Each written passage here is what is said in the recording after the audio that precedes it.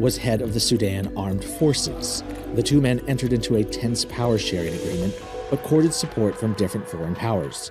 Al-Burhan built close ties with Egypt. Hemedti sought support from Russia and the United Arab Emirates.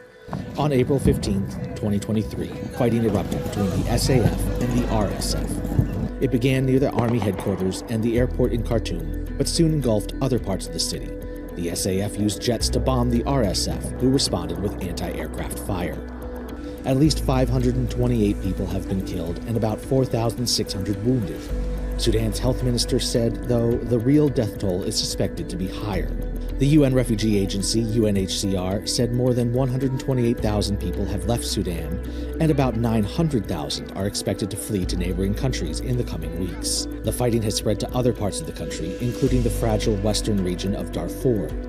Experts warned that fighting in Darfur could reignite a deadly conflict from the early 2000s that included massacres that the U.S. recognized as genocide. As foreign governments evacuated citizens, a ceasefire between the two sides was repeatedly broken. The UN official coordinating relief efforts in the country, Abdou Dieng, warned that it was devolving into a full-blown catastrophe. The conflict in Sudan could have a significant impact on neighboring countries and cause regional instability. The influx of Sudanese refugees has put a strain on its neighbors' resources, particularly food, water, and shelter. Recently, and following intense negotiations between the country's rival factions and Washington, a tenuous ceasefire restored some semblance of normalcy. But it remains shaky at best. Let's take a look at how diplomacy prevailed even for a brief moment in time.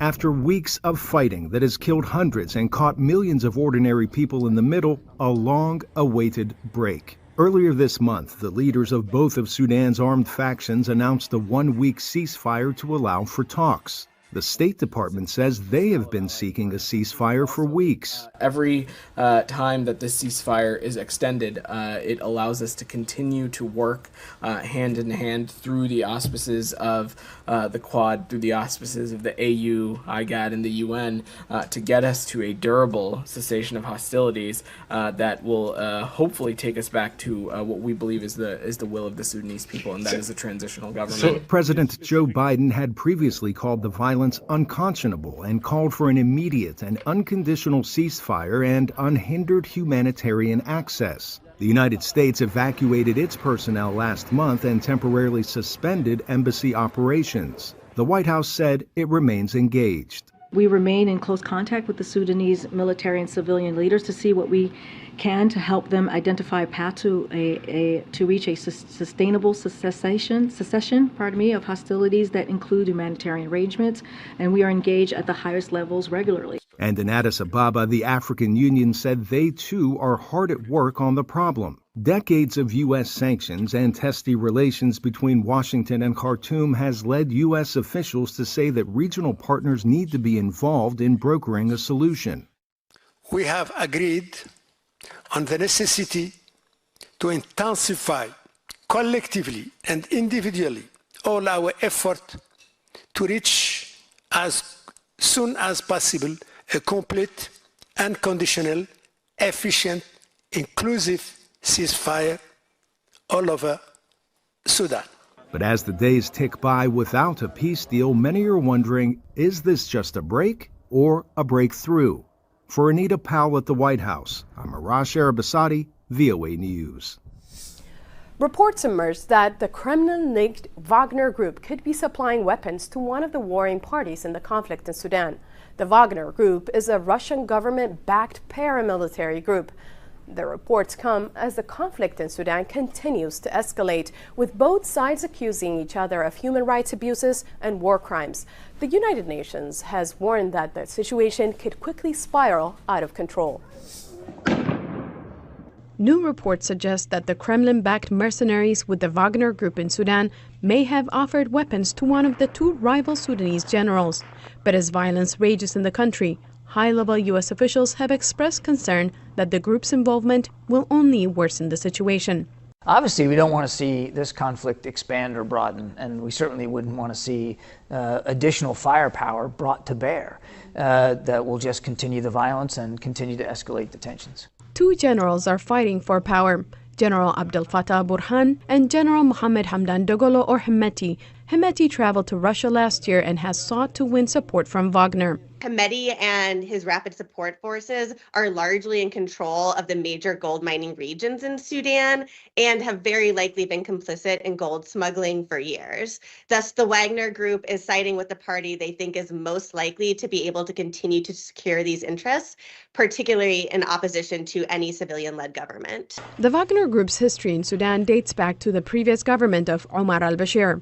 Wagner's leader, Yevgeny Prigozhin, had a close relationship with former autocratic leader al-Bashir. After al-Bashir relinquished power due to a popular uprising, Wagner continued to have a close relationship with the Sudanese military, particularly the paramilitary rapid support forces headed by Hemeti. It's a pattern analysts have seen before. The Wagner Group does seem to engage with African countries on a pretty predictable sort of pattern.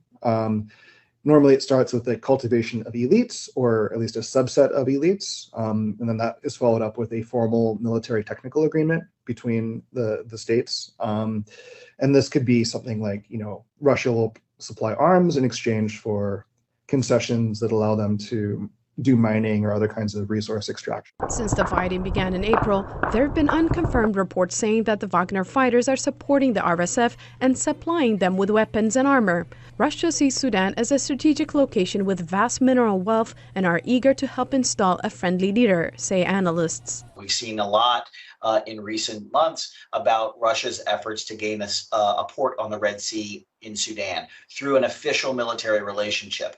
And they've signed other official military relationships with other countries in the region. Wagner's involvement in other parts of the continent like Libya, the Central African Republic, and Mali has in many cases been problematic, says Ben Dalton of New America, a Washington-based think tank. They've been associated with widespread atrocities.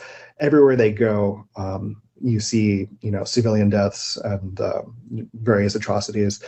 Russia's interests are in extracting the continent's resources so that it can strengthen its own position and build a web to resist sort of international sanctions. They don't really have the interests of Africans at heart. And as the conflict rages, civilians continue to pay the price.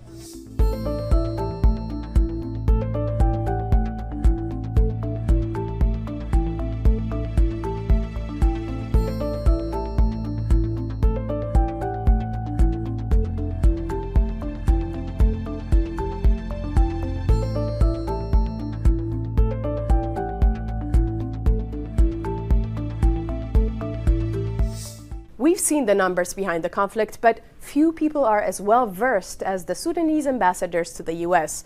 VOA English to Africa's John Tanza and Anthony Labruto spoke with current and former diplomats who said they hope the shaky ceasefire will eventually lead to long-term peace talks. The government is committed to resume the political process if this crisis is solved, and the political process should also lead to a civilian-led government that could lead a transitional period, expected also to end up with elections, free and fair elections, and that enable Sudanese people to elect their leaders. The Sudanese are expecting the role of the U.S. as a leader of the international community to continue its pressure on the two belligerents in order to stop the war. That's the first priority. The second priority is to do everything possible in order to stabilize the situation and come to the rescue of the Sudanese people, because the humanitarian situation, as you know, is really catastrophic. It's really dire, and there's urgent need for humanitarian action. Opening corridors, humanitarian corridors, and reaching out to people, those who can be reached, in order to provide them with assistance. The third point is, as I said earlier, resuming talks and including the civilians in whatever negotiations are going to take place. We will never accept again power sharing between the military alone. This will never be accepted, because they prove that they are unfit to govern Sudan. They have disqualified themselves But of course, they have to be part of the negotiations, and their roles should be assigned as we have started already within the framework agreement. See how we are going to have a single army, how the RSF and other groups are going to be integrated with the army, if it's not too late to do that, and what kind of political process is going to be done. Now in Somalia, Somali government officials continue to organize evacuation plans for residents trying to escape the war in Sudan. In late April, nearly 150 Somali residents, many of them students, returned safely back in their homeland. VOA's Mohammed Sheikh Noor has this report from Mogadishu, Somalia. Somali government staffers are gathering information from locals about Somalis waiting to be evacuated from Sudan. The staffers come from several government agencies, including Somalia's Foreign Ministry, which has taken the lead in organizing evacuation flights for Somali nationalists. 148 Somalis were flown home to Mogadishu on Sunday. Abdurrahman Noor Mohammed Dinari, a top official with the Somali Foreign Ministry, says more Somalis will be coming home soon. We intend to continue evacuating more people in the future, while in the meantime, our embassies in Sudan and Ethiopia are also providing service to our citizens who are fleeing Sudan via Ethiopia. The recent weeks of combat between rival military forces in Sudan have significantly impacted Somalia, as the two countries have strong cultural and educational connections. When the Somali government collapsed in the early 90s, many Somalis took refuge in Sudan. It became their second home, and many Somali students took advantage of scholarship offers to get their education in Sudan. Among those who studied in Sudan was politician Ahmed Muallim Fiqi, who now serves as Somalia's interior minister. According to Fiqi, Sudan was the only country that opened its doors to Somalis during a difficult time. After I graduated secondary school, I hoped to start at a university in Somalia. However, the civil war broke out, and I fled to Sudan for education. Sudan welcomed us and allowed us to be admitted to the prestigious universities of the country, which have been the dream of many students. An alumni network of Somalis who studied in Sudan, known as SOMSUD, is responsible for building and running schools, hospitals, and recreation centers, including this one. Ahmed Usman, known as Dore, is part of the alumni network. When we returned to Somalia from Sudan, we became the only group that came from different tribes, yet at the same time created joint ventures and shareholder businesses regardless of the tribes. And that's what led our company to a new height when we trusted one another. And this civilization and knowledge we acquired from Sudan contributed to our success. Many of the students who traveled to Sudan for their education came from the Hamar Boarding School, a secondary school in Mogadishu. Abdurrahman Ali, a current teacher at the school who studied in Sudan, says the prospect of future scholarships from Khartoum appears dim now. Somalia and Sudan are interconnected in multiple aspects of their relationship, especially in the area of education, and most of those in the Somali education sector pray for peace in Sudan. About 8,000 Somalis remain in Sudan. About 3,000 of them are students, many of whom may come home in the next few weeks. Mohammed Sheikh Noor for VOA News, Mogadishu, Somalia.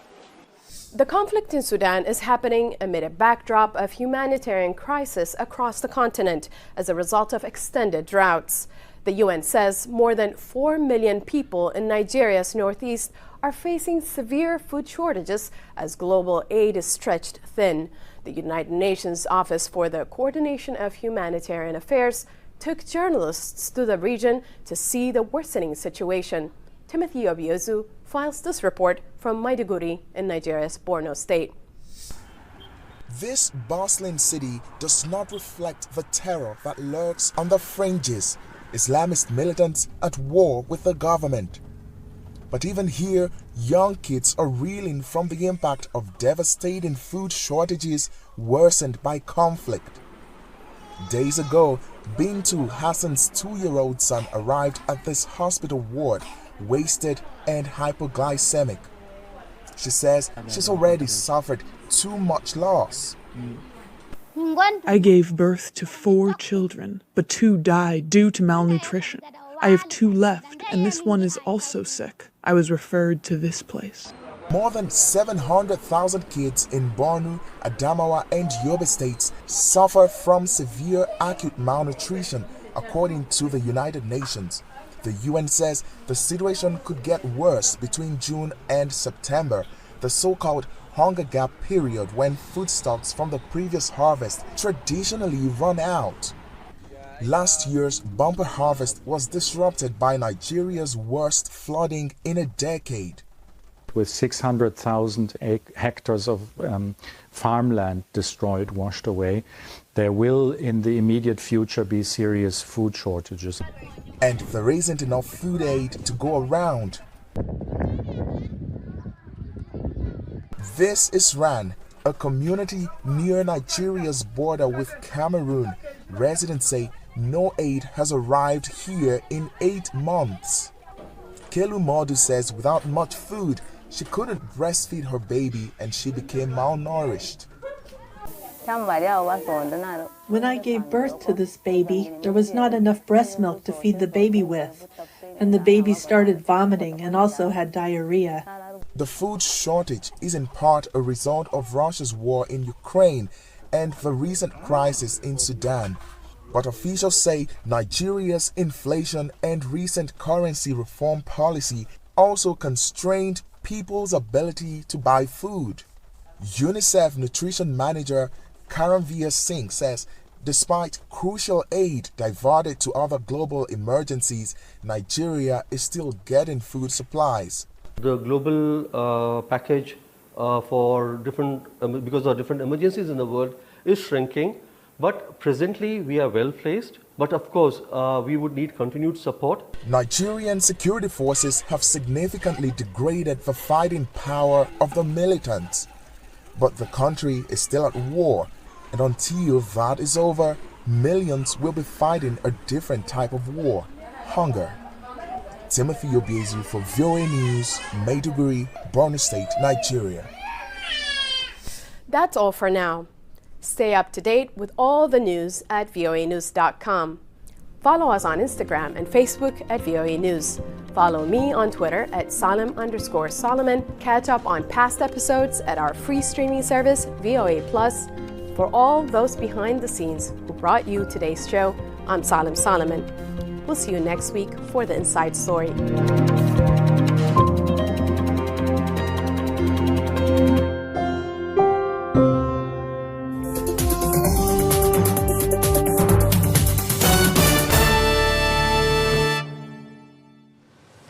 And that's a wrap for this week's show. We hope you came out a tad more informed and inspired.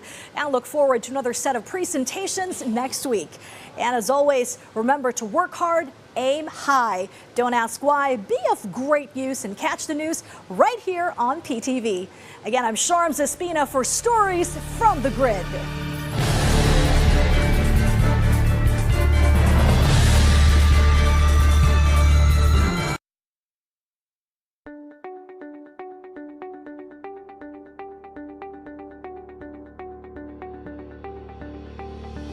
Limampung taon ng tapat na pagsiserbisyo.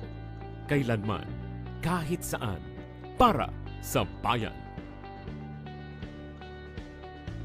Reaching the Filipino from every corner of the country via terrestrial TV.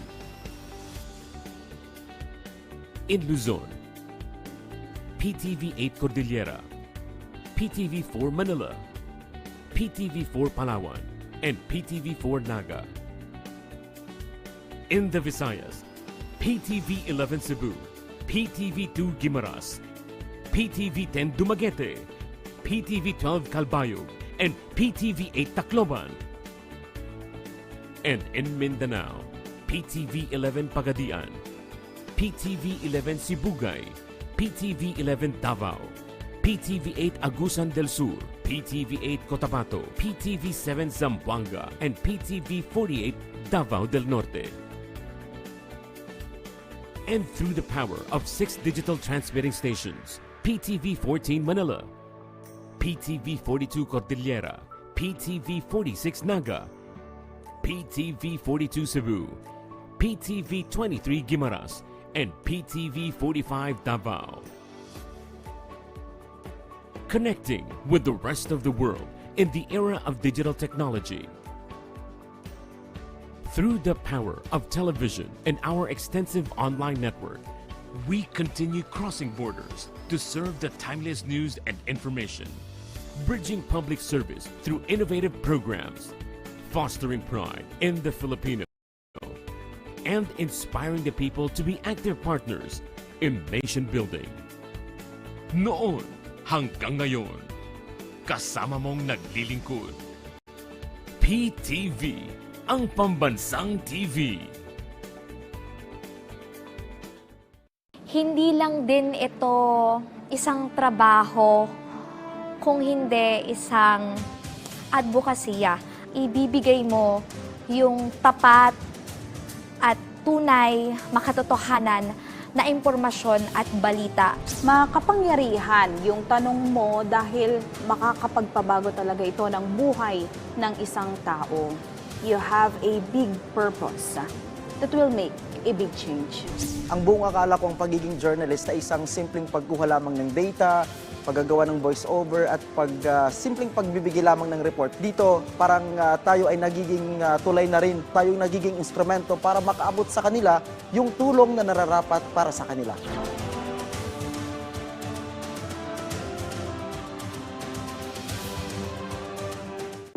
Health Watch, alertong pangkalusugan.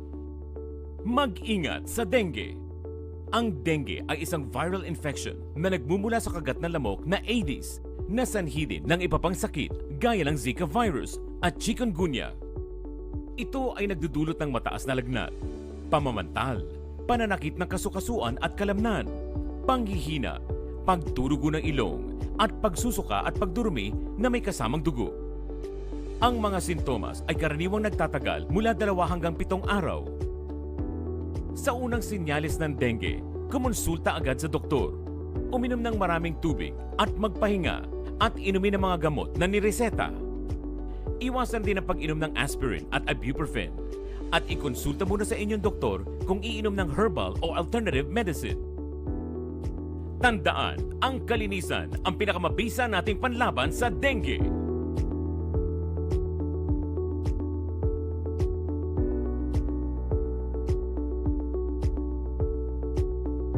Sa panahon ng sakit, dapat laging listo.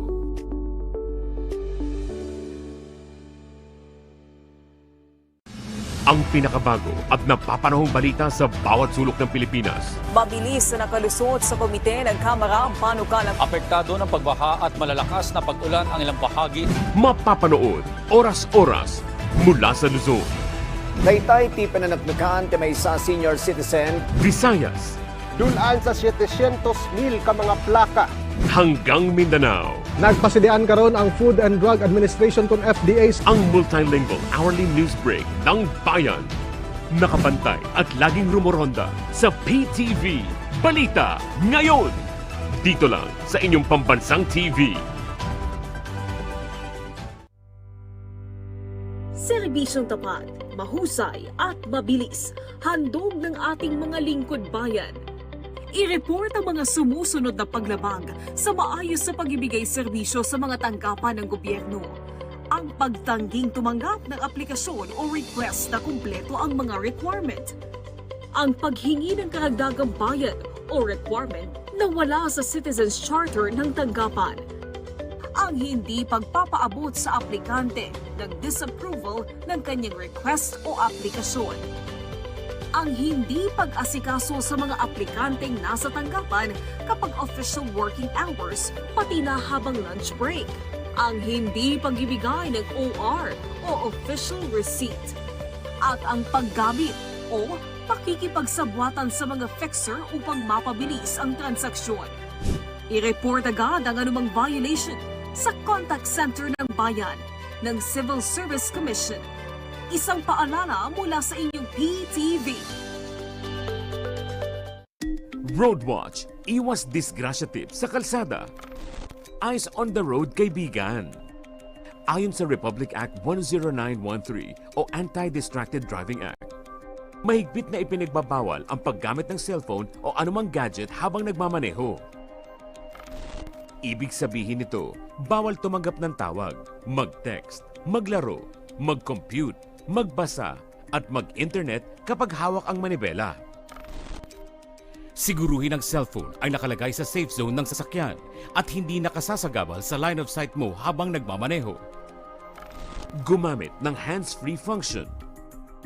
At kung gagamit ng Google Maps o Waze, iset muna ang destinasyon bago magbiyahe. Pwede lamang gumamit ng cellphone kung may emergency sa daan at kailangan tumawag sa kinauukulan. Hindi biro ang parusa sa mga lalabag sa batas, kaya sumunod sa lahat ng oras.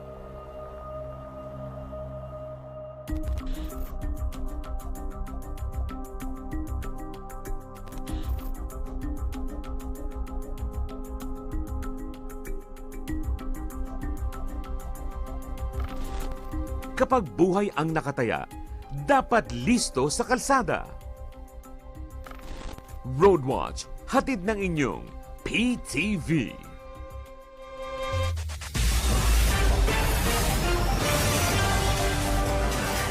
Narito na ang PTV Balita ngayon. Muling nagpatrolya ang missile frigate at state-of-the-art na barko ng Philippine Navy na BRP Antonio Luna sa West Philippine Sea.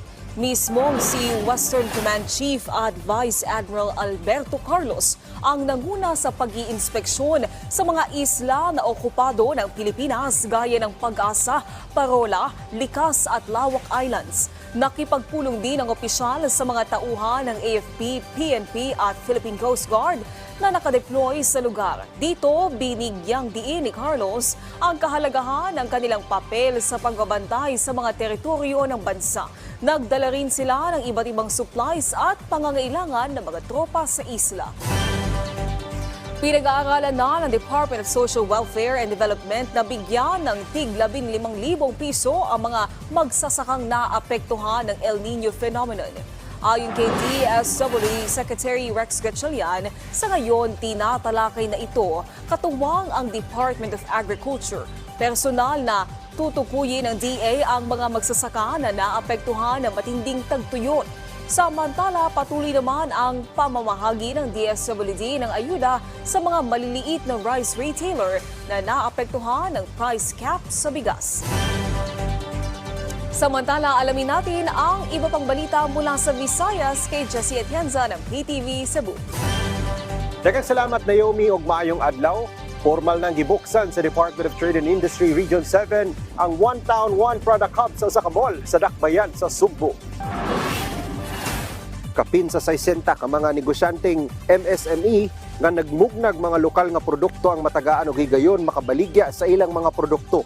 Ang One Town, One Product Hub usa ka programa sa DTI nga mihatag sa higayon nga makapromote og baligya sa ilang mga produkto ang mga MSME ngadto sa mga lokal ug international na mga turista.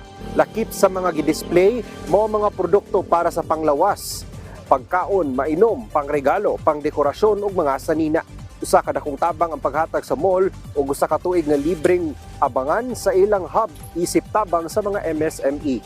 This is not only housing the products of Cebu province, but all of the provinces of Region 7, including Siquijor. Okay. So, nandyan talaga lahat, no? Kompleto siya. Started this journey like last year, no? Following negotiations with Ayala Center Cebu Management and directives from Ayala Land Incorporated, the mall management agreed to provide a significantly larger space of 110 square meters compared to the original 38 square meter offer over there. So now we are in a corner store. Thank you so much, Ayala.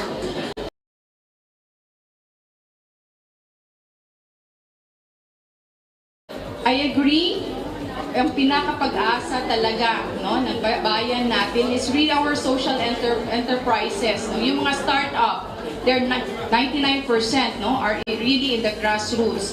And if we don't give them opportunity to grow or to develop or activate their business, mahirap talaga for this country to grow, no? Sa laing bahin, kapin sa 400 ka mga benepisyaryo sa assistance to individuals in crisis situation ang nakadawat og tabang pinansyal gikan sa LGU sa Mandaue City. 4,000 pesos ang nadawat nga kantidad sa mga benepisyaryo sa barangay Ibabaw Estancia sa Dakbayan sa Mandaue. Mismo si Mandaue City Mayor Jonas Cortez ang nanguna sa maong pagpanghatag uban si DC Mayor Glenn Berside o pipila sa ilang mga konsehal, lakip na si board member Glenn Soco. Ang maong tabang agi sa programa sa AICS, diin ang LGU mutabang sa mga kaigsuunang labing ng hinahanglan. At yan ang mga huling balita mula sa PTV Cebu. Ako si Jesse Atienza. Balik sa inyo, Naomi. Nagang salamat, Jesse Atienza. At yan ang mga balita sa oras na ito. Para sa iba pang update, i-follow at i-like kami sa aming Facebook at Twitter accounts at PTVPH. Ako po si Naomi Tiburcio. Magandang hapon.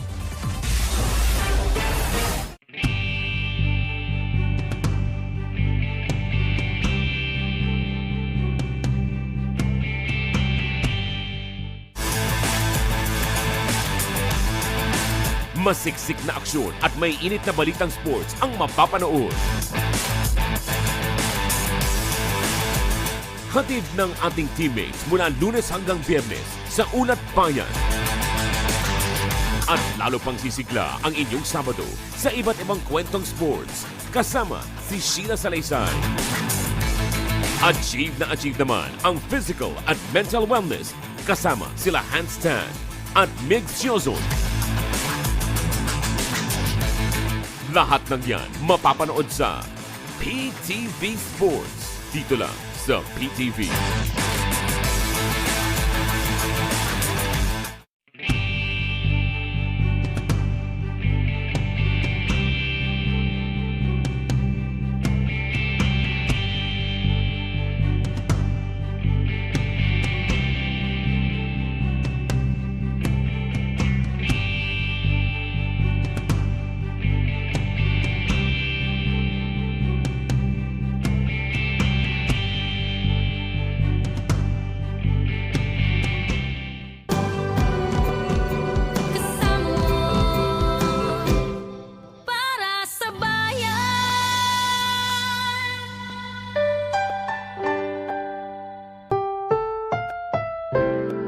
Ang susunod na programa ay rated PG. Ito ay nangangailangan ng patnubay at gabay ng magulang para sa mga batang manonood.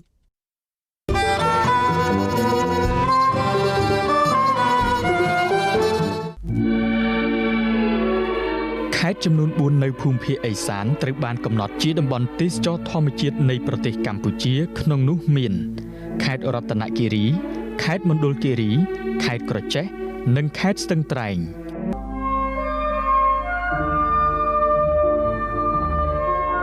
ខេត្តរតនគិរីមានព្រំប្រទល់ជាប់ប្រទេសឡាវនិងវៀតណាមនៅជ្រុងឦសាននៃប្រទេសកម្ពុជាខេត្តរតនគិរីមានតំបន់ទេសចរណ៍ជាច្រើនដូចជាបឹងយក្សឡោមទឹកជ្រោះកាចាញ់ភ្នំឥសីបតមៈទឹកជ្រោះចាអុងវាលថ្មរំប្លង់ទឹកជ្រោះកាទៀងទឹកជ្រោះអូស៊ីនឡែបឹងលំកុដរមណីយដ្ឋានយក្សអោមយក្សការ៉ាជំរកសត្វព្រៃឧទ្យានជាតិវីរៈជ័យទឹកជ្រោះជួរតឹងនិងកោះសំពៅទីក្រុងបានឡុងមានភាពទាក់ទាញជាមួយនឹងទីផ្សារសម្រាប់ផលិតផលក្នុងស្រុកនិងទីផ្សារជនជាតិ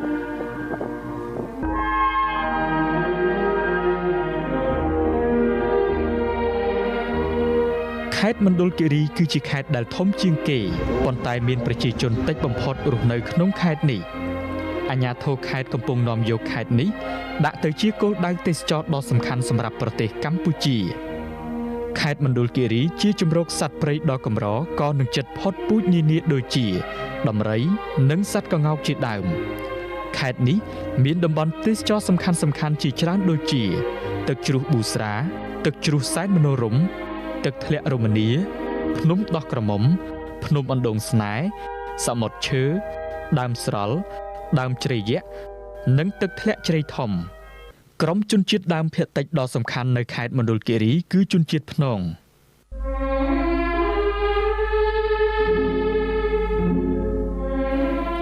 ខេត្តក្រចេះដែលស្ថិតនៅត្រើយខាងកើតទន្លេមេគង្គបានក្លាយជាតំបន់ទេសចរណ៍ដ៏ពេញនិយមមួយដោយសារសត្វផ្សោតដ៏កម្ររស់នៅតាមដងទន្លេនៃខេត្តនេះរដ្ឋបាលខេត្តបាននឹងកំពុងយកចិត្តទុកដាក់ជំរុញការអភិវឌ្ឍតំបន់រមណីយដ្ឋានទេសចរណ៍ក្នុងខេត្តដែលមានចំនួនសរុបជិត20កន្លែងក្នុងនោះរួមមានរមណីយដ្ឋានវប្បធម៌ប្រវត្តិសាស្ត្រចំនួន5កន្លែងរមណីយដ្ឋានធម្មជាតិចំនួន13កន្លែងនិងរមណីយដ្ឋានវប្បធម៌ធម្មជាតិចំនួន1កន្លែងអន្លង់ផ្សោតកាំពីជាអន្លង់មួយដែលធំជាងគេក្នុងចំណោមអន្លង់ទាំង5កន្លែងនៅក្នុងខេត្តក្រចេះមានសត្វផ្សោតប្រមាណ40ក្បាលកំពុងរស់នៅក្នុងរមណីយដ្ឋានអន្លង់ផ្សោតកាំពីនេះ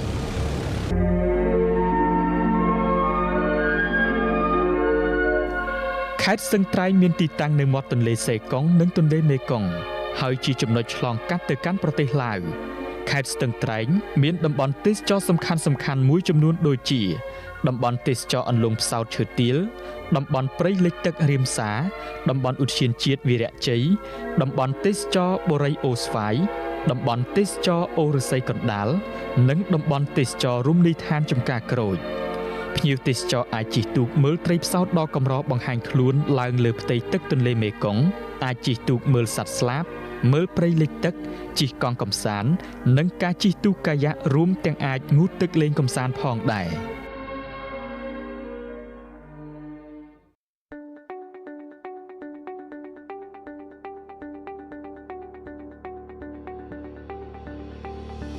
Limampung taon ng tapat na pagsiservisyo, kailanman, kahit saan, para sa bayan. Reaching the Filipino from every corner of the country via terrestrial TV. In Luzon, PTV 8 Cordillera, PTV 4 Manila, PTV 4 Palawan, and PTV 4 Naga. In the Visayas, PTV 11 Cebu, PTV 2 Guimaras, PTV 10 Dumaguete, PTV 12 Calbayog, and PTV 8 Tacloban. And in Mindanao, PTV 11 Pagadian, PTV 11 Sibugay, PTV 11 Davao, PTV 8 Agusan del Sur, PTV 8 Cotabato, PTV 7 Zamboanga, and PTV 48 Davao del Norte.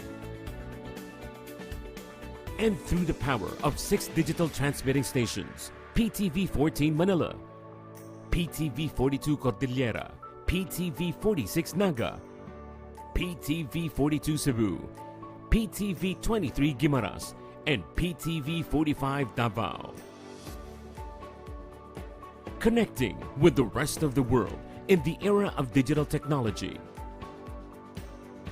Through the power of television and our extensive online network, we continue crossing borders to serve the timeless news and information, bridging public service through innovative programs, fostering pride in the Filipino, and inspiring the people to be active partners in nation building. Noon hanggang ngayon, kasama mong naglilingkod. PTV, ang pambansang TV.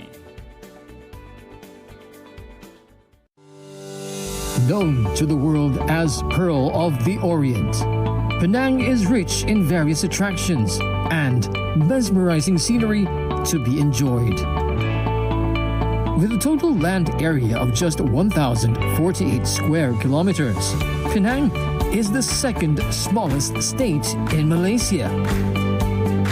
Despite its size, this island is a treasure trove of exciting nature escapes. Melting pot of culture, tradition, history, diversity, and its glorious foods. Located at Teluk Bahang, Penang National Park is the smallest national park in the world. But do not let its size fool you. There is plenty to do in this nature escape, filled with alluring scenery and untouched nature. From thrilling jungle walks to pristine beaches, Penang National Park is proof that sometimes good things come in small packages. Along the sandy shores of Penang National Park, A haven for turtles exists at the Penang Turtle Sanctuary that can be reached by boat or foot. Emerging from the pathway leading to the Turtle Sanctuary is a wooden bridge that takes you over one of only a handful of Meromictic lake in Asia.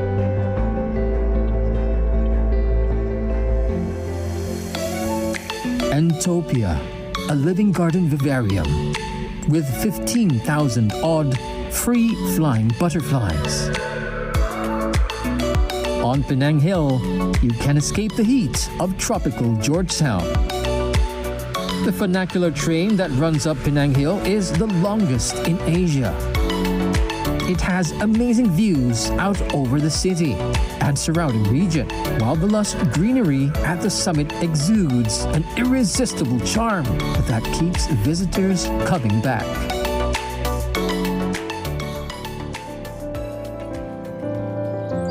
Nestled on top of Penang Hill, the first of its kind in Malaysia, the Habitat, located on the fringes of a 130-million-year-old untouched rainforest on Penang Hill, giving its visitors a unique experience to be close to nature. The eco-friendly attractions include a historical nature trail, a treetop walk, canopy walkways, zip lines, and more. Batu Feringhi, another primary area of Penang, is filled tons of attractions and activities. Saddle up and ride along the pristine beach of Feringhi while listening to the soothing sounds of the crashing waves. Penang is home to Georgetown, a renowned UNESCO World Heritage Site since 2008. This city spills good vibes all around with its colonial past, modern outlook, tourist hubs, traditional food, and rising hipster life.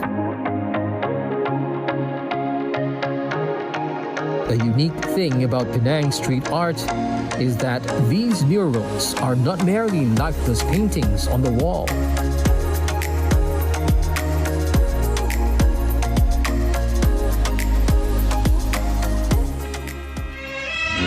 Do visit the Penang Peranakan Mansion to discover more about Baba Nyonya. They openly adopted local beliefs and practices, resulting in a unique culture that is solely their own. Discover what makes Penang a harmony island. Visit the oldest, largest, and the most popular places of worship on the island.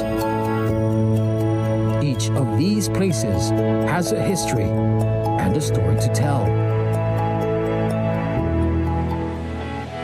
As Malaysia's top gastronomic destination, Penang boasts an impressive range of cuisines derived from a fusion of cultures.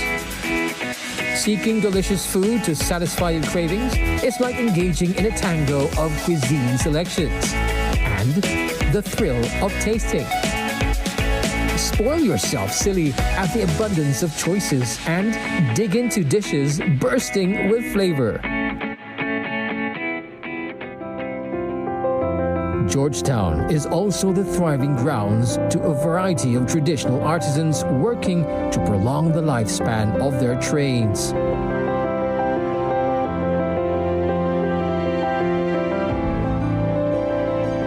They contribute to the authenticity and historic fabric of Penang.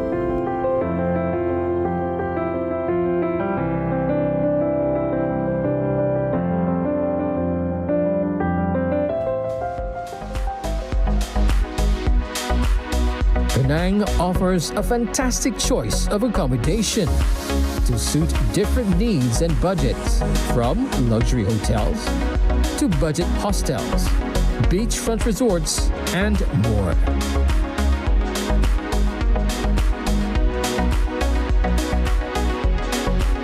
if you're visiting for a history lesson, relaxation on the beach, stunning natural scenery, and culinary adventure, Penang is the destination. Selamat datang ke Pulau Pinang. Welcome to Penang.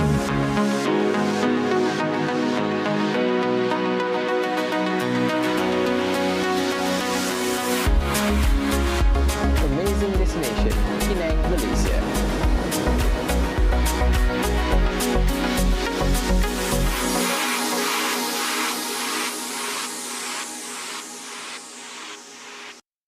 PTV Consumer Watch, bantay presyo sa gasolina.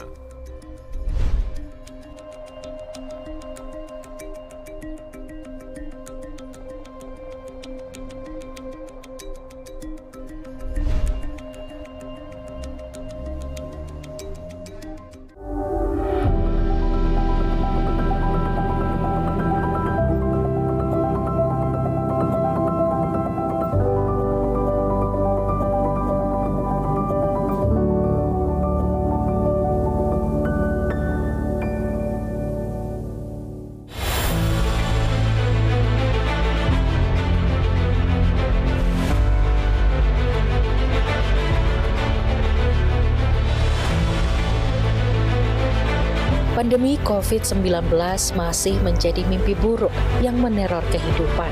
Hari-hari penuh kekhawatiran menaungi setiap insan. Sebuah episode kehidupan yang sebelumnya tak pernah terfikirkan. Tamu-tamu di sini tidak ada. Kita itu hidup segan mati pun tak mau. 4 bulan kita sama sekali nggak buka. It's very hard to survive. Expenses are much higher than income. Kita dalam segi tamu kita turun drastis.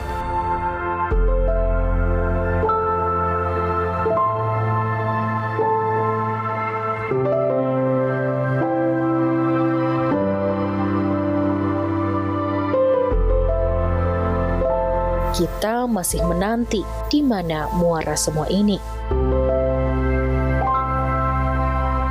Pandemi bagai musuh tak kasat mata yang menyerang dalam senyap. Ibarat perang selalu ada kesatria yang tumbang. Karena pandemi, kabar duka tak kunjung berhenti.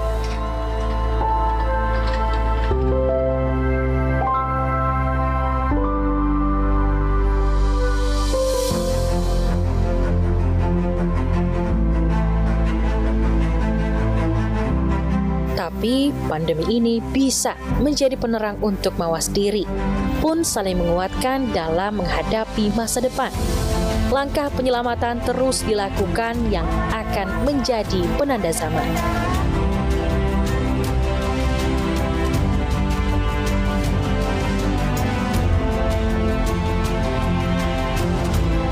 Pandemi telah memacu kita meninggalkan kebiasaan lama yang tak relevan dan menerjang ketidakmungkinan. Kita harus menemukan peluang untuk menang karena pandemi tidak boleh menjadi halangan. Wisata-wisata masih harus dibuka bahkan, tapi tetap dengan melaksanakan protokol 5M ya sekarang. Kita akan berusaha untuk menghidupkan budaya, menghidupkan tradisi, dan menghidupkan adat itu agar tidak tergores. Di sini aman, kita bantu warga di sini. Cuma nanti ada batasan ya, harus pakai masker, harus maksimum pengunjung tuh di sini berapa. Yang sangat kita harapkan mudah-mudahan pandemi ini cepat berlalu.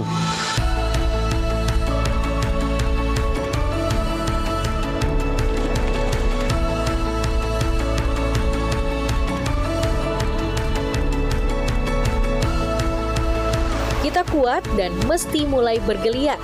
Kita pasti bisa bertahan dan tumbuh kembali dengan adaptasi, inovasi, dan kolaborasi.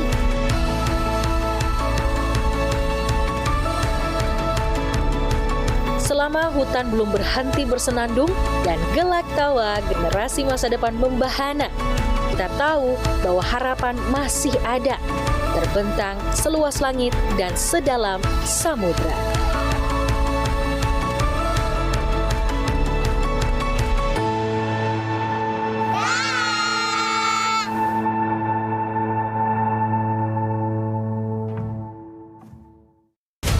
your service, Pilipinas. Ako po si Chi Atienza. Samahan niyo kami tuwing alas 12 ng tanghali, Lunes hanggang Biyernes, para sa isang bagong Pilipinas ngayon.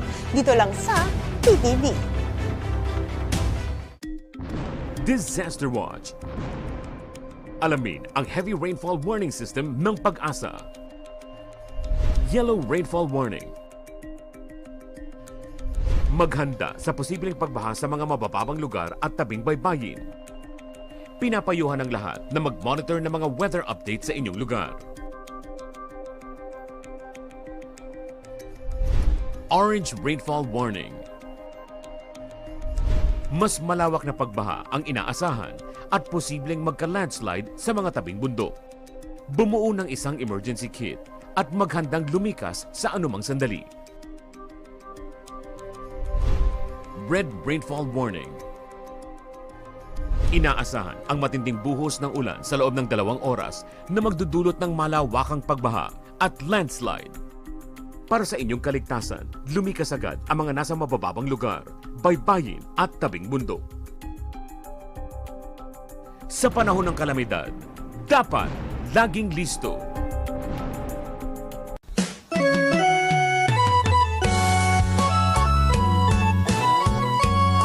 Almost all tourists visiting Xinjiang province automatically make a beeline for the Plain of Jars, which has prehistoric sites with thousands of stone jars. ทุกท่านเข้าสู่ทุ่งหินหนึ่งเนาะซึ่งว่าเป็นแหล่งหินที่เป็นเอกลักษณ์ที่สุดของเซียงขวางซึ่งว่าในหินของที่เขาอยู่ในกลุ่มเป็นกลุ่มของหินกลุ่มที่1เนาะซึ่งว่าทุ่งนี้นี่เป็นทุ่งที่1มีจำนวนอยู่334หน่วย The stone jar sites known locally as Tonghai Hin are popular with domestic and foreign tourists.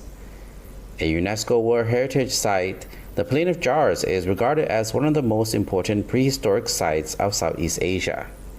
Yeah, it looked very interesting and completely different from anywhere else. Okay, well, because it's a historically interesting place, and no one really, as far as we know, no one understands why the jars are here, and we wanted to come and see it and see it for ourselves.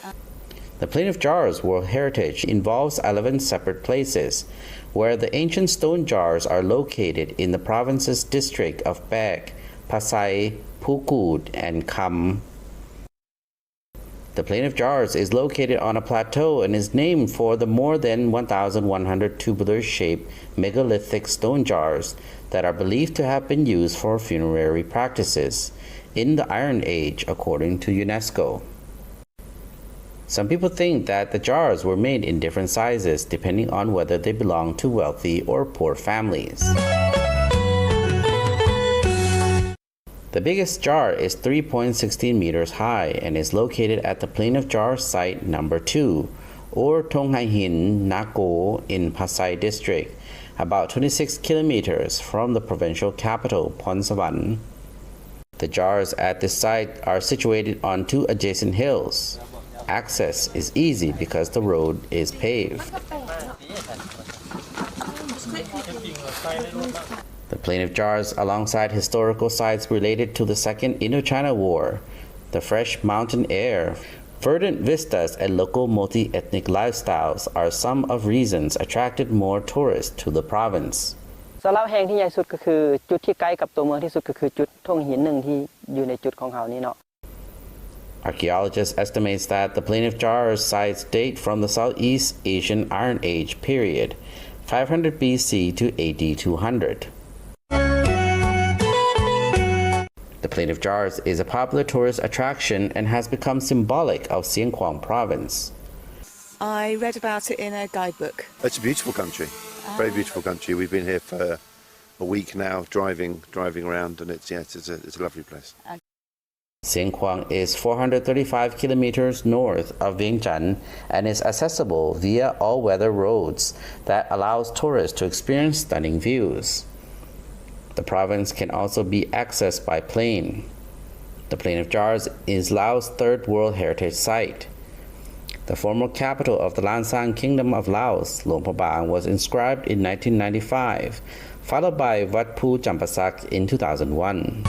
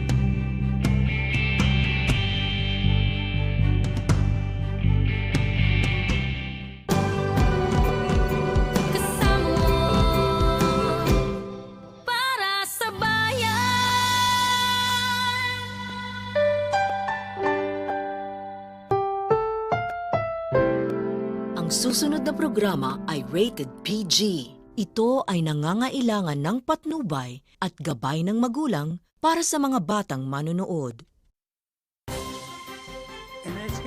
Hello, I'm Manabu Ehara from NHK International. This is the second year I've had the pleasure of producing programs with ASEAN broadcasting stations. This time, we'll present programs by 5 different broadcasting stations, introducing the charms of their countries, starting with Brunei and Indonesia. Brunei is a small country that has the second highest per capita GDP amongst the ASEAN nations. Indonesia is the ASEAN nation with the biggest population. But let's begin by watching the program produced by RTB from Brunei.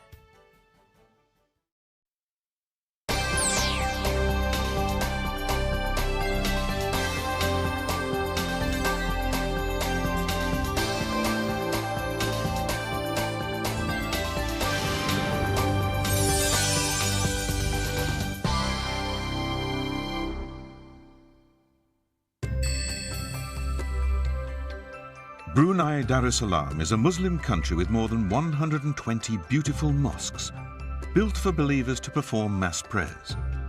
Their sizes vary depending on the unique features of each catchment area.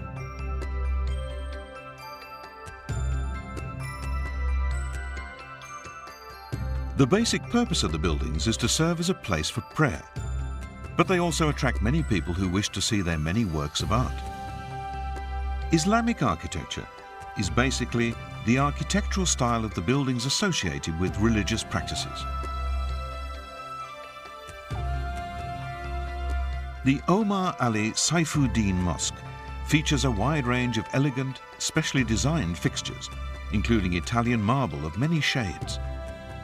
The design of the Great Prayer Hall features Italian marble commissioned from Carrara, a district in northern Italy. A marble specialist, Signor Tessa, was specially invited to lay the foundation for the magnificent structure we see today. The walls of the minarets are decorated with stained glass windows from England, and the brass frames are from Spain. With its representation of the cosmos, the massive chandelier hanging beneath the main dome, also made in England, provides the hall with regal splendor. To understand like Muslim culture and then the Brunei information, that is very important to understand some another non-Muslim tourists, especially the Japanese. So yeah, I hope this is very helpful to they understand about the Brunei culture and then the Muslim history as well.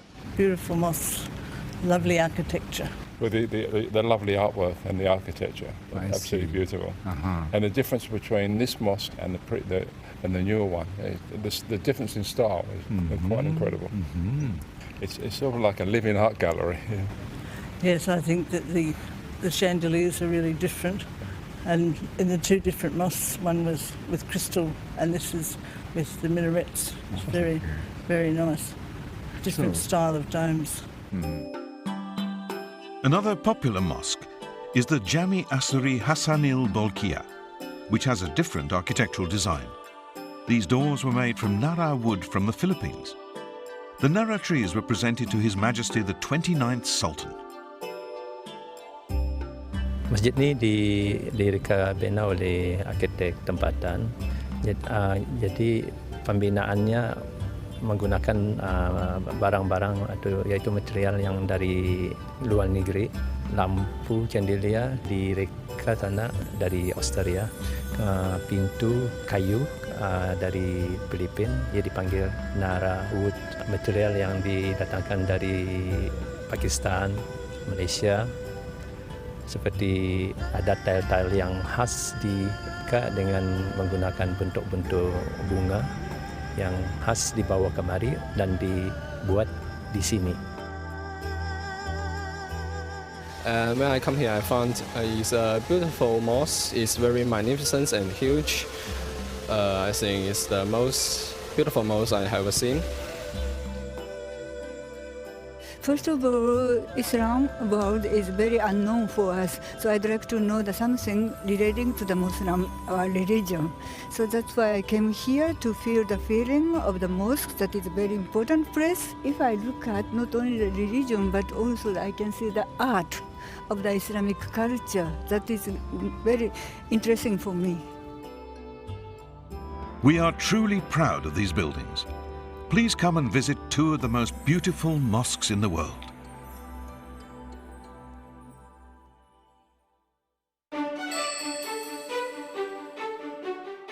Kampong Gaya, or Water Village, on the Brunei River, is one of the most popular spots in Brunei Darussalam with tourists from all over the world. Dubbed the Venice of the East, it's a historical settlement area in Bandar Seri Begawan that has been in existence since the 14th century. Kampong Gaya consists of the largest cluster of stilt houses in the world. As a tourist, you probably wonder just how the water village people live. So why not take a water taxi and experience the unique floating houses at first hand? You can find many facilities here. Even though the houses are built over the water, they're powered with electricity and supplied with clean piped water.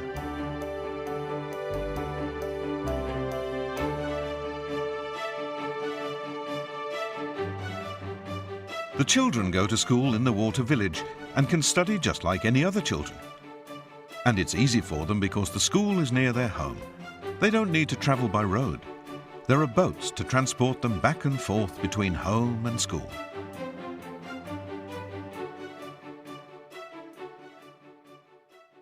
Saya suka tinggal di kampung Aing-Ani karena saya ingin bertemu dengan kawan-kawan, keluarga dan saudara, pemain bola, pemain sini masing-masing, dan selamatlah kalau berjalan sini.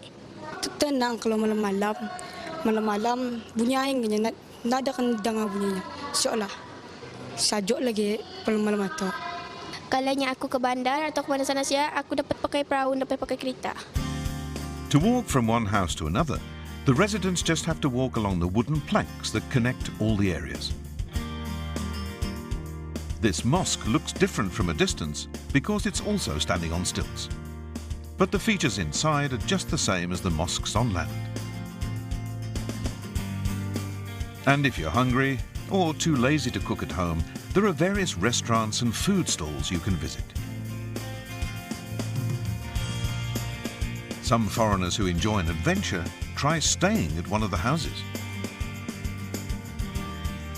Hi, are you Hidayati? Yeah, I am. Hi, nice to meet you. Hi, nice to meet you. Hi, I'm Becky here. Yeah, here's your room. Okay, great. And you can check out the accommodation yourself. The bedroom.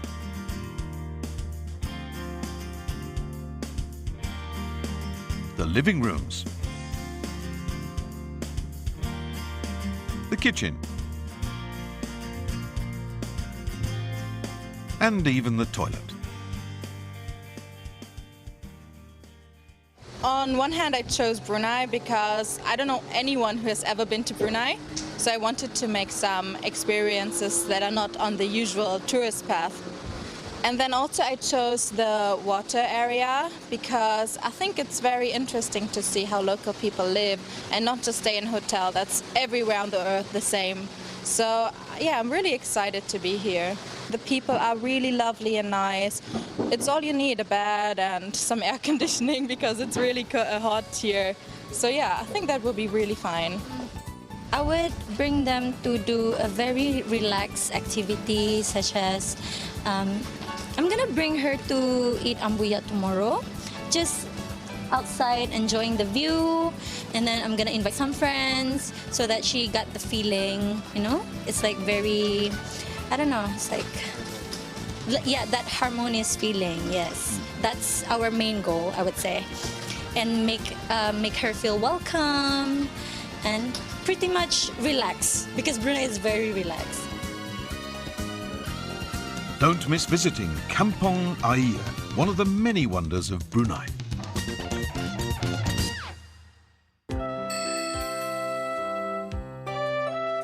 On a visit to Brunei, you will also surely love the local food.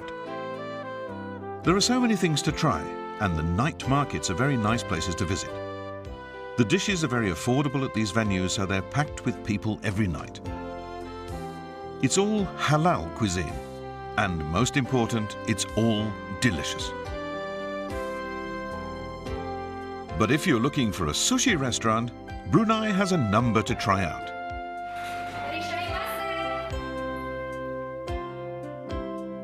One of them is the Escapade Sushi Restaurant, where it all started based on the owner's passion for authentic Japanese cuisine. Michael Chong says that he and his wife often traveled just to eat Japanese cuisine, and that gave them the idea to open up a restaurant here in Brunei with halal. The sushi is made to taste as authentic as real sushi without compromising its halalness, and the atmosphere will make you think you're still in Japan. We must admit, Japanese has the best knowledge in handling seafood. You know, they don't compromise on their quality. You know, the way they handle the seafood when it's out from the water, the way they ice, for example, like tuna. You know, tuna is the most sensitive product, I think, for Japanese cuisine. They are expensive and they are highly sensitive to temperature. Yep, and you need super freezer to keep this fish.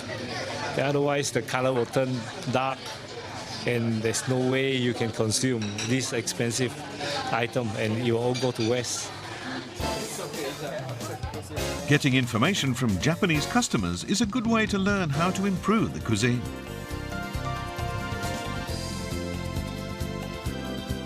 Another establishment which serves Japanese cuisine is the Iron Chef Sushi Restaurant. It's set up just like one in Japan. The utensils, the hanging lights, famous brand Japanese knives, and most important of all, really fresh seafood.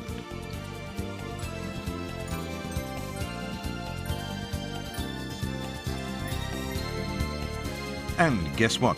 They even use Teppan-style cooking here. The unique feature of the restaurant is that the owner introduced fusion-style Japanese cuisine for the customers. And it's really tasty. Japanese cuisine has always been very special in Brunei because of the relationship with Brunei and Japan. We have a lot of Japanese working in Brunei, and we also have Bruneian who love to go Japan for cherry flower blooming. So Iron Chef hopes, to bring in some of the special teppanyaki skill food for our customer, and this will actually help maybe to increase the tourism between Japan and Brunei as well, as people go to Japan to get better food.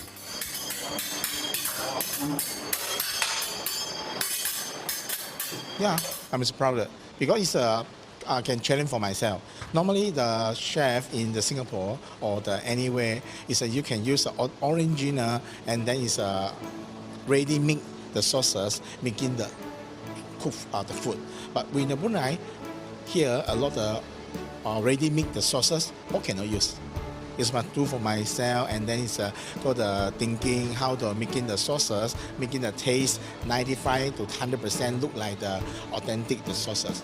So it's I brought it here because created a new sauce come up.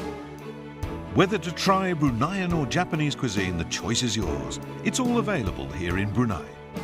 Visit Brunei, the kingdom of unexpected treasures.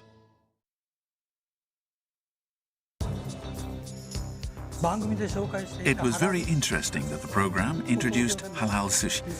In Tokyo as well, halal certified restaurants, including ramen noodle shops and sushi restaurants, keep opening up one after another. I'm eager to try them. The next country we're introducing is Indonesia. It consists of more than 10,000 islands, including Java, the location of the capital city, Jakarta, and Bali, the world-famous tourist spot. Please enjoy watching the program produced by TVRI.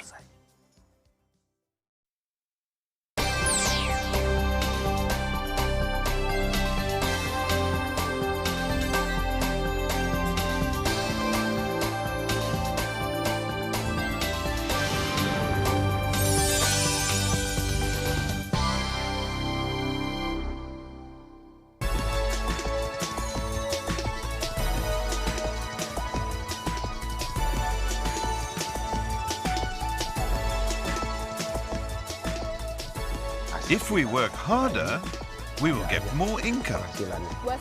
I strongly recommend using MRT. Indonesia. It's the largest ASEAN country with a population of 260 million, with a GDP equivalent to $930 billion and an annual growth rate of between 5 to 6%. In Indonesia, 1 billion cars are sold every year.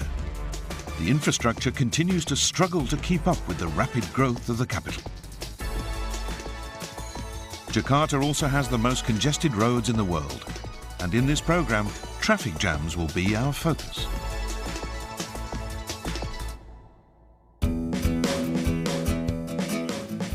Indonesia's first subway, the Mass Rapid Transit MRT Jakarta North-South Line, began operating on March the 24th, 2019.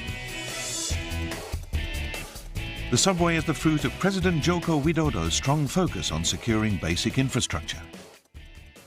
Dengan mengucap Bismillahirrahmanirrahim, MRT fase pertama saya nyatakan dioperasikan.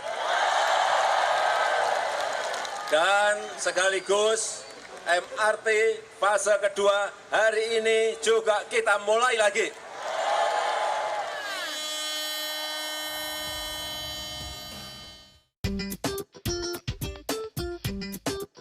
Ariska Amelia Putri works in a premium fast food company in the city centre.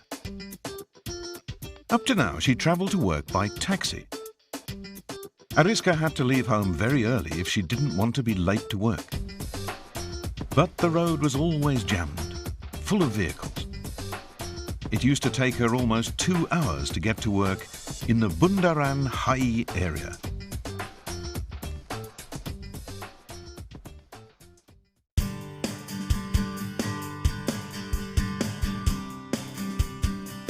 But when MRT started operating, Ariska began to use it to go to work.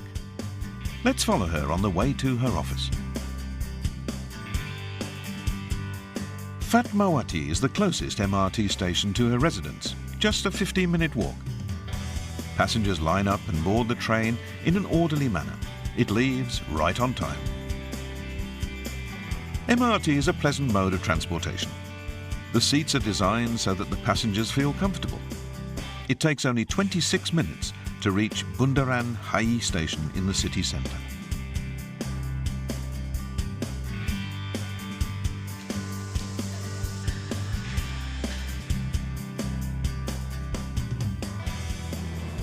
MRT is very reliable, so we know exactly when we'll arrive at our destination. That means I can plan my trip much better. At MRT stations, there are clean toilets and prayer rooms for Muslims. They are also good meeting points because there are many restaurants, so we don't waste any time. I can guarantee you won't be late. Let's take MRT.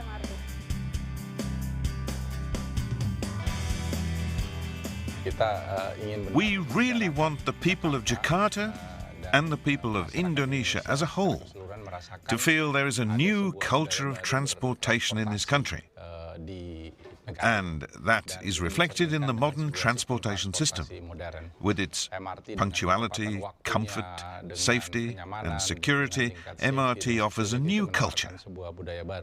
We have a special station called ASEAN Station, because Jakarta is the diplomatic capital of ASEAN. We are building a modern system that allows city residents to enjoy safe, comfortable, cultured and sustainable public transportation. The MRT was made possible thanks to JICA and the Japanese Yen Loan Project. Even now, the technical maintenance, human resource training and overall operation are still under the supervision of expert teams from Japan. I'm a project manager of operation and maintenance consultants for Jakarta MRT. Our main task is to help MRTJ prepare for the commercial operation.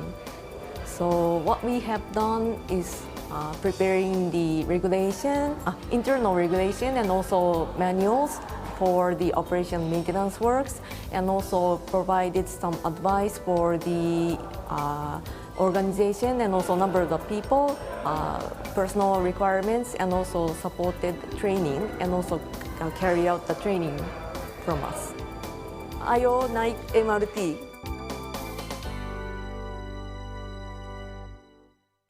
Even though there is now MRT, the roads in Jakarta are still very congested.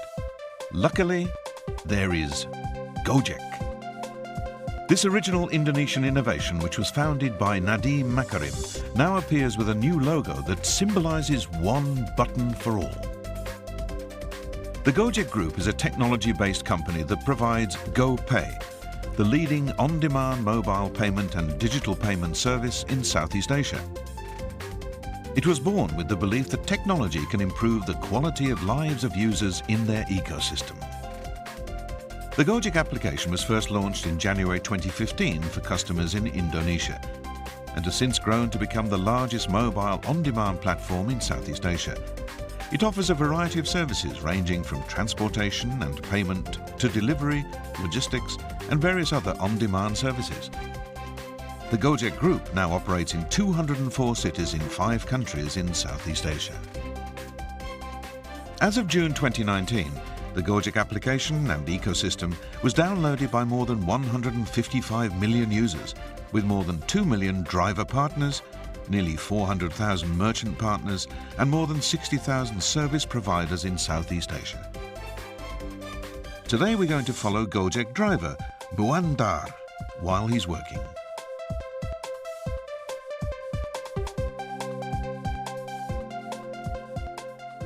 In Gojek, it's comfortable. I can take a proper rest when I feel tired. Praise to Allah, that's enough for me. I can earn a living. It's only a little, but it's enough. I can travel to all the closest cities. I can get acquainted with other drivers that I don't know. It turns out that we can be friends. What I heard from my Gojek friends before me, they had already bought a house.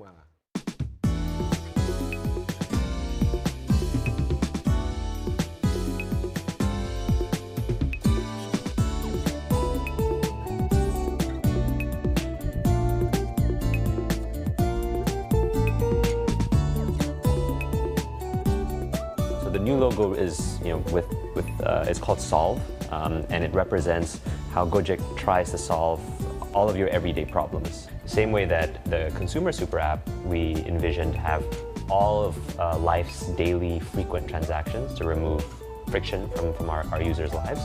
We think that the vision for the driver super app is to provide a maximum amount of income earning opportunities across a multitude of different services.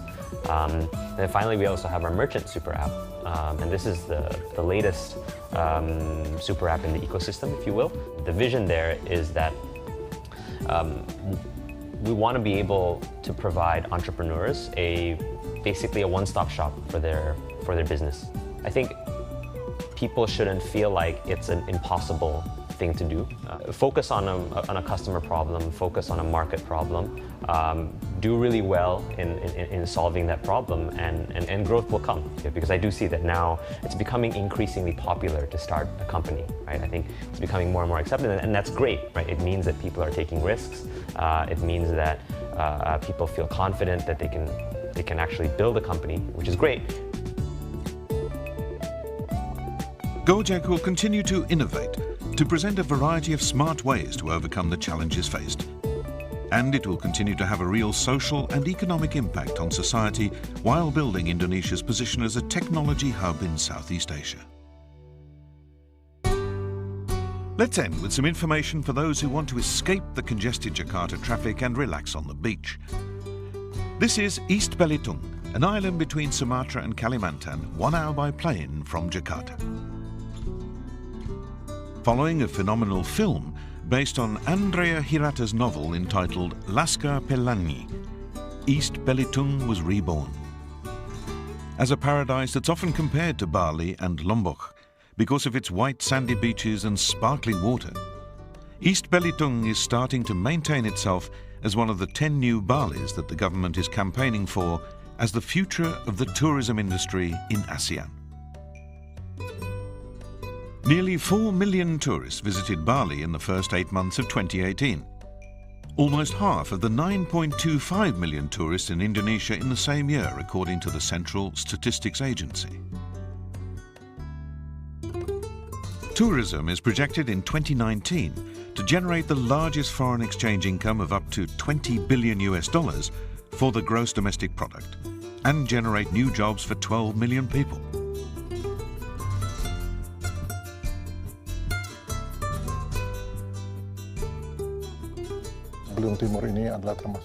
East Belitung is one of the 10 new Bali's destinations being promoted by the government. And we, the Belitung Timur region government, agreed to do that and make East Belitung as one of the 10 new Balis. Each region has created a lot of policies to develop tourism in East Belitung, as well as focusing on developing geotourism in East Belitung. And also for that, we, as the regional head, invite all parties, especially investors, to invest in East Belitung, to create this new Bali in East Belitung.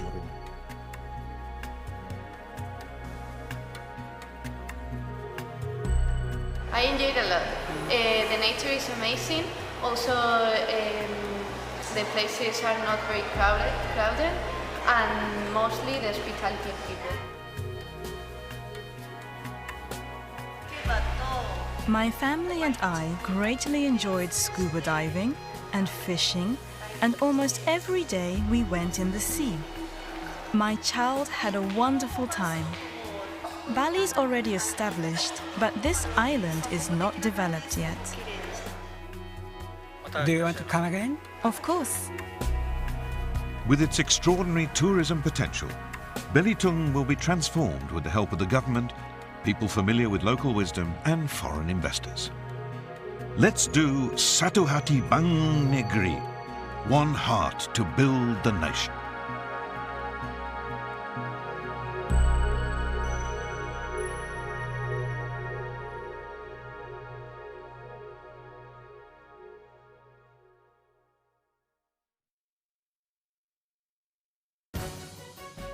I was particularly struck by Indonesia's efforts to address the development of new tourism. Bali is not the country's only sightseeing spot.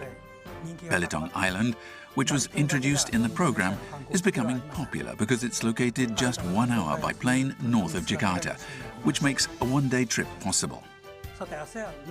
In tomorrow's ASEAN Now and the Future Too, we'll be presenting the programs produced by the teams from the Philippines and Singapore. Please enjoy them.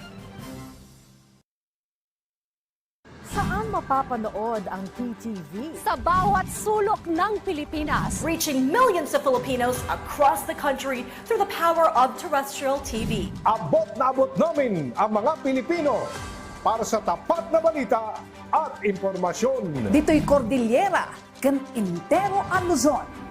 Da kami, di mapangnamnamaan. Sa aton sa Visayas, wala kami mapugong sa pagpaabot sa unsang hitabo. Dini sa saad nga yuta, Mindanao, PTV, pirmi maminaw para sa paghatod sa balita. Broadcasting in Luzon, PTV4 Manila, PTV8 Cordillera, PTV4 Naga, and PTV4 Palawan. In the Visayas, PTV11 Cebu, PTV10 Dumaguete, PTV2 Guimaras, PTV8 Tacloban, and PTV12 Calbayog.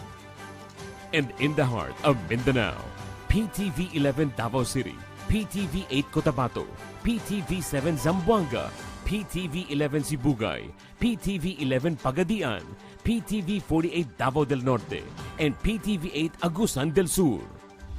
PTV Regional Network, buong katapatang naghahatid ng balitang maaasahan para sa inyong pambansang TV.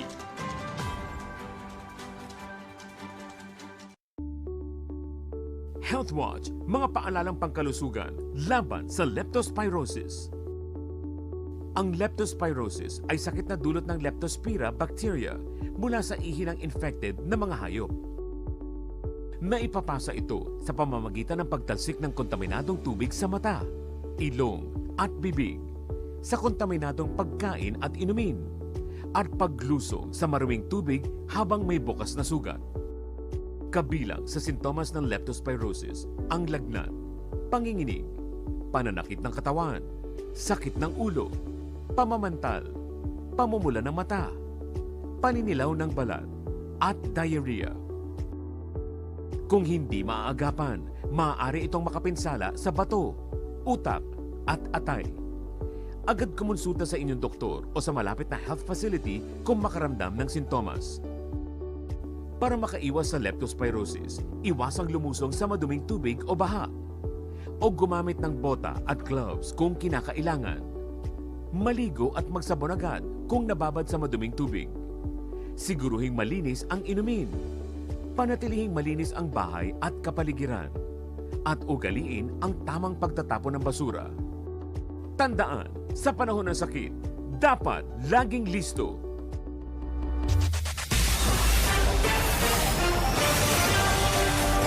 Nagbabalik ang PTV Balita ngayon.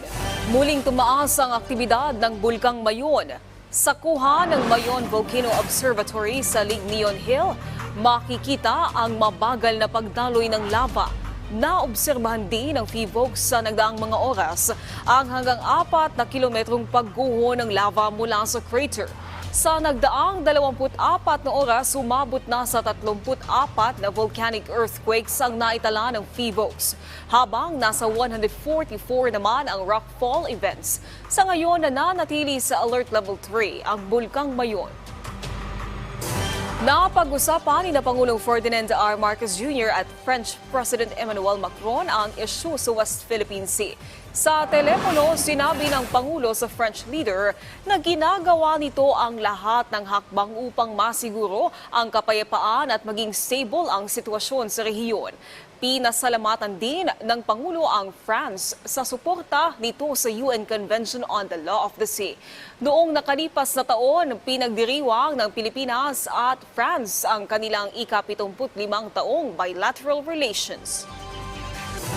Samantala, alamin natin ang ibang balita sa PTV Davao mula kay Julius Pacot. Mayong adlaw, formal nang giabrihan karong semanaha ang Mindanao Art Fair dinhi sa Davao City. Kini na ang ikaunom nga tuig nga pagpahigayon niining maong aktibidad. Din mabulukon ang mga paintings ug detalyadong mga sculptures ug dagko nga mga installation arts. Kini imong makita sulod sa usa ka dakong mall sa Lanang, Davao City. Human nga formal nang giabrihan sa publiko ang Mindanao Art Fair 2023 ngatong September 24. Kini gipanguluhan sa mga sikat sa nga Mindanao artist nga si Kublay Milyan, ang Executive Director, ingon man sa Executive Director sa National Commission for Culture and Arts kun NCAA nga si Oscar Kasaysay, uban pang stakeholders. Ang Mindanao Art Fair libre ug abli sa publiko nga mulantaw kutog Oktubre 1 ning tuiga. We honor the creative excellence and applaud the Mindanaoan artists present in this art fair for elevating the island's art scene by making art that fosters its own culture and tradition. Kasama nyo na rin ang opisina ng Presidential Assistant for Eastern Mindanao sa lahat ng inyong mga programa, lalong-lalo na kung makakatulong sa mga artist natin dito sa Mindanao. Samtang gitahigayon ang first conference and exhibit sa Davao City Police Office kung DCPO, kauban ng City Advisory Group for Police Transformation and Development kung CAGPTD. Ang maong conference na hitabo sulod sa usa ka tulungan diha sa Matina, Davao City kaghapong adlaw. Gisgutan sa mong panagtigom ang Philippine Public Safety and Security Landscape in the light of PNP Patrol Plan 2030. Sumala pa ni DCPO Director Police Colonel Alberto Lupas. Ang maong panagtigom usa ka maayong venue nga magtinabangay aron mahisgutan mga bag-ong hagit nga nagkabag-o nga kalibutan sa konteksto sa public safety and security. Subay niinig gipresenta usab ang mga exhibit booth sa top 5 nominated police stations nga adunay pioneering best practice o initiative programs alang sa komunidad. Sama na lamang sa usa ka nominated police station nga proud nga gipakita ay ilang booth sa Youth Advocates Keeper and Protector kon Yakap program. Target sa mong programa ang mga kabatanunan nga makatuon og self-defense, basic life support, search and rescue, first aid ug lakip na niini ang firefighting. Davao City Police Office will remain steadfast as we accept the challenge of enhancing and scaffolding peace and security in Davao region, in Davao City. Itong Yaka program, manadala niya to through a lifetime. Pag magkatrabaho siya, magkapamilya, yung skills sa yung knowledge na makukuha niya dito sa training na to, magagamit niya. Og mao katong mga nagunang mga balita gikan dinhi sa PTV Davao. Ako si Julius Pakot. Mayong adlaw. Tagang salamat, Julius Pakot. At yan ang mga balita sa oras na ito. Para sa iba pang update, i-follow at i-like kami sa aming Facebook at Twitter accounts at PTVPH. Ako po si Naomi Tiborsio. Magandang hapon.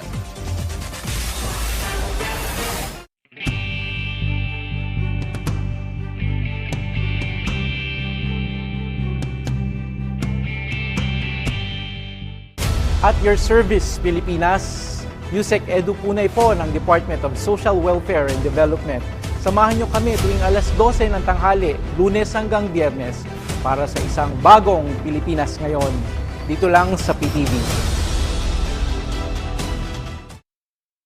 PTV Consumer Watch, bantay presyo sa gasolina.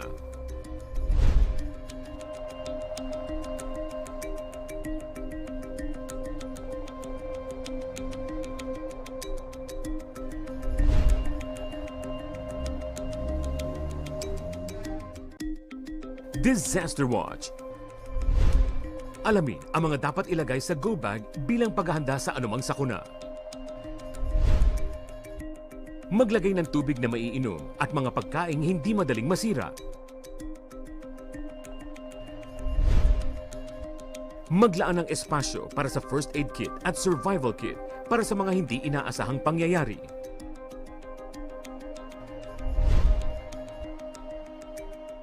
Huwag kalimutan ang toiletries para mapanatili ang kalinisan sa katawan.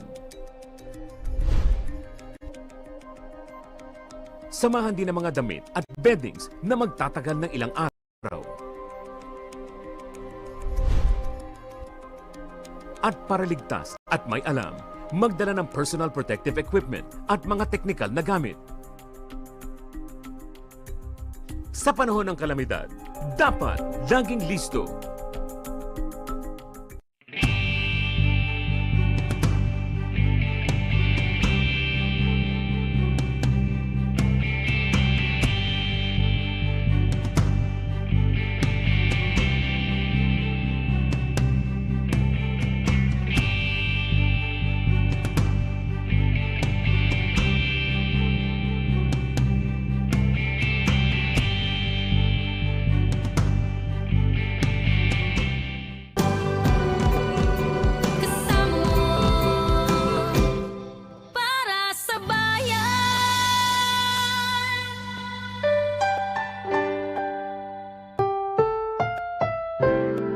Ang susunod na programa ay rated PG. Ito ay nangangailangan ng patnubay at gabay ng magulang para sa mga batang manonood.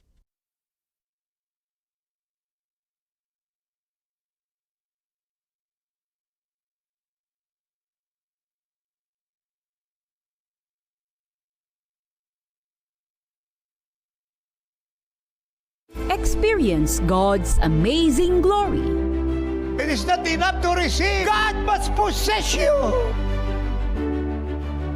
Receive your miracles. Pangyarihan po ng Panginoon ay sobra kaysa kanser. Paano na naman po yung kanser? Kaysa pagkabulag, pagkabingi. Nandito na po kayo, Apostol. Ngayon po, malinaw na po aking pandinig. Ang kapangyarihan ng Diyos ay sobra-sobra para solusyonan ang problema ng Pilipinas at buong mundo.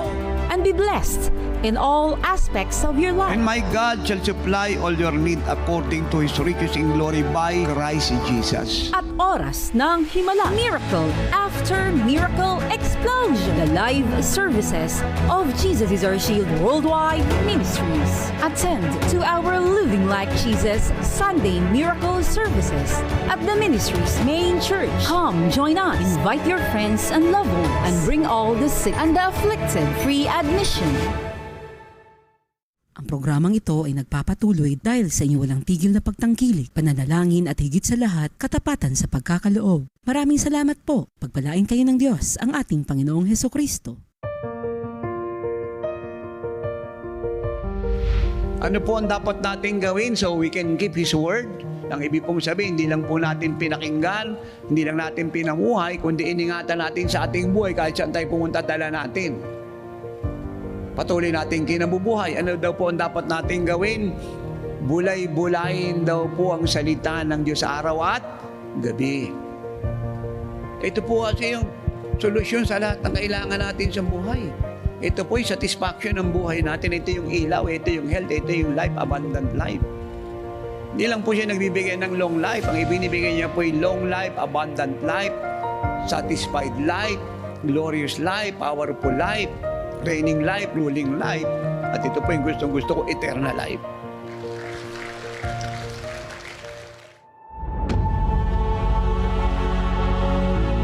Go into all the world and preach the gospel to all creation.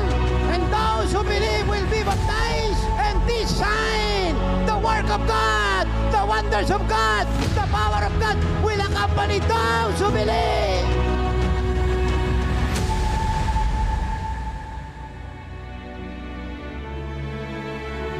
Are you ready to receive your miracles and blessings? Experience God's glory and learn His powerful word through our host, Apostle Renato D. Carul.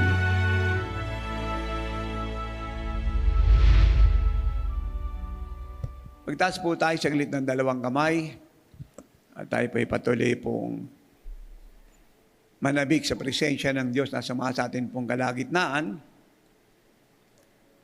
Lalo-lalo na po ay yung may mga sakit at karamdaman. Dahil hindi lang po yung lahat po nang nagpunta rito may karamdaman ng gagaling, kundi saan man po kayong lugar nandoon. Dahil ang Diyos po ay nasa inyong mga tabi.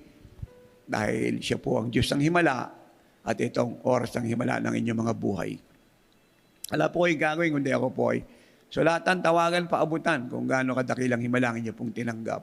At ibalita niyo po sa lahat ang kabutihan po ng Diyos. In the book of John, chapter 14, verse 21, Jesus said, He who has my commandments and keeps them, it is he who loves me, and he who loves me will be loved by my Father. And I will love him and manifest myself to him. Verse 22, Judas, that Iscariot, said to Jesus, Lord, how is it that you will manifest yourself to us and not to the world?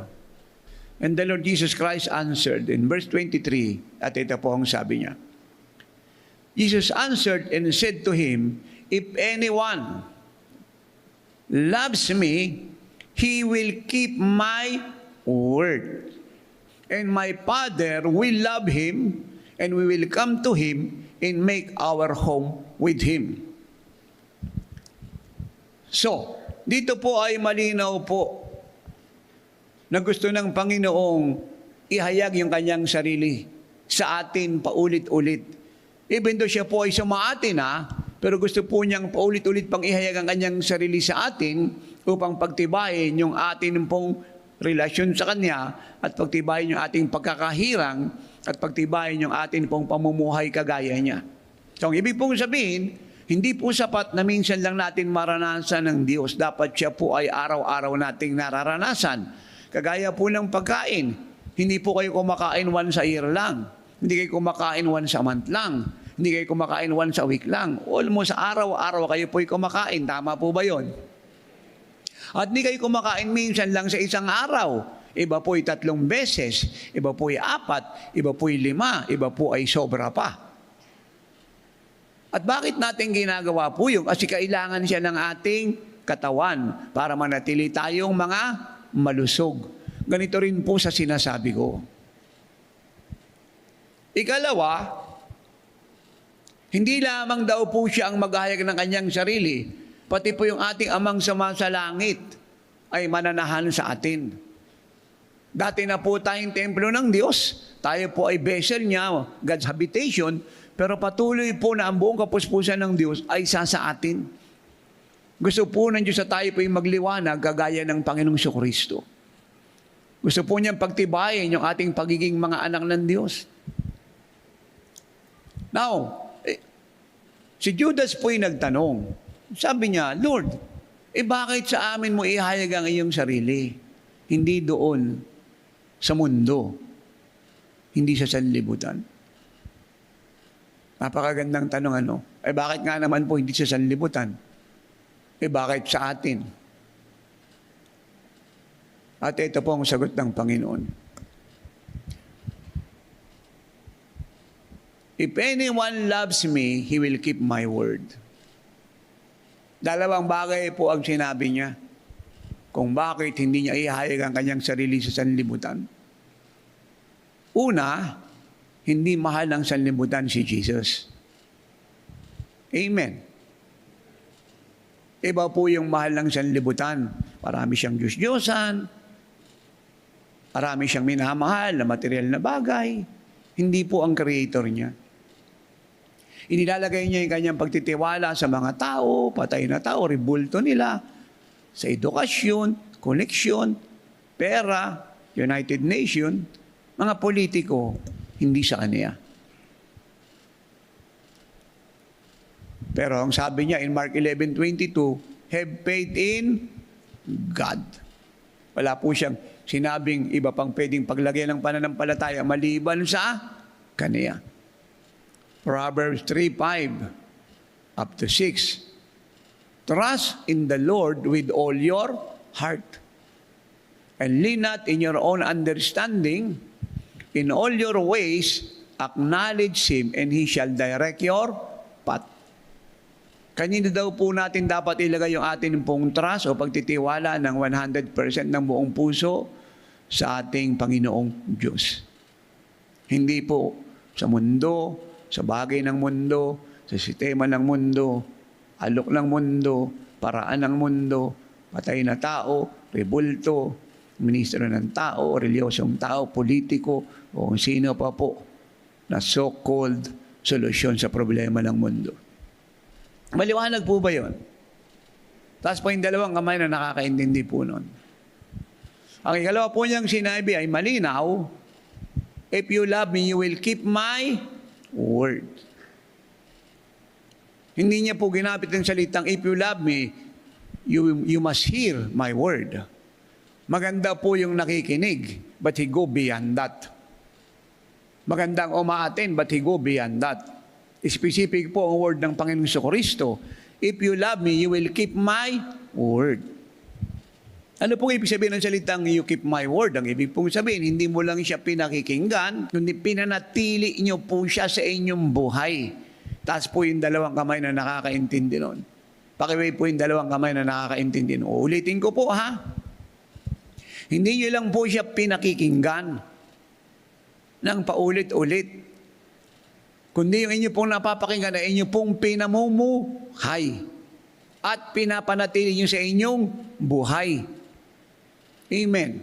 So, ang ibig po sabihin, yung inyo pong pagsunod ay hindi po minsan, hindi po kung gusto lang natin, hindi po kung favorable lang po sa atin yung sitwasyon, kundi pag siya po'y nag-uutos, anuman po yun, ayaw man ng ating pakiramdam, hindi man abot ng ating isip, ay patuloy tayong susunod. At saan man po tayo pumunta, yung salita niya ay dala-dala nating lahat. Hindi pwedeng iwanan sa bahay. Taas po yung dalawang kamay ng kausap ko. Hindi pwedeng kalimutan. Hindi pwedeng isang tabi. Hindi pwedeng palitan. Amen. Now, paano po natin papanatilihin yung kanyang salita sa ating mga buhay? Paano? Samahan niyo po ako sa Joshua chapter 1. God said, this book of the law, this book, the Holy Bible, the Word of God, this book. Kaya dapat, lagi po kayong may Bible sa bahay niyo, lagi niyong dala, this book. Pati cellphone nyo, lagyan nyo po ng Bible. This book. Na pag anak ka ng Diyos, dapat meron kang salita ng Diyos na hawak. Tatay, pwede po bang 3 pa yung Bible ko, 4, 5, kahit po 1,000, okay po yun. Mas maganda, mas marami. Pagpapakitang ganun mo kamahal ang salita ng Diyos. Para po kasing sa sasakyan niyan, iba po may sasakyan na, hindi kontento sa isa, hindi kontento sa 2. Gusto, magdagdag. Para kasing bahayan, may bahay na, gusto, mas marami pang bahay. Kasuotan, normal po yun, may kasuotan na, gusto, magdagdag pang kasuotan. Pagkain, kumakain na, pero hindi kontento, gusto niya yung frigidaire, dapat laging puno. Bakit po hindi maihayag ni Jesus ang kanyang sarili sa mundo? Wala po yung salita niya sa kanila. Kanya-kanya po silang batas, kanya-kanyang salita, kanya-kanya po silang panukala, kanya-kanya silang ordinansa, kanya-kanya silang bill. Kanya-kanya po silang agenda sa buhay. Wala ang salita niya sa kanila. So maliwanag na po ang katotohanan ng pinapaabot ko sa inyo mga anak. Na si Jesus at ang salita niya, hindi niyo pwedeng paghiwalayin. Dalawa po ang binanggit niya sa John 14:21, 20-23. Ihayag ko ang aking sarili sa inyo. Hindi sa mundo, kasi hindi nila ako mahal. At kung sino ang nag-iingat, those who keep my word, wala ang salita niya sa mundo. Nasa mga anak niya. So maliwanag po yan. Hindi po pwedeng nasa Lord ka na ang salita niya wala sa iyo. At hindi po pwedeng may salita ka ng Diyos na si Jesus ay hindi mo naranasan at hindi mo tinanggap. Mali po yun. Hindi totoo yun. Laying po ni Satan yun. Maliwanag po ba ito? Na ang Diyos at si Jesus at ang salita ng Diyos ay hindi pwedeng paghiwalayin. Parang kayo po yan. Yung ulo nyo, hindi pwedeng ihiwalay sa katawan nyo. Dahil hindi po kayo pwedeng maging tao kung ulo lang po yung dala nyo. At hindi kayo pwedeng maging tao kung katawan lang yung dala nyo. At maniwala po kayo, wala pong may balak na kumausap sa inyo. Walang may balak na magmahal sa inyo. At walang magtsatsagang titigan kayo kahit 1 segundo kung puro ulo kayo. At kung puro katawan kayo. Tama po ba yon? Ganito po sa sinasabi ko. Kung nasan dapat ang salita ni Jesus, nandoon siya. At kung nasan siya, nandoon ang salita niya. Hindi siya pwedeng paghiwalay. Huwag niyo pong kakalimutan yan. At kung bakit ito ipinapaliwanag, matagal na po ito hindi po ini-stress ng church at nasa fivefold sa mga kawan. Kaya ang nangyari po sa marami, ang dala-dala lang po ay puro head knowledge. Kaya pag dumating po yung problema, lahat po ay emotional, overreacting, shakeable, movable, at ang mga confession po ay puro doubt and unbelief. Yun po yung problema nun. Hanggang namating po ang panahon, magtatanong sila, Lord, ba't mo ko pinabayaan? Ba't mo ko iniwanan? Marami po silang pinapaabot sa Diyos na ang totoo, sila naman ang may problema. Kulang sa naintindihan, at kung may naintindihan, kulang sa pagsunod. Kaya palaging kulang. Kahit umaapaw na yung biyayang ibinubuhos ng Diyos, hindi niya pinapagpaguran, at hindi dapat pagpaguran, kagaya ni Eva at ni Adan, nagpapagaling siya at nagpapagod. At ang malungkot pa po, ang tinutularan niya ay ang mga bilyonaryo sa bansang ito sa buong mundo. Na kung bakit daw yung mama na sobrang sipag at hindi na nagpapahinga sa kakatrabaho kaya naging bilyonaryo, imbis na ang tularan niya ay si Kristo. Dahil sabi ni Jesus, follow me, hindi niya sinabing follow them. Maliwanag po ba yun? Nang ina-adapt niya para magtagumpay sa buhay ay yung sistema ng mundo at paraan ng mga so-called bilyonaryo sa buong mundo na mayayaman at may-ari na malalaking company, mga hotel building, barko, aeroplano, mall, hindi ang Panginoong Jesucristo. So you have nothing to do with the statement of the world. You have nothing to do with the system of the world. You have nothing to do with the plan of the world. And don't allow anybody to tell you what to do. You know what to do. You have the book. Huwag niyo pong payagan ng mundo at sino man sa mundong ito na utusan po tayo kung anong gagawin. Sa atin pong salita ng Diyos, ang utos niya, ang susundin natin, hindi yung sinasabi ng mundo. Huwag po natin kakalimutan yan. This book of the law shall not depart from your mouth, but you shall meditate in it day and night, that you may observe to do according to all that is written in it. For then you will make your way prosperous, and then you will have good success. Ano po ang dapat natin gawin so we can keep His word? Ang ibig pong sabihin, hindi lang po natin pinakinggan, hindi lang natin pinamuhay, kundi iningatan natin sa ating buhay kahit saan tayo pumunta, dala natin. Patuloy natin kinabubuhay. Ano daw po ang dapat natin gawin? Bulay-bulayin daw po ang salita ng Diyos araw at gabi. So, ang ibig pong sabihin, kagaya ngayon, umatin po kayo, nagsulat kayo, nakinig kayo, pag uwi raw po ninyo, bulay-bulayin nyo yan. Panoorin nyo uli, intindihin nyo. Hindi po sapat na umatin po kayo tapos nagsiuwi na kayo, hindi nyo po binulay-bulay yung salita ng Diyos, hindi nyo inulit-ulit. Amen. Again, punta po tayo sa pagkain.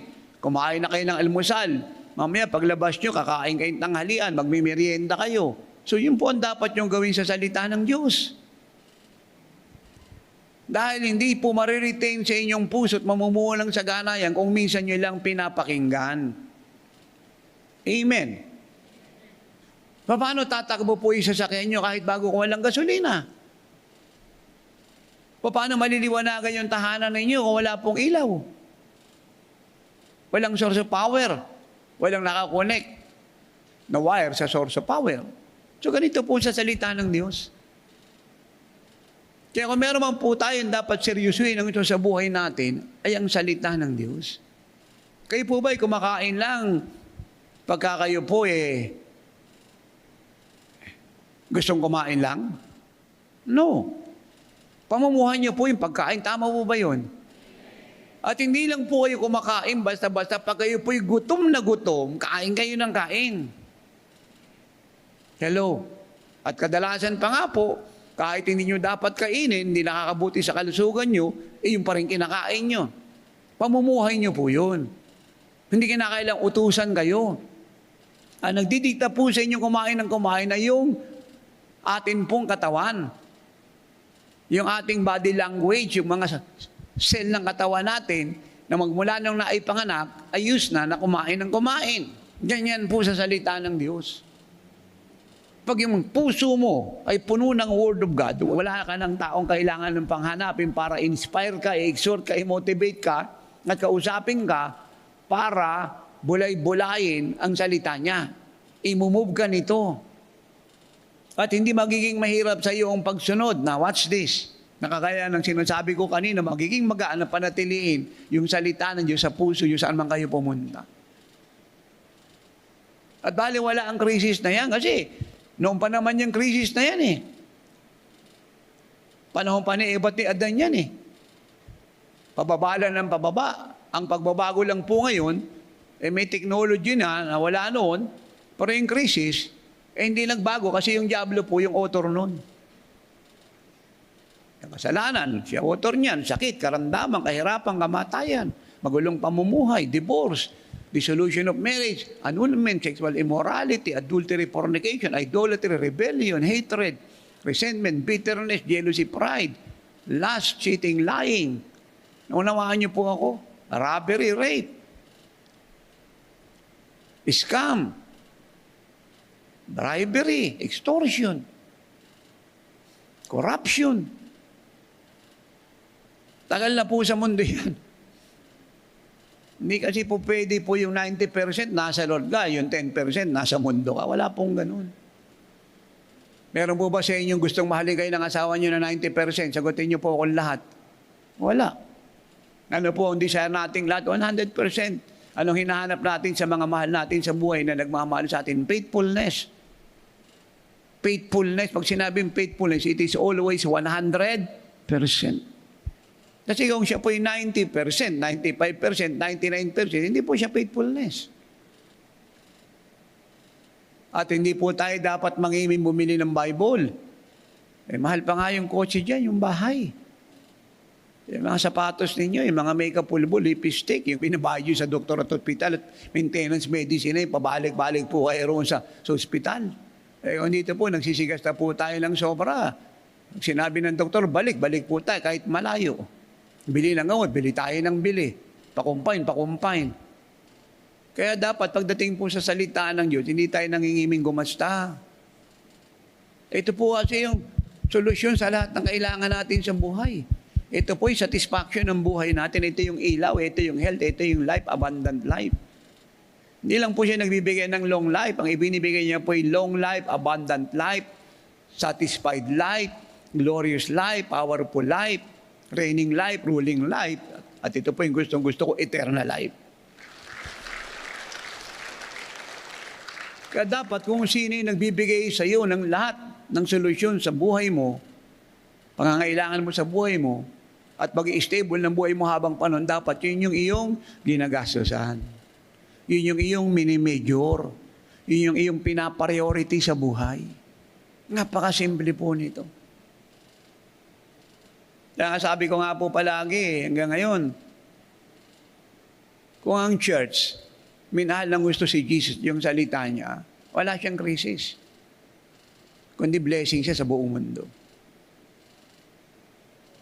Kaya wala Hindi po minahal ng gusto ng Lord yung salita niya. Ayun, namati, nakikinig, nagtuturo yung pastor. Babasa siya ng Biblia kung kailan niya gusto. Hindi po relationship yun.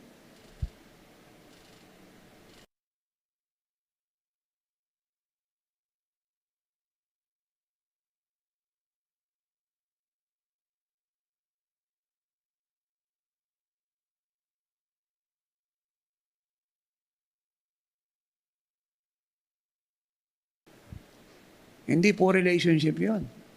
Minahal po kayo sa loob ng isang linggo, may 7 days. Minahal po kayo Monday, tapos Tuesday, hindi na. Wednesday, mahal ka na naman, tapos Thursday, hindi na. Friday, mahal ka, tapos Sabado, Linggo, hindi na. Matutuwa kayo? Yan ang ibig kong sabihin. Hindi po relationship yon. Kayo po ba, pag papasok po kayo ng trabaho nyo, ng eskwelahan, papasok po kayo, thrice a week lang. At ang normal na pasok po ay 6 times a week. Susweldohan po ba kayo ng company ng gusto? Bibigyan ba kayo ng bonus? Ipopromote ba kayo o ipapire out kayo? Ayan, maliwanag po yan. Ano kaya sa tingin niyo po ang resulta niyan sa Diyos? Kung ganyan ang gagawin natin sa Diyos. Kaya hindi tayo dapat nangingimi. May priority po ito. Gastusan, mahalin, ipaglaban. Kasi kung sino yung nagbibigay ng buhay sa iyo, nagliligtas sa iyo, dapat mahalin mo, ipaglaban mo yun. Huwag mo siyang gawing alternative. Ang sabi po rito, hindi po mahirap sumunod at panatilihin yung salita niya sa buhay natin pag siya'y binubulay-bulay natin araw at gabi. Dahil, i-empower tayo nito. I-empower. Magiging magaan sa atin ang pagsunod. I-move tayo nito, i-empower. Para pong sisimon niya na matuwid in Luke 2:25 hanggang 29. Matanda na po siya, inintay niya po ang pagdating ng Misaya at ang sabi ng Holy Spirit, saka hindi ka mamamatay malibang makita mo ang Kristo. Patong time pong yan ay dinala na po ang Panginoon para i-dedicate sa temple. Ang ginawa po ng Holy Spirit, minub po si Simon patungo sa templo. Hindi po siya nahirapang makita ang Lord, minub siya ng Holy Spirit. Dinala siya sa lugar na kung saan si Jesus po i-dedicate. Yan pong ibig kong sabihin. Pag binubulay-bulay niyo po ito araw at gabi, i-empower ka nito. Itutulak kang sumunod. Itutulak ka ng itutulak sumunod. Itutulak ka ng itutulak sumunod.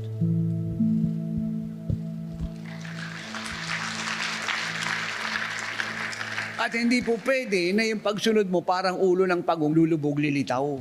At para kang Ferris wheel, minsan nasa taas, minsan nasa ibaba ka. Wala pong kwentang buhay yun. Magiging supernatural ka kagaya ng Panginoon at hindi na issue ngayon yung problema at pangangailangan.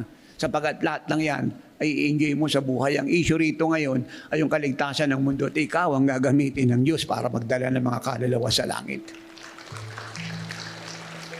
Amen. Sino po yung nag-i-empower sa inyo para lumakas pag kumakain kayong pagkain? Sino? Yung kinakain nyo. Hindi ba lagi sinasabi ng mga nutritionist, ng mga doktor, ng mga neurologist, at mga espesyalista sa buto, sa litid, ano sinasabi nila? Palakasin mo yung immune system mo. Amen. At ano po ang solusyon para lumakas ang immune system ng bawat isa?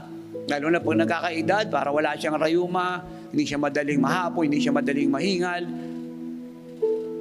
Hello? Ano po ang solusyon? Pagkain. Hindi lang po basta pagkain, masustansyang pagkain. Amen. Nasangkap sa maraming vitamina mula A hanggang D. Kasama po yung mga herb, mga organic food. Naunawaan niyo po ako? Yun po nagmamotivate sa katawan natin para gumalaw. Dahil lumulusog po tayo. Amen. Ngayon, kung wala kang kinakain, ano na nangyari sa'yo? Ayun, payat ka, mahina ka, nahihilo ka. Lagi kang nagkakasakit. Hindi ka lang walang defense, kundi wala ka ring offense. Ganito po sa salita ng Diyos. Minomotivate tayo nitong sumunod. Ang linaw, ulitin po natin ha. Tagalugin po natin. Itong aklat ng kautusan, huwag mong aalisin sa iyo mga bibig, kundi siya iyong bulay-bulayin araw at gabi, that you may observe to do according to all that is written in it. Yun po ang key. Napakasimple. Yun po ang susi. Yung pagbubulay-bulay para masunod mo siya. Kaya ang ibig palang sabihin, tatay, nakikinig lang ako umaatin at naranasan ko na nagka-problema, na-shake ako. Ninalabas sa bibig ko negative. Yung mind ko nag-alala. Doon pala ako nagka-problema. Correct. Salamat sa iyong humility, sa iyong honesty. Correct. Nakinig ka lang, hindi mo binulay-bulay, kaya hindi ka na-empower ng salita ng Diyos para gawin yung nasusulat at ipamuhay yung napakinggan mo. Maliwanag po ba ito? Pero kahit alam mo si Jesus yung manggagamot, pag may naramdaman ka kung sino-sinong doktor yung hinahanap mo. Pero alam mo siya ang manggagamot, pero iba yung pinapagpagamutan mo. At kahit sa sugat niya magaling ka na, hindi ka maniwala kahit nakasulat na yun dyan kasi hindi mo binubulay-bulay, hindi ka ma-empower to claim your healing. Na kahit kasama mo ang Diyos, nagpapanik ka kasi doon ka nakatingin sa nangyari, wala sa Diyos na nangako sa iyo, ano ba nang mangyari, hindi ka niya iiwanan o papabayaan. Hallelujah.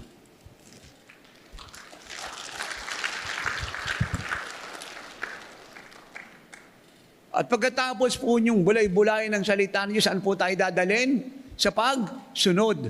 At pag tayo daw po nasa pagsunod na, and then you will have good success and prosperity.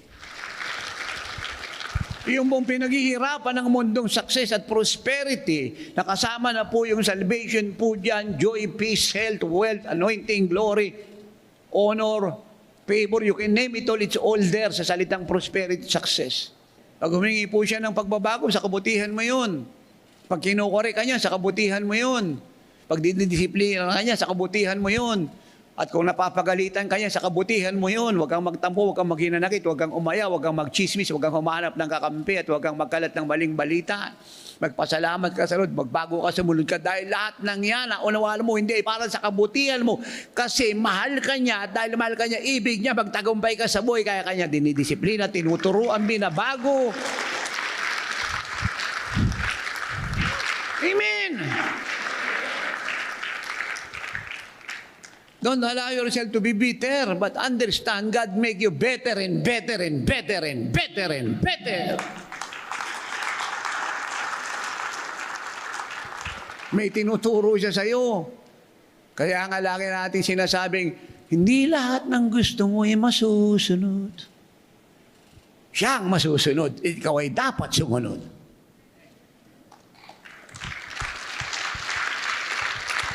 At masusunod ang lahat ng gusto mo kung lahat ng utos niya ay sinusunod mo. Amen? Napakasimple po nito. Pag tayo po ay nagbulay-bulay ng salita niya, siguradong dadalhin tayo nito sa pagsunod. I-empower po tayo ng salita niya, binubulay-bulay natin to obey what is written. At ano man po mangyari sa mundo, hindi ka apektado. Pero ikaw ang aapekto sa mundo upang silang lahat ay manghaligtas, gumaling at makilala ang kanilang tagapagligtas. How?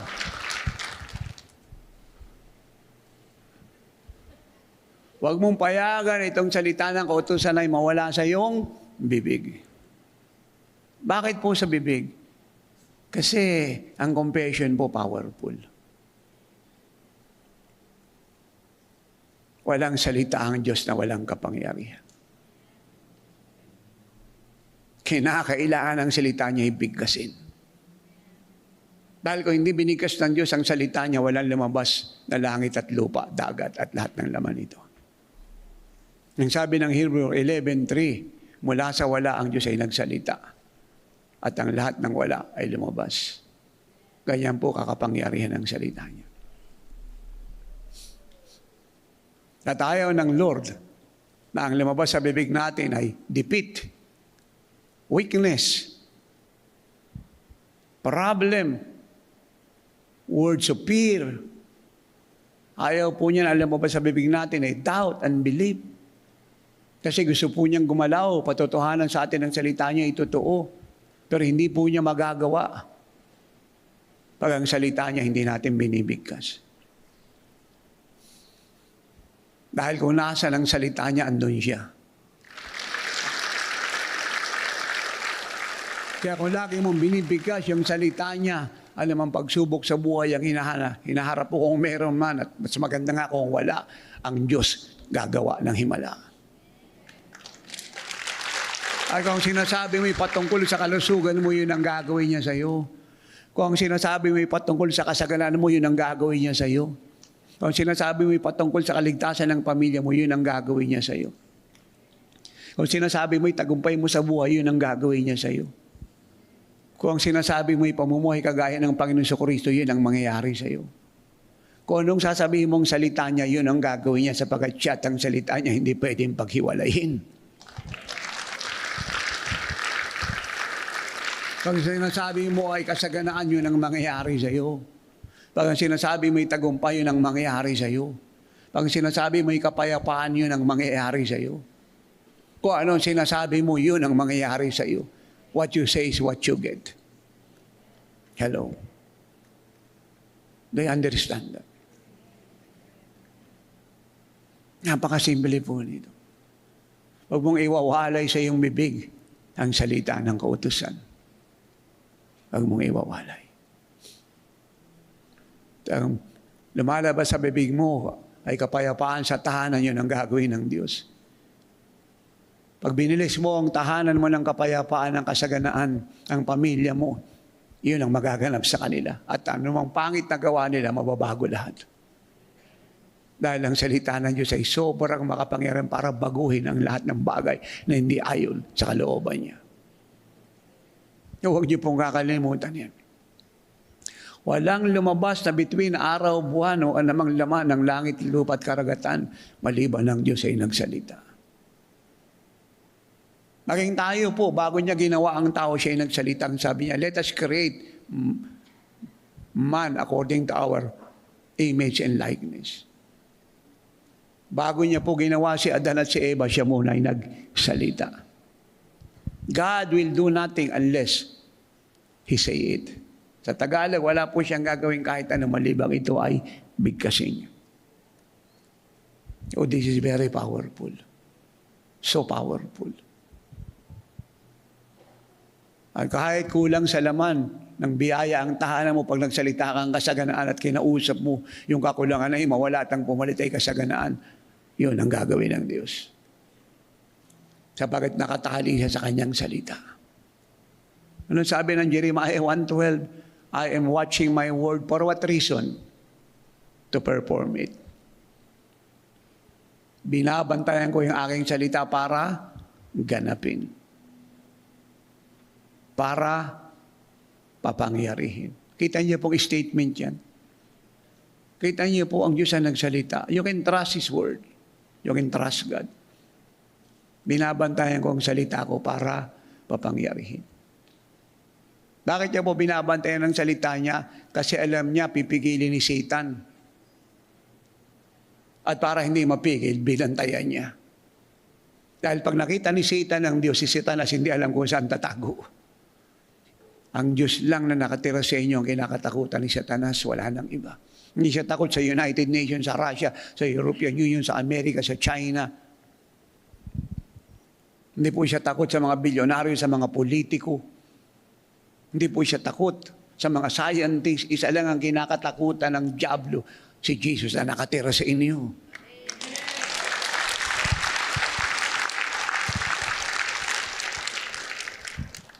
At kung sino ang nabuhay sa salita ng Diyos, siya ang pinakamayaman, pinakamakapangyarihan, pinakamatalino, pinakamalusog, pinakamatagumpay, pinakamapayapa. May kausap po ba ako rito? Pinakamasagana. Siya ang pinaka-immovable, unbeatable. Siya ang pinaka-glorious, triumphant, powerful, mighty, more than conqueror. May kausap po ba ako rito? Hello. At lahat ng gawa ni Satanas sa mundo ay tinatawanan niya, hindi niya binibigyan ng panahon sapagkat lahat ay walang effect sa kanya. Pero pag siya na nagsalita, ang lahat ng gawa ng diablo po ay apektado at mababago. Kayo pong milyong viewer at listener po ng programa ng Oras ng Himala sa television, radio at sa atin pong 24/7 live streaming sa YouTube. Ang sabi po ng makapangyarihang salita ng Diyos ay ito. Si Jesus ay nasugatan dahil sa ating mga kasalanan. Siya binugbog dahil sa ating mga pagsalansang. Ang parusa ng para sa ating kapayapaan ay kinuha niya. At sa kanyang mga sugat, lahat ng inyo pong karamdaman ay gumaling na. Kaya kung kayo po ay naniniwala ang salita niya ay totoo, at ito talaga ay totoo, at kayo po ay nagpunta rito may sakit at karamdaman, lumapit po kayo sa harapan upang ang kagalingan ay sumainyo. Saan man po kayo naroroon sa buong Pilipinas at buong mundo, humakbang kayo ng isang hakbang. Pagpapakita ng inyo pong pananampalataya that you are coming to Jesus, your great physician, your great doctor, your great surgeon, the Lord your God who heals you. Bakit po kayo magsasabi ng mga sakit karamdaman kung kayo po'y pinagaling niya na? Ba't kinakailangan kayo po'y magdusa kung kinuha niya na ang inyong pagdurusa? Ba't kinakailangan kayo po'y magulumihanan kung kinuha niya na ang inyong kagulumihanan? Siya po'y nasugatan dahil sa ating mga kasalanan. Binugbog dahil sa ating mga pagsuway. Ang parusa lang para sa ating kapayapaan ay kinuha niya. At sa kanyang mga sugat, lahat ng karamdaman natin, lahat ay pinagaling niya na. Tatyo po yung dalawang kamay, sabihin niyo po ito ng napakalakas. Amang Diyos, may gawa ng langit at lupa. Ako po'y nagpapasalamat na sa gitna ng mga kasalanan ko, kawalan ng pagkilala sa iyo, pag-unawa sa iyong mga salita, ay mahal na mahal mo pa rin ako. Ako po'y nagsisisi na aking mga kasalanan. Buong pusong nagsisisi kung bakit kita sinuway, bakit kita sinaktan, bakit hindi kita kinilala ng husto, bakit pinagpalit kita sa iba, bakit hindi kita pinagkatiwalaan ng lubos at ganap, bakit hindi ako sa iyo tumawag ng buong puso, humingi ng tulong, patawad po sa mga kasalanang nagawa ko. na gaya ng hinanakit, sama ng loob, tampo, habag sa sarili, inggit, pagsisinungaling, galit, at hindi pagpapatawad. Patawad po kung sa mundo ako tumingin, sa mga patay ako tumawag, sa mga rebulto ng mga taong patay ako lumuhod. Napakalaki ng kasalanan na nagawa ko. Patawad po. Patawad din po kung ako'y humanap ng kapalaran sa hula, sa tarot reading, sumangguni sa mga tarot expert. Patawad po kung ako'y nagpagamot sa mga albularyo, espiritista, fake healer, pyramid healer, at occultic healer. Tinatakwil ko ang kamaliang ito. Tinatakwil ko rin ang pinamana sa akin na generation curse ng aking mga ninuno, kagaya ng kahirapan, aksidente, magulong buhay, hiwalay na pamilya, bagsak na negosyo, mga orasyon, mga dasal na labag sa iyong mga salita, kahirapan at mga karamdaman na dala ko ngayon. Tinatakwil ko, tinatakwil ko, tinatakwil ko ang lahat ng ito sa pangalan ni Jesus. Panginoong Jesus, hindi ako pwedeng mabuhay nang wala ka. Kagaya ng sanga, hindi ako mamumunga malibang kumabit sa puno. Pumasok ka sa puso ko ngayon. Tinatanggap po kita bilang personal kong Diyos, manggagamot at tagapagligtas ng aking buhay. Pagharian mo ang buhay ko. Ibigay mo sa akin ang kalikasan mo.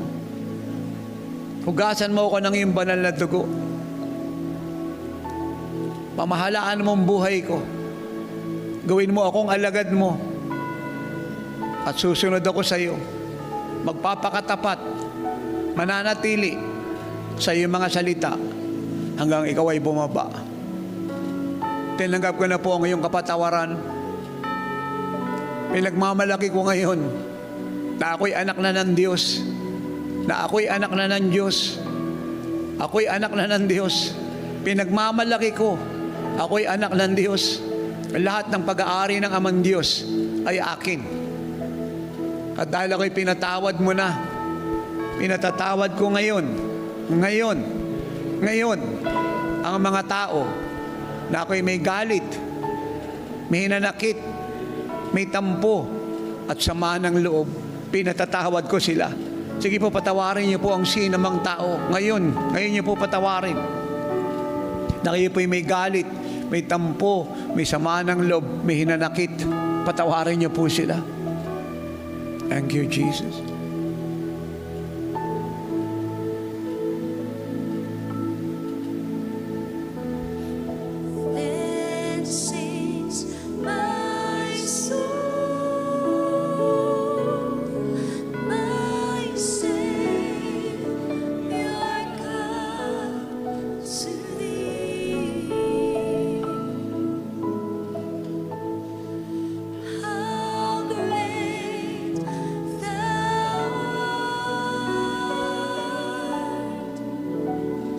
Kung nakapagpatawad na po kayo, taas niyo po ang inyong dalawang kamay. Ako po'y mananalangin. Cancer, dinedeklara ko ang iyong kamatayan sa katawan nila. Goiter, myoma, leukemia, epilepsy, high blood. Come out! Glaucoma, katarata, pagkabulag, pagkapipi, pagkabingi. Come out! I rebuke you in Jesus' name. Sakit sa atay, sa lapay, sa puson, ovarian cyst, tumor, brain tumor, breast cancer, bone cancer, die! Leukemia, die! Diabetes, die! Mataas na uric acid, be drained! I rebuke you, spirit of infirmities, lust, obsession, depression, anxiety, come out! I rebuke you in Jesus' name. Inutusan ko inyong mga paa na ang mga litid niyong buto ay tumatag. Ang mga laman ninyo ay sumigla. Ang mga dugo niyo ay dumaloy ng masagana.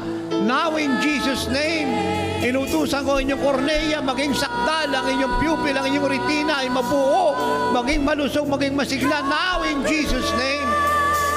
Pinawawalang bisa ako, yung mataas na pressure, blood sugar, come out! In Jesus' name. Pinawawalang bisa ako, ang sipon, ang ubo, ang lagnat, ang trangkaso, ang takot, ang nervyos, come out! In Jesus' name. Kanamang uri ng orasyon, kulam, sa alamantinaan, larawan, baro, hangin, tubig, die! I rebuke you.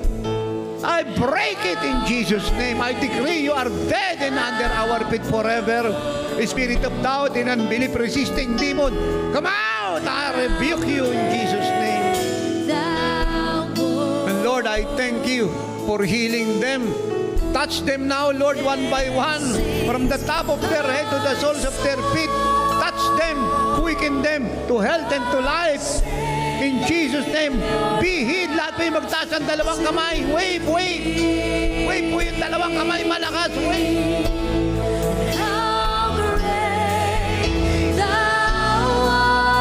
Taas po yung baka ng taas. Taas. Taas, taas. Taas. Gumalaw po kayo. Taas, taas. Move, move, move. Bend, bend. Bend. Swing po yung kata. Sundo yung kamay ng malakas. Kung kayo po ay bagong opera, nagdadalang tao, naglilihi at hindi pwedeng tumalon, kung po kayong tatalon. Pero kung kayong tumalon, lukso, lundag, talon. Sabi ko, lundag, nanay, talon.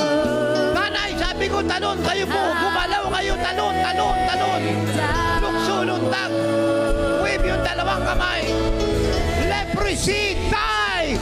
Inutusan ko ang iyong mga laman, be clean in Jesus' name. Lord, I ask those who need creative miracles, perform it right now. Ano man pong bahagi ng katawan nila na nangangailangan ng creative miracle, hip, bone, leg, joint, marrow, tissue, blood, cell, big and small intestine, liver, pancreas, gallbladder, kidneys. Perform creative miracles today in Jesus' mighty name. Thank you, Lord, for performing creative miracles today. Sabihin niyo pong lahat, ako'y magaling na. Tanggalin niyo na po sa salamin niyo, malinaw na yung mga mata ninyo. Wave po yung dalawang kamay. Ako'y magaling na. Ako'y magaling na. Ako'y magaling na. Palakpakan po natin si Jesus. Palakpakan natin si Jesus. Wave yung dalawang kamay. Palakpakan natin si Jesus. Now sabihin niyo po ito ng malakas. Mula ulo hanggang talampakan, espiritu, kaluluwa, katawan, ako'y magaling na. Palakpakan natin si Jesus. Hindi lang po kayo gumaling. Thousands upon thousands of miracles and even creative miracles happen today. Lingkod ng Diyos, sigurado ko ba sa sinasabi mo, 100% I am sure, period. Ba't ka sigurado? Nasa oras kayo ng himala. Ang Diyos ng himala ay walang sawang gumagawa ng himala. Ang salita niya ay makapangyarihan. Ang sinabi kung kayo po ay magaling na, yun pong ginawa ng Diyos. Walang salita ang Diyos na walang kapangyarihan. Ang magaling na at pinagaling niya ay magaling na. So call me now, write me, email me, message me. At salamat sa inyong katapatan sa pagbibigay ng inyong pong mga ikapo, ng inyong mga handog, ng inyong pong mga vows and pledges and covenant to God. Inyong pong kakalimutan, your giving to God and receiving from God are inseparable. Ulitin ko po, huwag niyong kakalimutan, your giving to God and receiving from God are inseparable. Ano man pong ibibigay niyo sa Diyos, mula sa tithes and offerings, sacrificial, whatever it is, lahat po ay ibabalik niya. Ang tanging pagkakaiba po ay ito. Yung ibabalik niya sa inyo ay sobra sa inyong ibinigay. Ang sabi ko, yung ibabalik niya sa inyo ay sobra sa inyong ibinigay. At ipamalitan niyo po oras ng himala. Sabihin niyo po sa lahat na kung gusto nilang maligtas, gumaling, lumahit, mapagpalat, maging kagaya ni Jesus, sila po lahat ay manood ng Oras ng Himala.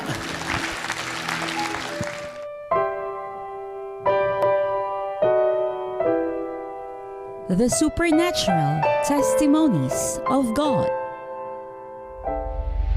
Ayon po sa kanya, 5 years na daw po siya na merong acid reflux, na halos araw-araw daw po itong umaatake, na kapag sumasakit daw po ito, aakyat pa kanyang lalamunan, at meron daw po siya nilalabas na itim na plema. Pero kanina po habang nananalangin kayo, nakaramdam po siya ng kaginhawaan. Hindi lamang po yan, kanina pa po siya dito, wala daw po umaatake, tanda po na siya po pinagaling natin po Diyos na buhay. Totoo po ba yung sinasabi niya? Opo, totoo po.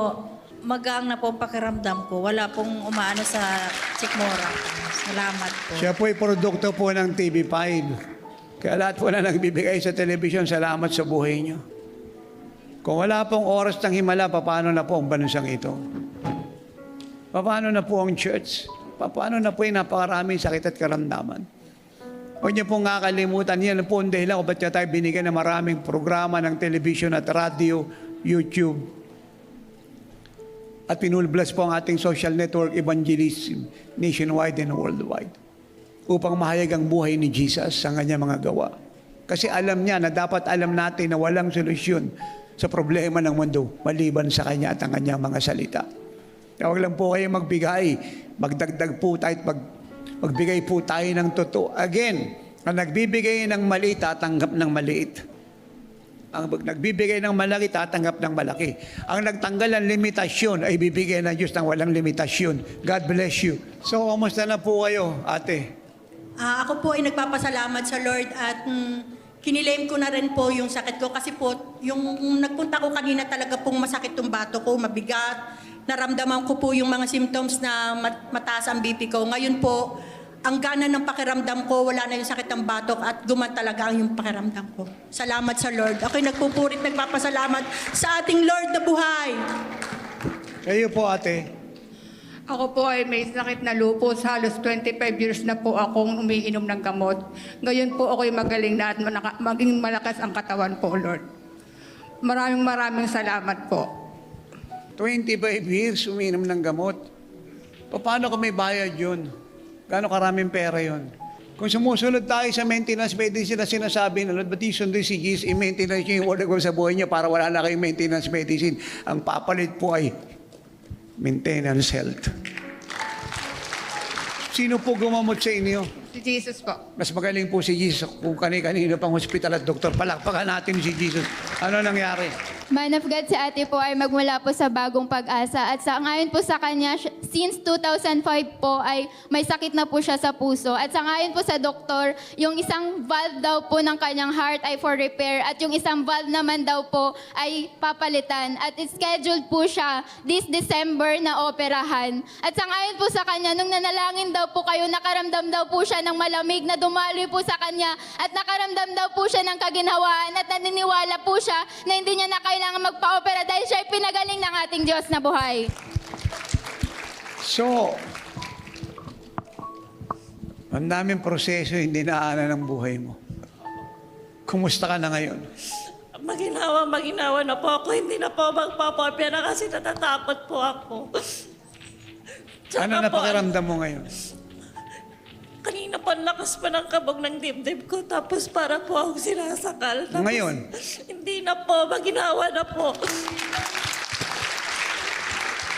Natalie, normal pong matakot ang sino man pag siya'y magpapo-opera. Kasi hindi lang po kadalasan na opera ang isang tao. Depende kung major operation. Ang ikalawa pong nakakatakot doon yung bayad. At ikatatlo, yung assurance. Kaya kung sa Lord po tayo pumunta, grabe ang ngiti niya ngayon. Maginhawa ka na. Opo. Maluwag na yung paghinga mo. Opo. Magpapatuday ka nga daw po bukas eh.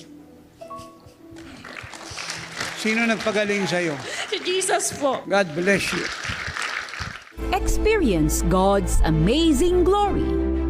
It is not enough to receive. God must possess you.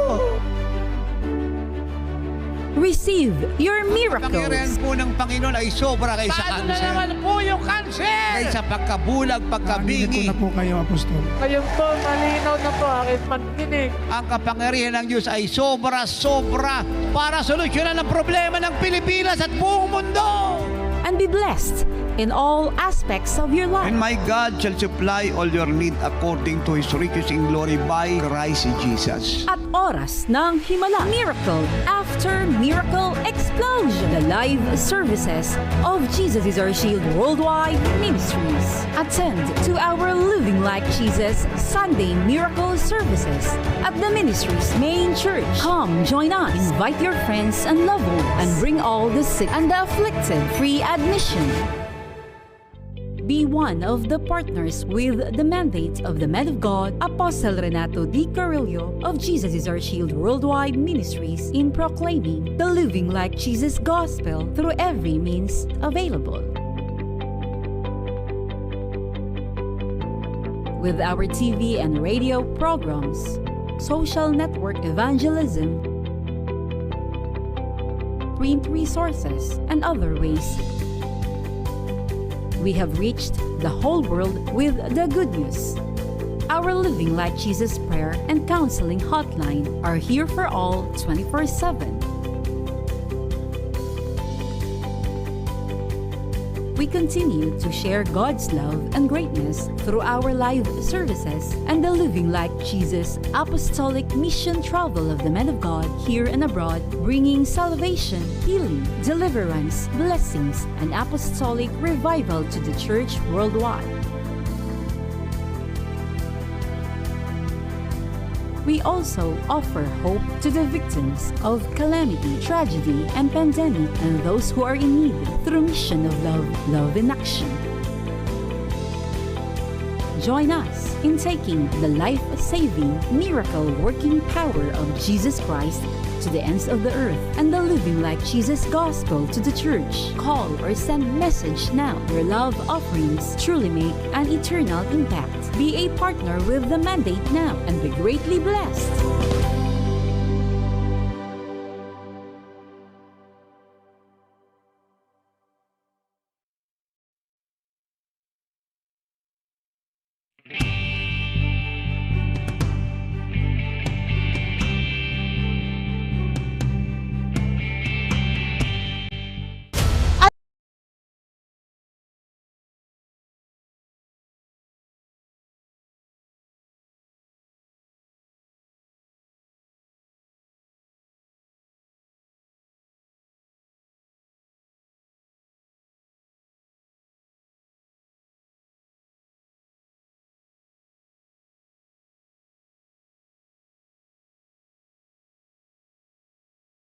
Magtago at protektahan ang sarili. Kumapit ng mahigpit at hintaying matapos ang pagyanig. Sa panahon ng kalamidad, dapat laging listo. Mga balitang inaabangan, isyung pinag-uusapan, at ang pinakamaiinit na headline sa loob at sa labas ng bansa. Hatid na inyong mapagkakatiwalaang primetime news program sa bansa. Kasama sila Aljo Bendijo Sa loob ng isang mall sa Tagum City, Dayan Querer, ng isang organisasyon ng pagbabasa ng libro. Maan Makapagal, Ika-13 ng Setyembre. at ang sportscaster na si Bill Velasco. Na ngayong taon ang kanilang medal drought sa Asian Games. Ulat Bayan, Lunes hanggang Biyernes, alas 6 ng gabi. Dito lang sa PTV.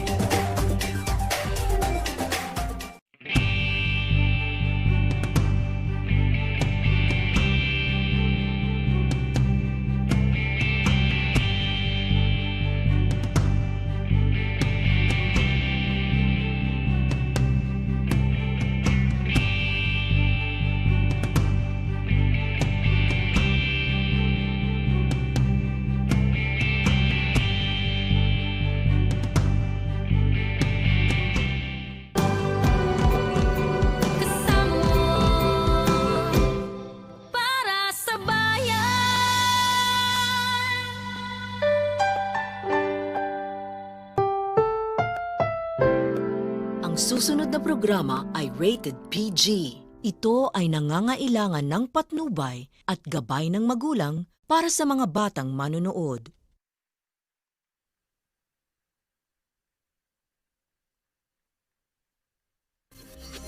Walang makapagsasabi kung ano ang mga numerong mananalo sa lahat ng PCSO game. Huwag maniwala sa mga text messages, liham o tawag sa telepono na nagsasabing magbibigay daw sila ng tip kapalit ng pera o cellphone load. Bumili ng ticket sa mga PCSO authorized outlets at PCSO branches bago ang actual draw.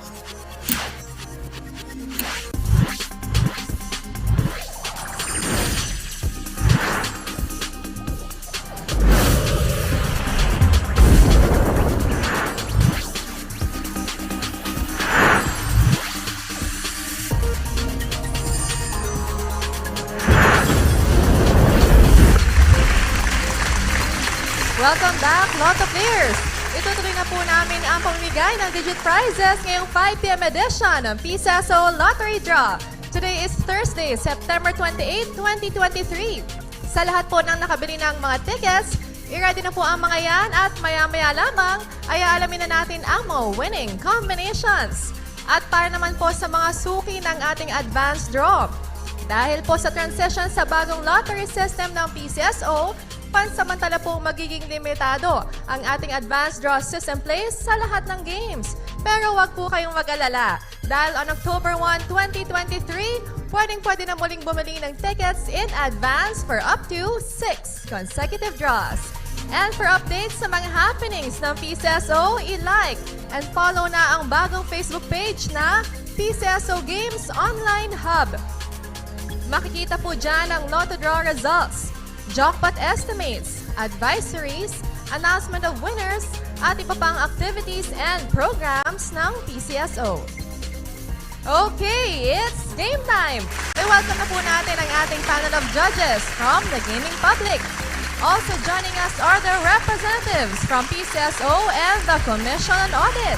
At present din ang mga technical personnel from the PCSO Data Center. And of course, to assist us with our draws, we have our PCSO Draw Coordinator. Lotto players, get ready with your tickets and let's play Lotto.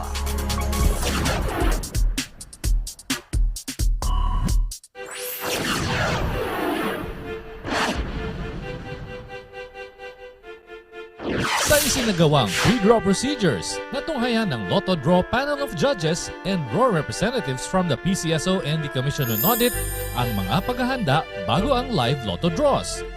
Sa pamamagitan ng machine inspection at machine testing, siniguro po na maayos ang kondisyon ng mga draw machines.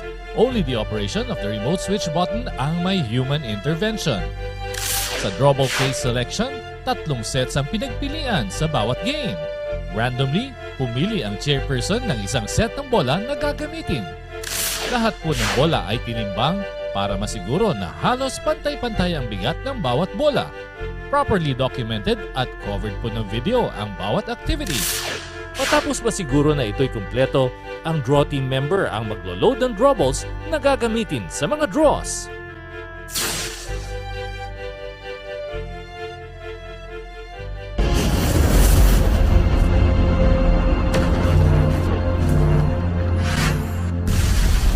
Lotto players, 3 numbers inyo, 4,500 pesos ang katapat na premyo kapag nag-match sa mapipiling 3D Lotto winning combination in exact order. Pag nag-Rambolito system play ka naman, 750 pesos or 1,500 pesos ang pwede nyong mapanalunan. At ito na ang ating 3D Lotto winning combination. The first number, number 1. The second number, 8. And the third number, we have the number 6. Recapping the 3D Lotto winning combination for the 5 p.m. draw, we have 1, 8, and 6 in exact order.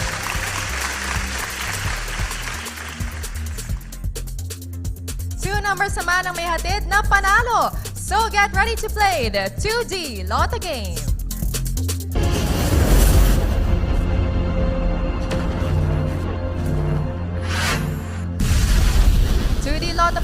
eto na ang papremyo ng 2 numbers ninyo. Sa halagang 10 piso, pwede po kayong manalo ng 4,000 pesos kung mag-match ang 2 numbers ninyo sa mapipiling winning combination in exact order. Sa Rambolito System Play naman, 2,000 pesos ang inyong panalo. Good luck to the Lotto players! At nakapili na ng mga numbers para sa 2D Lotto Draw. For the first number, 25.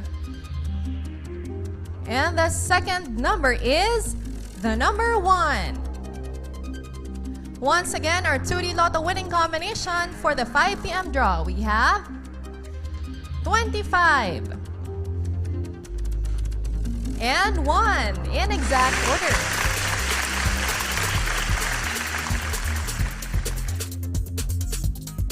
STL players, susunod na ang mga winning numbers sa ginanap na STL draws kaninang 3 p.m. sa aming pagbabalik. Araw-araw, libo-libo ang papremyo. Araw-araw, 3 times a day, maaring manalo. Ang dali-dali lang maglaro at sumali dito. Favorite 2 numbers from 1 to 31 ang pagpipilian para sa 2D Lotto. At 3 numero naman from 0 to 9 for the 3D Lotto. Exciting prizes ang naghihintay sa inyo. So what are you waiting for? Sugod na sa Lotto outlets at araw-araw, let's play Lotto!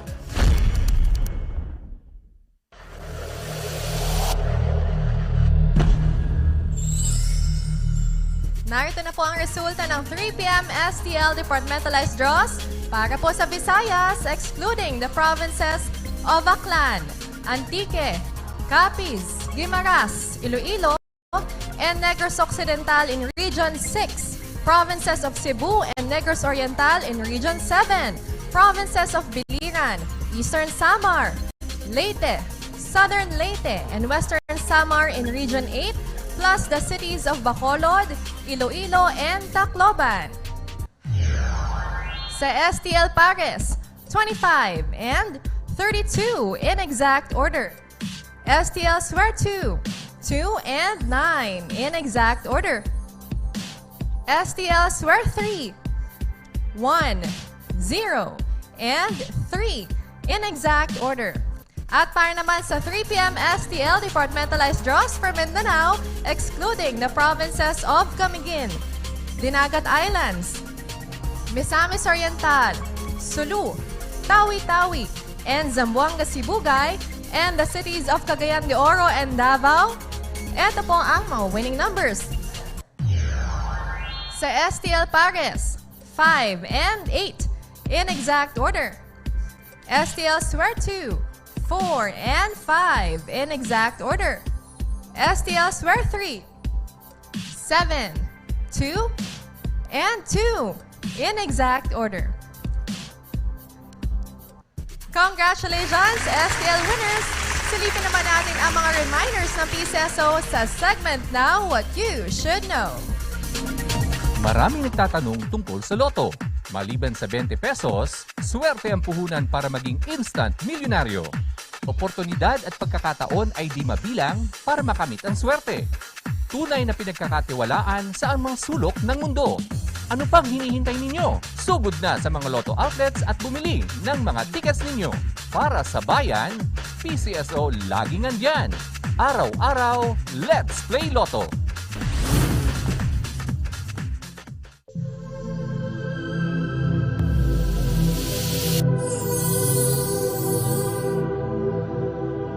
At paalala pa din po sa ating mga game players, ang Lucky Pick 3 at Sweatress Hearing Facebook pages ay hindi po konektado sa aming tanggapan. Gayon din, ang Pakiloto at Sure Lotto ay hindi din po produkto ng PCSO. Sa mga authorized Lotto outlets at authorized STL representatives lamang bumili ng inyong mga tickets para sure na legit ang game na sinasalihan ninyo.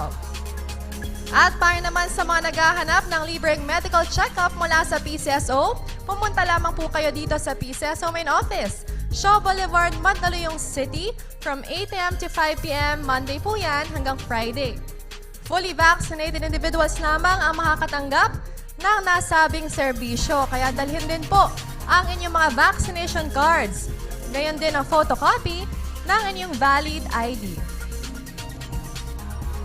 At sa mga nais magpakonsulta sa ating mga espesyalista, ito po ang schedule ng ating multi-specialty clinic. Libreng konsulta ba ang hanap ninyo? Meron tayo niyan dito sa PCSO.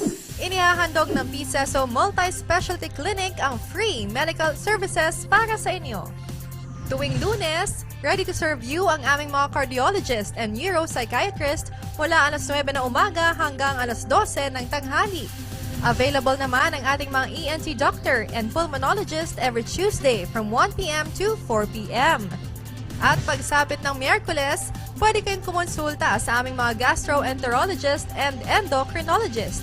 Sa mga may problema sa buto, handang maglingkod sa inyo ang aming orthopedic surgeon every Thursday from 1 p.m. to 4 p.m. At kung may problema sa inyong paningin, worry no more dahil ang ating ever-reliable ophthalmologist na ang bahala sa inyo. Tuwing araw yan ng Biyernes mula 2 p.m. hanggang 5 p.m. All these services are free, kaya bumisita na sa PCSO Multi-Specialty Clinic. Pero reminder lamang po, fully vaccinated individuals lamang ang makakapag-avail ng mga nasabing serbisyo. Kaya dalhin po ang inyong mga vaccination cards, pati na din ang inyong mga valid ID with photo. For your inquiries and appointments, tumawag lamang sa aming Medical Services Department sa telephone number 8846-8757.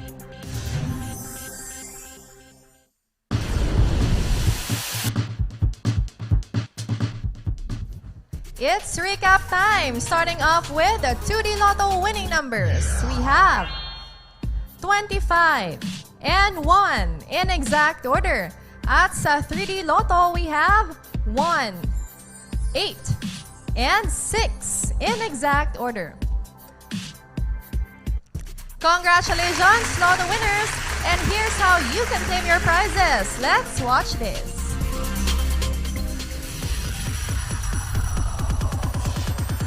Napakasaya ng manalo, napakadali pang mag-claim ng premyo sa mga Lotto games ng PCSO. Kung isa ka sa pinalad na maging Lotto winner, isulat ang iyong pangalan at pirmahan ang likod ng inyong winning ticket. Kung 20 pesos hanggang 10,000 pesos ang napanalunan, maaaring i-claim ang inyong premyo sa kahit saang authorized Lotto outlet near you. And for winners of more than 10,000 pesos up to 300,000 pesos, you can claim your prizes at the nearest PCSO branch in your area and present 2 valid IDs. Kung ikaw naman ang super swerteng jackpot winner, dalhin lamang ang inyong winning ticket at 2 valid IDs sa PCSO Main Office, Shaw Boulevard, Mandaluyong City. Tandaan lamang, may 1 taon kayo mula sa petsa ng inyong pagkapanalo para makapag-claim ng inyong premyo. To all the winners, congratulations po!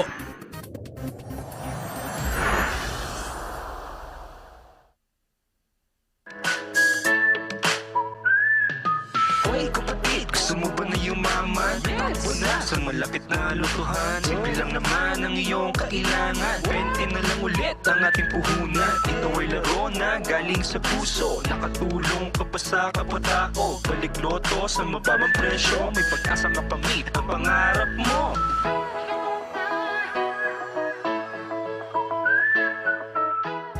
Join us again with tickets for the 9 p.m. edition of the PCSO Lottery Draw. Ang mga games po natin, we have 2D Lotto, 3D Lotto, 6D Lotto, Lotto 642 with an estimated jackpot prize of 9 million pesos. At sa ating Super Lotto 649, it's 88 million pesos. At bukas naman sa ating Mega Lotto 645, it's 55 million pesos.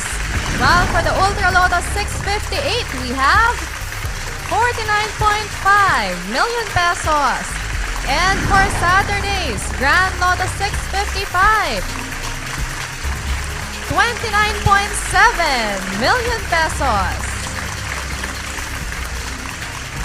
Don't forget to buy your tickets for your chance to become the next Lotto Millionaire. That's all for this afternoon. Para po sa PCSO, ako po si Queenie Balita Aranas. Palarong patas at serbisyong tapat, isulong natin para sa bagong Pilipinas.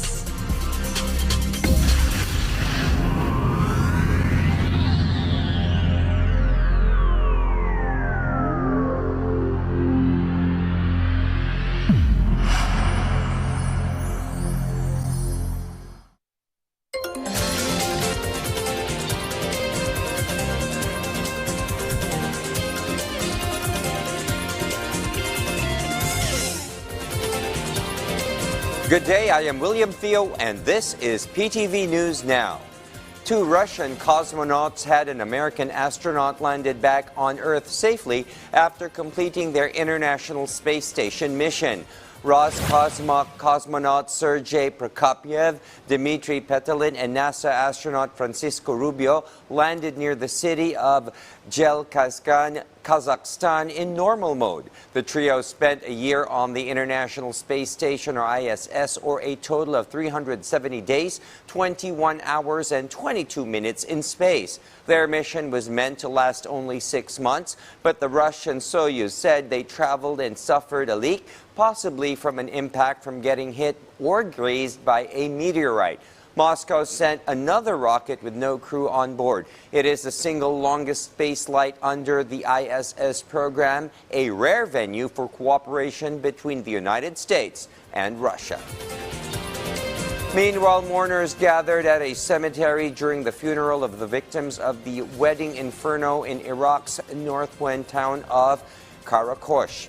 At least 100 people died, while over 150 people were injured after a fire ripped through the wedding hall. The blaze sparked a panic stampede for the exits. Iraqi Prime Minister Mohammed Shia al-Sudani ordered ministers of health and the interior to mobilize all rescue efforts to the victims. After the long conflict between Armenia and Azerbaijan, around 50,000 people have fled their homes in Nagorno-Karabakh into Armenia. VOA's Heather Murdoch reports from Armenia. We're here on the road from the Armenian capital, Yerevan, to the border with the region known as Nagorno-Karabakh, which has been fought over for decades between Azerbaijan and Armenia. Azerbaijan appears to have gained control of the entire Nagorno-Karabakh region, and now ethnic Armenians who lived in the enclave are fleeing in huge numbers. The road from the self-declared, yet largely unrecognized republic is open after many months of isolation and blockade. We spoke to families who said their trip out of the region was harrowing, taking 30 to 40 hours to travel about 100 kilometers. More devastating than the journey, they told us, was abandoning their homes, businesses, and the graves of their loved ones. But families told us many others are not evacuating despite recent violence because they are searching for people who are missing or dead. And as night falls, families continue to stream across the border at alarming rates, while humanitarian workers struggle to keep up with what is becoming a mass exodus. Heather Murdoch, VOA News, from Armenia near the border with Nagorno-Karabakh. This is William Theo. Stay informed, be aware, get ahead, be of use, get the news right here.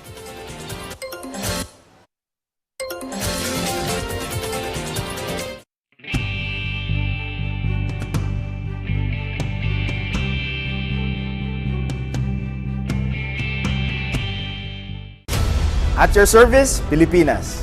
Director Glenn Panganiban po of the Bureau of Plant Industry. Samahan niyo po kami alas 12 ng tanghali, Lunes hanggang Biyernes para sa isang bagong Pilipinas. Ngayon, dito lang sa PTV.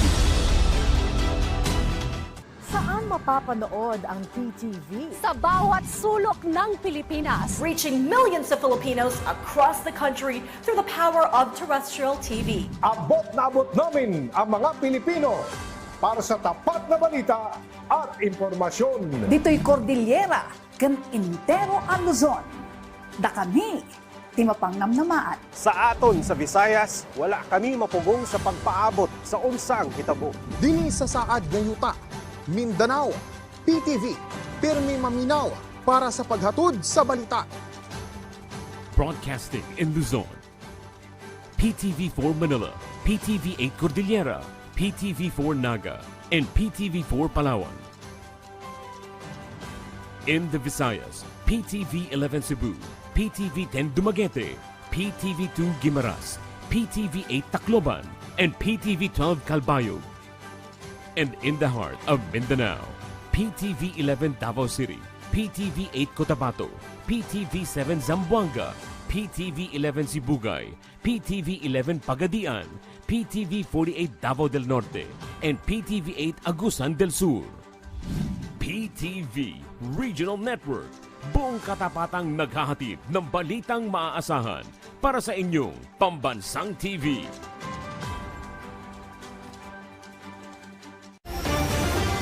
Mga balitang inaabangan, isyung pinag-uusapan, at ang pinakamaiinit na headline sa loob at sa labas ng bansa. Hatid na inyong mapagkakatiwalaang primetime news program sa bansa. Kasama sila Aljo Bendijo. Sa loob ng isang mall sa Tagum City, Dayan Kirer. Ng isang organisasyon ng pagbabasa ng libro. Maan Makapagal. Ika-13 ng Setyembre. At ang sportscaster na si Bill Velasco. Na ngayong taon ang kanilang medal drought sa Asian Games. Ulat Bayan. Lunes hanggang Biyernes, alas 6 ng gabi. Dito lang sa PTV.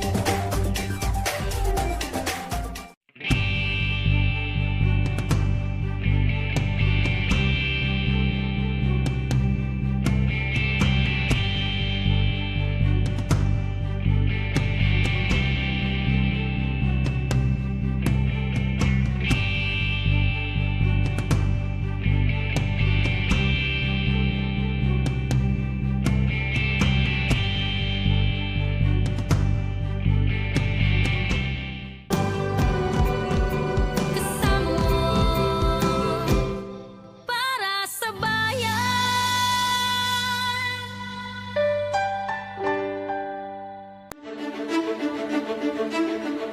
49 years na ang nakalipas nang maitayo ang San Juanico Bridge sa Leyte at Samar. Ito ay isa sa naging flagship project ng aking ama upang palawakin ang pag-unlad ng rehiyon. Kaya naman, extra special itong naganap na lighting ceremony dahil ngayon, ako naman ang Pangulo, muli nating bibigyan ng bagong buhay at sigla ang tulay ng San Juanico. 3, 2, 1. Siyang magdadala ng mas maraming turista, kabuhayan at kaunlaran sa mga probinsya ng Samar at Leyte. In the coming days, this bridge and its vibrant lights will welcome motorists, will welcome visitors, and will cross it as a welcome sight for those seeking relaxation or release. But for now, I share a childlike excitement with you as we have watched the bridge light up the night. Maliwanag na maliwanag ang gagampanang papel ng turismo sa ating tuloy-tuloy na pagbangon. Itong Spark San Juanico Project ay isa lamang sa marami pang proyektong ilulunsad para maengganyo ang ating mga kababayan na bisitahin ang iba't ibang lugar dito sa Pilipinas. Simula't simula pa lang ay tinukoy na natin ang industriya ng turismo bilang isa sa mga magiging susi natin para pasiglahin muli ang ekonomiya lalo na sa kanayunan. Alam nating lahat kung gaano kalawak ang mabibigyan mga negosyo at trabahong malilikha kapag naging matagumpay ang kampanya natin sa turismo. Kaya naman, hanggat maaari ay pinupuntahan natin, kung minsan kasama ko pa si Lisa at ang aking mga anak, ang mga promotional activities ng tourism. It is well recognized how this event provides a perfect opportunity to talk to one another, to network, and to expand our plans for the future. Isa sa importanteng bahaging gagampanan ng pamahalaan ay ang gawin mas accessible ang mga probinsyang maganda ang potensyal para sa turismo.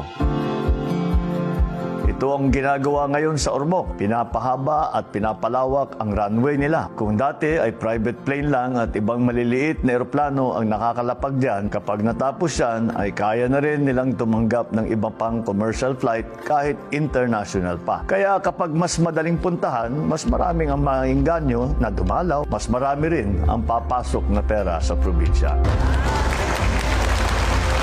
Malaking bahagi ng kinikita ng industriya ng turismo ay ang nagmumula sa domestic tourism.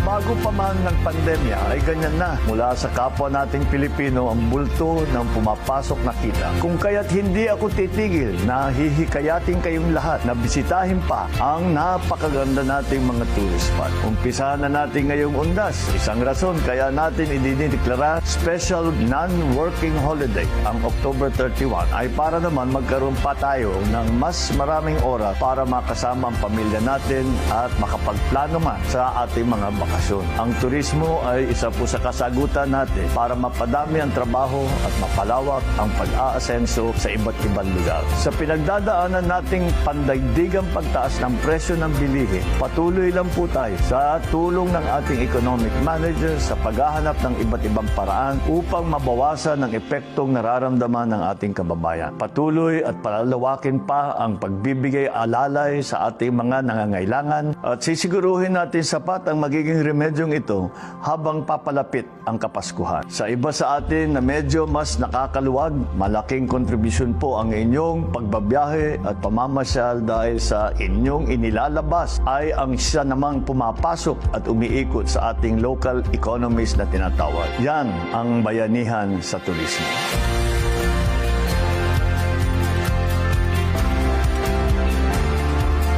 Pero higit pa sa pagbangong pinaasap, ang pangarap ko ay mapakilala muli ang Pilipinas sa buong mundo. Ang maipakita sa ibang bansa kung gaano kaganda ang Pilipinas, gaano kasarap ang ating mga pagkain, gaano kabait, kahusay at world class ang mga Pilipino. Yan ang Pilipinas na kilala ko at ipapakilala ko sa buong mundo. Lagi pong tandaan, sa bawat pagbiyahe at pamamasyal natin sa napakagandang Pilipinas, tuloy-tuloy ang ating pagpapakilala.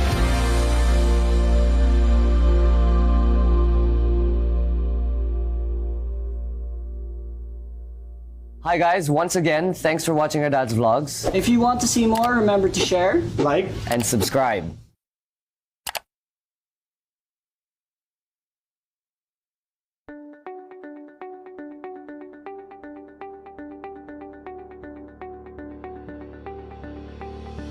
Limampung taon ng tapat na pagsiservisyo.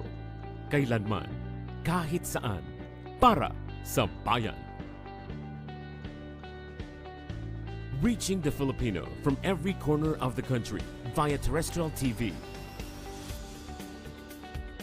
In Luzon, PTV 8 Cordillera, PTV 4 Manila, PTV 4 Palawan, and PTV 4 Naga.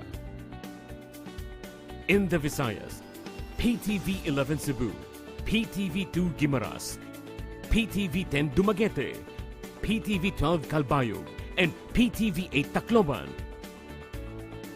And in Mindanao, PTV 11 Pagadian, PTV 11 Sibugay, PTV 11 Davao, PTV 8 Agusan del Sur, PTV 8 Cotabato, PTV 7 Zamboanga, and PTV 48 Davao del Norte.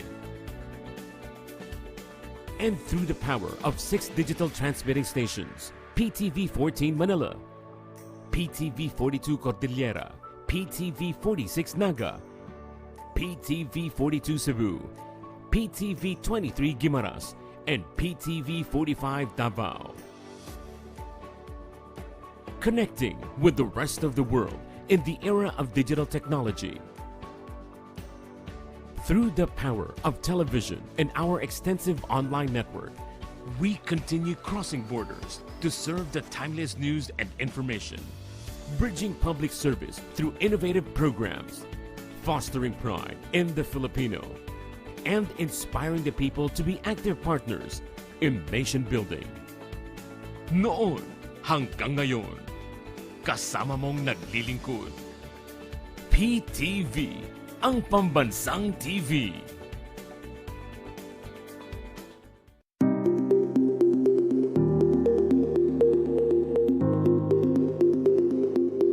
Sa pinakahuling datos ng Philippine Statistics Authority, nasa 95.7% na ang employment rate sa bansa.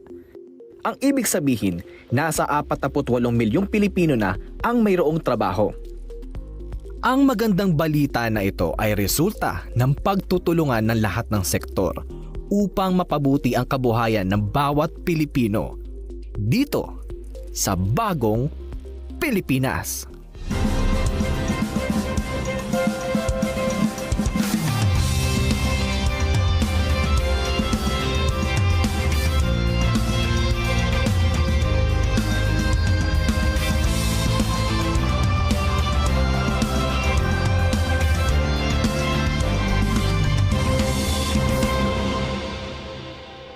Sa patuloy na pagkamit ng pamahalaan sa layunin nitong pagbutihin pa ang ekonomiya ng bansa, kaakibat nito ang pagbubukas ng mas maraming trabaho, mas lalo't higit ang pagpapalakas sa kakayahan ng mga manggagawang Pilipino.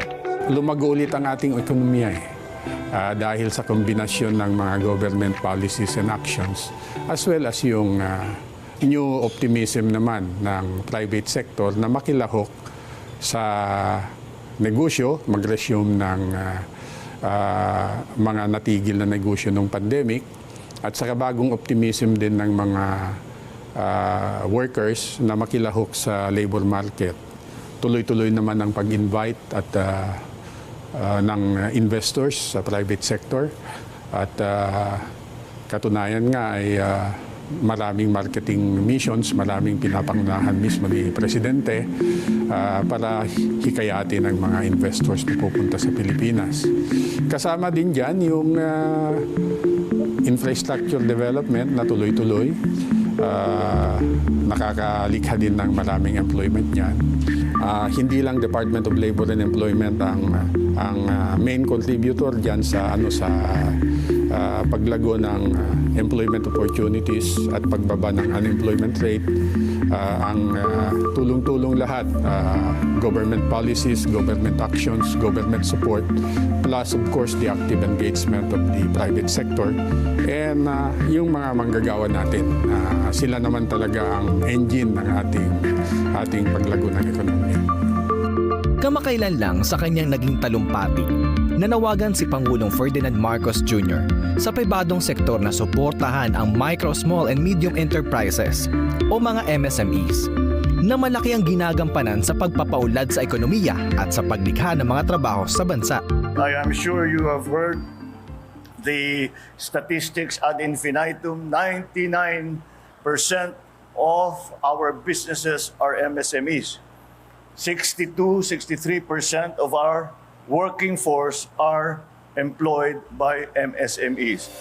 At dahil whole of nation approach ang ginagawa ng pamahalaan pagdating sa usaping trabaho, patuloy ang pakikipag-ugnayan nito sa pribadong sektor. Sa katunayan, binuo ng administrasyon ang Private Sector Advisory Council kung saan kabilang ang mga nangungunang business owner sa bansa, kasama ang iba't ibang ahensya ng pamahalaan upang hingi ng kanilang partisipasyon tungo sa pagpapaunlad ng bansa. Sa kanilang huling pagpupulong, inihayag ng Job Sector Group ang rekomendasyon nito para pabilisin ang paglikha ng mga trabaho at ito ay sa pamamagitan ng mga MSMEs. Mas madali ang magpausbong at magtayo ng maliliit na negosyo kaysa sa malalaking kumpanya. Tagadagad, nakakapagbigay ng trabaho sa mga tao ang mga ito. Alam niyo, sa ilalim ng administrasyon ni Pangulong Marcos Jr., ang DTI ay nakatutok sa pagpaunlad ng maliliit na negosyo. Tutulungan natin sila sa tatlong pamamaraan. Magkaroon ng puhunan, magkaroon ng teknolohiya para sa produksyon, at magkaroon ng maabot na merkado.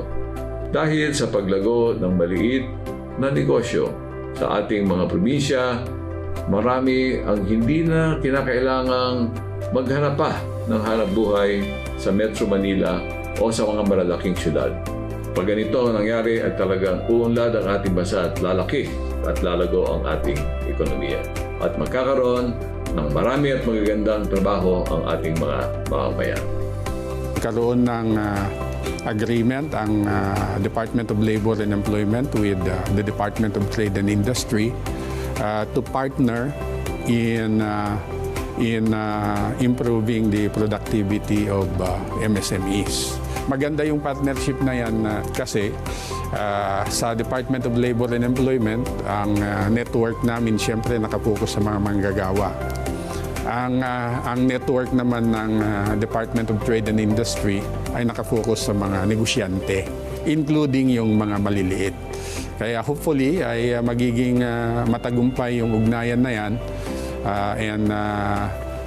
para naman makakatulong na continuously to uplift the productivity of the MSMEs and to help them expand. Bukod pa rito, isa rin sa mga tinututukan ng Department of Labor and Employment ang kagalingan ng mga Pilipinong manggagawa sa labas ng bansa. Nakikita sa mga Pinoy, mga kababayan natin, yung mga qualities na skills, good interpersonal relations, and very strong work ethic. We try to make sure na meron silang sapat na training sa technical and vocational training na kinakailangan ng industriya. We try to make sure na kung na-employ na sila ay na-enjoy nila yung kanilang karapatan, na meron tayong program area na human resource development at employment, ang kontribusyon ng Department of Labor and Employment diyan ay siguraduhin na yung ating mga manggagawa ay nagkakaroon ng sapat na skills para matugunan nila yung requirements ng enterprises. Isa sa mga industriyang malaki ang kinabibilangan ng mga Pilipino ang shipping industry. Ayon sa International Labor Organization, kabilang ang Pilipinas sa mga major suppliers ng seafarers sa buong mundo. Ang Magsaysay ay isa sa mga tanyag na Filipino shipping and logistics companies sa buong mundo na aktibong nakikipag-ugnayan sa pamahalaan para palawigin pa ang shipping industry ng bansa. Lalo't higit magbigay ng mas maraming oportunidad sa mga Pilipino. The Filipinos now comprise about 25% of the workforce on the world's fleet. And during the pandemic, you could see how important shipping is. It's such an essential service. And our seafarers had played such an important role, or else nobody would have food, nobody would have medicine. Everything that we use in our daily lives, 90% comes by ship. And so you can imagine that not only is shipping essential, but seafarers are essential workers in the whole global economy. The president has really been amazing in terms of really putting an effort to address the quality of our seafarers. The reason that it's so important to keep the quality of our people is because we have a potential to house ship management companies, legal offices related to maritime. Halos lahat ng barko, if not all, may Filipino seafarer on board. And yung demand for them ay in terms of deployment ay halos pumapantay na tayo sa pre-pandemic. Ang laking significance kasi nagpapakita ito ng tiwala nila sa Pilipinas. Well, yung Department of Migrant Workers, yan talaga yung tahanan ng ating OFW, pati ng ating seafarers. Kaya binabago namin yung rules sa deployment ng seafarers, pinapadali namin.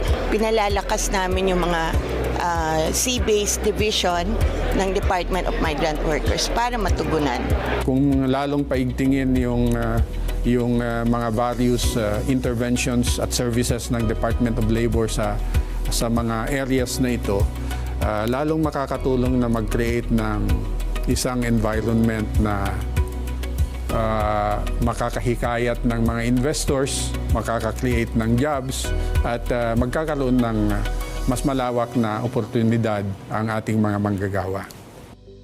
Sa kabila ng pagtaas ng employment rate sa bansa, hindi pa rin titigil ang pamahalaan at ang mga sektor sa pagpapalakas sa kakayahan ng mga manggagawang Pilipino at sa paglikha ng dekalidad at mas maraming oportunidad para sa kanila.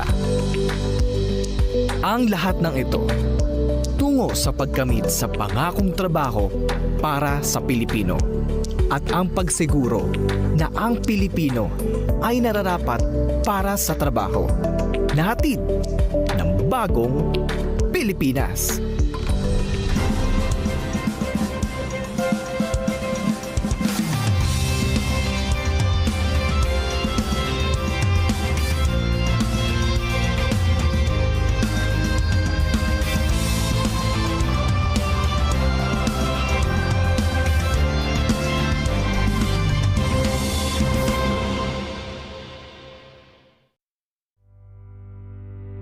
Serbisyong tapat, mahusay at mabilis, handog ng ating mga lingkod bayan. I-report ang mga sumusunod na paglabag sa maayos sa pagbibigay serbisyo sa mga tanggapan ng gobyerno.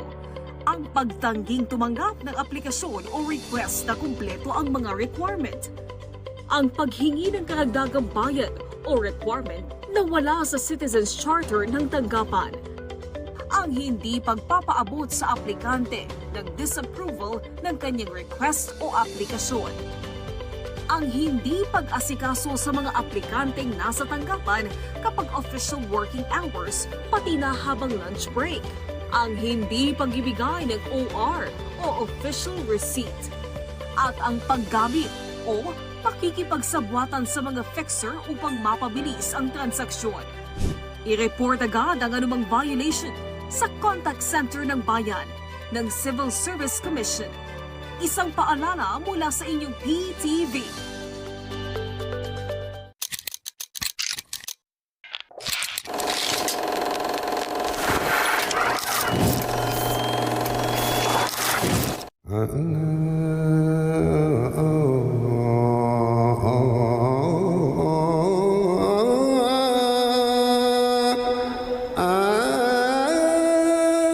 Sabi nila na yung bayok dying na talaga. Very limited lang ang maririnig na bayok. Hindi katulad ng mga ibang na pwede niyong marinig, pwede niyong makita. Itong bayok, kadalasan dito lang yan sa amin sa Maguindanao.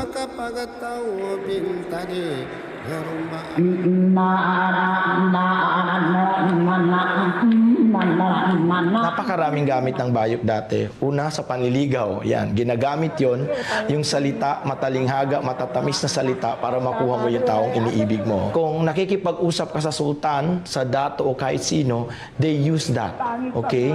Para magkaroon sila ng connection with each other. It's a means of conflict resolution. For example, may rido. When I talk about rido, it is the literal meaning of family feud or rido is ubusan ng lahi. And because of the bayok, they tend to settle them because of the powerful words stated by that pababayok. Another thing is it gives moral lesson to everyone.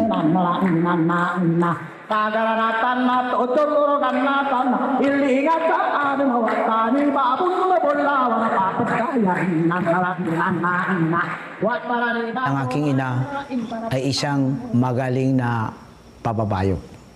Bata pa ako, habang hinihili ako sa duyan, so yan na ang kinakanta niya sa akin, bayok at darangan. Kaya sa paglaki ko, yun ang kinalakihan ko, yung bayok at darang na yun, ay natuto na rin ako. 10 taong gulang pa lamang ako nang matuto ako magbayok. Sa ngayon, mahirapan talaga ang mga kabataan. Dahil nga sa mga social media, ang nakakahinganyo sa mga bata yung cellphone. Pupost nila yun. Mahirap sila makaintindi sa ngayon, mahirap. Ang sa akin lang talaga, kung ang isang tao o isang kabataan ay interesado, matuto talaga siya. Pag hindi siya interesado sa ginagawa niya, hindi talaga siya matuto. Tulad ng pag-aaral. Hindi ka rin makapagtapos ng pag-aaral kung hindi ka magsakripisyo. Ang goal ko, ituro ko sa mga kabataan at ito ay magagamit nila na maisali na naman nila sa mga generation to generation. At hindi maglalaho ang tradisyon na bayok.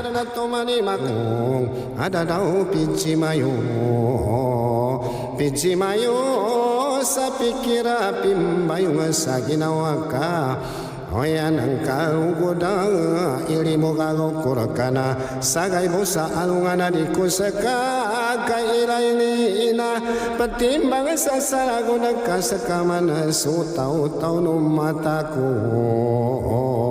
sakaman na suungano puso akan, o di ko kabantang amilay adili. Our speakers, our experts, cultural masters, who will be officially introduced later on. Alam mo na, this is the first time na makakita kayo na nagturo ng bayan. Even sa mga social media at saan man, mga occasion ay hindi kayo nakakita. Bakit? Una, wala nang masyadong marunong magbayok. Saan ba galing ang bayok? At bakit may bayok? At bakit kailangan buhayin na mahirap itong pag-aralan? Sa kisi Sander B. pagkakalaban sa Tamuntaka datuudin Sinso at Maguindanao del Norte. Nagkasapulong gunam lagun.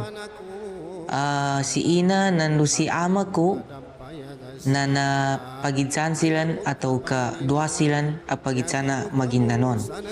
Yani mana na pure ayaku tribu na Maguindanon.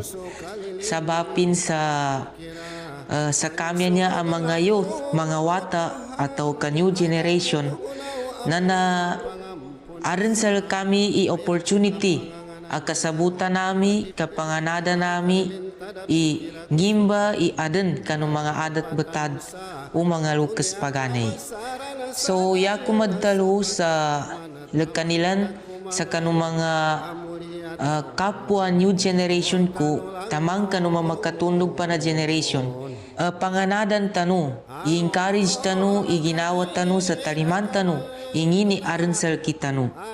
Isabi niya ba, identity tanu as ibang samoro na nabayok ba niya ba nanduwa pya di ka nabumbayok uged na langon na adat betad. So mga struggles ko sa as a youth sa kanu kapadsabot kapadtuntay kapandalidip ko kanu mga adat betad mga lukas paganay particularly bayok ikaysa na sabapin sa udi ka natapan mangay santeni mataw mbayok na di ta kasabutan.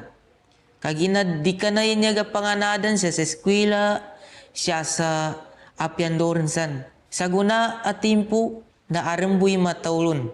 Arambuy matawlon dumagaganin mamando. Na pagkadsukura ko sa kanu Allah Ta'ala nandu sulangon din o silan banyaba nangaden sa kanong mga manyaba pagkaragyan atagin na nasabutan nami natawan nami dumikataw kami sa kanupidtalo abayok nandusupad pa na adat betad o mga lukas paganay.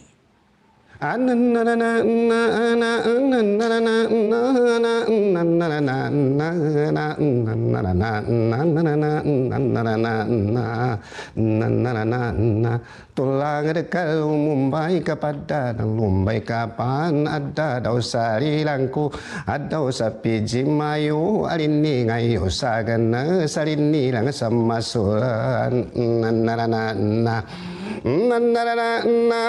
dawa mana gengka bali basan dulu dawa makina gengka tutu sa pageletan daga bangang sipa yan neng kagayan demasaki ya garingan kan nandaramana utaka pantabay arina bosku sapindi patelina kanggaringan nandarana duka dan pegasaga bagu tahu pinagagi matku deni kembang kabagari sadibalo baku maras dibayaku muyakas ada dau sapimbayong. Assalamualaikum warahmatullahi ta'ala wabarakatuh. Sa gunahan to agay nanyakor manan sa kanu bagingay ko sa bayok atim mga sambag ko kanuguro no pusaka sa Maguindanao mana si Nasir Adam. Assalamualaikum ana mayad na so amana bunapid karo akna kaina magabi asa tigak na ila nata ilong bati kasubag ko galawan ka amay kamau amay kamau magkanu galawan na bulong-bulong ang kabo nakamayadan sa kajianin tumani makapagoda sa benarnya orang nikmat kesempatan dan kebebasan untuk melakukan apa saja malah kita disembarangkan. Pagi itu kita dimulakan hari seperti biasanya melangkah keluar menyaksikan sang surya terbit menyinari semesta. Dengan harapan semuanya akan baik-baik saja. Rupanya hari yang disekakan cerah itu bakal berubah menjadi gelap sekelip mata.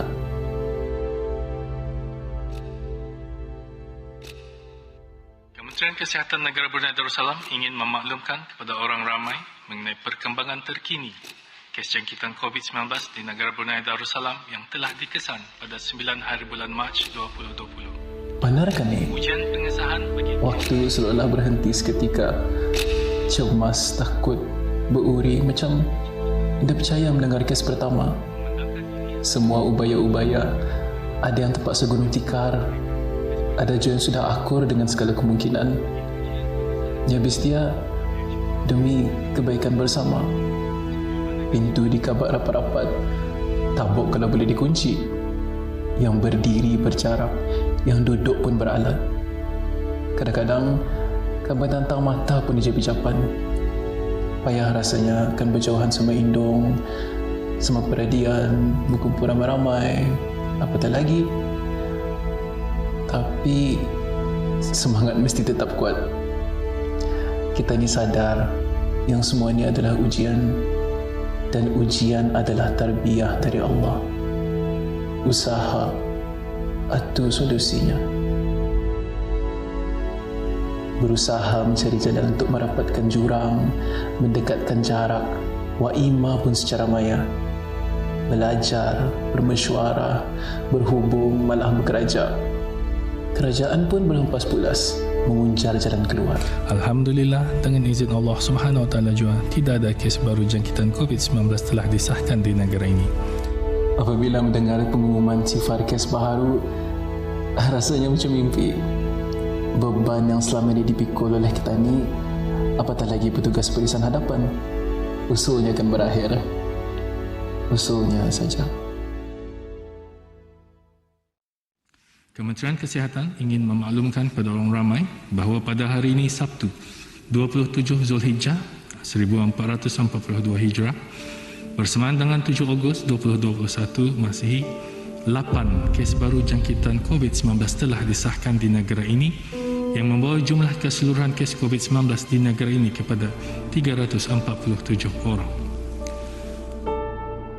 Berat sungguh ujianmu ni, ya Allah. Menjadi saksi mereka diberhentikan kerja, berdiri menjadi penonton mereka yang hilang sumber pendapatan, hilang mata pencarian.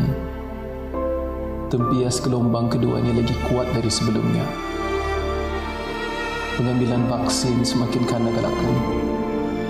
Hikmahnya, ramai belia yang memilih untuk menjadi sukarelawan. Tapi situasi tetap rumit.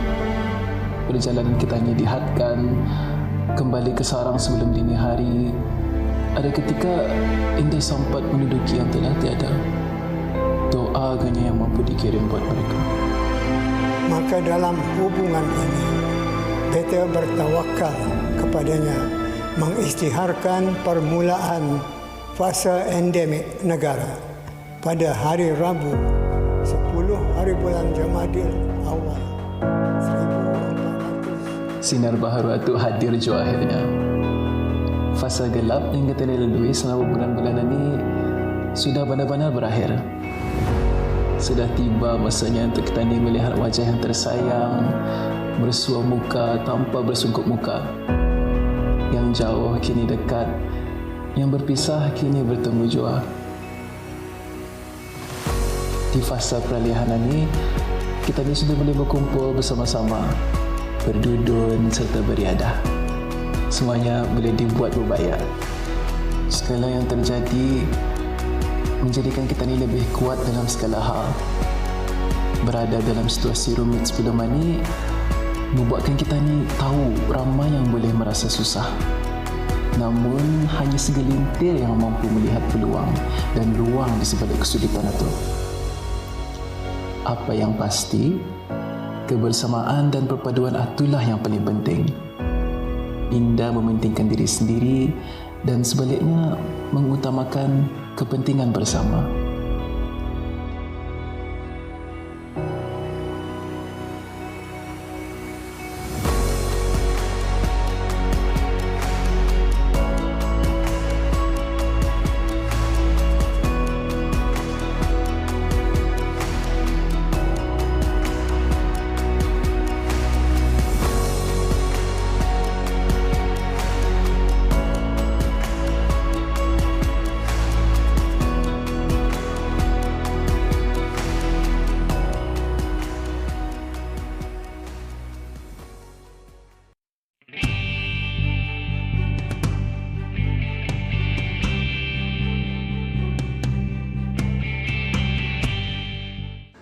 mapapanood ang PTV sa bawat sulok ng Pilipinas, reaching millions of Filipinos across the country through the power of terrestrial TV. Abot na abot namin ang mga Pilipino para sa tapat na balita at impormasyon. Dito'y Cordillera, kan intero ang Luzon. Da kami, di mapangnamnamaan. Sa aton sa Visayas, wala kami mapugong sa pagpaabot sa unsang hitabo. Dini sa saad nga yuta, Mindanao, PTV, pirmi maminaw para sa paghatod sa balita. Broadcasting in Luzon, PTV4 Manila, PTV8 Cordillera, PTV4 Naga, and PTV4 Palawan. In the Visayas, PTV11 Cebu, PTV10 Dumaguete, PTV2 Guimaras, PTV8 Tacloban, and PTV12 Calbayog. And in the heart of Mindanao, PTV11 Davao City, PTV8 Cotabato, PTV7 Zamboanga, PTV11 Sibugay, PTV11 Pagadian, PTV48 Davao del Norte, and PTV8 Agusan del Sur. PTV Regional Network, buong katapatang naghahatid ng balitang maaasahan para sa inyong pambansang TV. Roadwatch, iwas disgrasya tips sa kalsada. Eyes on the road, kaibigan. Ayon sa Republic Act 10913 o Anti-Distracted Driving Act, mahigpit na ipinagbabawal ang paggamit ng cellphone o anumang gadget habang nagmamaneho. Ibig sabihin nito, bawal tumanggap ng tawag, mag-text, maglaro, mag-compute, magbasa, at mag-internet kapag hawak ang manibela. Siguruhin ang cellphone ay nakalagay sa safe zone ng sasakyan at hindi nakasasagabal sa line of sight mo habang nagmamaneho. Gumamit ng hands-free function. At kung gagamit ng Google Maps o Waze, iset muna ang destinasyon bago magbiyahe. Pwede lamang gumamit ng cellphone kung may emergency sa daan at kailangan tumawag sa kinauukulan. Hindi biro ang parusa sa mga lalabag sa batas, kaya sumunod sa lahat ng oras.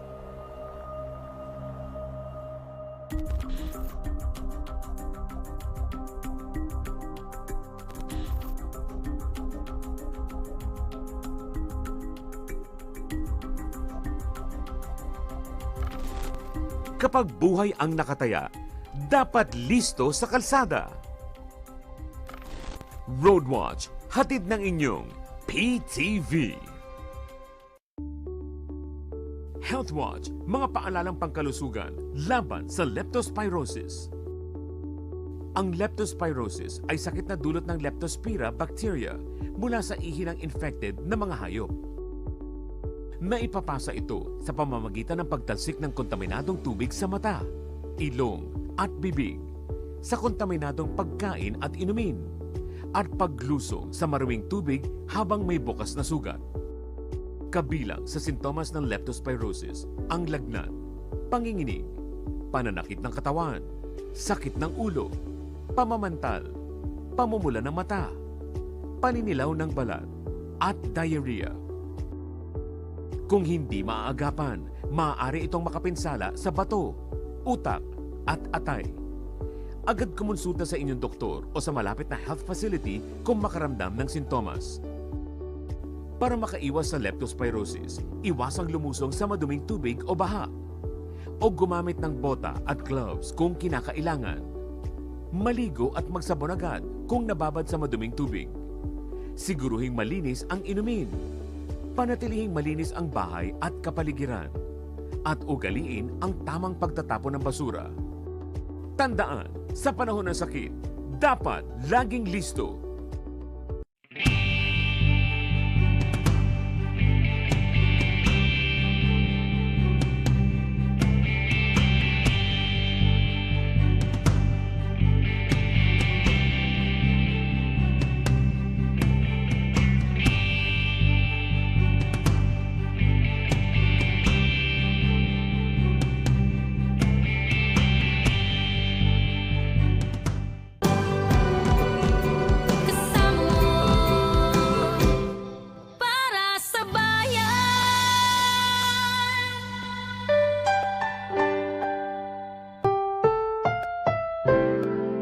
susunod na programa ay rated PG. Ito ay nangangailangan ng patnubay at gabay ng magulang para sa mga batang manonood. Mahigit 5 trilyong pisong panukalang pambansang pondo sa susunod na taon, aprobado na sa Kamara. Panukalang Magna Carta of Filipino Seafarers at iba pang priority bills lusot na sa Senado. Lider ng umano'y kulto sa Surigao del Norte humarap sa pagdinig ng Senado. Mag-inang Singaporean arestado sa tangkang pagpuslit ng mahigit 76 na milyong pisong halaga ng cocaine. DOH nilinaw na wala pang kaso ng Nipah virus sa Pilipinas. Gilas Pilipinas nasungkit ang ikalawang sunod na panalo kontra Thailand sa Asian Games. At Sandara Park, Kento, dito basta bindo, Nakigento Challenge na rin kasama ang SB19.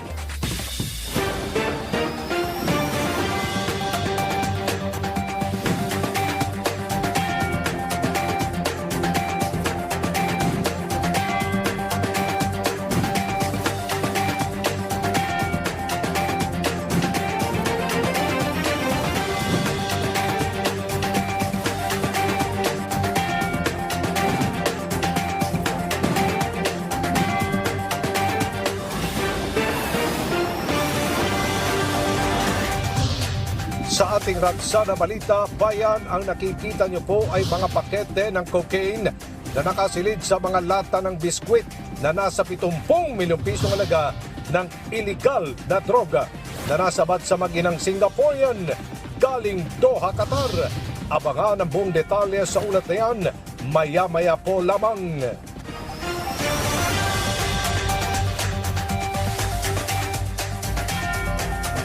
Magandang gabi, Pilipinas. Aprobado na ng Kamara ang mahigit 5 trilyong pisong panukalang pambansang pondo sa susunod na taon na naglalayong pabilisin ang pagbangon ng bansa. Yan ang ulat ni Ryan Lesigas. House Bill Number 8980, the 2024 General Appropriations Bill, is approved on third and final reading. Lusot na sa mababang kapulungan ng Kongreso ang panukalang budget sa susunod na taon na nagkakahalaga ng 5.768 trilyon pesos. Sa botong 296 affirmative, 3 negative at 0 abstentions, ipinasa na ang House Bill Number 8980 o ang 2024 General Appropriations Bill. Bubuo na ngayon ng Kamara ng isang maliit na komite. Nakakalap at magsasapinal ng individual amendments at itinagda ang deadline sa September 29. Sabi ni House Speaker Martin Romualdez, ang timely o tamang oras na pag-aproba ng panukalang budget ay hindi lamang pagtugon sa constitutional role ng Kamara, kundi pagpapamalas din ng dedikasyon na magsilbi ng may transparency at accountability sa mga Pilipino. We adjourn today's session with heartfelt appreciation and profound gratitude for successfully accomplishing our sworn duty to craft and enable noteworthy laws. During the first period of the second regular session, the pillars of a strong nation rest in our capable hands, and each of us deserves no less than an earnest acknowledgement for completing the task. Ipinaliwanag naman ni Gabriela Representative Arlene Brosas ang kanyang no vote. Giit niya, walang malinaw na diskusyon sa amendments at naging selective ang pagbibigay ng kasaganaan sa mga ahensya ng gobyerno na magre-resulta sa kickback lalo na sa infrastructure projects. So Mr. Speaker, ang mga programang ito ay mahalagang Mr. Speaker, bilang natatanging kinatawan ng sektor ng kababaihan dito sa Kongreso, hindi po katanggap-tanggap ang pagkakaroon ng budget para sa confidential funds habang kinaltasan naman ang mga programa natin para sa kababaihan at bata tulad ng Council for the Welfare of Children, Juvenile Justice and Welfare Council, National Authority of Child Care, Supplementary Feeding Program, comprehensive project for street children, street families, and IPs at marami pa pong iba. Bagamat bumoto ng yes, inilatag naman ni Albay Representative Edsel Lagman ang kanyang reservations sa 2024 GOB. Kabilang dito ang pag-relocate ng kontrobersyal na pondo sa mga sektor ng edukasyon, kalusugan at iba pang social services. I vote yes with the following reservations. 1. Remove the confidential and intelligence funds from agencies whose respective principal mandates have no affinity or nexus to these secret funds. 2. Reallocate the confidential and intelligence fund to education, health, and other social services. Layon ng proposed budget para sa susunod na taon na mas mabilisin pa ang pagbangon ng bansa mula sa dagok na dala ng pandemya, ang social services tulad ng health, education, culture and manpower development, maging ang social security, welfare and employment ang tatanggap ng malaking alokasyon na aabot sa 2.183 trillion o 37.9%. Ang sektor ng edukasyon ang isa sa may pinakamalaking alokasyon na aabot sa 924.7 billion pesos. Kabilang sa kanilang popondohan ay ang Universal Access to Quality Tertiary Education Program, textbook at feeding program. Tiwala ko na hindi lamang makatulong sa ipinasa nating budget para sa mapabuti at sa kalagayan ng mga Pilipino, susilin ito para magtuloy-tuloy ang ating pagbangon tungo sa mas magandang kinabukasan. Ryan Lisiges, para sa Bayan. Nakatakdang bumisita sa Pilipinas ang ilang French ministers upang mas palakasin pa ang ugnayan ng dalawang bansa. Itong tinalakay ni Pangulong Ferdinand R. Marcos Jr. at French President Emmanuel Macron sa telepono. Napag-usapan ng dalawang leader ang security issues kaugnay sa West Philippine Sea, kung saan ipinunto ni Pangulong Marcos na tuloy ang hakbang ng bansa upang mapanatili ang kapayapaan at katatagan sa teritoryo. Kasunod dito, nagpasalamat ang Pangulo kay Macron sa suportang ipinakita ng France sa pagsunod sa international law, partikular sa UN Convention on the Law of the Sea o UNCLOS, pati na rin sa pagpapadala ng France ng mga patrol vessel upang magsagawa ng patrolya. Magugunitang nagpahayag ng pagkabahala ang French Embassy sa gulo sa teritoryo at binigyang diin ang pagsunod sa international law. Gayon din ang pagresolba sa territorial dispute sa pamamagitan ng maayos na dialogo. Magandang balita naman para sa mga manggagawa sa Cagayan Valley, Central Luzon at Sorsogon. Aprobado na kasi ang umento sa sahod ng mga minimum wage earners sa mga rehiyon. Yan ang ulat ni Luisa Erispe. Maagang pamasko para sa mga minimum wage earners sa Cagayan Valley, Central Luzon at Sorsogon ang hatid ng Department of Labor and Employment. Inanunsyo kasi ng National Wages and Productivity Board na may umento sa sahod ng mga minimum wage earners at mga kasambahay sa mga naturang rehiyon. Ito ay kusang taas sahod ng Regional Board kahit walang nakahaing petisyon. Ang tawag doon sa kanilang ginawa, moto proprio, walang petition doon, no? Yung may mga petition, halos na aksyon na lahat. Pero yung ibang mga regional tripartite wages and productivity boards na wala pang lumalabas na wage order, tuloy-tuloy ang proseso dahil kinakailangan magkaroon ng tinatawag na public hearings. Sa Cagayan Valley, 30 pesos kada araw ang itataas sa sahod ng mga minimum wage earners. Hahatiin naman sa dalawang bugso ang pagpapatupad dito at sa April 1, 2024 mararamdaman ang buong aumento. Mula sa dating 420 pesos, 450 pesos na ang arawang sahod ng non-agri workers. Samantalang 430 naman sa mga nasa agri sector. Sa mga kasambahay naman, tumaas ng 500 piso ang kada buwan na sahod. Kaya mula sa dating 5,000, 5,500 pesos na ang magiging sahod ng mga kasambahay sa Cagayan Valley. Sa Sorsogon naman, 35 pesos ang aumento na inaprubahan para sa arawang sahod ng minimum wage earners. Hahatiin sa dalawang beses ang pagpapatupad nito tulad sa Cagayan Valley. Pero kapag naibigay na ang buong aumento sa January 1, 2024, magiging 403 pesos na ang arawang sahod ng non-agri workers at 381 naman sa agri, retail at service sector. Binigyan din ng 500 pisong dagdag sahod ang mga kasambahay sa rehiyon, kaya magiging 5,000 na ang sahod ng mga kasambahay kada buwan sa mga lungsod at first class na munisipalidad sa rehiyon at 4,500 naman ang iba pang bayan. Samantala sa Central Luzon naman ang may pinakamataas sa tatlo na naaprobahang aumento. 40 pesos ang itinaas ng arawang sahod ng minimum wage earners. Sa mga probinsya ng Bataan, Bulacan, Nueva Ecija, Pampanga, Zambales at Tarlac, 493 hanggang 500 pesos na ang magiging sahod ng mga nasa non-agri sector. 454 hanggang 470 naman sa nasa agri sector at 475 hanggang 489 pesos ang nasa retail o service. Naiiba naman ang probinsya ng Aurora na 449 ang magiging sweldo ng non-agri minimum wage earners at 422 hanggang 434 pesos sa agri sector at 384 pesos sa retail service. Lahat ng mga aumento sa tatlong rehiyon ay nakatakdang ipatupad 15 araw mula nang isinapubliko ito o sa October 16, 2023. Paalala lang ng DOLE sa mga employer, wag lang ang minimum wage earners ang itaas ang sahod dahil base sa batas, dapat maitaas din ang sahod ng mga kumikita ng nasa above minimum kung saklaw ito ng wage distortion. Dapat ayusin din yung gap o yung pagitan. Maaaring malampasan pa ng isang minimum wage earner yung isa na mas matagal na sa kumpanya o kaya ay mas mataas ang antas ng kanyang trabaho. So kasama yon doon sa provision ng batas na dapat aasikasuhin din ng employer at ang mga manggagawa kung sakaling hindi magkasundo, mamamagitan na naman dyan ang Department of Labor and Employment. Sa tala ng DOLE, higit 682,000 ang kabuoang bilang ng wage earners na magbebenepisyo sa aumento. Nasa 75,000 naman sa mga kasambahay at 1.5 million na full-time wage earners.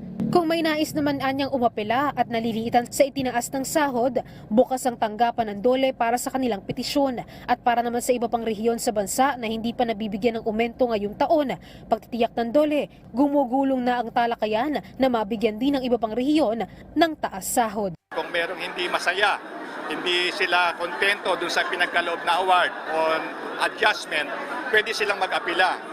At ang magre-resolve ng kanilang apila, yung komisyon na kung saan ako ang chairman. So, ang kinikilala natin yung kanilang independence. Merong batas na sinasabi ano ang mga dapat na i-consider. No? Kasama dyan yung pangangailangan ng manggagawa. Kasama din yung kapasidad ng mga employers. At bukod dyan, tinitignan natin ang posibleng maging epekto sa ating inflation rate. Luisa Erispe, para sa Bayan. Pinag-aaralan na ng LTFRB ang pagpapatupad ng taas pasahe sa jeep sa buong bansa, kasunod ng petisyon ng ilang transport group. Samantala, tuloy-tuloy ang pagtanggap ng mga tsuper ng kanilang fuel subsidy. Yan ang ulat ni Karen Villanda. Mula sa 800 pesos sa kita noong hindi pa nagtataas ang presyo ng diesel, 400 na lang ngayon ang naiuuwi ni Solomon sa kanyang pamilya mula sa kanyang pamamasada sa jeep. Kung madadagdagan lang daw sana kahit piso ang pasahe, maibabalik sa dati ang kanilang kinikita. Dahil 200 pesos din ang idadagdag dito kada araw. Kailangan ma'am sa'yo mataas yung diesel eh. Pero kung tutusin kahit hindi sana kung bababa lang na ng diesel. Masyado na kasing mataas eh. Kaninang umaga, dininig na ang petisyong taas pasahe mula sa iba't ibang transport group. Ito ay ang 2 pisong taas pasahe na hiling ng FEDUDAP, Stop and Go Transport Coalition, LTAP at Piston para sa minimum na pasahe sa jeep sa buong Pilipinas. Pero bukod pa ito sa 5 pisong dagdag sa unang 4 na kilometro at karagdagang piso sa susunod na kilometro na petisyon naman ng Pasang Mazda, Alto Dapat Acto para sa mga jeep sa National Capital Region. May pangalawa rin silang petisyon na pisong provisional increase para sa mga traditional na jeepney sa NCR. Pero ayon sa LTFRB, hindi sabay-sabay maaprobahan ng mga petisyon. Gayunman, posibleng madesisyon na ito sa susunod na linggo. Kung ano man po yung magiging desisyon namin na pagkasunduan ng board, that it will be effective sa lahat po ng transport groups. Whether humingi ka ng provisional remedy ng piso, 2 piso na increase, whatever is in decision, it will be for the entire nation po yan. So possible next month, mayroon na tayong fare increase? Possible po next week, meron na po. Hati naman ang reaksyon dito ng mga pasahero. Okay lang naman. Kung dire-diretso naman yung taas ng di ba ma'am? Ng crudo. Para sa akin hindi po.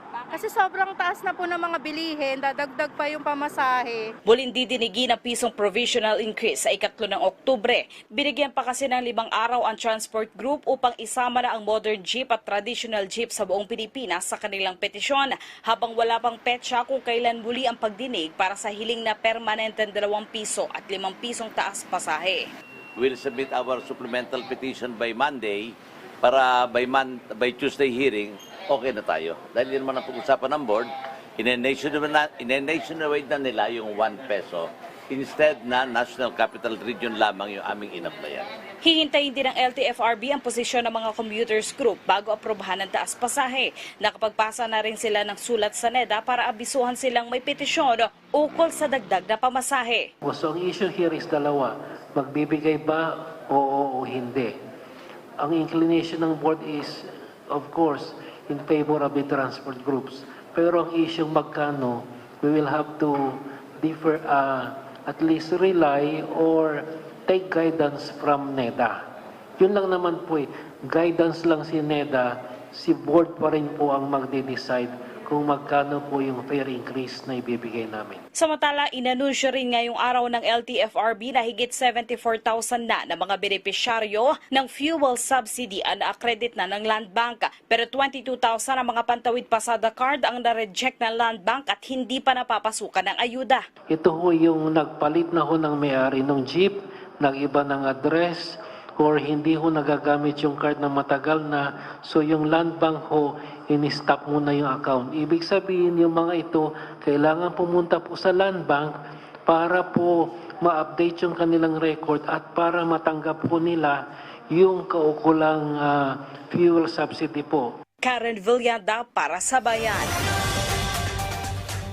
Dumaan muna sa matinding debate ang Magna Carta of Seafarers Bill bago ito lumusot sa 2 at huling pagbasa ng Senado. Hindi rin naiwasang magkainitan ang ilang senador. Yan ang ulat ni Daniel Manalastas.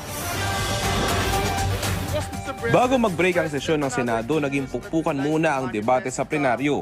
Isa na sa matinding panukalang pinagdebatihan ay ang panukalang Magna Carta of Seafarers, kung saan ilang ulit nagkasagutan si Senator Raffy Tulfo at Senator Pia Cayetano. I thought, Your Honor, my team already talked to your team and they already agreed on that matter. Your Honor, I will. It is the sponsor and I who will agree. No. Yeah, I understand, Your Honor, but for the sake of brevity or for the sake of na para mapaiksi tayo and pero kailangan ho nagkakaintindihan tayo yung dalawa. Yes, Your Honor. Magkakaintindihan tayong dalawa, Your Honor. Bakit natin pinag-aawayan yung domicile? Hindi natin pinag-aawayan. Liwanag ko lang po ang use of terms natin because they have significance, Your Honor. What's the significance? What is the significance, Your Honor? What's the significance of domicile and place of residence? I am just putting on record that there are legal differences. Huwag ko kayo magagalit. Kasi I'm not mad. May legal differences Your Honor. yun. Ayoko kung malito ang gobyerno at ang ating yung gobyerno po hindi malilito, I'm sure. Sir, there are legal differences. So if we do not clarify... Hindi naman natin pwedeng baguhin lahat dahil sa kagustuhan mo. Hindi pa natapos ang debate ng dalawa. Hiling sana ni Tulfo ay sabihin lang ni Senator Pia ang gusto niyang amyenda sa panukalang batas at sasagutin niya kung tatanggapin ito o hindi. Ang nangyari po kasi, pina-explain niya muna ako, na bumabalik tayo sa interpellation, and then after ma-explain ko, pwede niyang i-amend at pwede niyang hindi. Napapahaba lang po tayo. Bakit hindi na lang po niya, Mr. President, Your Honor, sabihin na lang kung anong gusto niyang amendment. Humahaba lang po tayo, Mr. President, Your Honor. Kung gusto niyo po, maglatag na po ng banig dito. Welcome to legislative work, Mr. President. Bagamat naging mainit ang naging debate ni Tulfo at Cayetano, nagkamayan din naman sa huli ang dalawang mambabatas. Kalaunan, pinagbotohan rin ng mga senador na ipasa ang panukalang batas sa 2 pagbasa. Certified as urgent na panukala, kaya pwedeng ratsadahin mula 2nd at diretsyo na sa 3rd reading. Kung may isa sa batas, maagang pamasko ito para sa mga seafarers kung saan layunin ng bill na mas mapaigi ang kapasidad nila at makapagsabayan sa international maritime standards. For all the seafarers, this is all for you. Of course, gift to sa inyo ng ating Pangulo dahil sinertify niya as urgent bill and it really happens. Kinikilala sila sa kanilang angking sipag dedikasyon at professionalism. Daniel Manalastas para sa Bayan. Pinangunahan ni Pangulong Ferdinand R. Marcos Jr. ang pagbibigay parangal sa mga itinanghal na outstanding Filipinos ng Metrobank Foundation. Ayon sa Presidente, mahalaga ang pagkilala sa mga lingkod bayan na nag-aambag ng pagbabago sa lipunan. Yan ang ulat ni Kenneth Pasyente. Mahusay ang mga Pilipino. Yan ang binigyang diin ni Pangulong Ferdinand R. Marcos Jr. kasabay ng kanyang paggawad ng Medallion of Excellence sa 10 awardee ng 2023 Metrobank Foundation Outstanding Filipinos. Nakatanggap ng pagkilala ang 4 na guro, 3 sundalo at 3 police officers na nagpakita ng mataas na antas ng kahusayan, integridad at paglilingkod sa bayan.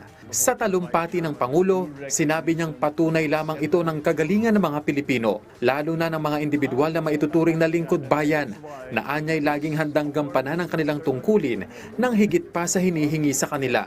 If you were not paid, if you were not supported by anyone, you would still do this. And that is why you have become outstanding. And that is why these awarding ceremonies are very important, that we recognize the men and women who have added to the value of our daily life in various ways. Dagdag pa ng punong ehekutibo, napakahalagang kilalanin ng mga lingkod bayan na nakakapag-ambag ng pagbabago sa lipunan sa sarili nilang kaparaanan. Lalo't minsan, tila nakakalimutan ng maraming Pilipino ang taglay na kahusayan na ayon sa Pangulo ay katangian ng mga Pilipino na hinahangaan ng ibang bansa. We remind our countrymen, this is what a Filipino is. We are not a damaged culture. I hate that term. We are a great people.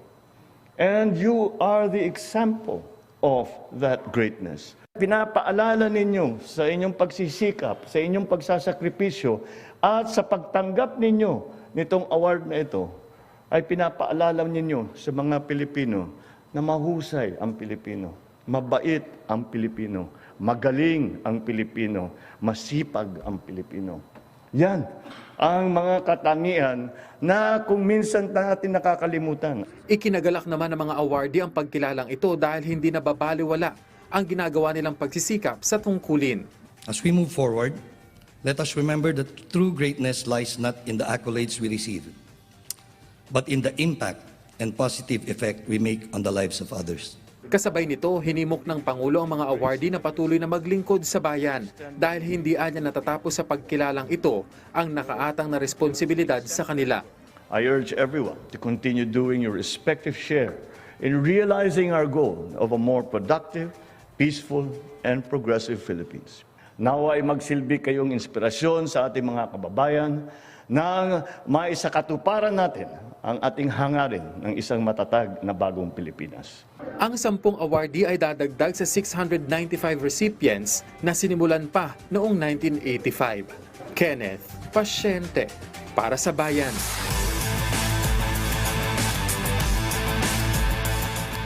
Ulat Sports naman tayo. Naibulsa ng Gilas Pilipinas ang ikalawang sunod na panalo sa 19th Hangzhou Asian Games. Nang kanilang pataubin ang Thailand ditong Huwebes 87-72 sa Zhejiang University J. Gingang Gymnasium.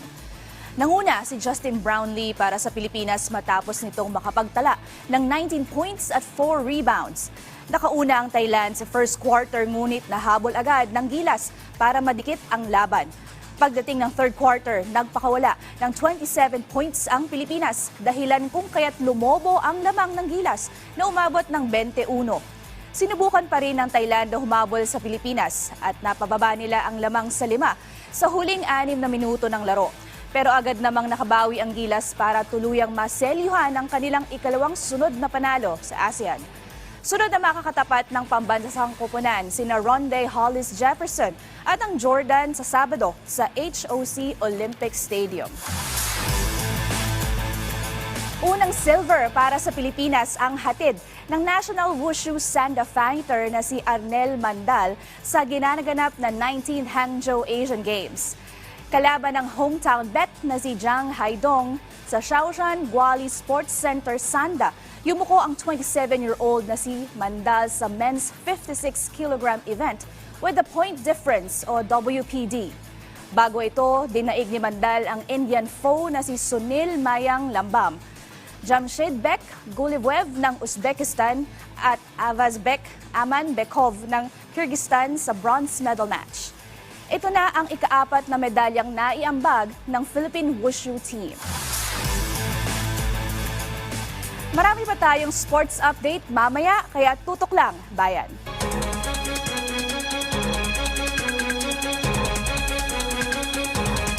Mahigit sa 3 bilyong pisong halaga ng shabu ang nakumpiska sa isang bodega sa Mexico, Pampanga. Ang mga iligal na droga sinubukan pang itago sa mga packaging ng chicharon at dog food upang hindi ma-detect ng K9 units. Yan ang ulat ni Luisa Erispe.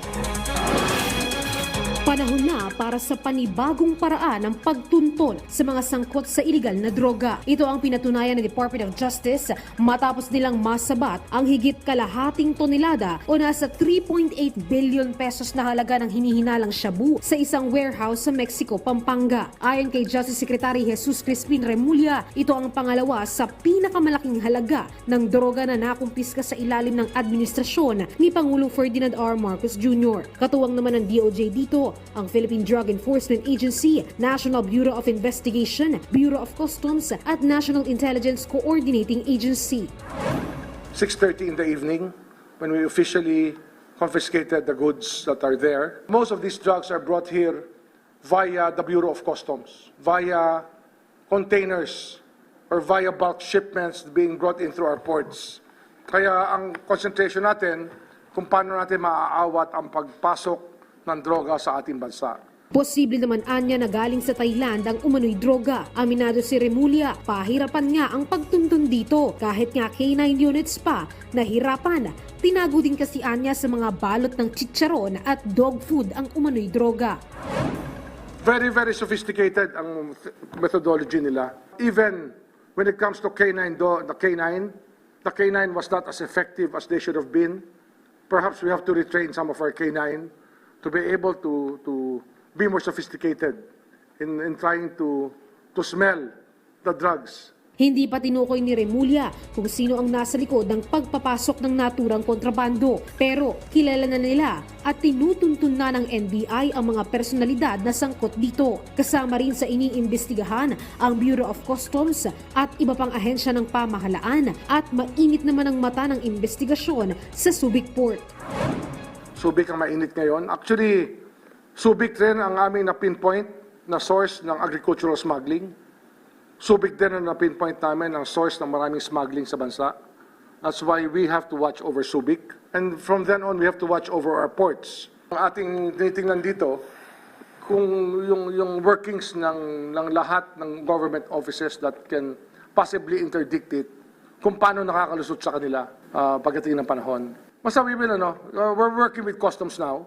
Tiniyak ni Remulla, isa lang ito at posibleng may mga susunod pa na operasyon ng iligal na droga. Ito na kasi ang direksyon ngayon ng pamahalaan, ang tugisin ang pinakaugat at pinagmumulan ng droga sa bansa.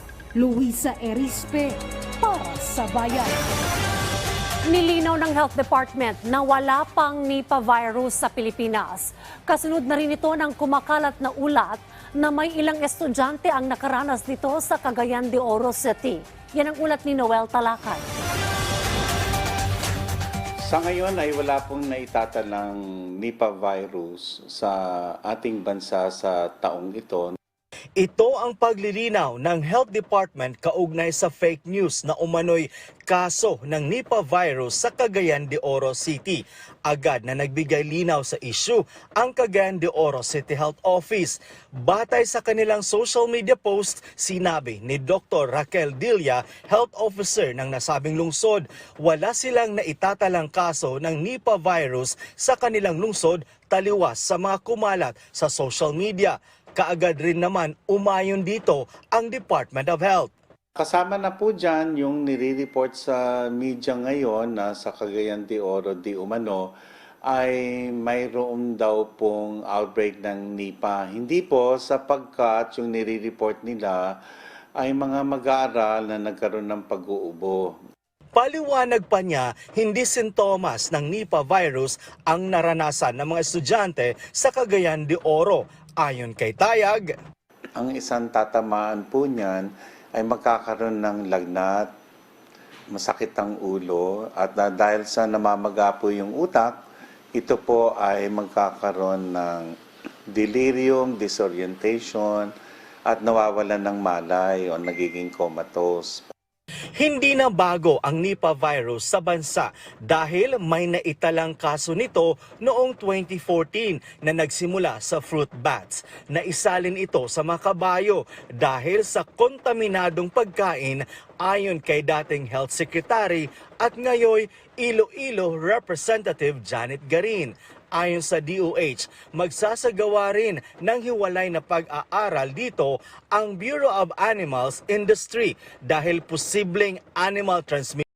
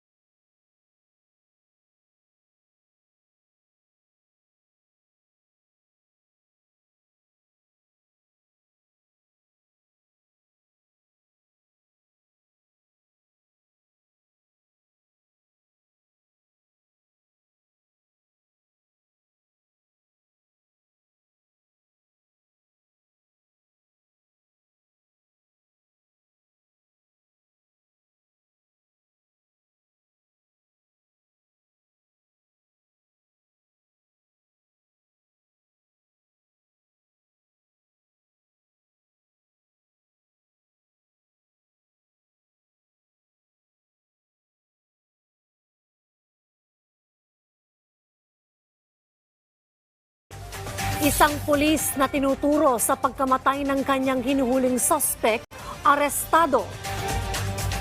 At leader ng umano'y kulto sa Surigao del Norte, mariing itinanggi ang ilang alegasyon laban sa kanya. Ang lahat ng yan sa pagbabalik ng Ulat Bayan.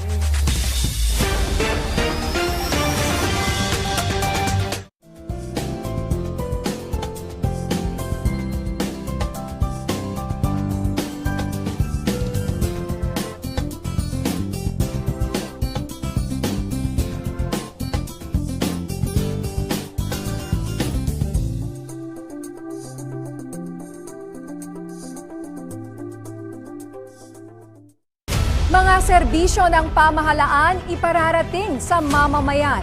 Diretsahan ang usapan mula mismo sa kinauukulan. Samahan niyo po kami sa pagbibigay linaw sa mga mahalagang isyong pambayan kasama ang mga iba't ibang ahensya ng pamahalaan. Dahil sa pagkakaisa at pagtutulungan, sama-sama tayong haharap sa isang bagong Pilipinas ngayon.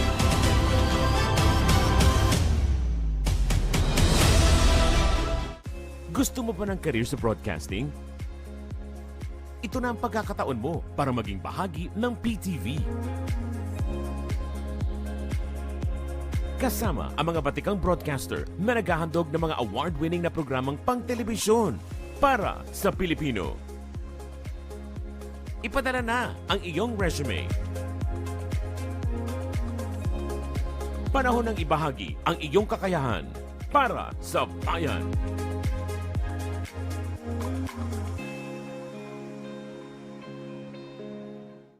PTV Consumer Watch, bantay presyo sa gasolina.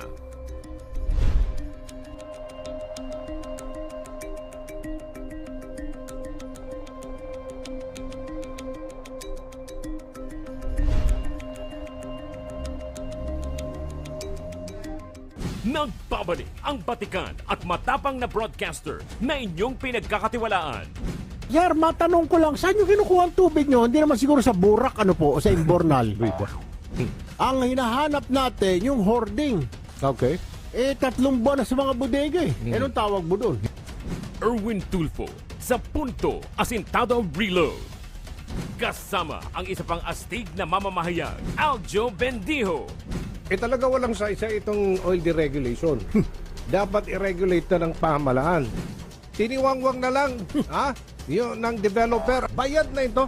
Mga iring, mga pusang iring. Punto asintado reload.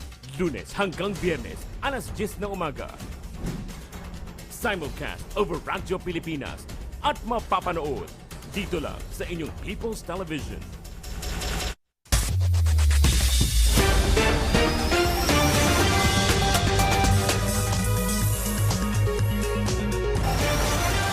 Binaha na naman ang ilang kalsada sa Metro Manila dahil sa sandaling pag-ulan. Sa kahabaan lang ng EDSA, pasado alas 4 nitong hapon, gutter deep ang tubig sa may kanto ng Reliance.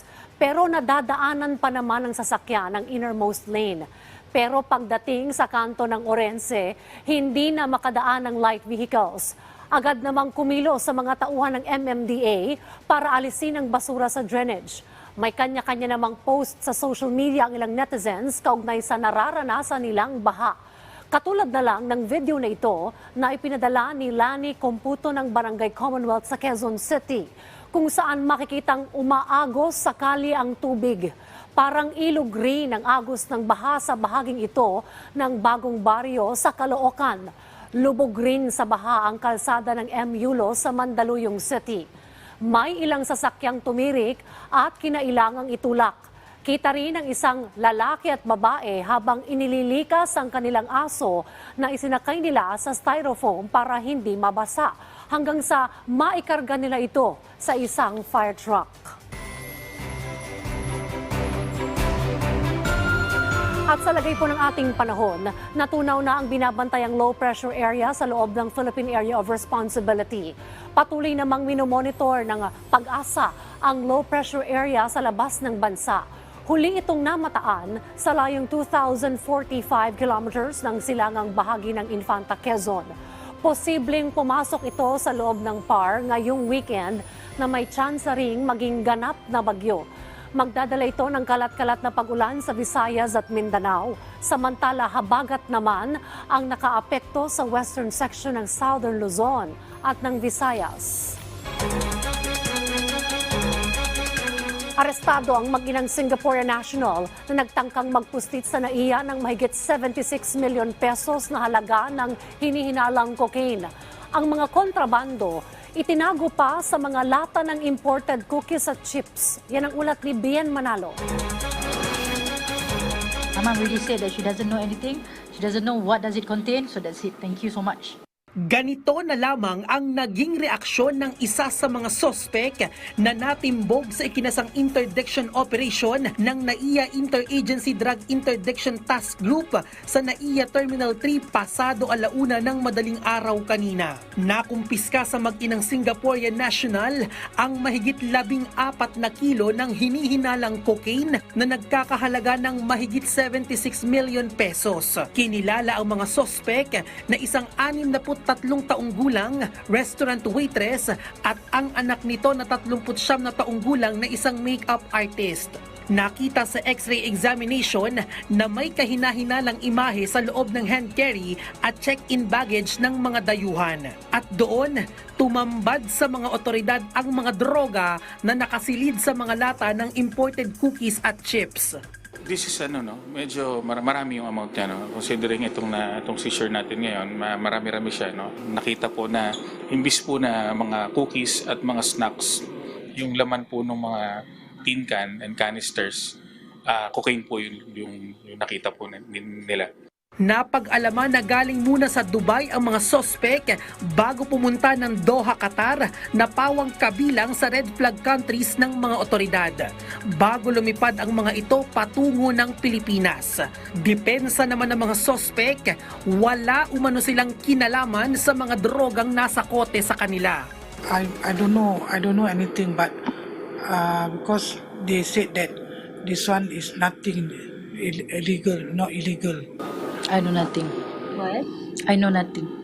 Nakikipag-ugnayan na ang mga otoridad sa iba pang ahensya ng pamahalaan para sa pagkakakilanlan ng mga sospek. We will coordinate with our foreign counterparts naman with regards dun sa personality po ng ating dalawang suspect. Nahaharap ang mga nadakip na sospek sa kasong paglabag sa Comprehensive Dangerous Drugs Act. Bien Manalo para sa bayan. Sa Caloocan City, hindi na umabot sa ospital ang isang lalaki matapos pagsasaksakin sa leeg ng hindi pa nakikilalang sospek. Ang kanyang pinagdaan ang hirap sa pool sa CCTV. Nagbabalik si Bien Manalo. Kakatapos lamang bumuhos ng ulan nang mahulikam ang isang lalaki sa bahaging ito ng EDSA Caloocan mag-aalas 10 kagabi. Nagmamadaling lumiko ang lalaki sa J. Mariano Street. Kapansin-pansin na hawak niya ang kanyang leeg. Hindi na nahagi pa sa CCTV ang sumunod na eksena dahil natatakpan ito ng net. Humandusay na pala ang lalaki sa bangketa. Kwento ng nakakita sa kanya, nagulat na lang siya nang sumulpot ang lalaki. Nakita ko po yung tao na alas 9 ng 9:45 po na nakandusay na po dyan sa sahig. Yung katawan niya po nandito sa medyo bangketa at yung ulo niya nandito siya sa may gutter po. Agad daw siyang humingi ng tulong pero binawian ng buhay ang lalaki. Ayon sa SOCO, napag-alaman na nagtamo ang biktima ng saksak sa leeg. Walang nakuhang pagkakakilanlan sa biktima. Sa pagtataya ng mga otoridad, nasa 40 hanggang 45 taong gulang ang lalaki. May tato sa kanang tagiliran na nakasaad ang katagang Sputnik. Tingin ng mga taga-barangay, hindi siya residente sa lugar. Galing doon yung tao, bumalik dito, may tama na. Yung tao, sir, hindi namin po kilala yun, hindi taga rito po. Hindi na muna nagbigay pa ng panayam ang Caloocan Police dahil kinukumpleto pa raw nila ang investigasyon. Inaalam na rin nila kung sino ang nasa likod ng pananaksak sa biktima. Bien Manalo para sa bayan. Sa Maynila naman, arestadong isang pulis na sinisisi sa pagkamatay ng kanyang huhulihing suspect sa dati niyang police operation. Nagbabalik muli si Bien Manalo. Ay na-arresto ka namin sa visa ng warrant of arrest. Ikaw ngayon ay arestado at nasa ilalim ng pagsisiyasat sa ngalan sa salang reckless imprudence resulting in homicide and physical injuries. Wala nang kawala pa ang lalaking ito na kinilalang si Police Captain Mark Manuel Co nang arestuhin ng mga operatiba ng PNP Integrity Monitoring and Enforcement Group noong September 20, 2023 habang naka-duty. Dahil sa umano'y reklamong kinasasangkutan nito noong 2012, si Co ay aktibong miyembro ng Manila Police District na naka-assign sa MPD Police Station 1 sa Tondo, Maynila. Sa tatanong natin, sir, we found out na ito ay nangyari noong 2012 pa po sa isang checkpoint na kung saan may hinabol sila tapos naakusahan sila na. Paliwanag ni Dizon, karapatan aniya ng pamilya ng biktima na magsampa ng kaso laban sa akusadong pulis. Umiwas po yung suspect sa kanyang pag-iwas na disgrasya siya na yun po ang naging sanhi ng kamatayan. Kaso lumabas siguro yung hatol na siya yung naging cause ng pagkamatay ng suspect. Sa ngayon ay nasa kustodiya na ng PNP IMEG si Co na posibleng maharap sa kasong administratibo. Bien Manalo para sa bayan. Bilang bahagi ng National Peace Consciousness Month, ginunita ngayong araw ang tinaguriang peacemakers o yung mga nagsulong ng kapayapaan sa bansa. Yan ang ulat ni Joshua Garcia. Idinaos ngayong araw sa iba't ibang lokasyon ang National Peace Consciousness Month sa pangunguna ng Office of the Presidential Advisor on Peace, Reconciliation and Unity. Pinangunahan ni Secretary Carlito Galvez Jr. ang wreath-laying ceremony sa libigan ng mga bayani sa lungsod ng Taguig, kung saan nag-alay ito ng bulaklak sa tatlong peace champions and advocates na sina dating Pangulong Ferdinand E. Marcos Sr., former President Fidel V. Ramos at former Comelec Commissioner Heidi Yorak. Ayon kay Secretary Galvez, nararapat at mahalaga lamang na gunitain ang mga sakripisyo ng mga nasabing lingkod bayan para makamit ang ganap na kapayapaan sa bansa. So yun ang commemoration natin na yun is really it will give us continuous inspiration sa PAPRO as peacemakers. Nakita natin yung kanilang life as peacemaker. It is very enduring. it is very inspiring and very yung resilient in a sense. Habang isinagawa din ng wreath laying sa Manila Memorial Park, Parañaque City bilang bahagi ng selebrasyon ng National Peace Consciousness Month. Dagdag pa ni Secretary Galvez, may 4 sila ngayon na tinututukan ng peace tables. Kabilang nga dito ang Bangsamoro, kasamang MILF at MNLF, Kapatiran CPLA, ABB Rejectionist Group at ibang local peace engagement kung saan patuloy na nakikitaan ng magandang resulta. Yung mga rebel returnees natin, yung ating mga friends rescued from the insurgency na nakita natin sa mga insurgency areas, nakikita natin na they are feeling some hope that the government will fulfill our promise to provide them good life in order to have a peaceful and productive life. Samantala, ang taunang pagdiriwang ay alinsunod sa Proclamation No. 675 na inilabas noong 2004 na naglalayong itanim ang higit na kamalayan at pag-unawa sa pagtataguyod ng kultura ng kapayapaan sa buong bansa. Joshua Garcia, para sa Bayan. Panalo agad ang Gilas Pilipinas women's team sa kanilang makasaysayang Asian Games debut ng kanilang tambakan ang Kazakhstan nitong Miyerkules ng gabi, 83-59 sa Shaoxing Olympic Sports Center Gymnasium. Nanguna para sa koponan si Janine Pontejos na nakapagtala ng 21 points na kanabibilangan ng 7 3-point shots. Isang 23-9 second quarter ang pinakawala ng Gilas para makadistansya sa Kazakhstan at tuluyan nilang inalagaan para maibulsa ang kanilang unang panalo. Sa Biyernes, sunod namang makakatapat ng women's team ang Hong Kong 1:30 ng hapon sa Shaoxing Olympic Sports Center Gymnasium. Handa nang sumabak muli si Filipino stalwart Carl Tamayo para sa Ryukyu Golden Kings sa paparating na B-League. Ano naman kaya ang dapat asahan sa former University of the Philippines forward sa paparating na season? Yan ang inalam ni Darren Oclares ng PTV Sports.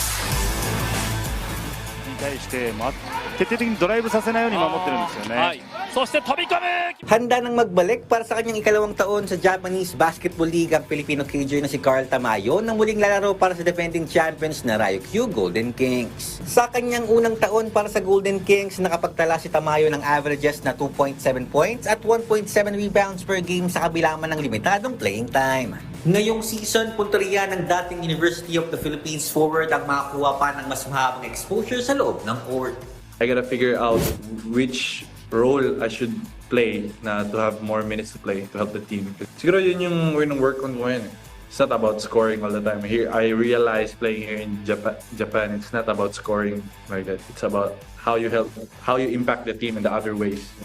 Bagamat iniinda pa ang natamo niyang knee injury, umaasa naman si Tamayo na mas mabuti pa ang kanyang kondisyon sa mga susunod pang buwan.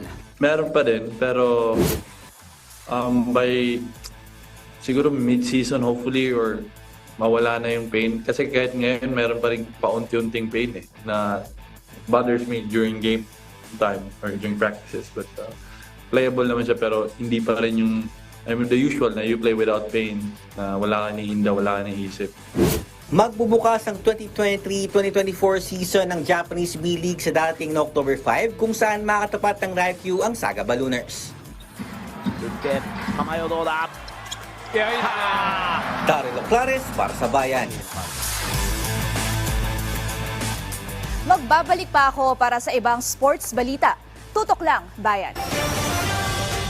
Naksihan ni Pangulong Ferdinand R. Marcos Jr. ang paglagda ng Commission on Higher Education at Health Department sa Memorandum of Understanding para matugunan ang kakulangan ng healthcare workers sa bansa.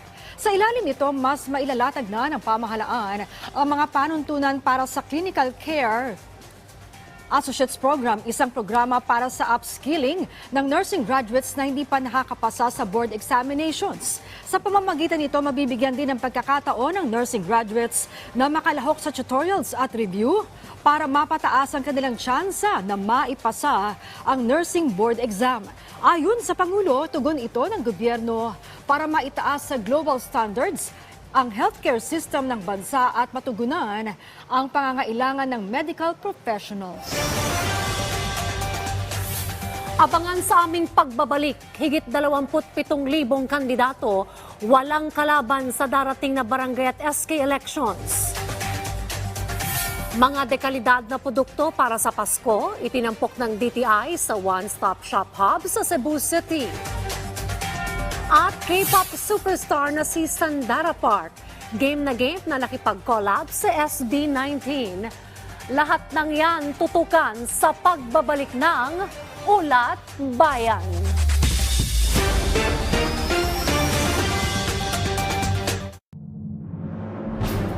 Sa mabilis na takbo ng panahon, mahalaga sa amin ang maihatid sa inyo ang pinakabago at makabuluhang impormasyon.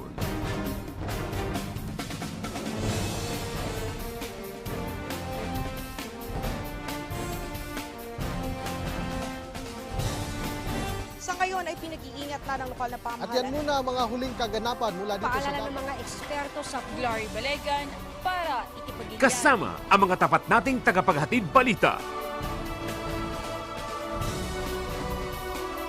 Kahit saan, kahit kailan, kasama nyo ang PTV para sa bayan.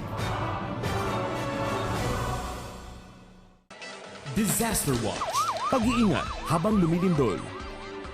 Kapag nasa loob ng gusali, manatili sa kinalalagyan. Huwag piliting lumabas. Magtago sa ilalim ng matibay na gamit. Lumayo sa mga salamin at bintana. Kapag nasa labas, umiwas sa mga poste, puno at mga bagay na maaaring bumaksak. Kung nasa sasakyan, huminto at tumabi sa isang ligtas na lugar. At kapag nasa tabing dagat, lumikas agad sa mataas na lugar. Huwag malito, dapat laging listo.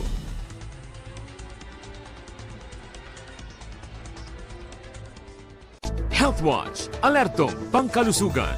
Sa ilalim ng Republic Act 10152 o Mandatory Infants and Children Health Immunization Act of 2011, ang lahat ng bata mula 0 hanggang 5 taong gulang ay kinakailangan magpabakuna laban sa tuberculosis, diphtheria, tetanus, pertussis, polio, tigdas, beke, tigdas hangin, hepatitis B at influenza. Wala pong dahilan para mag-alala dahil libre, ligtas at mabisa ang lahat ng bakuna.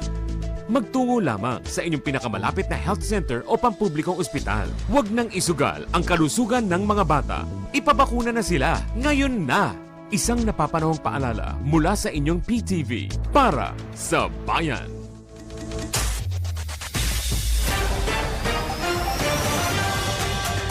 Nasusunog ngayon ang isang bodega sa barangay Bagbagin sa Valenzuela City.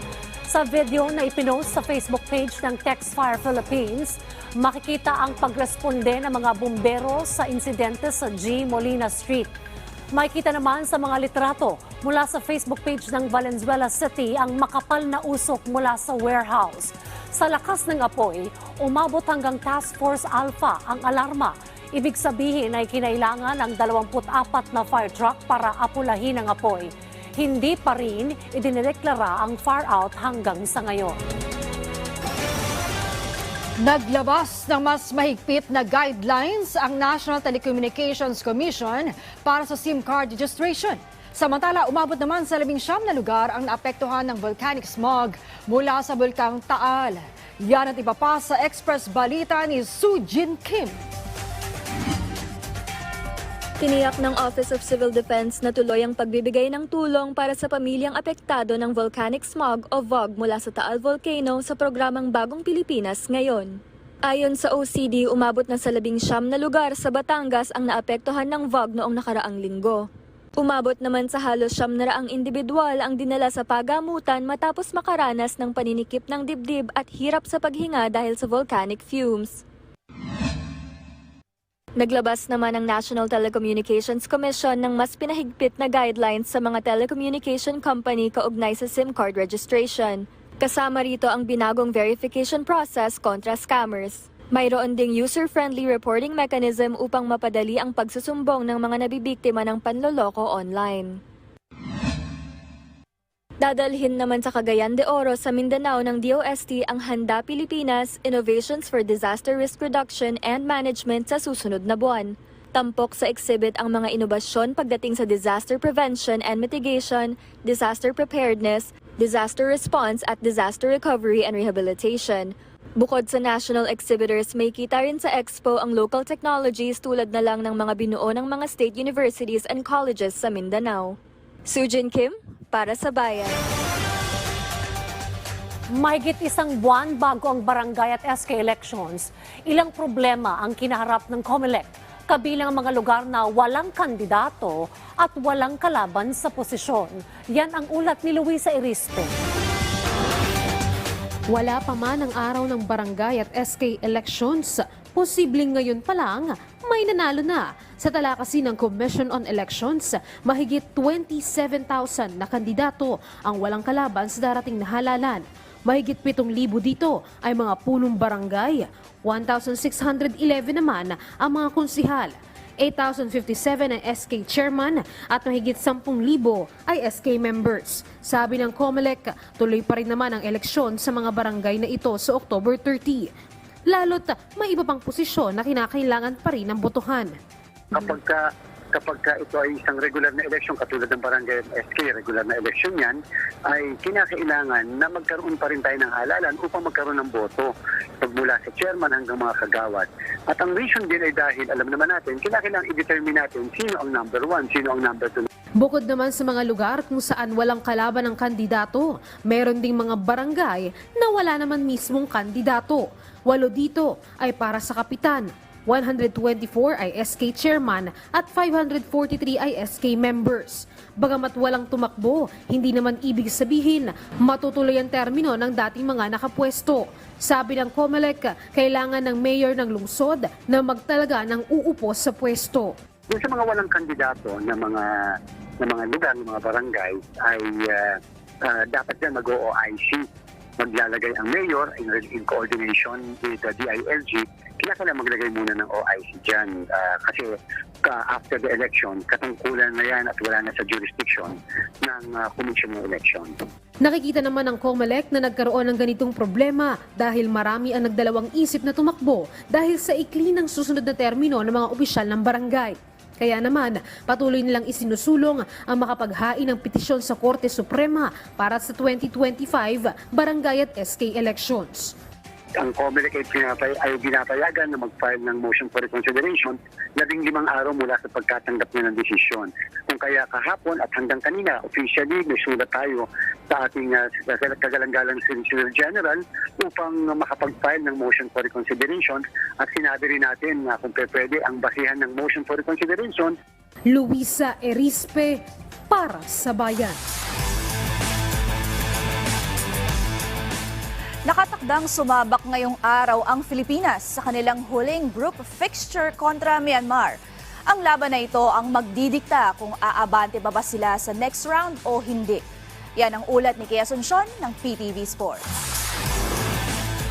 Mailalabas na ngayong gabi ng Philippine Women's National Football Team ang kanilang 3 araw na preparasyon para sa huli nilang group match kalaban ng Myanmar na gaganapin sa Wenzu Sports Center Stadium simula alas 7:30 ng gabi.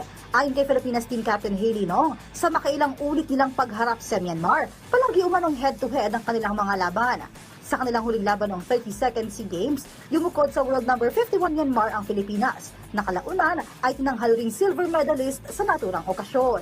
It's always a tough competition and battle against Myanmar, and it always seems to be such an important game for us and also them, and they know that.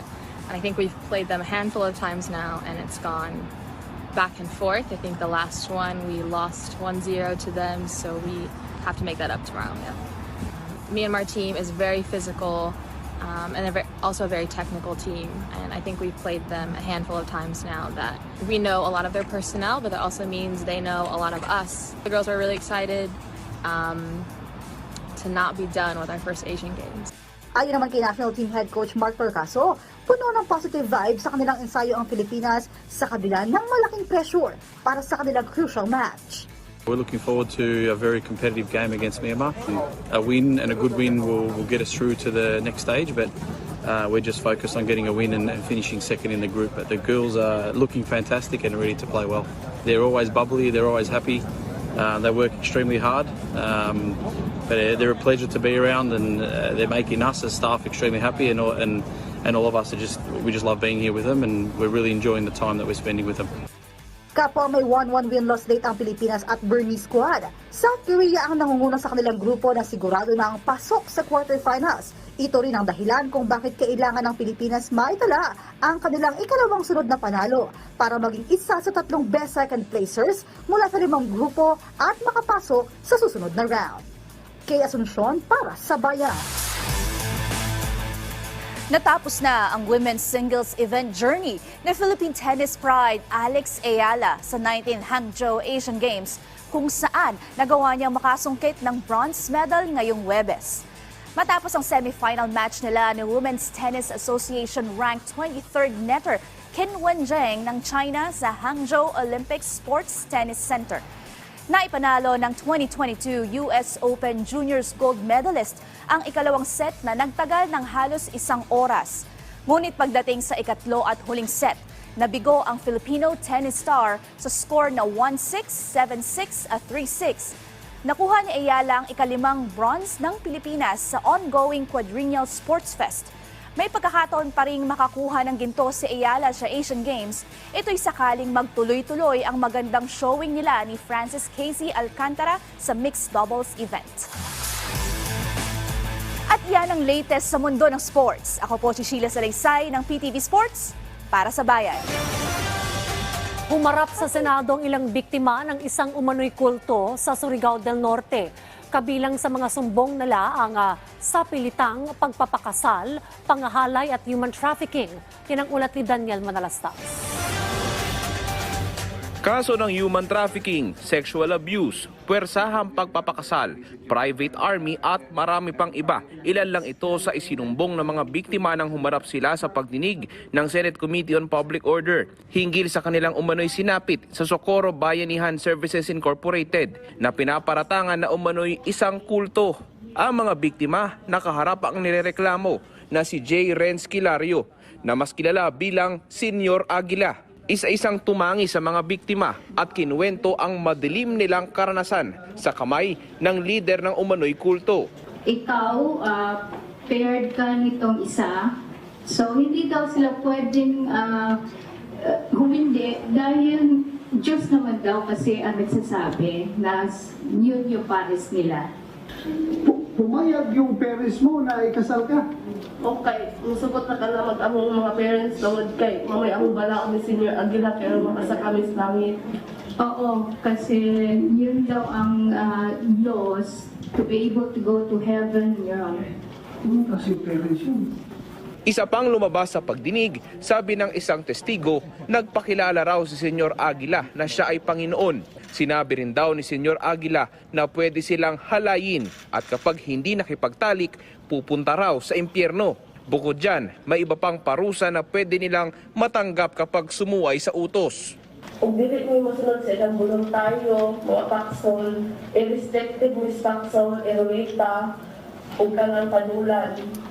Kung hindi sila susunod, mayroon silang paddle, may ruleta, at restricted, Your Honor.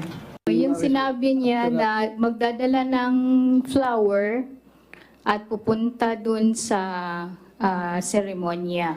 And then? Pagkaman sa among kasal, kailangan magdog, mi ana, pauli. Sunod, pagkaugma, ipatawag tanan ijang giminjo, diyan na himuon nga counseling nga moingon sila nga kailangan imo na ng kwaon ng imong asawa kay authorize na nimong kwaon kay minjo naman mo. So after sa kasal, kailangan sila magsiping.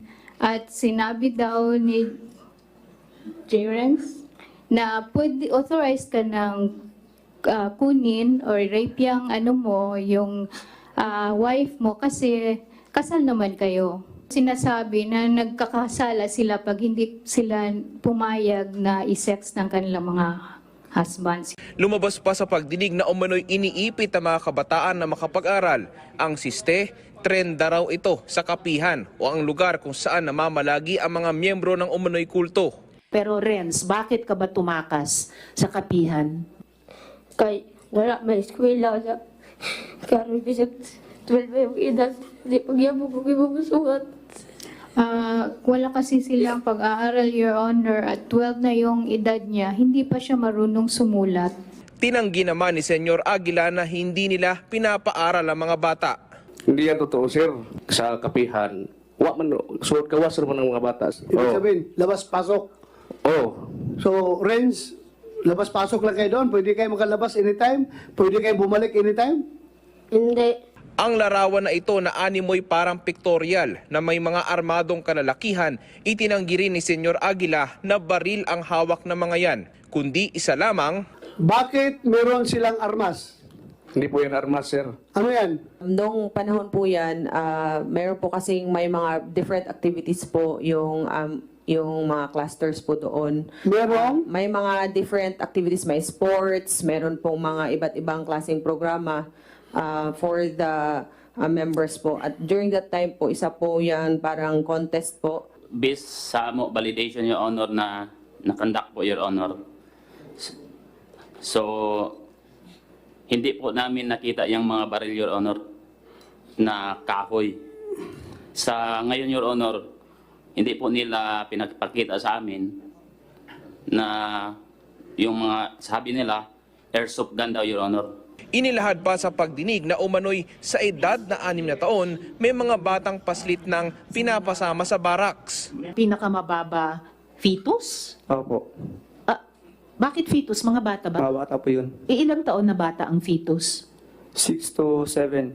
6 to 7 years old. Nandun na sa Soldiers of God. May barracks. Po? Barracks. Nasa barracks. 6 to 7 years old. Oh, wow. Alam ko, Mr. Chair, pag 6 to 7 years old, nasa grade school, preschool. Dahil sa umano'y pagsisinungaling sa pagdinig at sa dami ng aligasyon, napuno na ang mga senador at pinakontem si Kilario at ilan pang miyembro ng SBNI. Makinig ka muna. Makinig ka. Kahit na ikaw ay Haring Aguila, pwede ka pa rin ipakukulong ng bato kapag ikaw ay nagsinungaling dito sa Senado. Ha? Bibigyan kita ng fair warning, Haring Aguila. Ha? Huwag ka magsinungaling dito, magsabi ka ng totoo kung ikaw ay talagang reincarnation ng Diyos. Ay dapat lahat ng virtues ng isang Diyos ay nasa iyo. So sana huwag kang magsinungaling. Sa kabila nitong lahat ng mga pagtestigo ng ating victim survivors, meron po bang child marriages sa kapihan? Wala po talaga, ma'am. There is a motion to cite in contempt Jerry Esquilario. Personalities are hereby cited in contempt. Sa ngayon, kinumpirma ng Department of Justice na patong-patong na reklamo na ang inihain sa Provincial Prosecutor ng Surigao del Norte laban sa grupo. At sa October 9, isasagawa ang inisyal na pagdinig dito sa Maynila. Daniel Manalastas para sa Bayan. Ibinasura ng MTRCB ang inihaing motion for consideration ng ABS-CBN Corporation at GMA Network para sa programang It's Showtime. Kaugnay ito ng naunang desisyon na inilabas ng ahensya noong nakaraang buwan na pagsuspinde sa programa ng 12 araw. Tungkol ito sa July 25 episode ng Noontime Show, partikular sa Isip Bata segment, kung saan may ipinakita umanong indecent act habang kasama ang mga bata. Paglabag umano ito sa Implementing Rules and Regulation ng Presidential Decree No. 1986. Ayon sa MTRCB, mayorya o 27 sa 30 members ng board ang bumotong ibasura ang mosyon habang nag-inhibit sa pagboto ang chairperson nitong si Lala Soto. Dahil sa pagpapatibay ng MTRCB sa una nitong desisyon, may 15 araw para maghain ng apela sa Office of the President ang programa. Each and every complaint are dealt with individually. Each and every case are dealt with individually by the adjudication committee. Kahit 100 pa yung nagko-complaint, kapag sa palagay ng board ay hindi valid, then it will be dismissed. But pag magkakaroon kami ng kunyari complaints, 1, 2 o ilan lang, sa palagay naman ng board, ay kinakailangan dumaan sa adjudication committee, ito ay magkakaroon ng nararapat na penalty. O eto, sumabak na rin ang K-pop superstar na si Sandara Park sa Gento Dance Challenge ng SB19. Game na nakipag-collab ang pambansang krung-krung sa viral hit dance ng SB19. Kinagiliwan ito ng maraming netizen na pumalo sa mahigit 800,000 views. Parang bento, gento, ano kaya mo? Sino kayang buguran makakita lang ng ginto? Ginto, kahit na wala pang hinto. 100% bawal bitaw ko. Mismo, eto kaya mo? Samantala sa IG post naman ni Sandara, tila nagpahiwatig ang 2NE1 member na marami pang aabangan kasama ang SB19. Mas binigyang halaga pa ng pamahalaan ng LGBTQIA+ community sa pamamagitan ito ng paglulunsad ng kauna-unahang Tourism Pride Summit sa bansa. May ulat si Rod Lagusay. Para sa lahat at humikayat pa ng mas maraming turista. Ito ang layo ng kauna-unahang Tourism Pride Summit na inilunsad ng Tourism Department bilang pagsuporta sa LGBTQIA+ community. Ayon kay Tourism Secretary Cristina Frasco, ito'y pagbibigay halaga sa community tulad na lang sa hotel and accommodation sector at maging sa entertainment and cultural offerings. Anya malaking ambag na naturang community sa industriya ng turismo. We recognize the strength of capitalizing on LGBTQIA+ tourism, considering that it is a $200 billion industry that's only slated to grow to a $500 billion industry by 2030. Nakita po natin na marami ng mga bansa all over the world that have capitalized on LGBTQIA+ tourism. Kaugnay nito, magsasagawa ng mga programang magbibigay ng tourism experience at ang patuloy na koordinasyon sa mga tourism accredited establishments para masiguro na walang anumang uri ng diskriminasyon. Nais ng kagawaran na magkaroon ng maraming lugar sa bansa na bukas para sa lahat. Ayon pa sa kalihim sa pamamagitan ng summit, nakakatulong ito para mapag-usapan ang mga isyong kinakaharap ng LGBTQIA+ community. To approach the conversation in a manner that addresses all the aspects of this effort towards growing the industry. For example, yung mga talks natin today covers gender inclusivity and trainings in the professional workplace.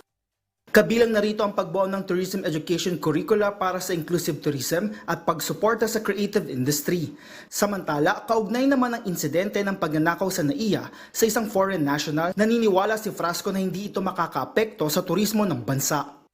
I would just like to qualify that the single act or other isolated acts is absolutely not representative of our tourism industry and our tourism workers in the country who have worked so hard to ensure that we rise from the challenges of the pandemic and calamities. Kampante ang Tourism Department na patuloy pang sisigla ang turismo dahil marami pang rason para mahalin ng ating bansa. Rod Lagusad, para sa Bayan. Bukas na sa publiko ang One Town, One Product Hub sa isang mall sa Cebu City. Pagkakataon po ito para sa mga maliliit na negosyante na maipakita at maibenta mga dekalidad nilang produkto. May ulat si Jessie Atienza ng PTV Cebu. Nais mo bang mag-early Christmas shopping? Sari-saring pangregalo, pangdekorasyon, pagkain at inumin at damit. Narito lahat yan sa One Town, One Product Hub na nasa isang mall sa Cebu City. Mga dekalidad at pang-export na produktong gawa ng MSME sa buong rehiyon. Tinipon lahat sa isang lugar ng Department of Trade and Industry. That this is not only housing the products of Cebu province, but all of the provinces of Region 7, including Siquijor. Okay.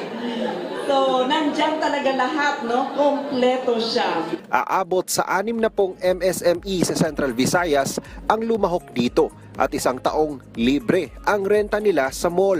We started this journey like last year, no? Following negotiations with Ayala Center Cebu Management and directives from Ayala Land Incorporated, the mall management agreed to provide a significantly larger space of 110 square meters compared to the original 38 square meter offer over there. So now we are in a corner store. Thank you so much, Ayala. It has been our objective really to support the community. No?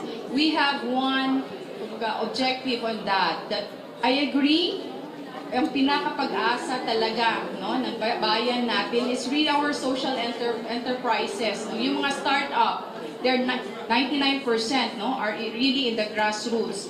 And if we don't give them opportunity to grow or to develop or activate their business, mahirap talaga for this country to grow, no? Ito na ang ika-6 na OTOP hub sa Central Visayas na inaasahang tatangkilikin din ng mga lokal at dayuhang mamimili. Mula sa PTV Cebu, Jessie Atienza, para sa Bayan. At yan po ang may init na balita ngayong Huwebes. Ako po si Maan Makapagal para sa Bayan. Patuloy na maghahatid ng katotohanan sa bawat Pilipino. 88 days na lamang po at Pasko na. Hanggang bukas, ako po si Diane Querer kasama ang buong bayan para sa Bagong Pilipinas.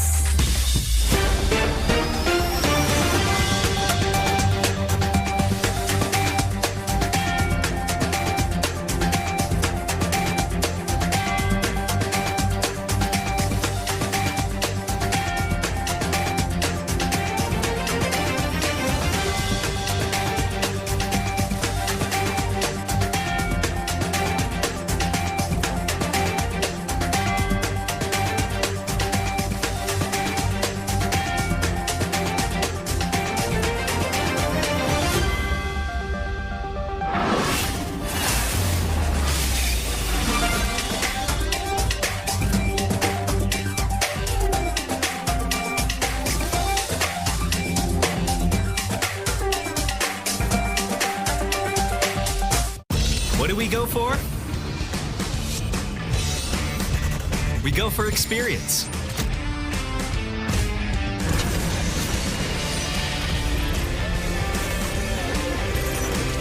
We go for excitement. We go for sport. We go for style. We go for fun. We go for the Toyota Wigo.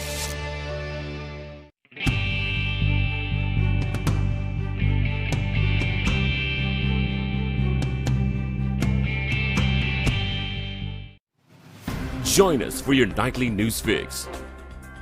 And always staying informed with our comprehensive coverage of news, business, politics, current events, and more.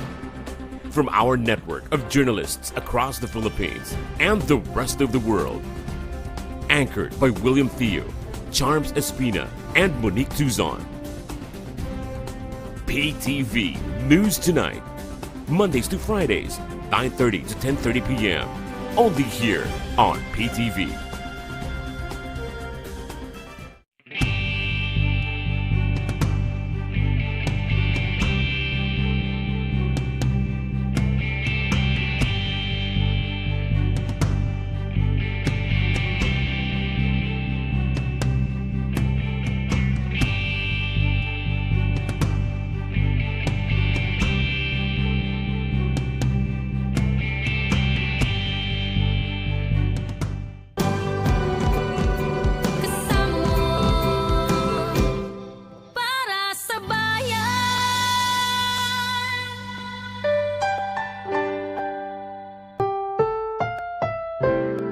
Ang susunod na programa ay rated PG. Ito ay nangangailangan ng patnubay at gabay ng magulang para sa mga batang manonood.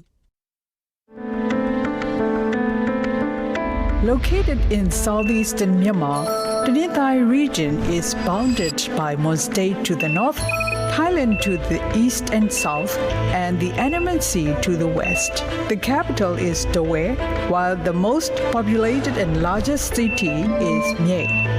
For possessing well-known and wonderful places, Mie Archipelago in Trinidad region is the most attractive destination for both local visitors and tourists.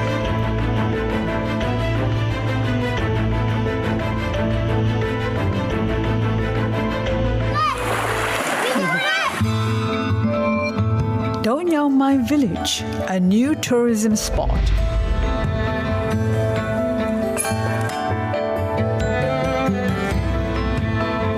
About 48 miles from Ye, you can visit Dong Yang Mai Village, located on Dong Island in Junsu Township. The visitors can get there by speedboat from Ye, and it takes about 2 hours. In the environs of Dong Yang Mai Village, you can visit interesting sea destinations such as Smart Island or Papan Island, Leh Island, Bailey Island, Dong Waterfall, Daumbanji Island, and Teotadanji Island within a short period. The inhabitants of Dong Yang Mai Village are Kayen, Pama, and Salong ethnic nationals, and the total population is over 700. It is undeniable that simplicity is the beauty which deeply reflects during the visit to Miek Islands. The travelers can take a closer look at the lifestyle of Kayen and Pama ethnic nationals, and their religion, belief, and customs can be observed.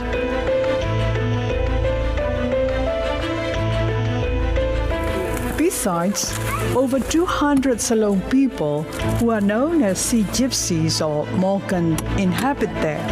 It is really interesting to discover that they are so familiar with underwater and their amazing diving skills.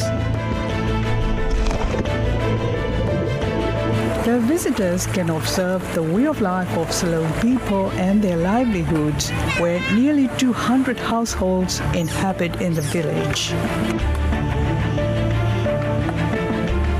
The community-based tourism CBT was launched in Dong Yang Mai Village in January 2021. Dong Yang Mai Village has become the first CBT island village where the visitors can stay overnight in the Miek archipelago in a post-COVID-19 period.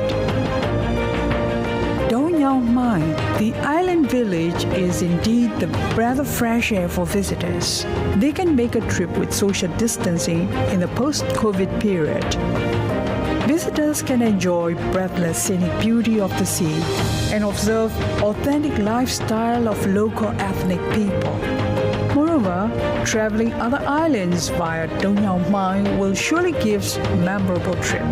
That's why the attractiveness of Dong Yang Mai is the destination welcoming all those adventurous sea lovers.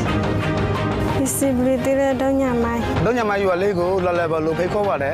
Dong Yang Mai je you are lego la lego phai kho ba de.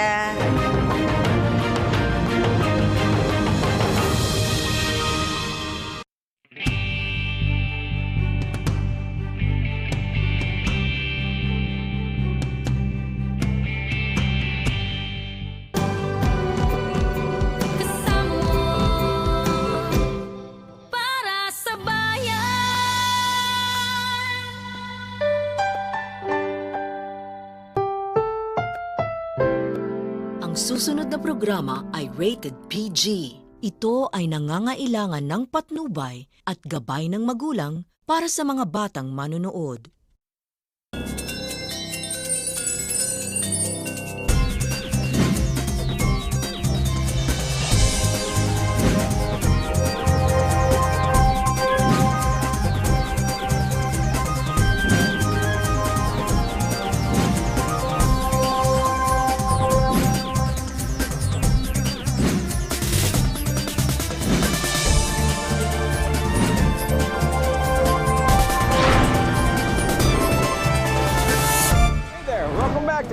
Of ASEAN. And this week we're going to take you to a land that's famous for its coffee and also famous for this particular musical instrument, the gourd lute, which is said to be very much still a part of the soul of the Vietnamese people. Written records note that it originated back all the way in the 1700s based on the legend of a blind woman who helped find her family when her husband was away at war. It is one of the most intricate musical instruments ever created, requiring precision for both hands and fingers on its monochord single string chord. Well, we're going to take you into Vietnam right now to see how the gourd lute is being made and still very much part of their culture and community.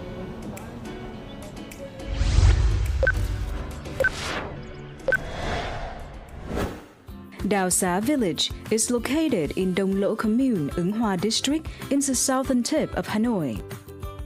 This is an over 200 years old famous craft village, famous for making traditional Vietnamese musical instruments.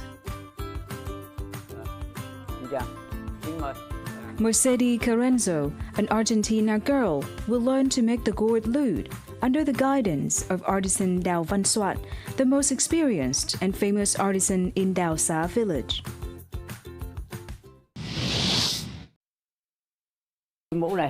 First, we draw the frame using a sample.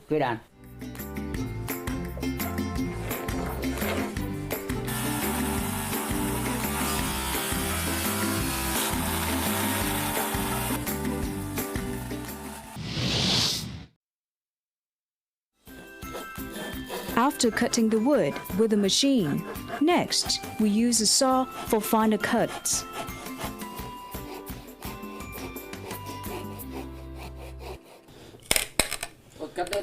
Yes, okay.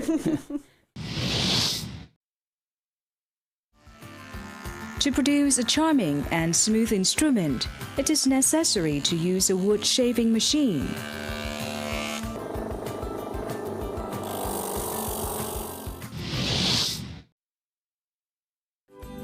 After finishing some parts of the lute, the makers out them together to form the sound box.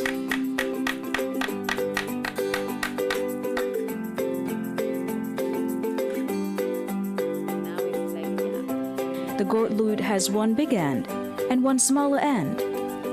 Its length often reaches around 110 centimeters, its height around 10.5 centimeters. On the bigger end, there is a piece of metal or a piece of animal bone called ngựa đàn. The string will go through this ngựa đàn and is tied to the machine head. On the smaller end, there is a rod made of wood or animal horns. The rod goes through a dried calabash half or a similarly shaped wooden item attached to the body.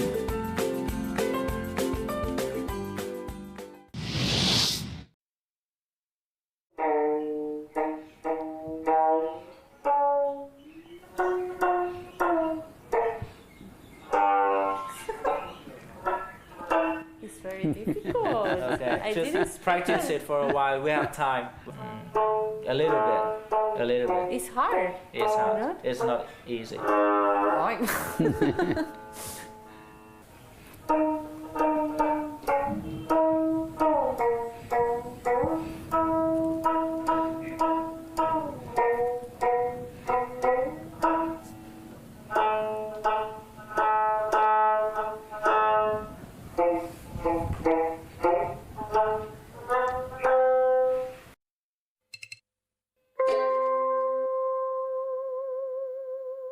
A quarterling string that plays. Even half of a gourd carries a heaven of melodies. The gourd lute is a unique instrument of Vietnam. The instrument has a single string, so it is also called the monochord zither.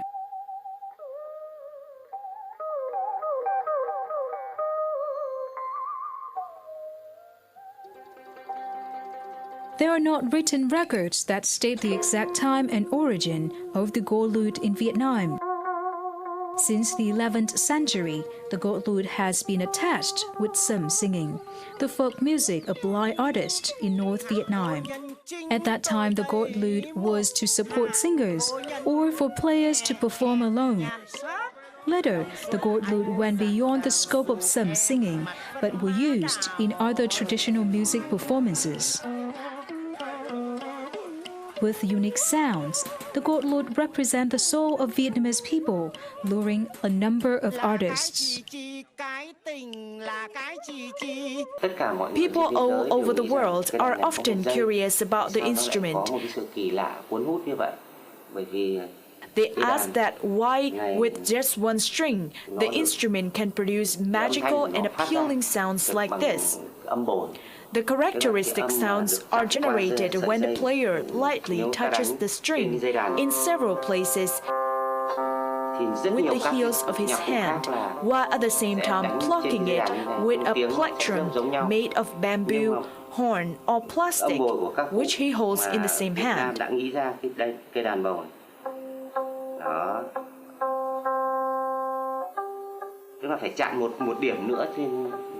The other hand varies the basic tensions of the string.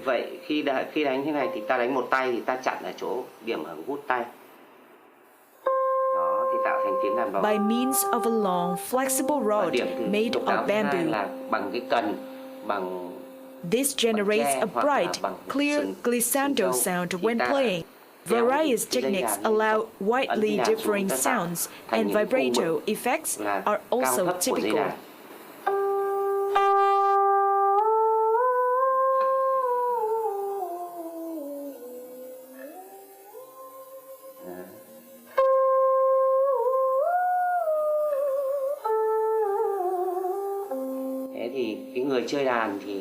The player infuses his heart and soul for his homeland, different parts of the country, into the Godelud melodies.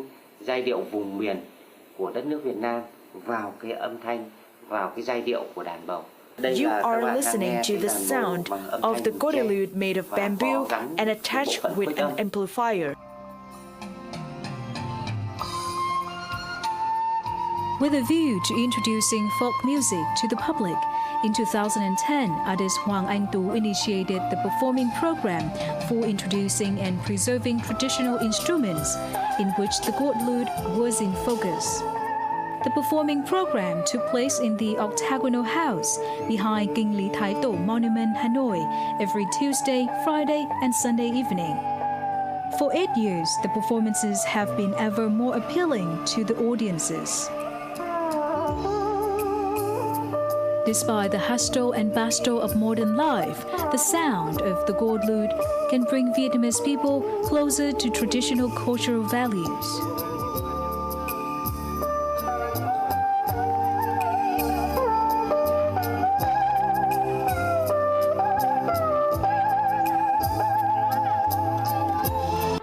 Along with the traditional music, some young artisans also use Godelud to play in modern songs, so as to bring this traditional instrument closer to the young generation.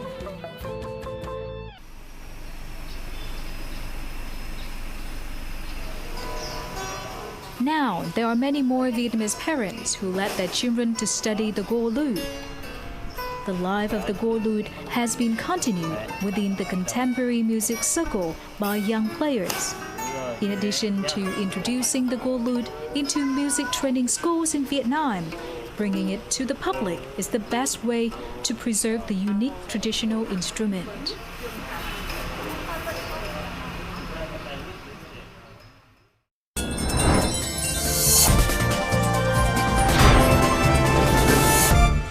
Melodious and harmonious sounds. We now go to Brunei, and this trip would be complete if we don't have a closer look at one of Brunei's most prized possessions, the gulintangan. This musical instrument is often performed at weddings and, most importantly, to greet dignitaries and royal families.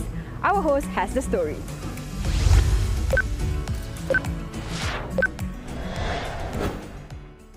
In Brunei Darussalam, the traditional music is still popular despite the existence of the modern ones. On this program, Colors of ASEAN 2 from Brunei Darussalam, we proudly feature gulintangan.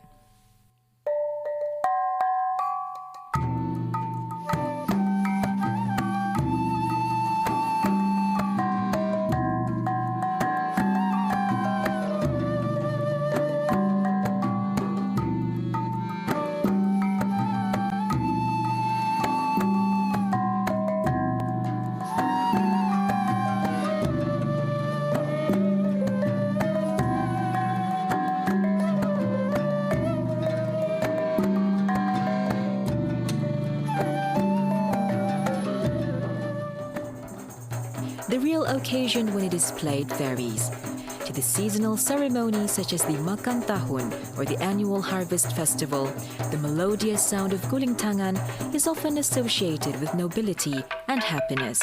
It also symbolizes heroism, thus played as an accompaniment when a Malay martial art known as silat is demonstrated.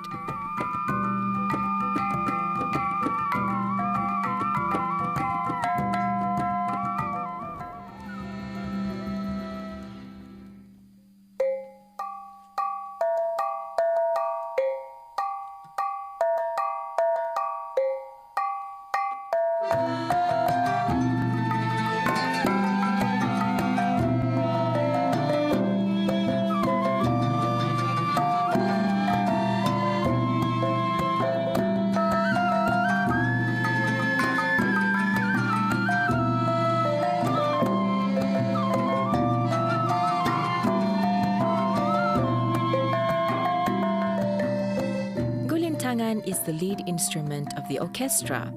Its role is so important that without its melody, the orchestra will not sound as pleasant.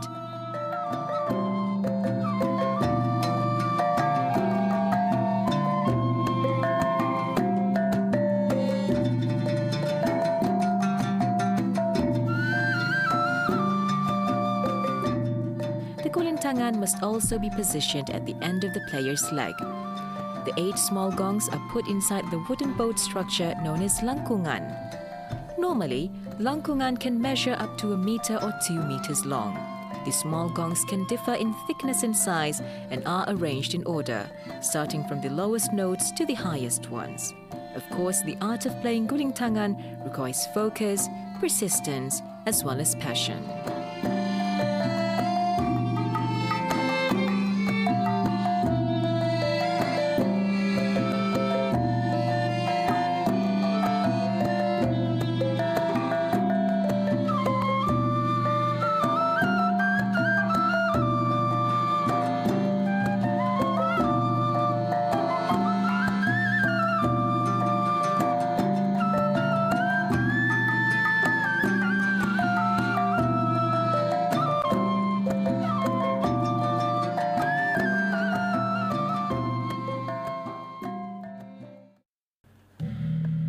The next instrument is the gong. The gong acts as an accompaniment to the rest of the melody. Tawa-tawa, played together with gulintangan, functions like a bass, acts like a filler that makes the overall melody enjoyable to listen to. Another additional instrument played with gulintangan is known as chanang. Although chanang is not an important part of the orchestra, in some songs it complements the existing melody. The importance of gendang labik is similar to that of gulintangan. Apart from increasing the dynamic of the songs, it is also beaten to indicate the end of a traditional game or to mark the end of a song. Decades ago, there were concerns that the gulintangan melody will become extinct due to its limited range of notes. In 1971, with the support of the government and the gulintangan players, more pieces of gongs with various notes were introduced. Under the Ministry of Education, more than 15 schools have included gulintangan in their extracurricular programs. Students in secondary schools find it easier to access the instruments and learn more about them.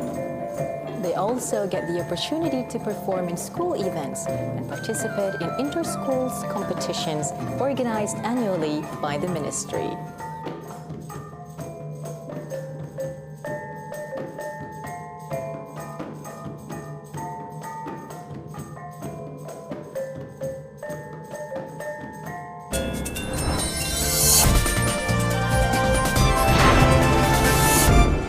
From a small country, population-wise of about 400,000 to 500,000 people, Brunei, we move on to a landlocked nation in the middle of Southeast Asia, Laos. Now, in this tiny nation, there stems a story that takes us back through folklore and oral tradition some 4,000 years, placing its existence that far back in history. The Khan. The Khan is a musical instrument that's so integral to Laotian society. The spirit of the Khan is kept alive through competitions like the one we're about to see, held annually on the 13th of December. Let's take a look at the story of the Khan.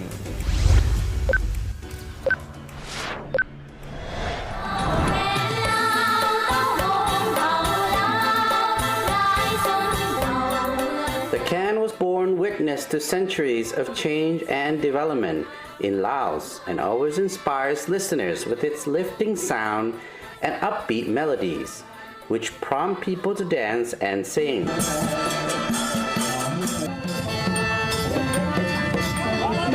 The instrument is made of a series of bamboo pipes and is played through a simple mouth organ or reed. The can is an integral part of Lao life and promotes family and social cohesion among all ethnic groups.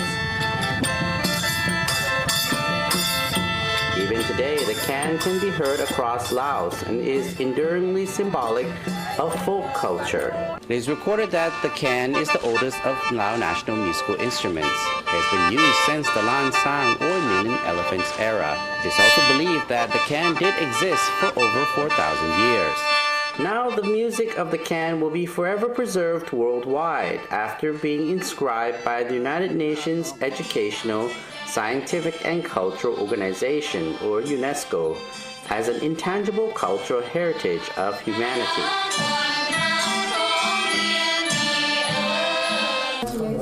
In early March 2018, UNESCO's Director General Ms. Audrey Azoulay presented a certificate recognizing the music of the can as an intangible form of world heritage to Deputy Prime Minister Sonsai Siphandorn during a visit to Paris.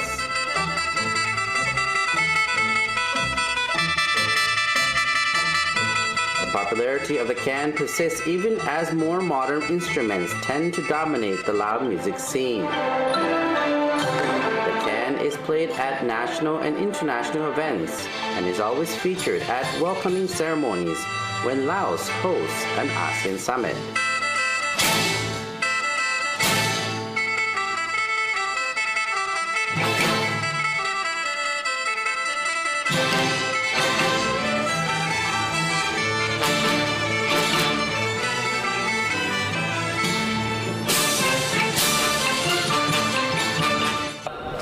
แคนลาวเสียงแคนลาวนี่ก็เป็นเสียงดนตรีที่อ่อนซ้อยที่ม่วนไปใส่มาใส่คันผู้ใดเป่าแคนได้เขาก็ว่าเป็นคนลาวเบิดเนาะ One music teacher, Nyot Keo Champa, who is also a can player, said, "It's great in terms of instrumental music, and the music of the can is considered to be the mother of Lao music." The can has pervaded Lao life for centuries and looks sure to continue to do so long into the future.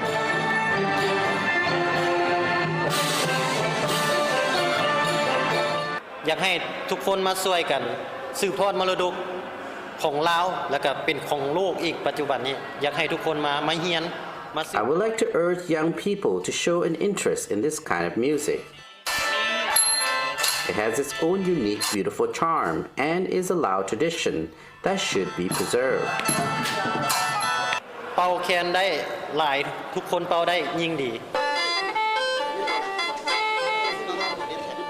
โอ้โน้ไม่หักษาเสียงแคนไว้ให้คงมันเหมือนเดิมดี The can, the Lao people, and the nation cannot be separated from one another because this music is embodied in everyone's heritage. ได้ยินเสียงแคนหาวบ้านเมืองลาวสิเฮืองหง Late President Kaisawam Phumvihan was not only revered for being a wise leader, but also a can musician and was skilled at playing several instruments. So the can is not only played by ordinary people, their national heroes was also fascinated by the instrument.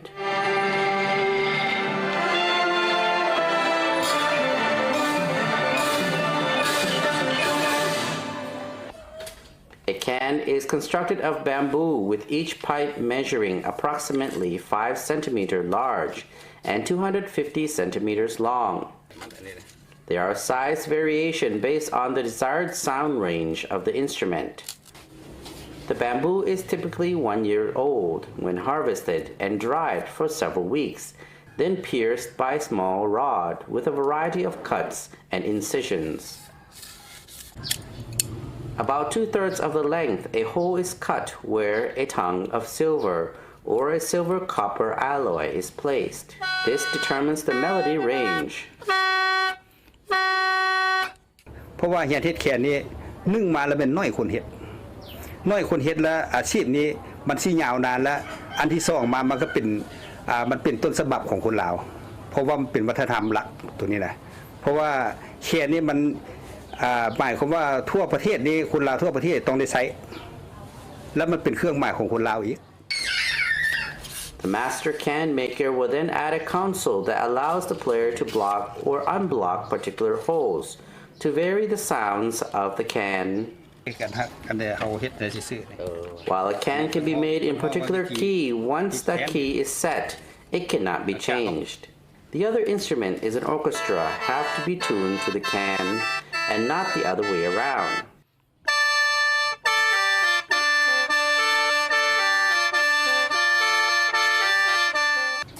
There are 4 main can forms: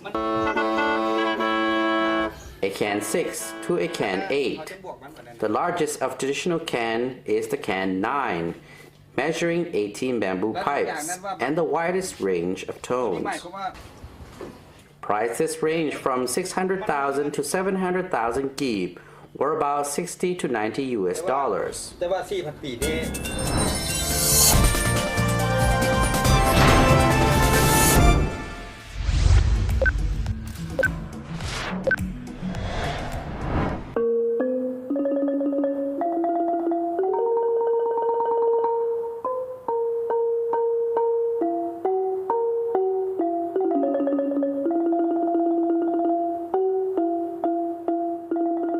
As for the soprano bamboo xylophone, I believe that it is a real identity and soul of Thai music.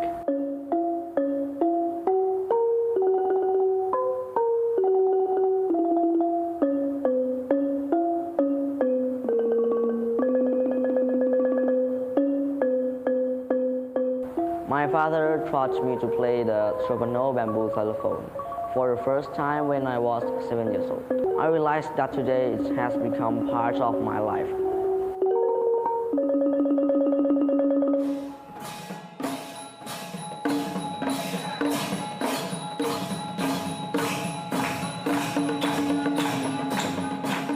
Tat Jaksa, a 13-year-old boy, is studying at a small school in Trat province in eastern Thailand. More than 3 years ago, Tat's mother moved from a school in Bangkok to serve as director of this school. His father also moved to the same school as a Thai music teacher. Since his father and mother graduated in the field of Thai music, Tat has the greater opportunity than other school children to develop Thai musical skills. Even so, his inspiration in the early days of his soprano bamboo xylophone playing did not come from his parents, but he drew inspiration from something else. My parents took me to watch the movie titled Home Rong or The Overture. The movie was about Thai music. The leading actor played the soprano bamboo xylophone. I liked this movie very much and watched it many times. All types of Thai musical instruments have their own identities. As for the soprano bamboo xylophone, it is comparable to the real leader of the band.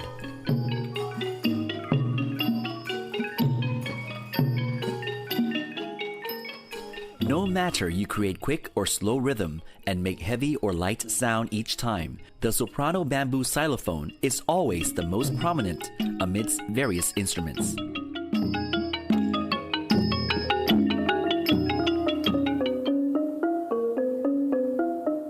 The person who learns to play the soprano bamboo xylophone must have strong wrists. Both the brain and hands must go together so that the performance will be managed effectively. Learning to play the bamboo xylophone is more difficult than other instruments, as it requires quickness, skills, and various tricks. I believe that if anyone has strong intention, they can learn it like me, although they don't have talent. The results of his perseverance led to the highest honor in his life. Tat won the first prize of playing the soprano bamboo xylophone for the King's Cup in the category of primary students at a Thai classical music competition in 2016. He takes pride in this success and is determined to continue to perform better and better. Tat has become a source of inspiration for many people interested in playing Thai music, although they do not have much talent. คือเด็กที่นี่จะว่าไปแล้วก็คือดนตรีจะว่าไปแล้วเกือบจะเป็นศูนย์นะฮะหลายๆคนก็อาจจะจริงๆแล้วมีความสามารถแต่ว่าโดยพื้นฐานยังไม่ค่อยมีเท่าไหร่นะเราก็มาเริ่มค่อยๆเริ่มไปแต่สิ่งหนึ่งที่จะเริ่มเด็กกับกลุ่มนี้คือจะต้องครูต้องมีใจก่อนใจที่จะต้องทำอยากจะพัฒนาเขาจริงๆต้องมีเวลาให้เขาทุ่มเทให้เขาถ้าครูทุ่มเทแล้วผมเชื่อว่าเด็กก็ได้ Today, the tide of globalization has brought in Western culture that has also changed Thai society to a great deal. Music consumption has also changed, and the Western music has become the mainstream among most consumers in society.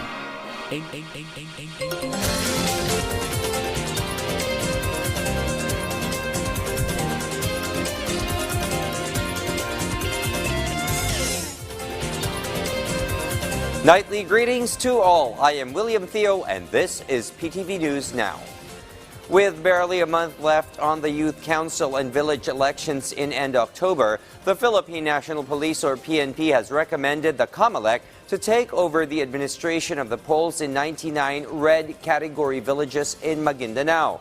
If heeded by the poll body, this course of action is a preemptive move to deter and or contain any disruptive activities, shenanigans, or bad actors who seek to put their thumbs on the October polls. These 99 designated localities by the police are essentially election hotspots where the presence of armed groups could easily escalate in unwanted violence from contending candidates, their families, and private armies. The Maguindanao Provincial Peace Order Council earlier had recommended to let police officers from other regions serve election board officers in the event teachers cannot perform their duties on election day.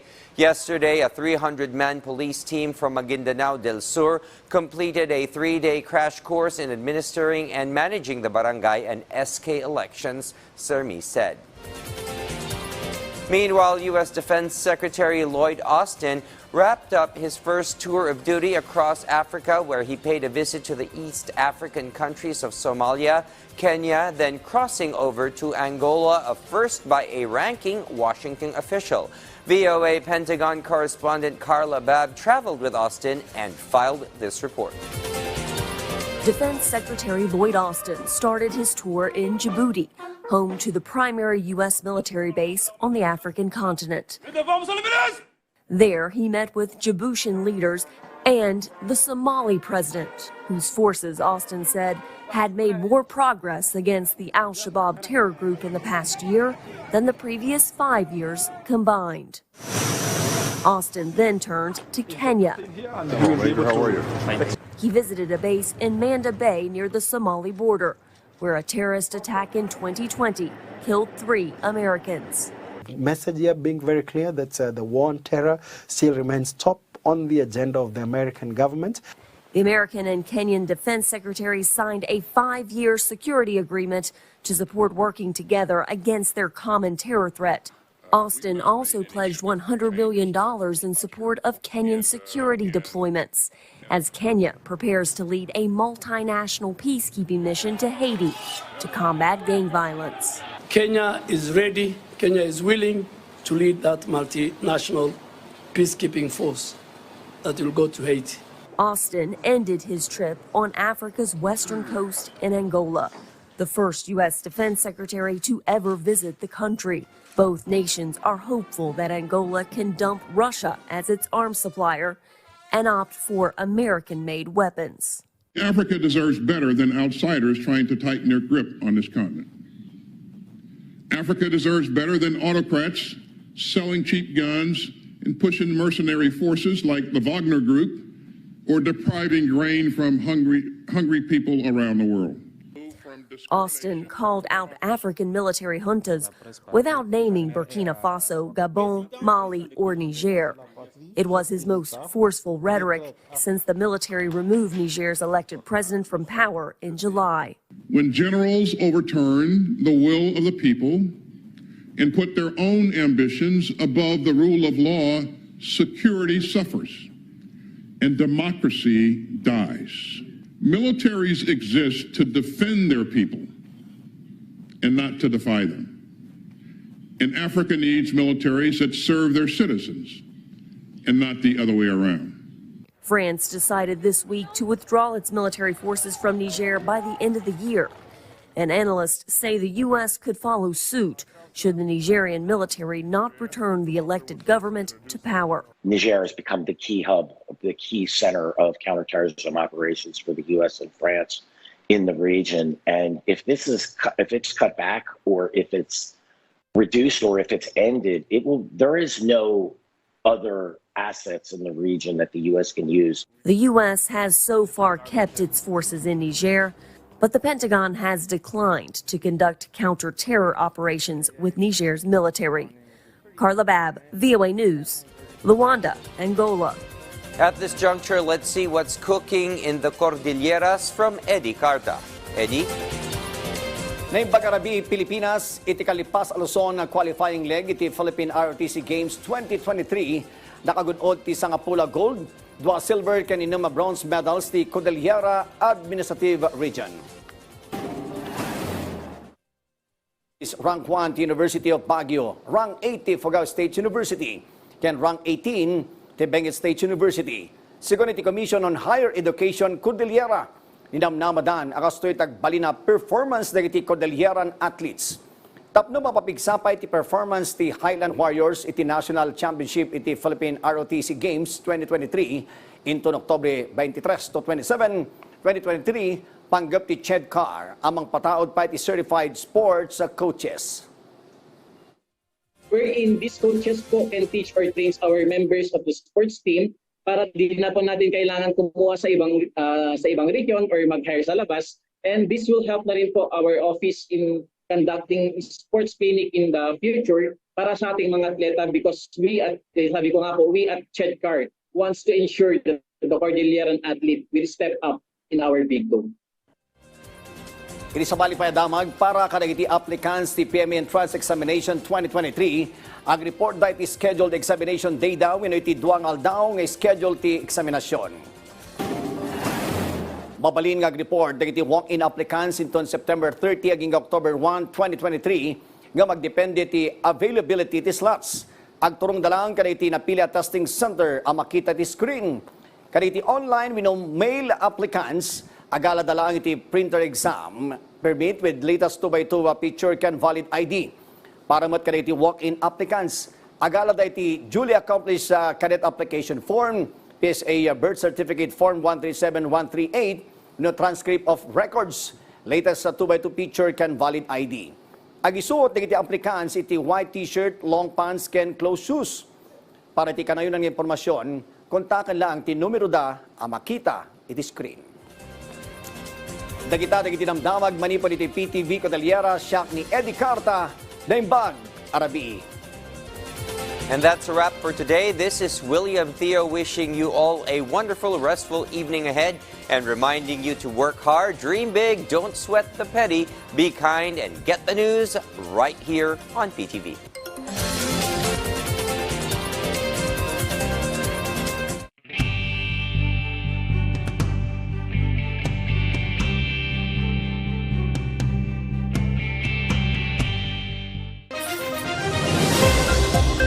Isang oras na hitik na weekend balitaan ang sasa inyo tuwing Sabado at Linggo.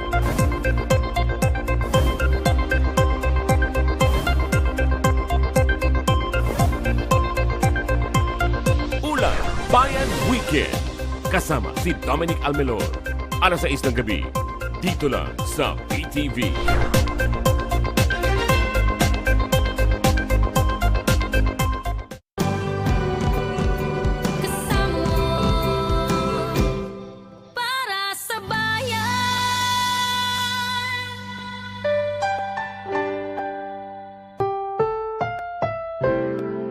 Susunod na programa ay rated PG. Ito ay nangangailangan ng patnubay at gabay ng magulang para sa mga batang manonood.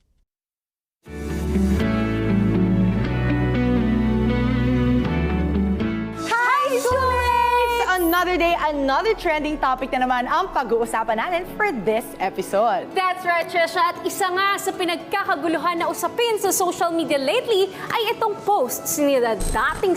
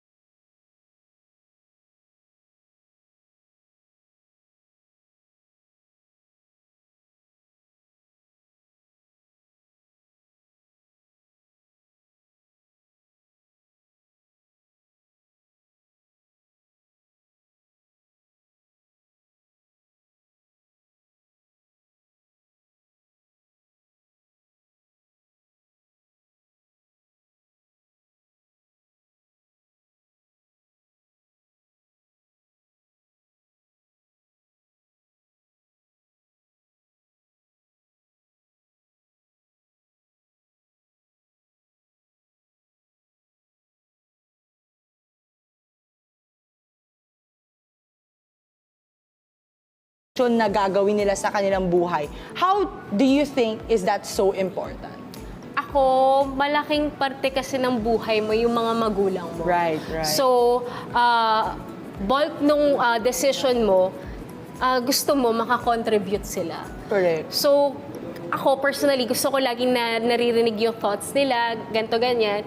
And kapag merong mga times na talagang hindi nagmamatch, minsan ang hirap, hindi mo alam kung ano yung gagawin mo, kung saan ka lulugar, di ba? Right. Kung maiintindihan ba nila ako or hindi. Kasi gusto nila masaya ako eh. Pero yung sinasabi nila, parang hindi yun yung ikakasaya ko. Oo. At saka parang maraming big decisions na gusto mo, part yung parents mo. At yung gusto mo yung may approval sila, di ba? Lalo na kung from the get-go, super close ka talaga sa parents mo. Pero with that being said, syempre may mga makakasama tayo. Kaysa naman tayong dalawa lang magkwentuhan, correct? Kaya naman, yung mga makakasama natin sa episode na ito ngayon, at especially for our topic, ay magsasabi din ng kanilang mga thoughts kung paano sila in-accept, tatanggapin at tatanggapin nga ba ang kanilang mga desisyon sa buhay. At makakasama natin ngayon si Antoine and RJ. Yes! Hello! What's up, guys? Hi, mga ka-schoolmates. Yes! Hi, mga schoolmates. I love you, schoolmates. Yes, okay. So, syempre, yung kasama natin ngayon, Gina, si Antoine and si RJ. Si Antoine, she is, they are I'm gonna correct myself there. Schoolmates, tandaan natin, kailangan yung pronouns. Kailangan alam din ng ating recipient, no, kung ano nga ba ang gusto nilang tawagin sila. So, I stand corrected. They are a 20-year-old stunner na third-year BA Com. Tama ba? Com student. No?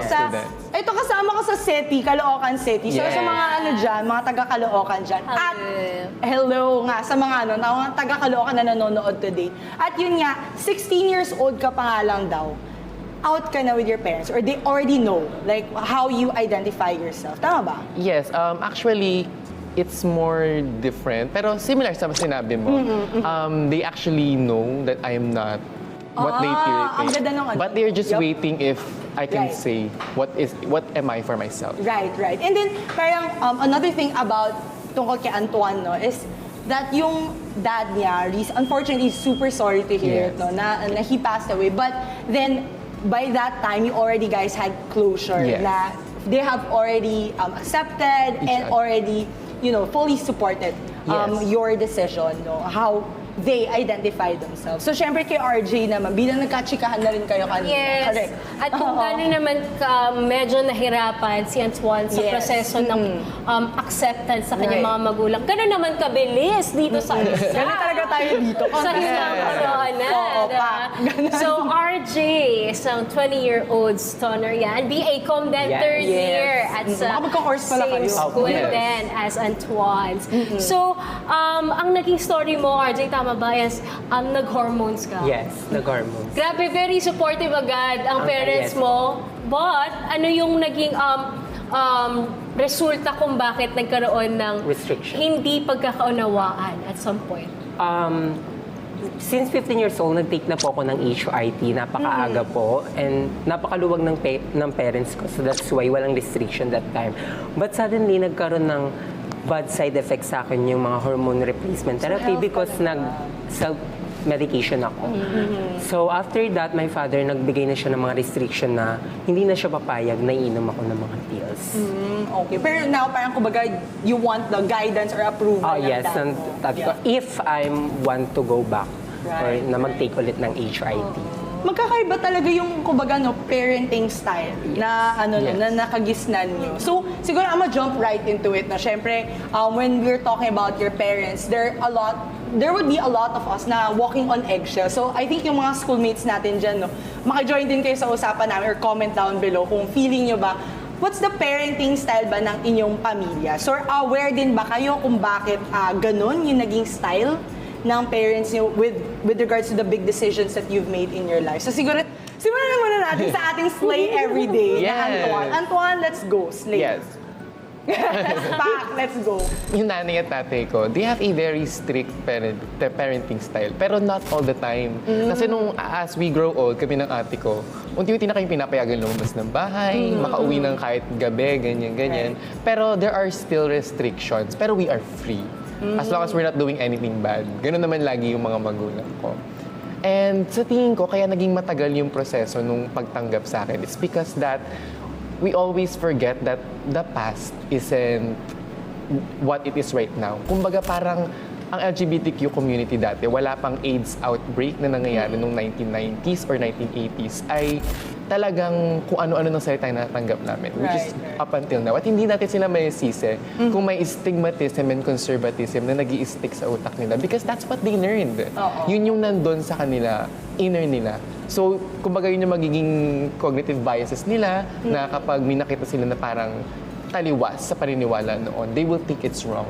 But again, it's tulad nga ng pagtanggap sa akin yung process. It's a learning process. And if we do not learn, we do not change. Wow. Advocate again. Spoken like a true advocate si Antoine. RJ, ikaw? Ako kasi, nung bata pa ako, sobrang open ko sa kanila. Like, lahat ng nangyayari sa labas ng bahay, pag uwi ko, kinikwento ko sa kanila. And then, hindi ko masyadong tinatago yung kung paano ako umakto. Kaya siguro napansin na nila na gano'n na may possibly na maging gay ako in the future. And parenting nila is laging gusto nila magkikwento or magsasabi kasi they don't want na maging silent ako kasi may mga past sila na pwedeng yung mga nangyari sa kanila pwedeng mangyari sa akin once na hindi ako magsalita. So parang mas open sila, kumbaga yes. yung parents mo. Yeah. Pero Antoine, RJ, bukod sa gender ninyo at yung mga proseso na pinagdaanan ninyo sa magulang ninyo, meron ba kayong major decisions in life na kailangan pagsang-ayunan ninyo ng magulang ninyo sa anak na relationship? Tsaka ano yung naging outcome nito? Sinuportahan ba kayo or hindi? At kung hindi, bakit hindi kaya nag-agree yung both sides? Ako, sino? Sige, Go on. Okay, I'll go first. So, bago ko sagutin yung tanong, I'll slay first. Yes. So, yung major decision ko sa buhay, actually, nag-start nung college. And yung mama ko, although parang may stigma kayo sa program na yun sa TUP, which is Fine Arts, which is, by the way, hindi naman din ako nakapasa. I was actually wanting to pursue Fine Arts.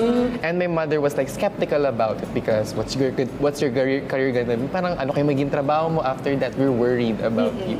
So yun yung hindi nasuportahan ng mama ko, which is in my father, sabi naman niya, okay lang as long as you are happy with that course. Pero yun lang yung major decision na parang hindi namin napag-agrihan because I'm also now currently happy. Kasi di ba iba may parang first choice, second choice na course or program. Ako parang pantay lang yung BA Com tsaka yung Fine Arts. So either way, masaya ako nun. And I still get to express my art kasi I'm currently a TNC cartoonist, which is the New Crossroads, a student published of Caloocan City. And yes, I'm a TNC cartoonist and illustrator. Yes, Lavan. So, kumbaga parang not just the gender, but also like in terms of courses, which is, I think, pretty much common across everyone, di ba? Na gusto mo, may stamp of approval ng parents. May pa-NBI clearance ka pa kapag magpapa-approve. Yes, parang okay ba to? Okay ba to? Okay ka ba dito? Ganyan. Kailangan mo po ipo-photocopy? Oo, pa-frame mo pa nga. Sigurado ka na, ha? Sure ka na. So, ikaw naman, RJ, may similar experience ka ba? Or baka meron ka palang, wow, may palaban, sharing ka pala today. Yes. Syempre, slay muna din. Yes. So yun, ang major decision ko, ito sinuport talaga to ng family ko, both mother and father, that when I was 15 years old, nag-take ako ng hormone replacement therapy. Actually, hindi ko to pinaalam. Like, nagtitake na ako ng gamot din. Nakita nila sa bag ko na may baka mga pumula na lang bibig mo. So yun, nagulat yung tatay ko. But, syempre may sinabi siya na baka ganito nga mangyari, pero wala siyang nagawa, sinuportahan niya ako kasi that's what I want, that's how I express myself, and I wanted to be a feminine that time, talaga yung looks ko. Sinuport niya yun, and ang laking factor sa akin nun kasi na-boost yung self-esteem ko, lalo na paglalabas, and of course, na-shield yung discrimination kasi hindi na ako natakot na ma-discriminate sa labas because I have my shield, which is my family. Ang biggest, ang laki talaga ng support ng family. Right. Pag accepted ka sa loob, hindi ka na natatakot. Di ka rin na-affect sa labas. Kasi pakiramdam mo, yung, syempre, initial voices naman talaga sa utak mo, yung sa parents mo. Kasi yun yung mas madalas mong kasama, di ba? True. So, gusto ko lang din mag-follow up kay Antoine muna, no? So, yung hindi pumayag agad, yung parents, or halimbawa, dahil nga ayaw nila agad ng FA for you, or dahil nga, ano nga yung magiging career mo after that, meron ka bang ginawang panghihilot sa kanila or plus points para pumayag sila sa desisyon mo, ganon? Oo. Actually, go lang naman talaga sila sa kahit but they have a say in everything. So, yun nga, tulad ng mama ko, parang okay ba dyan, ganyan. Siguro, hindi ka magkakaroon ng career after that. They have a say. So, wala naman akong ginawang wala ka nang convince, hindi mo na sila. Hindi na kailangan ng convincing. Hindi ko na kailangan convincing kasi hindi naman din ako na-email ng TUV.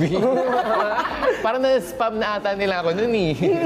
Pero, guys, kayo ba, like in any, siguro parang decision-making, tas kunwari, feeling nyo na, shucks, kailangan ko talaga ng approval nyo dito eh. May ginagawa ba kayong jutsu or like technique na, uy, sige na ma, or like that? Meron ba kayong ginawang ever like that? Siguro maybe not necessarily like in the major life decisions. Pero ano yung, nagkakaalaban, no? Nagkakaalaban, mabubunyag ang mga technique. Ayaw kayo payagan mag-jowa, or lumabas, gano'n. So, Antoine, bawiin mo daw yung sinabi mo kanina. Wala naman. Actually, basta parang ipaalam mo sa kanila. Hindi yung malalaman na lang nila bigla. Parang ayaw nila na nasa-surprise. Yes. Kailangan manggaling sa'yo. Dahil mo sa bahay, kunwari manliligaw mo lang. Yun. Pero jowa mo na talaga. Or yung mga technique daw na bigyan mo muna daw ng something mabigat. Tapos sabihin mo, ay, hindi, ito lang po talaga yun. Nag-ayon ka doon. Yes. So, Nakarelate ka. Ako po kasi bago kunyari may gusto kong ipaalam sa mga parents ko, dinadaan ko muna sa mga grades. Pinapakita ko yung grades ko. Yung mga scores sa mga examination ko kasi nagiging proud yung tatay ko doon. And then pag masaya siya, tsaka ako ginagrab yung opportunity para ipaalam kung ano yung gagawin kong decision. Kung mag-a-agree ba siya. So kakambyohan mo muna ng ulo. Yes. Oo. Parang, maganda yung grades mo ngayon. Anong kailangan? Oo, anong gusto mo? Ganon. Pero, syempre guys, you mentioned about, ikaw, for example, RJ, you talk about grades, ganyan. And I'm sure na for you guys na medyo accepting naman din yung parents or different yung parenting style initially. Do you have that internal pressure na you have to constantly live up to the expectations ng parents para pagbigyan ka dun sa ano yung major thing that you actually want?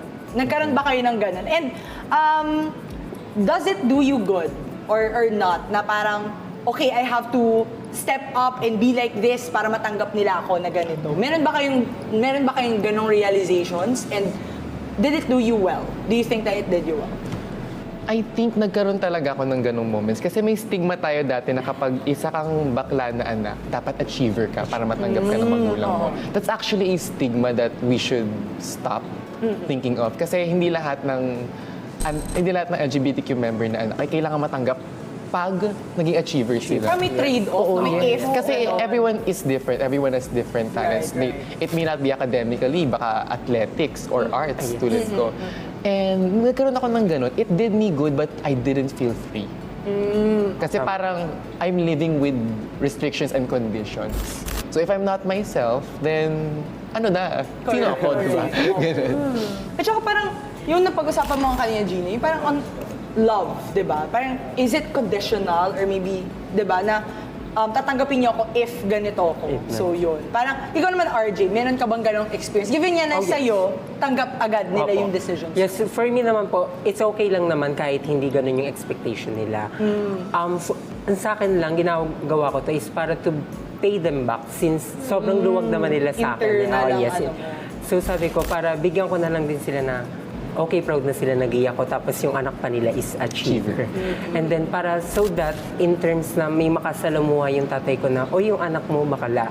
As well, may masasabi siya na, yung anak ko is achiever, and that's a great reward. Hindi siya if dapat, and dapat. Bonus dapat, di ba? Correct. Pero gusto ko lang din na malaman pa yung story ni Antoine kasi very curious talaga ako. Sorry. So, ano yung naging epekto nung hindi pagtanggap at first ng mga magulang mo, yung about sa gender mo, and paano yung naging relationship ninyo noon as mother and child or father and child? Gano'n siya naka-apekto? Gano'n kalaki?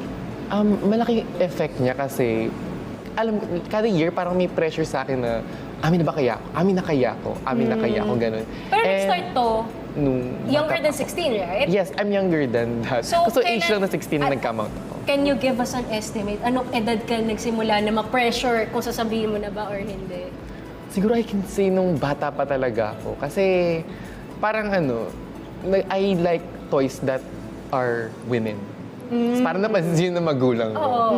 And tapos parang nagkakaroon sila ng second thoughts kung kailangan ba nilang i-point out yun. Kasi hinayaan lang talaga nila ako. And yun nga, hinahayaan nila ako.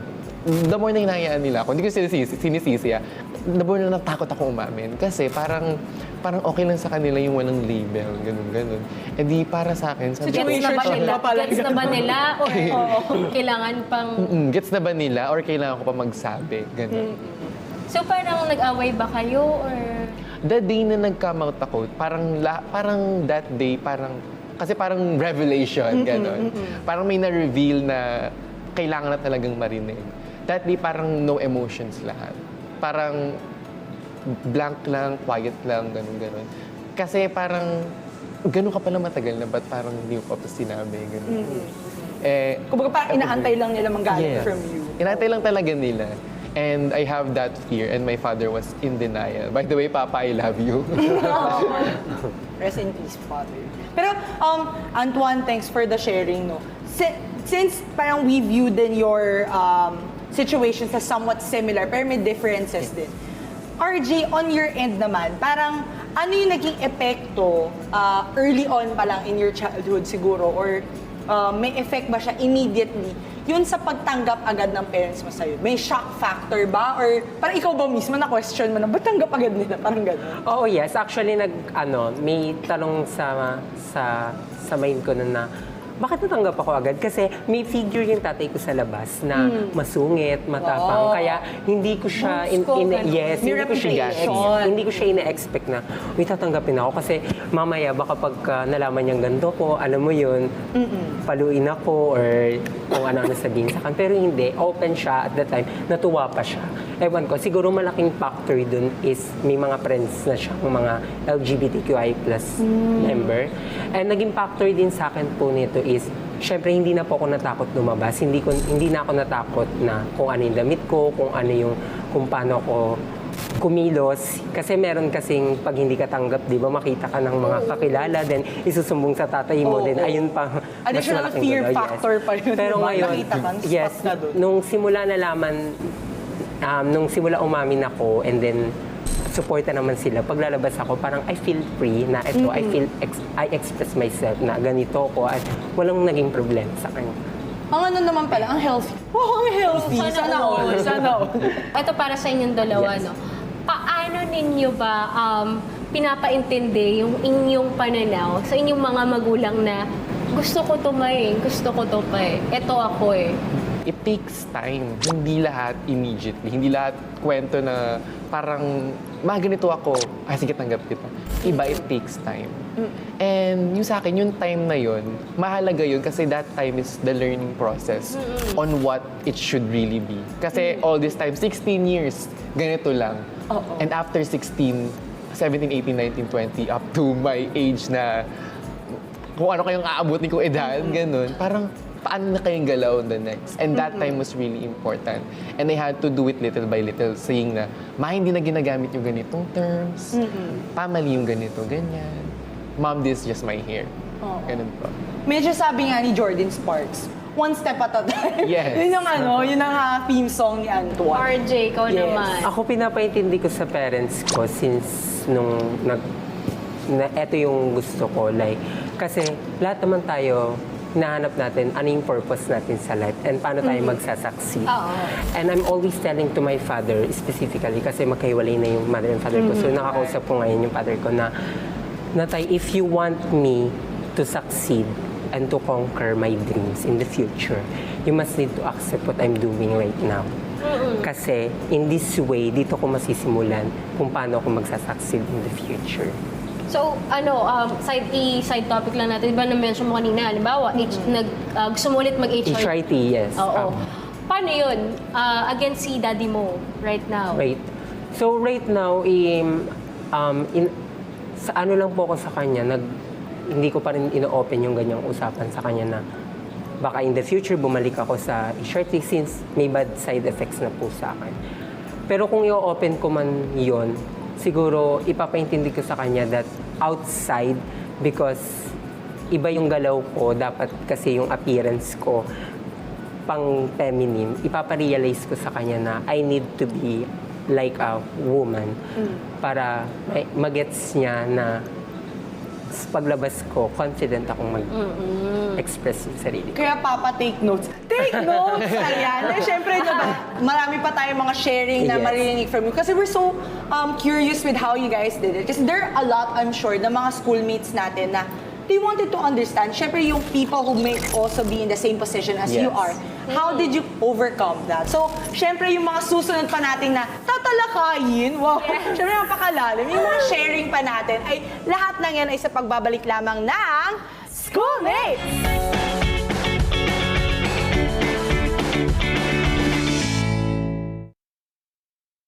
Saan napapanood ang PTV sa bawat sulok ng Pilipinas, reaching millions of Filipinos across the country through the power of terrestrial TV. Abot na abot namin ang mga Pilipino para sa tapat na balita at impormasyon. Dito'y Cordillera, kan Intero ang Luzon.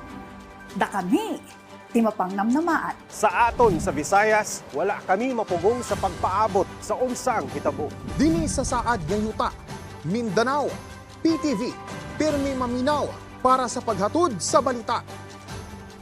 Broadcasting in Luzon, PTV4 Manila, PTV8 Cordillera, PTV4 Naga, and PTV4 Palawan. In the Visayas, PTV11 Cebu, PTV10 Dumaguete, PTV2 Guimaras, PTV8 Tacloban, and PTV12 Calbayog. And in the heart of Mindanao, PTV11 Davao City, PTV8 Cotabato, PTV7 Zamboanga, PTV11 Sibugay, PTV11 Pagadian, PTV48 Davao del Norte, and PTV8 Agusan del Sur. PTV Regional Network, buong katapatang naghahatid ng balitang maaasahan para sa inyong pambansang TV. Mga serbisyo ng pamahalaan ipararating sa mamamayan. Diretsahan ang usapan mula mismo sa kinauukulan.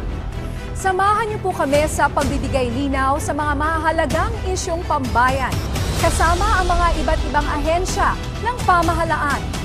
Dahil sa pagkakaisa at pagtutulungan, sama-sama tayong haharap sa isang bagong Pilipinas ngayon.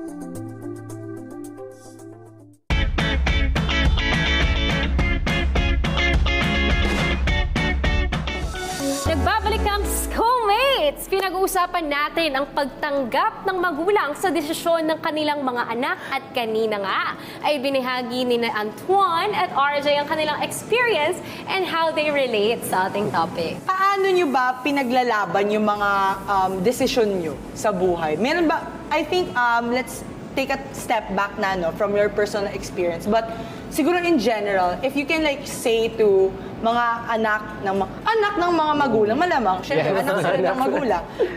Tingin nyo ba, or may tips ba kayo, paano nga ba nila dapat i-defend yung kanilang mga desisyon? Live your truth. If you're not living your truth, then you are not being you at all. At yung goals at yung mga pinaglalaban mo sa buhay, if there is something bad about it, or if there is not something bad about it, go for it. Wala kang ginagawang masama. Why would you stop?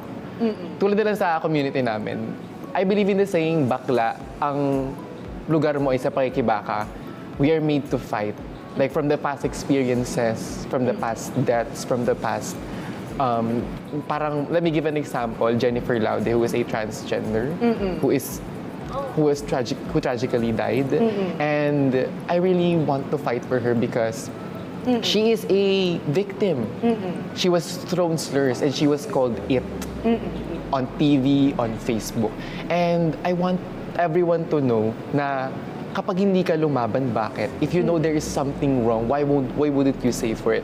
So in relation sa parents, you should fight for it because it's your life and you are not gonna hurt anyone. So why would you fear on fighting it? So parang in reality din, no, yung pinaglalaban ng mga anak sa kanilang mga magulang is yung identity nila. Kumbaga yung autonomy nila, ay eto na ako, separate na ako from you guys. Ikaw ba, RJ, sa tingin mo, bilang mga anak din, no, ano ba yung pinaglalaban ninyo when it comes to your decisions sa mga magulang?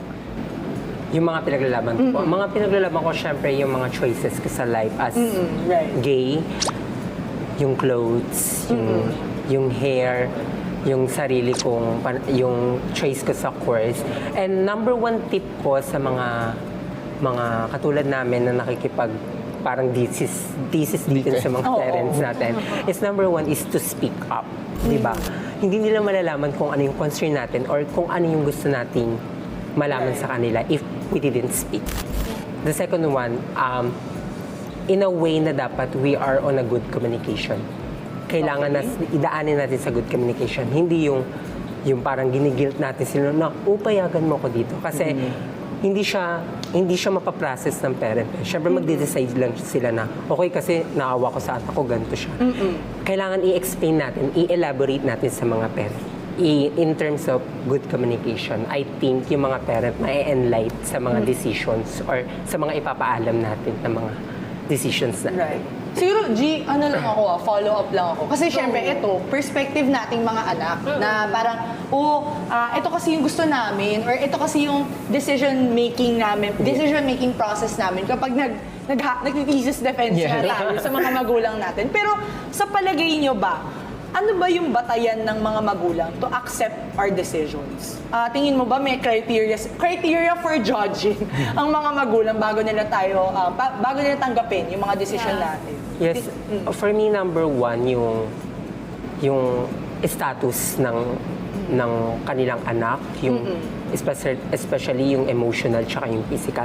Like yung sa scenario sa akin, bago mag-decide si father ngayon, kung papayag siya mag-HRT ako, syempre isipin niya yung health ko. Yung pangalawa, of course, yung environmental, which is yung society. Anong sasabihin ng mga tao pagka ganito yung naging decision, pag nag-decide sila in their own. And of course, syempre, hinihingi niya yung side namin. Hindi lang agad-agad siya mag-desisyon. So, masaya ka ba dito? Kaya mo ba to? Sure ka na ba dyan? Yes. Kaya ba today? Kaya ba today? Sige, Antoine, bilang ikaw naman. Yes, syempre, actually, same yung answer ko kay RJ. Yung mga batayan, yung safe ba to? Is this what you really enjoy? And also, I think, kasi binibase nila yung mga decisions ng anak nila sa na-experience nila. Like for example, you're really gonna come out with that outfit knowing na dati, parang nung panahon na yun, going out na nakapalda ang isang gay na tao is already discrimination. Parang discrimination, they will catcall you and worse, they will even beat you up. Kasi parang one time sa New York, parang normal na lang sa kanila na may namamatay na gay. And parang sabihin na nila, let's attend the funeral. And that's very saddening for my community. So, binabase din nila yung mga dating pangyayari sa mga decision namin. And if they see that it's safe, they will allow it. And also to relate it right now, kailangan na natin mas maging free sa ngayong panahon na to because everything is being opened up. Ako, we are an advocate and we really should accept every decisions because we enter the school, in our school, UCC, we enter the school, we have no intention to harm. And our school is our second home. And if we are accepted in our first home, we should be accepted in our second home. And that is our advocacy, one of our advocacies, making UCC gender inclusive, no to haircut policy. And yes to gender inclusivity. And actually, yung may toxic Filipino mindset kasi ang mga parents. Of course, yung mga medyo may edad na about 2010s na pag nag-dress ng ganito, kumbastos. And of course, yung dating sa kanila na bakla is salot, that is a toxic minded 2010s pa eh. So, dapat i-end na natin yun. Dapat ina-update. Yes. Software update. It's already 2023, guys. Kumbaga, iOS 17 na tayo ngayon. Yes. Hindi ako nakasabay. Since nagiging very vocal, opinionated, at very liberal na nga tayo mag-isip mga kabataan, di ba? Do you think yung parenting styles ng mga magulang natin should either cater or adjust to these changes? RJ, so kailangan ba nag-adjust na rin yung parenting styles sa pagiging liberated nating mga anak? Ganon. I think you can view this as a personal take. Tingin nyo ba dapat ang mga parents ngayon, pag sinabi mong, hindi ganito na ako, this is how I wanna dress. Oo. Halimbawa sinabi sa'yo na, ang ikli naman nung shorts mo, baka mama, hindi okay lang yan. Ganon. Tingin nyo ba they should adjust na to that? Or just stick to their traditional way? I think dapat mag-adjust na. As I was said, diba, it's already 2023. Dapat meron yung mga parents is aware na that the problem is society, not us. Tama. So paglabas namin, hindi dapat kami yung problema. Nag-a-adjust? Yes, hindi kami nag-a-adjust. Dapat yung society, yung how the society look to us. And masasabi ko lang sa mga parent na nasa traditional pa rin ng parenting, stop it na po. Pwede naman natin sila restrictionan, pero in terms of, in a good way. Na pwede natin silang limitahan, pero dapat naririnig natin yung side ng mga anak nila. Actually, may follow-up question ako doon. You can also answer, Antoine. Kung kayo ba, maging magulang kayo, would you think na you would be this accepting also of your children? Or do you think ba na there's a room na, ay hindi, medyo hinay-hinay muna tayo sa ganyan desisyon na, pwede bang mag-compromise muna tayo? Ganun. Tingin nyo ba, as if you were to become a parent, anong klaseng parenting style ba? Mag-a-adjust din ba kayo? Would you want the society to adjust for you? Or yung anak mo ang sasabihan mo na, eto muna tayo ngayon. Tsaka natin yan babaguhin as you grow old. Ikaw, Antoine? Yun nga, yung as you grow old. So siguro I can take it from my coming out story na nag-process, that there is process. Yung throughout siguro maging parenting style ko is I will listen to my child if I were to be a parent. So kung nagkaroon man ako ng anak, I will adjust for him. But yung anak ko, mag-a-adjust din siya sa akin because we will find a common ground wherein both of us nagko-complement yung mga gusto naming mangyari. Right. Because as a parent, syempre may gusto kang mangyari sa mga anak mo. You want the good for your son or your daughter. And your daughter or your son also wants the good for you. So maghahanap yan ng common ground. So in short, my answer is we should adjust actually. Kasi nung natapos ba yung World War II, hindi na tayo nag-adjust. Diba? May gera pa rin ba? So kailangan natin mag-adjust. So if things are changing, at uncomfortable ka doon, it's meant to be uncomfortable. It's meant to be like that. Kaya ka magbabago eh. Because fortunately, throughout the process, you will get used to it and you will say na, ay, hindi naman pala siya weird. Ay, hindi naman pala siya mali. It feels free. G, sorry, follow up lang ako. Kasi I think pinag-uusapan natin siya kanina, na kapag ba love ka, din pinag-usapan natin, mahal tayo ng mga magulang natin. Kapag naman in-interview ang bawat magulang, sasabihin sa'yo ng magulang na, kaya ko lang naman ginawa yun kasi mahal kita. Diba? So, pag ba sinabi sa atin ng mga magulang natin na, ay hindi na, mahal kita, kaya dapat tanggapin mo yung desisyon ko. Do you think na love means understanding and accepting? Or pwede ba na understand lang kita, pero di mo na kita i-accept? It depends kasi sa situation yun. Like for example, sa akin nga, nung sa HRT, mahal niya ako pero hindi niya susuportahan yung pagbabalik ko sa HRT. Because alam niyang makakasama, may bad side effects sa akin. Pero if wala namang masamang mangyayari or wala namang masamang gagawin dun sa decision mo, parents should support our decision. Kasi if you love your child, you should listen what they want. Kasi ako, kung gusto ko at makakabuti naman sa akin, bakit hindi mo ako susuportahan? Kasi number one na magiging supporter ko, kung hindi sarili ko, family ko. Dapat nandyan kayo sa likod ko to push me to be on this game na dapat kayanin mo to, lalo na pag makakabuti sa akin. Right. Pero does it mean disrespect kapag hindi mo sila sinunod? In your personal opinion? I think it's not disrespect. For me, kasi di ba, hindi kasi ako naniniwala sa parents know best. I think that for me, myself knows best. Kaya I have my own decision. But, syempre, may kailangan i-consult yan sa parents, lalo na. Pero at my age of 20, siguro yung consultation with parents, parang conversation na lang, a casual conversation na lang, na tayo nagawa ko na to, ganyan ko na to. As long na wala naman masamang epekto sa akin. So parang consultative, yung interaction na gusto natin. Ikaw ba, Antoine? Is love equals accepting plus understanding? Or pwedeng understand pero di ko accept? Actually, iba yun eh. Kasi yung sa post ni Izzy, parang ang di na pinaparating niya nun is, I love you, but I do not accept who you are. I think for me, that's not love.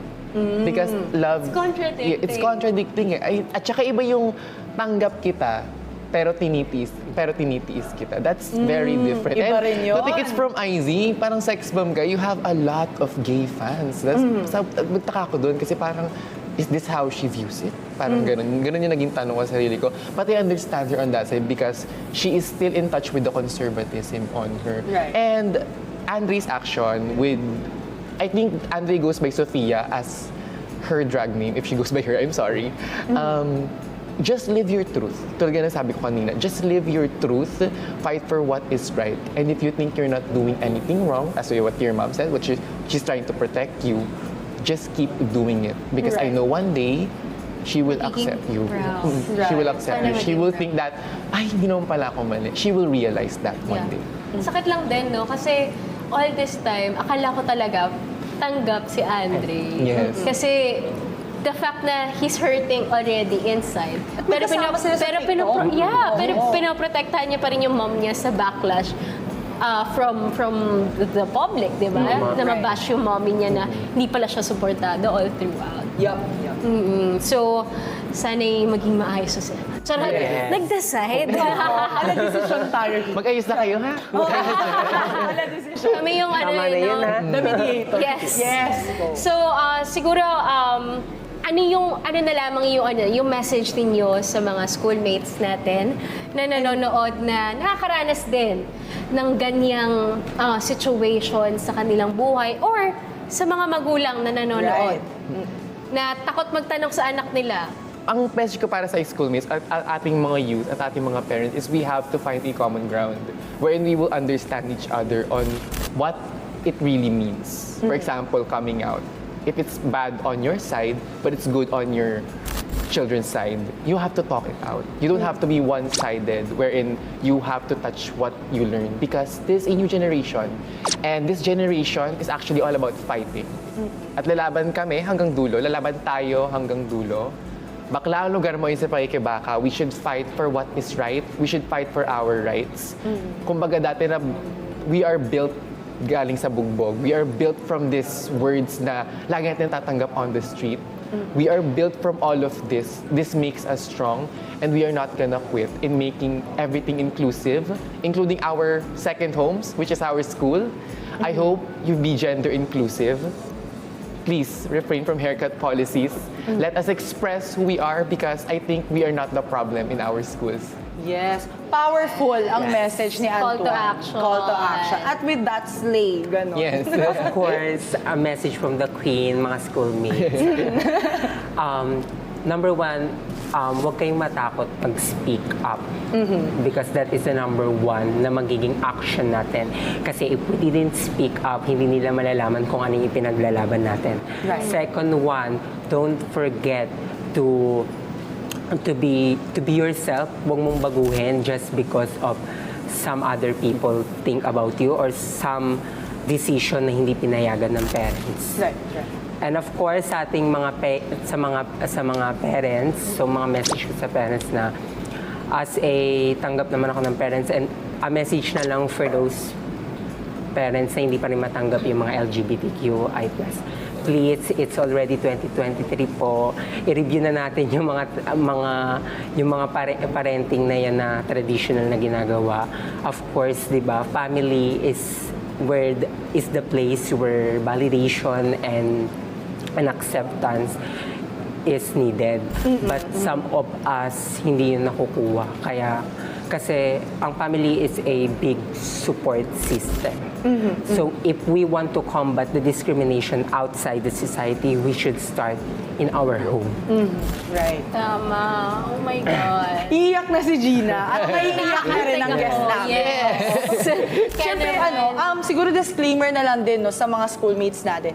Yung mga guests natin and how we are discussing this topic, it's not to tell you what's right or wrong. Pero pag-isipin kayo na may ganitong realidad, nakikita natin na yung sa mga guests natin, may mga ganitong stories. So kayo din, schoolmates, mag-share din kayo ng mga stories nyo. And if you have tips also, maging safe space tayo dito on how we can further talk about this topic. Malay nyo ang story niya na susunod na ma-feature Tara. sa episode. Oo, feature na pala. Go. Kaya naman, thank you so much, Antoine. Thank you. Yes, and RJ, ang ating mga slay queens. Yes, from UCC. At Thank you so much sa pagbibigay ng bagong perspective at lakas ng loob sa ating mga schoolmates na ipaglaban at pakita mo kung sino ka. Push mo. Joke. Yan. At syempre, schoolmates, let us talk more about how are we gonna address this topic. Kasi syempre, hindi naman natin pinag-usapan tayo itong topic na to para sharing lang. Syempre, kailangan may major takeaway tayo. Kaya naman, lahat ng yan ay sa pagbabalik lamang ng Schoolmate!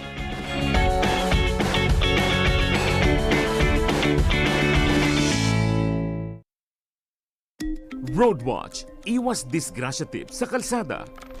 Eyes on the road, kaibigan. Ayon sa Republic Act 10913 o Anti-Distracted Driving Act, mahigpit na ipinagbabawal ang paggamit ng cellphone o anumang gadget habang nagmamaneho.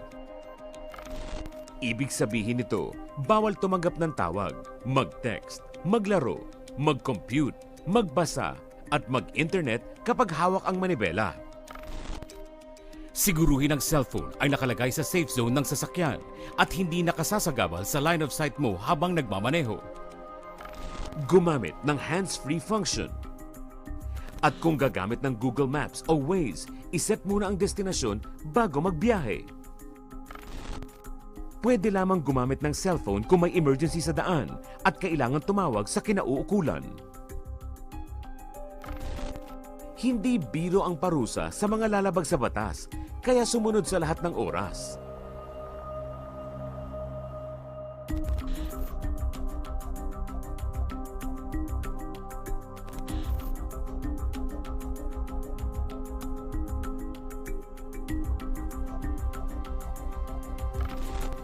Kapag buhay ang nakataya, dapat listo sa kalsada.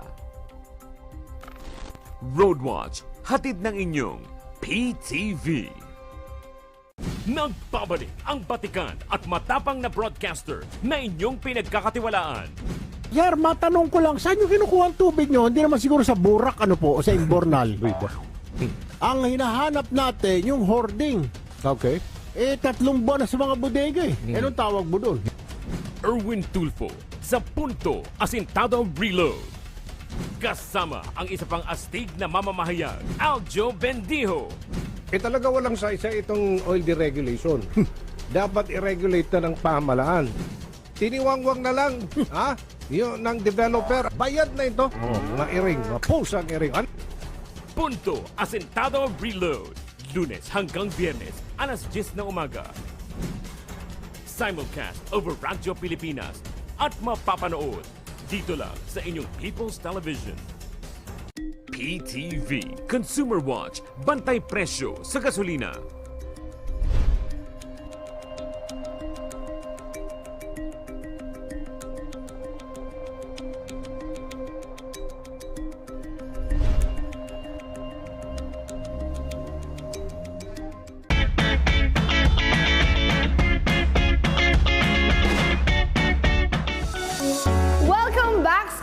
Ayan, so kanina napakinggan natin ang side ng ating mga guests na nakaka-relate sa topic natin on, again, parental acceptance. So ngayon naman, papakinggan natin kung ano nga ba ang masasabi ng isang psychologist who is also an expert on family counseling. Kaya naman, let's all watch this. Ang acceptance ay napaka-importante dahil dito hinuhubog ang buong pagkatao ng isang bata o isang bawat miyembro ng pamilya. Kung ikaw ay tanggap, hindi ka lang tatanggapin physical, hindi ka lang tatanggapin ano man ang iyong ideolohiya, tatanggapin kang buong buo. Physical man to, emotional, moral, social, at iba't ibang aspeto pa ng pamumuhay natin. Once na hindi mo tinanggap ang iyong anak, nabubuo na dito yung emotional detachment eh. Maaaring physically present yung anak mo sa loob ng pamamahay o sa loob ng tahanan. Subalit yung emotions niya, lumalayo. Yung social relationship ninyo, nawawala. At higit sa lahat, yung love na meron dapat kayo, unti-unti nawawala. Kasi nga, yung batang hindi na-disapprove ay nakakaramdam ng rejection, nakakaramdam ng negative feelings. Doon pa lang hindi na nagiging healthy yung environment niya habang siya ay nandoon sa pamilyang hindi siya katanggap-tanggap. Tandaan natin ang bawat bata ay iba. Meron tayong tinatawag na individual differences. Kung sa tingin mo, hindi to akma sa iyong conviction bilang magulang, marahil tanungin mo rin sarili mo, ano yung tinuro mo sa anak mo? Ngayon, kung sa tingin mo na hindi ka tanggap-tanggap sa iyo ang decision ng isang bata, marahil wag mo sana siyang husgahan muna. Pakinggan, tanungin, anak, ano ang naging pamantayan mo doon sa decision mo? Ano yung mga criteria mo, bakit ka humantong sa ganitong decision? Ano yung maitutulong ko pa para magpapaganda yung decision mo? Kasi minsan hindi naman lahat ng desisyon ng mga bata ay masama para sa kanila. Kaya nga yung magulang dapat consultant at mentor. Hindi mo dapat hawakan yung bata pagdating sa decision. Kasi una, kaya mo pinag-aral yung anak mo para maging independent siya. At bahagi ng kanyang pagdidesisyon, yung pag-apply ng natutunan niya sa kanyang mundong kinagalawan. So bawat desisyon na ginagawa ng bata ay maaaring sa tingin natin mali. Pero kung sa tingin natin mali man, doon papasok ang role ng magulang upang tanungin, upang pagsumikapan na ayusin ang anumang desisyon ng bata. Siguro gayahin natin yung analogy ko ng saranggola. Pag nagpapalipad tayo ng saranggola, kung sa tingin mo, yung anak mo ay stable, parang saranggola lang yan, unti-unti mo siyang luluwagan. Pero kung sa tingin mo yung saranggola o anak mo ay unstable, unti-unti mo siyang higpitan, pero wag mo siya ibabagsak. But rather, hatakin mo sa paangat upang nasa ganon, makabangon sa muli. Sa mga kabataan, tandaan natin na habang buhay ang ating mga magulang, andyan sila para gumabay sa atin. Huwag mag-atubiling mag-consult dahil sapagkat nalalaman ng mga magulang kung ano makakabuti sa atin. Kung ikaw man ay nakaramdam ng rejection sa society o sa family mo, isa lang pwede kong sabihin sa iyo, reject the rejection. At sa mga magulang naman, sana pagbigyan natin ng mga kabataan natin, mga anak natin na magdesisyon para sa sarili nila, pero wag natin sana silang hayaang mag-decide na mag-isa, but rather, pakinggan din natin kung yung decision ba nila ay makakabuti. At kung ito ay makakabuti, suportahan. Kung ito ay makakasama, tulungan natin silang maghanap ng mabuti pang paraan para makapag-decide sila ng tama. Ayan, bilang yung mga magulang na ating mga guests for today ay very vocal and very supportive nga, no? Ikaw naman, Trisha, kung makakapag-share ka sa akin. Yes, sa amin, sa ating mga schoolmates na ngayong mga major decisions in life na medyo nahirapan kang patunayan sa iyong mga magulang. Paano yung naging process? Siguro, parang most of my major decisions kasi, tama yun parang kailangan mo lagi ng approval ng parents kasi sila yung una mong kasama. At sila lang yung only kasama ko. No, syempre as an only child, di ba?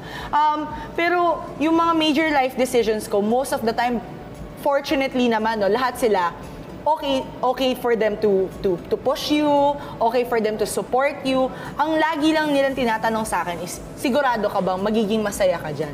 Kasi at the end of it all, yung mga magulang natin, gusto lang nila maging masaya tayo, pero nakakalimutan nila paminsan na same ba yung definition ng happiness ko sa happiness nila? Oo, diba? So yan, ikaw G, kung ma-share mo lang, syempre malamang sharing Chikahan tayo ngayon, dito diba? talaga, T. Oo, parang nung sa part mo, I think I'm very much aware na yung struggles mo rin with your family.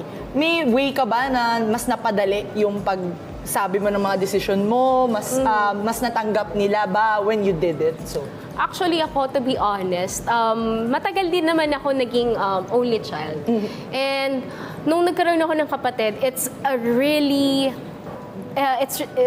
big adjustment process for me. Right. Na sanay ka mag-isa, tapos may kasama sanay ako ka na na. mag-isa. Oo. Pero hindi ko rin maintindihan kasi ayaw pa rin nila kung gumawa ng mga bagay on my own. It's not because alam ko na kung ano yung nakakabuti sa akin. Right. Pero kasi hindi natin may iwasan yung mga iba nating schoolmates, aminin nyo o sa hindi, niisip nyo nasasakal kayo eh. Oo. Like parang, paano ko malalaman? Paano, at some point, lalaki kami lahat, hayaan nyo kaming mag-decide. Kung magkamali kami, magkamali kami. Right. Let us learn on our own mistakes. Correct. Yes, ayun. Take accountability para kapag sa ibang tao ko nagawa yung pagkakamali na yun, magte-take din ako ng accountability for that. Kasi ang hirap naman na basihan ko yung desisyon ninyo even though you just wanted what's best for me.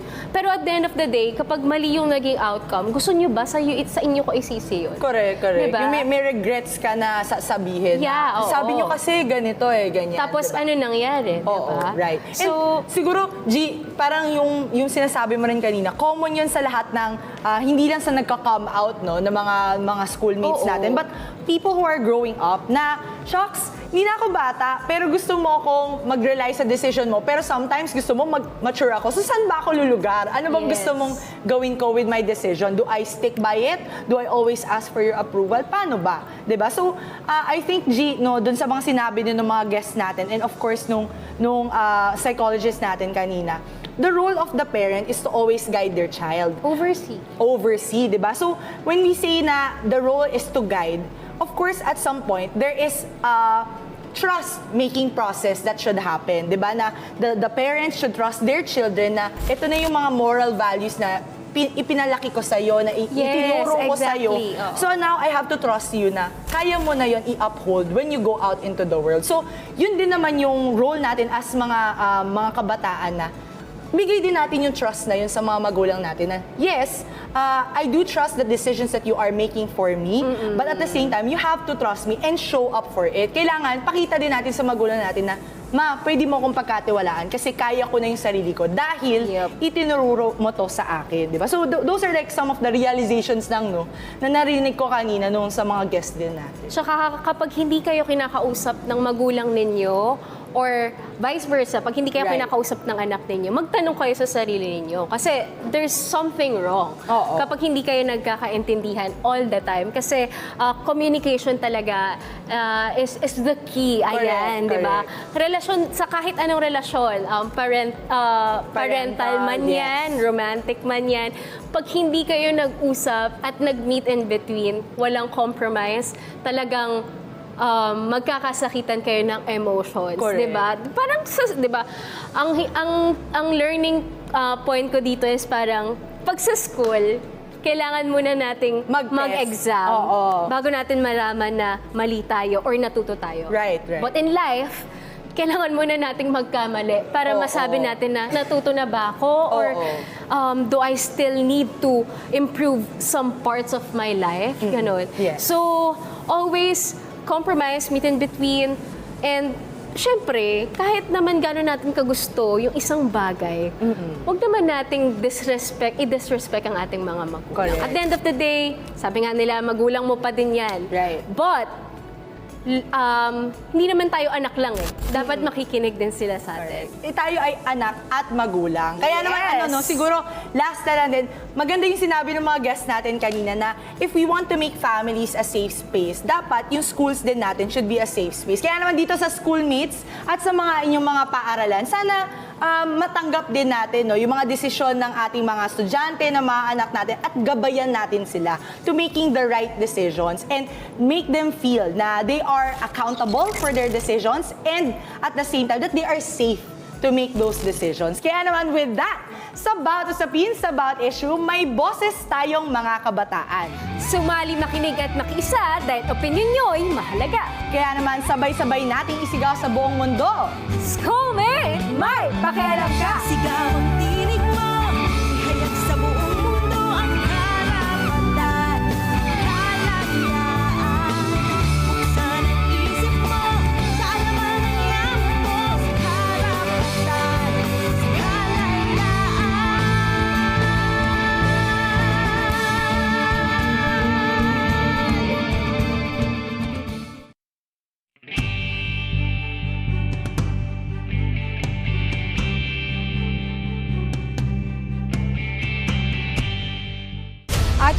Sports Pilipinas, Eunice Samonte ng Philippine Ports Authority. Samahan niyo kami tuwing alas 12 ng tanghali mula Lunes hanggang Biyernes para sa isang bagong Pilipinas ngayon, dito lang sa PTV.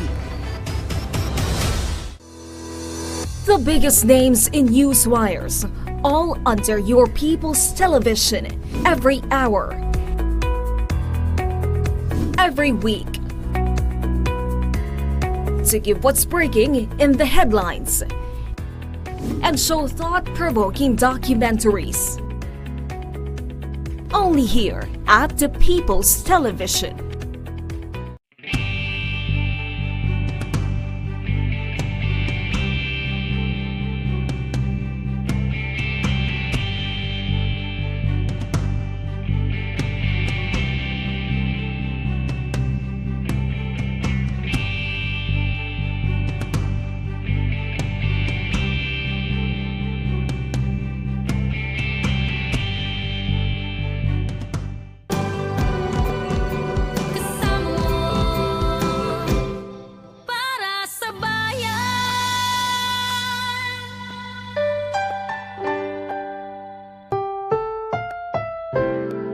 Susunod na programa ay rated PG. Ito ay nangangailangan ng patnubay at gabay ng magulang para sa mga batang manonood.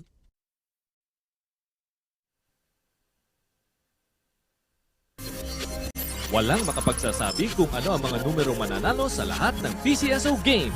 Huwag maniwala sa mga text messages, liham o tawag sa telepono na nagsasabing magbibigay daw sila ng tip kapalit ng pera o cellphone load.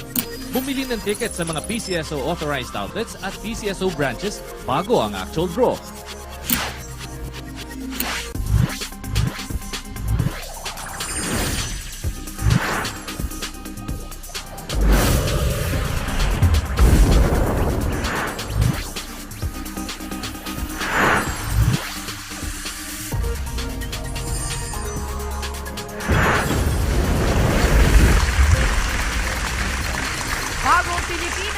Magandang gabi po sa inyo lahat.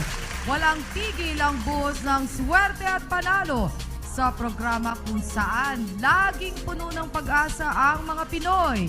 Ang PCSO Lottery Draw, multi-million jackpot prizes at libo-libong digit pa premyo ang hatid namin ngayong Huwebes ng gabi, September 28, 2023. At ang makakasama ko ngayong gabi, good evening, Queenie. Good evening din sa iyo, Romy. At syempre sa mga televiewers ng PTV Network. Shout out din po sa mga online followers natin sa Facebook at sa YouTube. Stay tuned lang po kayo dahil sure po kami mag-e-enjoy kayo sa mga exciting prizes na pwede niyong mapanalunan. Kaya para sana all know more, sana po hindi nakalimutan ang pagbili ng tickets dahil yan lang po ang pwedeng magbigay sa inyo ng tsansang manalo. Important reminder po sa mga lotto players, kaugnay po ng transition sa bagong lottery system ng PCSO.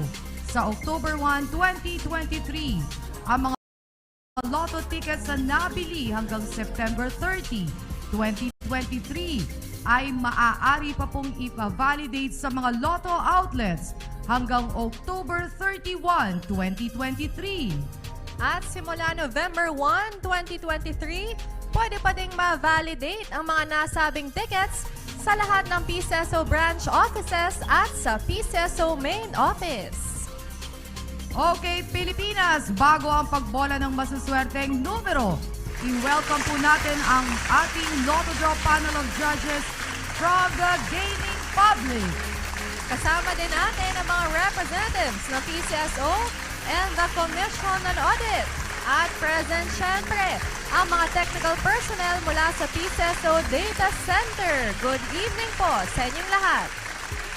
And to assist us with our draws, we have our PCSO Assistant Draw Coordinator. Good evening, sir. Okay, Lotto players, oras na para maglaro at manalo. Kaya tara na, let's play Lotto!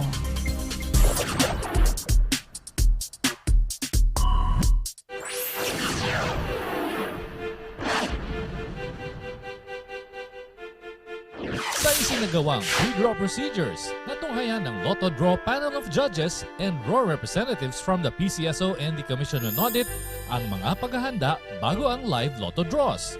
Sa pamamagitan ng machine inspection at machine testing, siniguro po na maayos ang kondisyon ng mga draw machines. Only the operation of the remote switch button ang may human intervention. Sa drawball case selection, 3 sets ang pinagpilian sa bawat game. Randomly, pumili ang chairperson ng isang set ng bola na gagamitin. Lahat po ng bola ay tinimbang para masiguro na halos pantay-pantay ang bigat ng bawat bola. Properly documented at covered po ng video ang bawat activity. Matapos masiguro na ito'y kumpleto, ang draw team member ang maglo-load ng draw balls na gagamitin sa mga draws.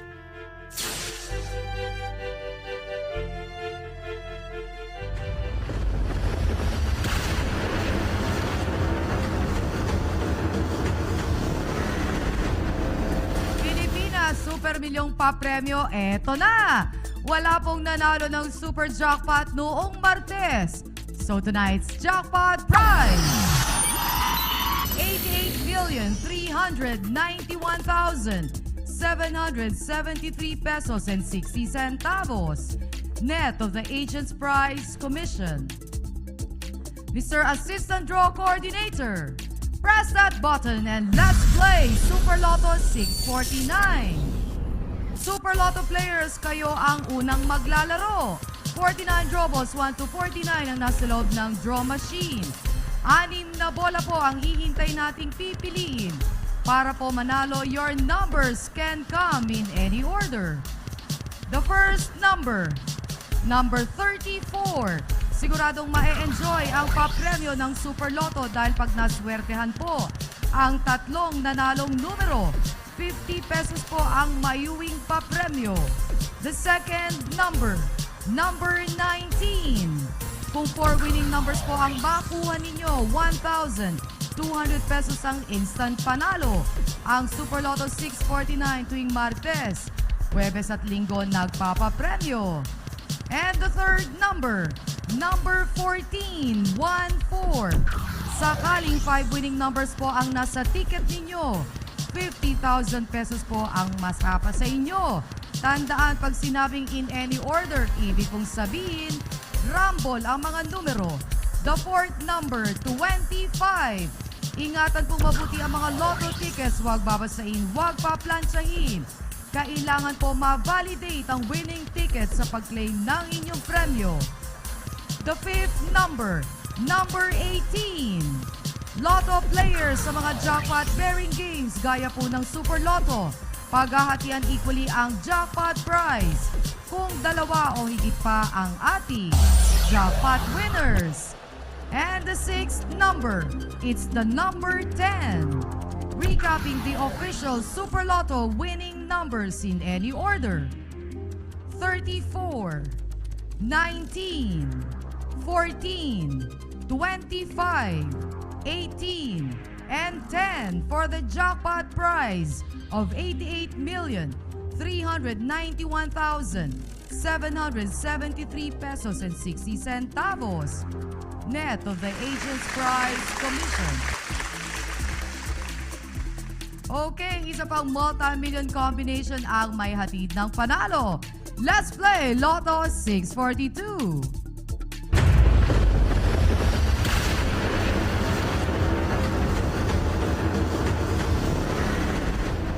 Wala rin pong jackpot winner sa Lotto 642 noong Martes. So tonight's jackpot prize, 9,823,403 pesos and 20 centavos. Net of the agent's prize commission. Once again, Mr. Assistant Draw Coordinator, press that button and let's play Lotto 642. Maraming salamat po sa ating Assistant Draw Coordinator. If you're just joining us tonight, good evening po sa inyo. Nasa Lotto 642 draw na po tayo. And this time, 42 draw balls. 1 to 42 ang hinahalo sa loob ng draw machine. And the first number, number 42. Sa Lotto 642, 20 pesos po ang papremyo pag nag-match ang 3 numero mo sa winning combination. At gaya po sa Super Lotto, rumble ang mga numero para po manalo. Mga tickets na hawak, swerte po sana ang dala. The second number, number 11.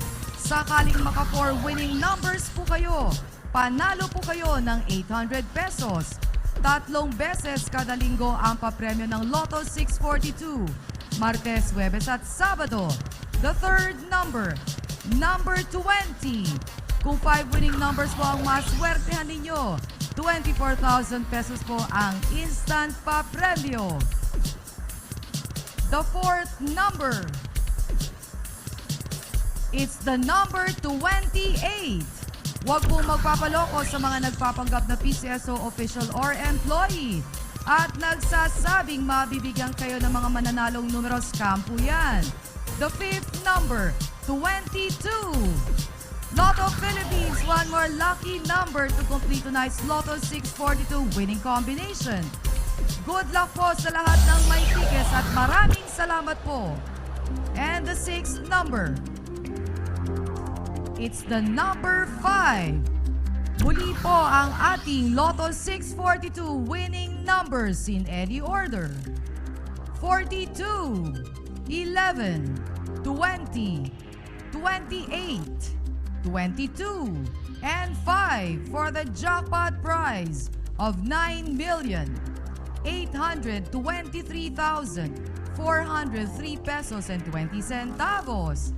Net of the agent's prize commission.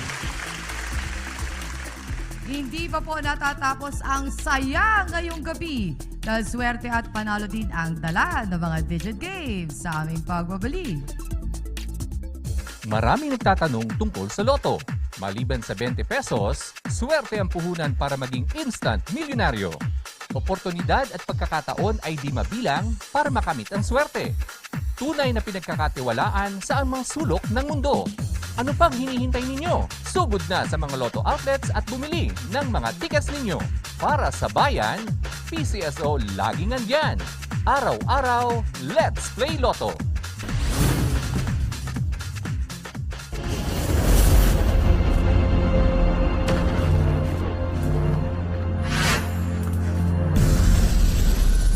Sa unang digit game, 6 numbers ang may dala ng panalo. As our last 6-day Lotto draw, umabot na po sa over 800,000 pesos. Ang first prize ay hindi pa din napanalunan. At para manalo, kailangan lang mag-match ang napiling 6 numbers sa winning combination in exact order.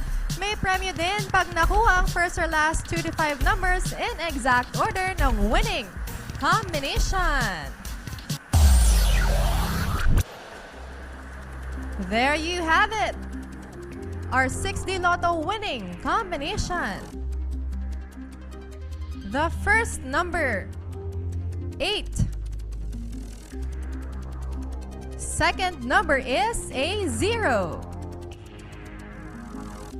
The third number, number 9.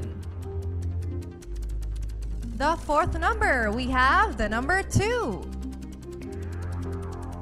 Fifth number, number 8. And the sixth number is a 0. Once again, tonight's 6D Lotto winning combination, we have 8, 0, 9, 2, 8, and 0 in exact order.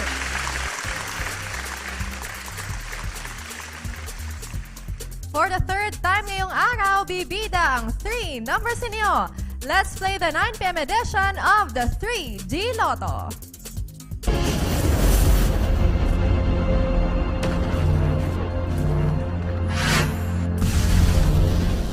Dito sa 3D Lotto, pwede po kayong manalo ng 4,500 pesos for 10 peso play pag nag-match ang 3 numbers ninyo sa mapipiling 3D Lotto winning combination in exact order. 750 pesos or 1,500 pesos naman ang pwede nyong mapanalunan kung nag-rambolito system play.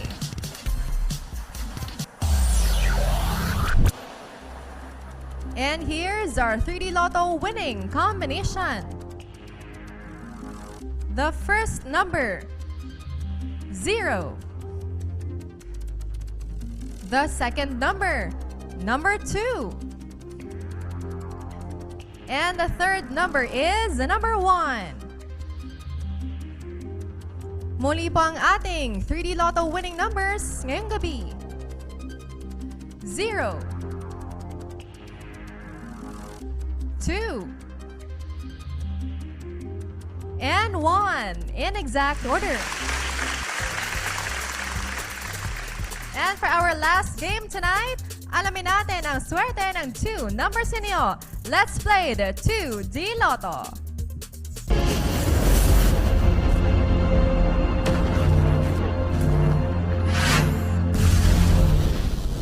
$2D Lotto players, 4,000 pesos per 10 peso play ang panalo kapag nag-match ang 2 numbers niyo sa ating winning combination in exact order. Kung nanalo ka naman via the Rambolito system play, 2,000 pesos ang may uwi ninyo. Lotto winners, may 1 year po kayo to claim your prizes.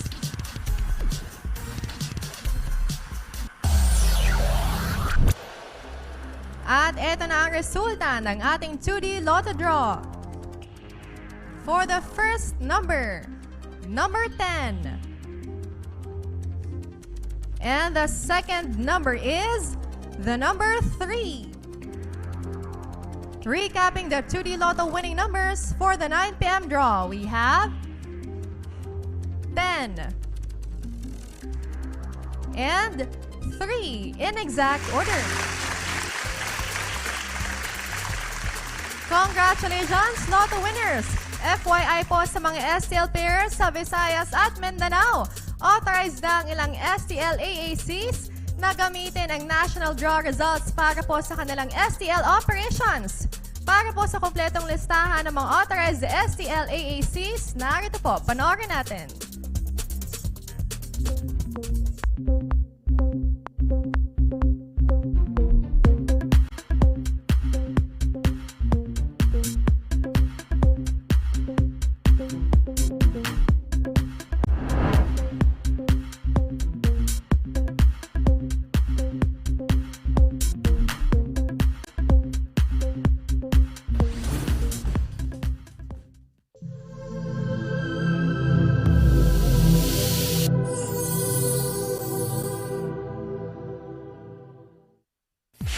Hi guys! Sa mga first-time players at aspiring Lotto millionaires, para sa inyo ang infomercial na ito. Araw-araw ang tsansang manalo dahil araw-araw din ang swerteng hatid ng mga games ng PCSO. From Monday to Sunday, 2D Lotto at 3D Lotto 3 times a day nakakasalo. That's every 2 p.m., 5 p.m., and 9 p.m. draws. Tuwing alas 9 ng gabi, back-to-back ang mga pampag-good vibes na dala ng samot-saring digit at jackpot-bearing games. Every Mondays and Wednesdays, mega saya ang dala ng 2D Lotto, 3D Lotto, 4D Lotto, Mega Lotto 645, and the Grand Lotto 655. Nag-uumapaw ang multi-million excitement every Tuesday. Hatid ng 2D Lotto, 3D Lotto, 6D Lotto, Lotto 642, Super Lotto 649, at Ultra Lotto 658. Ready ang Super Jackpot every Thursday. Hatid ng 2D Lotto, 3D Lotto, 6D Lotto, Lotto 642, and Super Lotto 649.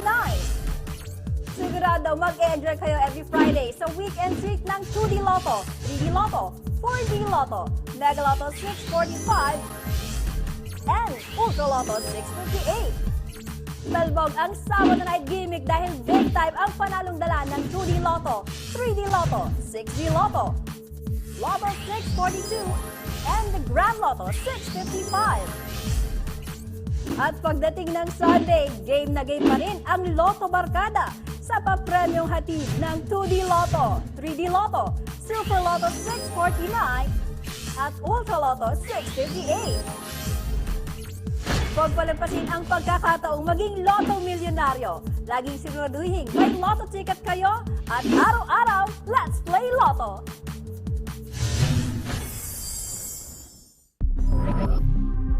Pauna pang-unawa sa publiko. Idiniklara ng Arbitral Tribunal na wasto ang isinagawang terminasyon ng PCSO noong ika-17 ng Pebrero 2016 sa Deed of Authority ng Global Tech Mobile Online Corporation patungkol sa pagpapalaro ng peryahan ng bayan. Sa bisa ng desisyon ng Arbitral Tribunal, napatunayan na ang patuloy na operasyon ng Global Tech ng larong peryahan ng bayan pagkatapos binawi ng korte ang implementasyon ng status quo ante order dahil sa anunsyo ng Office of the President ay illegal.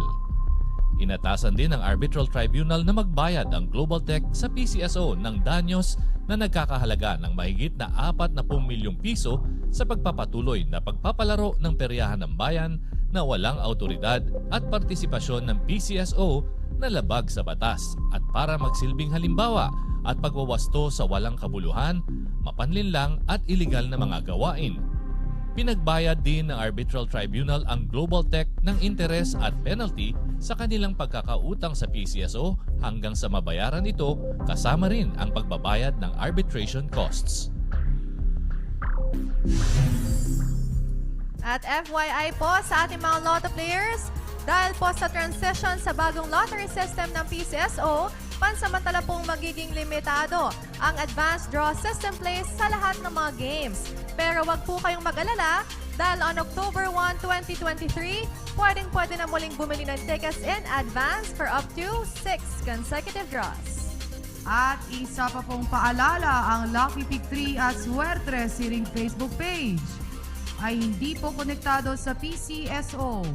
Maging ang Pakiloto at Sure Lotto ay hindi rin po produkto ng aming tanggapan.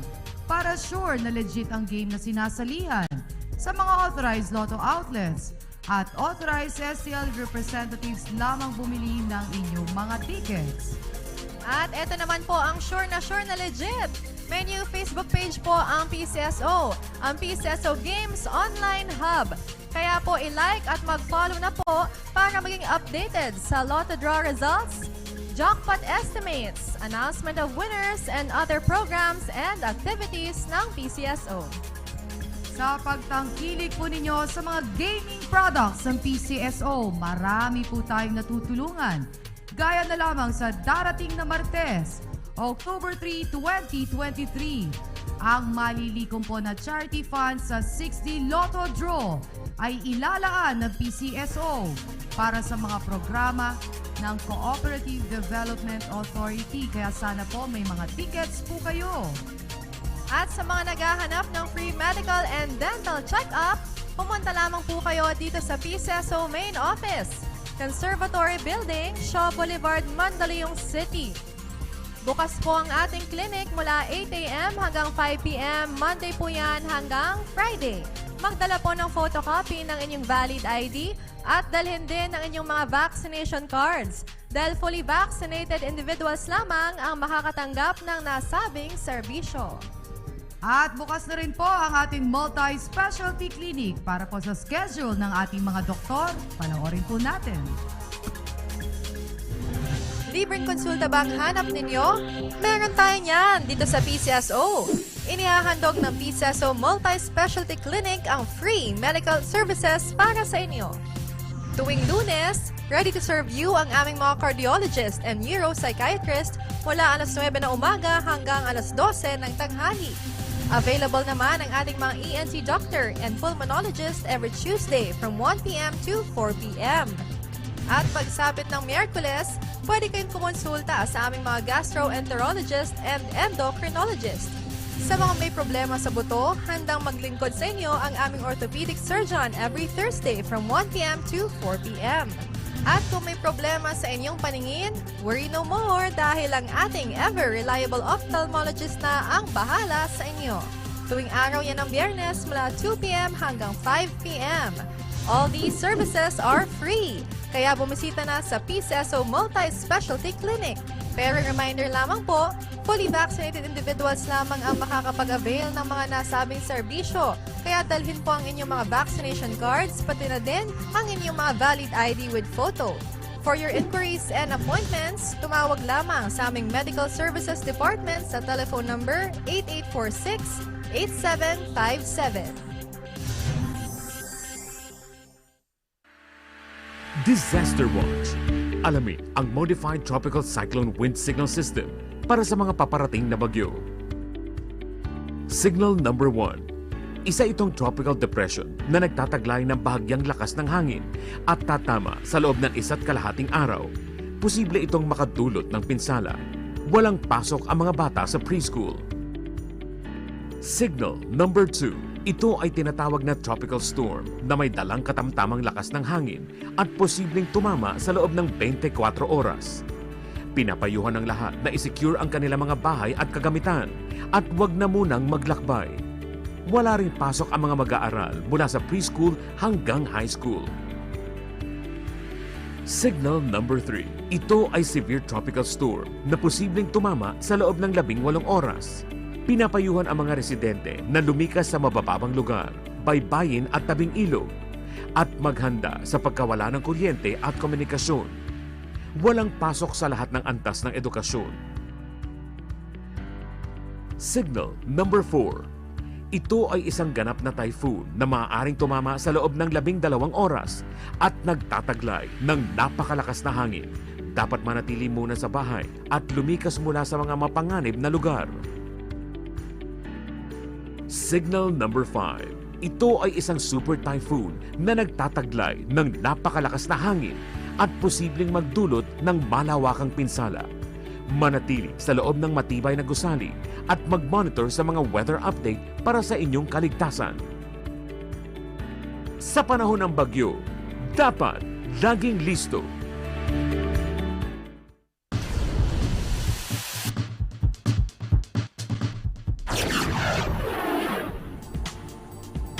Ang resulta ng 2 p.m. draws. For the 3D Lotto, we have 7, 8, and 3 in exact order. And for the 2D Lotto, we have 14 and 16 in exact order. Ang resulta ng 5 p.m. draws. For the 3D Lotto, we have 1, 8, and 6 in exact order. And for the 2D Lotto, we have 25 and 1 in exact order. It's recap time. Unahin po natin ang 2D Lotto winning numbers. We have 10 and 3 in exact order. 3D Lotto, we have 0, 2, and 1 in exact order. 6D Lotto, we have 8, 0, 9, 2, 8, and 0 in exact order. Sa ating Lotto 642, 42, 11, 20, 28, 22, and 5 in any order. For the jackpot prize of 9,823,403 pesos and 20 centavos, net of the agent's prize commission. At sa ating Super Lotto 649, 34, 19, 14, 25, 18, and 10 in any order. For the jackpot prize of 88,391,773 pesos and 60 centavos, net of the agent's prize commission. May bago kaya tayong Lotto Millionaire tonight. Ayon po sa ating PCSO Data Center, for the Lotto 642, we have no winner. At para naman sa ating Super Lotto 649, we also have no winner. Sa mga nanalo, congratulations po! Ang paraan kung paano mag-claim ng inyong premyo, panoorin po natin.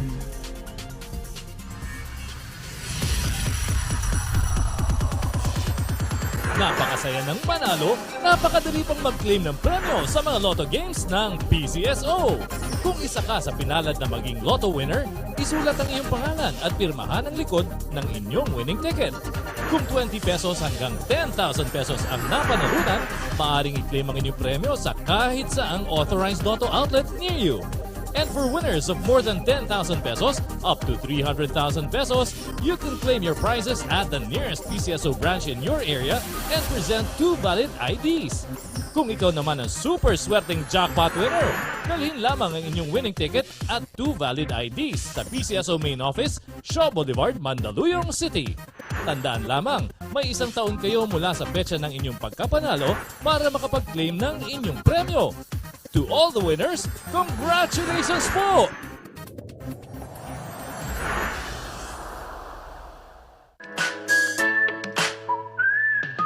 Oy, kapatid, gusto mo ba na yumaman? Takbo na sa malapit na lutuhan. Simple lang naman ang iyong kailangan. 20 na lang ulit ang ating puhunan. Ito ay laro na galing sa puso. Nakatulong ka pa sa kapatao. Balik loto sa mababang presyo. May pag-asa makamit ang pangarap mo.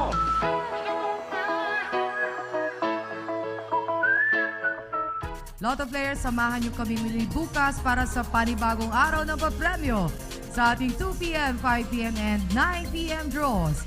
And for our games, we have the 2D Lotto, 3D Lotto, 4D Lotto, the Mega Lotto 645 with an estimated jackpot prize of 55 million pesos. At sa Ultra Lotto 658, 49.5 million pesos. Sa Sabado, sa ating Grand Lotto 655, 29.7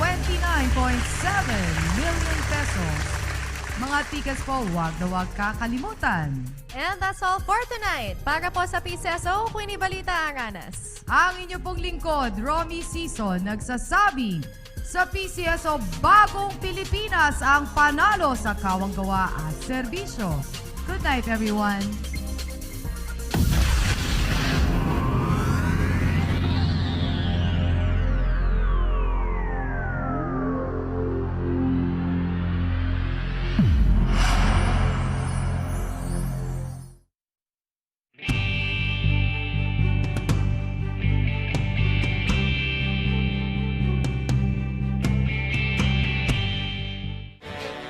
Ngayong Lunes sa On Assignment. Kada pagpatak ng araw ng Martes simula noong buwan ng Hulyo, ganito na kada linggo ang sitwasyon ni Marvin. Talagang matindi po ang naging impact po ng pagtaas ngayon ng diesel. Sa makatuwid nga po, halos pag-pabiyahe po kami sa umaga hanggang gabi, halos minsan tabla na lang. Dito sa Pilipinas, pag hindi ka nakatapos talaga, mahirap makapasok. Kailangan dito experience. Paano na bago ng TVET o ng TESDA yung buhay mo ngayon? Ma-i-portion namin ng skill namin para wala rin kami takot sa kung ano mangyayari. On Assignment. Ngayong Lunes, alas 8 ng gabi, dito sa inyong People's Television.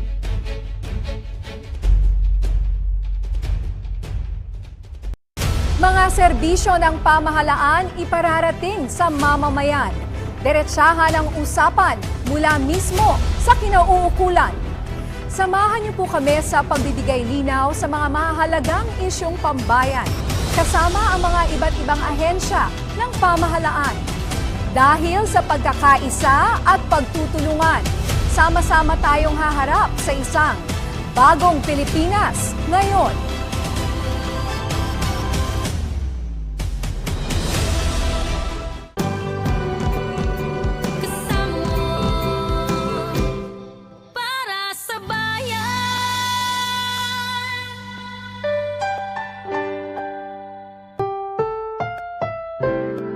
Ang susunod na programa ay rated PG. Ito ay nangangailangan ng patnubay at gabay ng magulang para sa mga batang manunood.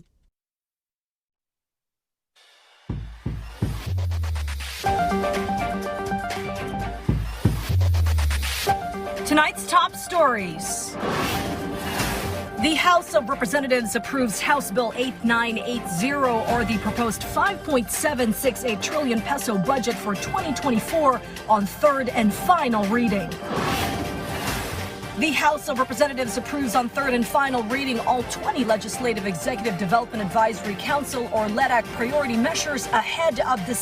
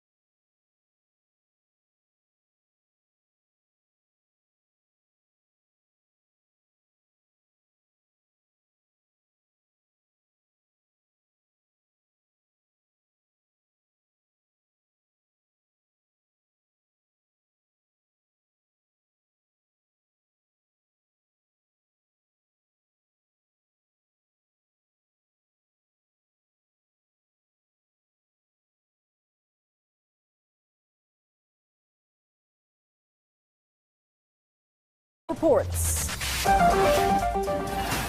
House Bill number 8980, the 2024 General Appropriations Bill, is approved on third and final reading. After extensive deliberations and negotiations, the House of Representatives on Wednesday approved on the third and final reading the 5.768 trillion national budget for next year. 296 lawmakers voted yes, 3 negatives, and 0 abstentions.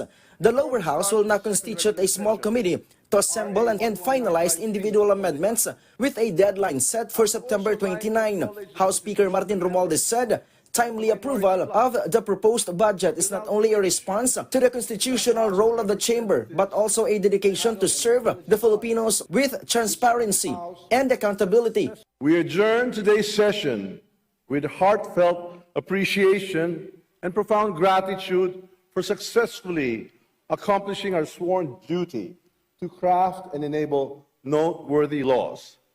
During the first period of the second regular session, the pillars of a strong nation rest in our capable hands, and each of us deserves no less than an earnest acknowledgement for completing the task. On the other hand, Gabriela Representative Arlen Brosas explained her no vote.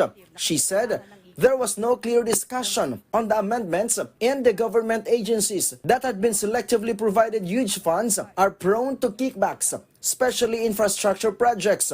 Mr. Speaker, bilang natatanging kinatawan ng sektor ng kababaihan dito sa Kongreso, hindi po katanggap-tanggap ang pagkakaroon ng budget para sa confidential funds habang kinaltasan naman ang mga programa natin para sa kababaihan at bata tulad ng Council for the Welfare of Children, Juvenile Justice and Welfare Council, National Authority of Child Care, Supplementary Feeding Program, Comprehensive Project for Street Children, Street Families and IPs at marami pa pong iba. Although voted yes, albay Representative Ed Salagman held back his reservations for 2024 GAB, including the relocation of controversial funds to the sectors of education, health, and social services. I vote yes with the following reservations. 1. Remove the confidential and intelligence funds from agencies whose respective principal mandates have no affinity or nexus to these secret funds. 2. Reallocate the confidential and intelligence fund to education, health, and other social services. The objective of the proposed budget for the next year is to further speed up the country's recovery from the pandemic. Social services such as health, education, culture, and manpower development, as well as social security, welfare, and employment, will receive a large allocation that will reach 2.183 trillion or 37.9%. The education sector has one of the biggest allocations in the amount of 924.7 billion pesos that will be used in universal access to quality tertiary education program, textbook, and feeding programs. Tiwala ko na hindi lamang makatulong sa ipinasa nating budget para sa mapabuti at sa kalagayan ng mga Pilipino, susi rin ito para magtuloy-tuloy ang ating pagbangon tungo sa mas magandang kinabukasan. Ryan Lisiges for the Nation. House Speaker is on a roll. Not only did he keep his word of passing the proposed 5.768 trillion national budget for next year before the weekend, he also delivered shepherding all 20 priority bills in the LEDAC agenda way ahead of schedule, 3 months and change before year end. In his speech last night, the president's cousin thanked and cited the diligence and hard work of his peers in getting the job done. Tops on the list of the LEDAC measures the House passed and the President inked into law was RA 11962, or the Trabajo para sa Bayan Act, approved by the President Wednesday in Malacanang with a number of senators looking on. Romualdez also noted that since the kickoff of the second session of the 19th Congress in July, eight bills in the legislative agenda turned into laws of the land. He also urged his colleagues to remain faithful and dependable partners with the executive branch by fulfilling their duties in promptly enacting proposed pieces of legislation in the legislative calendar. A report by the First Metro Investment Corporation, or FMIC, and the University of the Asia and the Pacific, or UANP, projects the Philippine economy to grow by 5.5% this year. FMIC and UANP predicts that in the third quarter of 2023, the country's economic growth will be in the 5 to 5.2% range. Also, the report says the Philippines' gross domestic product for the last quarter of the year is expected to be around 6%. The country moved to 56th in place out of 132 economies in the Global Innovation Index, or GII, of the World Intellectual Property Organization, or WIPO. Compared to 2022, the Philippines' ranking this year is better. In 2022, the country was 59th, which was a 9-place drop from 2021. WIPO says that relative to its gross domestic product, the country is exceeding expectations. The country's creative industries are forecast to grow by double-digit. According to the Department of Trade and Industry Undersecretary for Competitiveness and Innovation, Rafaelita Aldaba, the agency is ramping up more efforts and programs to improve and promote the creative sector. She added the creative business can generate money and create more jobs from art, culture, and innovation. The Department of Trade and Industry is eyeing to build 30 global healthcare information management services in Western Visayas by 2028. The DTI Region 6 has reportedly had a meeting with the members of the HIMS Technical Working Group to discuss how the region could potentially be known as the HIMS capital of the world. The said project can produce jobs or high-value services such as software development and medical or clinical coding. The information technology and business process management industry has reportedly added 135,000 jobs in 2023. Data show the total number of the workforce in the said sector reached to 1.7 million employees. The said industry is also eyeing to provide an additional 1.1 million jobs and increase their revenue in 2028. The government has raised the second offering of its retail's onshore dollar bonds 2, or RDB2, to $611.2 million US. The Bureau of the Treasury set the coupon for the new 5.5-year dollar-denominated bonds at 5.75%. More than the initial offering will be accepted after total bids reached $636.2 million. The Development Bank of the Philippines, or DBP, says it is prepared to provide necessary assistance to ensure the successful implementation of government's 3-year logistics master plan. DBP President and CEO Michael De Jesus assures the state-owned lender will work closely with DTI and the DA, as well as other concerned agencies, to improve the food distribution and storage system of the country. Also, DBP commits to using its leverage and financial capabilities to provide the necessary support to the current administration to reach its goals. The Philippines and China reportedly signed a contract value of over 40 billion yuan worth of projects. The said agreement were signed at a recent China-Philippines trade promotion event, with a total of 24 projects will mainly cover economic and trade cooperation. The 9 projects are reportedly allocated to the establishment of production bases, overseas warehouses for steel, solar, photovoltaic, sanitary, and aquatic products in the country. Some various issues such as climate change and widening geopolitical polarities were addressed during the Protect 2023 conference held in Makati City. Sujin Kim tells us more details in this report. Organized by the Leverage International Consultants at the New World Hotel, Protect 2023 provides a forum for dialogue among government agencies and managers for security and safety of business and the community. In the 77th UN General Assembly held last year, President Ferdinand R. Marcos Jr. said there are 4 challenges to the continued survival of the global community: climate change, the development of advanced technologies, widening geopolitical polarities, and inequalities and inequities within and among countries. These issues were addressed during the conference. Some of the speakers include Professor Rohan Gunaratna, specialist in national and international security. He insisted that the flow of narcotics and online crimes are 2 of the biggest threats in the Philippines. The primary region for illegal drug production is in the Marawi area. Protect is the only Philippine government-private sector partnership for security and safety. The annual conference series anticipate the prevailing threats of the year, from terrorism, global economic crisis, natural disasters, cyber attacks to disruptive technologies. The Protect series, launched in 2005 in partnership with the Anti-Terrorism Task Force, is in response to increasing threats of terrorism following the 9/11 terrorist bombing of the World Trade Center Twin Towers in New York. President Marcos mentioned 4 major challenges that he described as crucial for the survival of the Philippines in the global community. First is climate change. It is a threat affecting all nations and people. Next is the two-edged development of advanced technologies. They can also be disruptive to political and social orders. The need to revisit existing regulations and form new ones. Cybertech has significantly altered the way we view security and warfare today.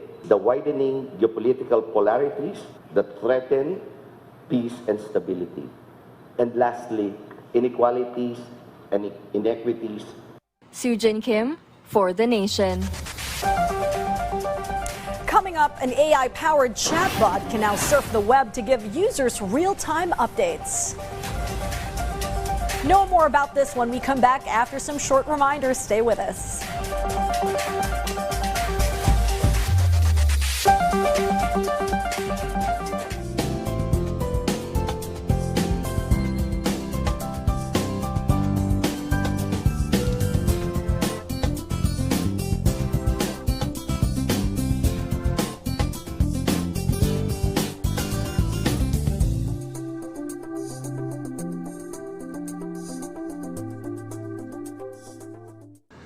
Mapapanood ang PTV sa bawat sulok ng Pilipinas, reaching millions of Filipinos across the country through the power of terrestrial TV. Abot na abot namin ang mga Pilipino para sa tapat na balita at impormasyon. Dito'y Cordillera, kan Intero ang Luzon.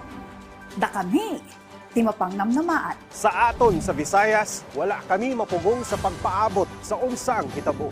Dini sa saad ng yuta, Mindanao, PTV, pirmi maminaw para sa paghatod sa balita. Broadcasting in Luzon, PTV4 Manila, PTV8 Cordillera, PTV4 Naga, and PTV4 Palawan. In the Visayas, PTV11 Cebu, PTV10 Dumaguete, PTV2 Guimaras, PTV8 Tacloban, and PTV12 Calbayog. And in the heart of Mindanao, PTV11 Davao City, PTV8 Cotabato, PTV7 Zamboanga, PTV11 Sibugay, PTV11 Pagadian, PTV48 Davao del Norte, and PTV8 Agusan del Sur. PTV Regional Network, buong katapatang naghahatid ng balitang maaasahan para sa inyong pambansang TV. Kapag lumilindol, mag-duck, cover, and hold.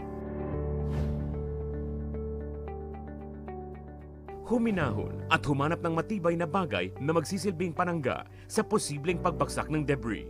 Magtago at protektahan ang sarili. Kumapit ng mahigpit at hintaying matapos ang pagyanig. Sa panahon ng kalamidad, dapat laging listo. Aiming for a career in broadcasting? Then PTV wants you to be part of its dynamic and talented on-air team, who bring to the Filipino its roster of award-winning programs. Email your resume. Your future in television starts now.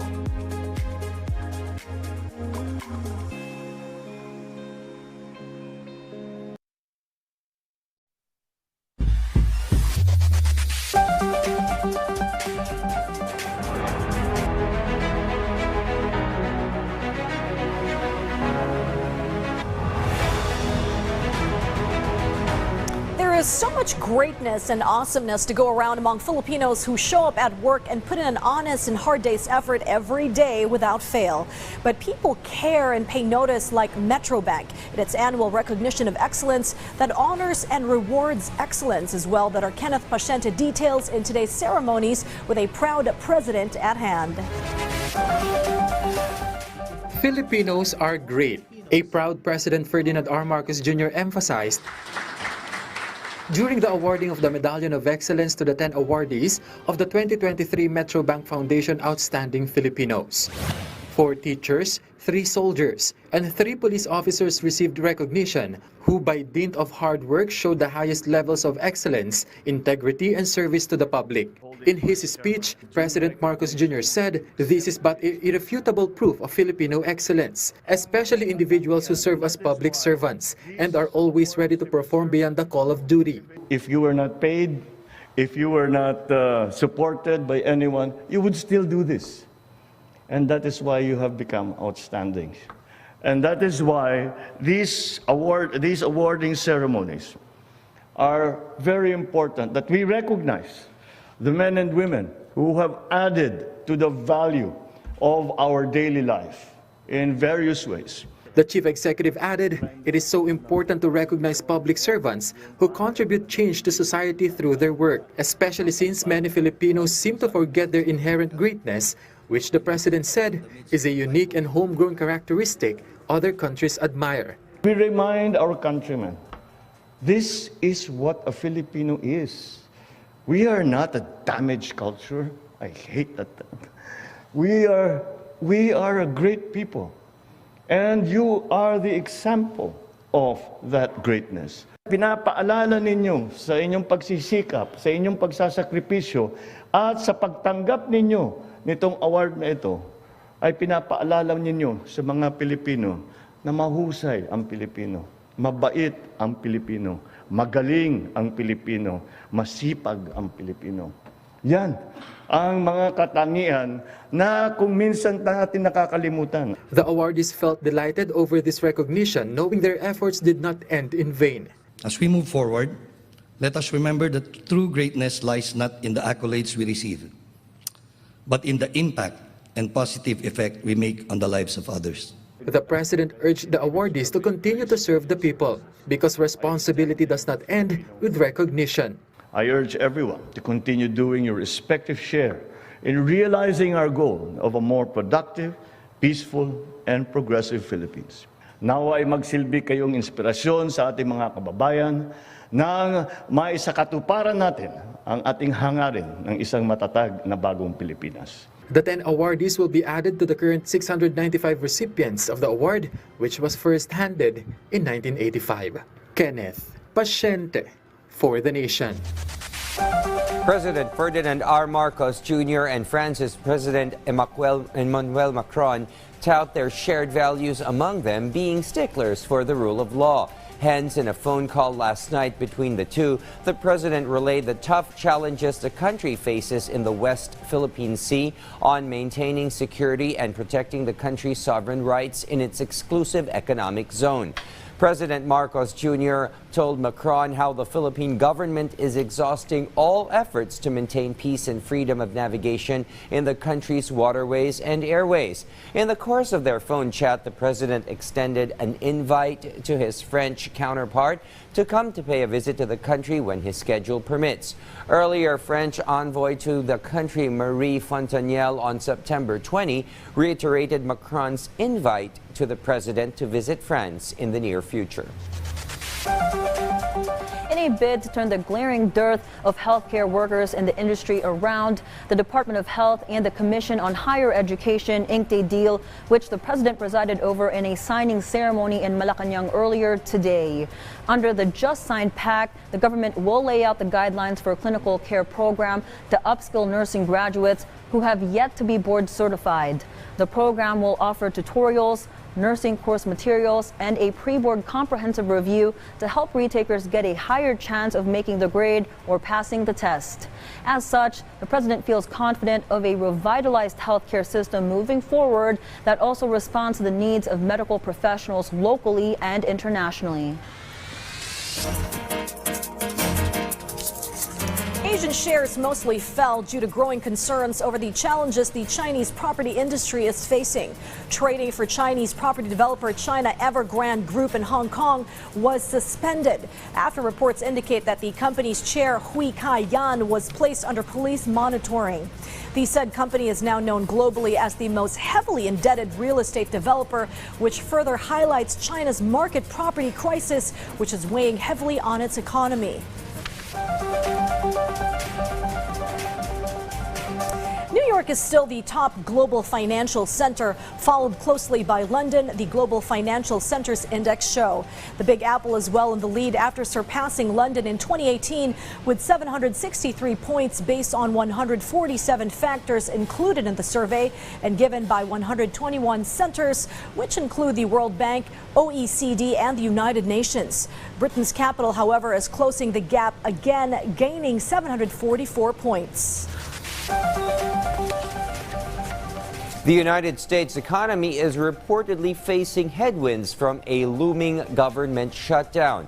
A report said the country is also confronting student debt payments, restarting higher interest rates, and an auto workers' strike. Meanwhile, according to an economic advisor, the said economy will continue approaching the good way unless there would be a policy mistake or exogenous shock.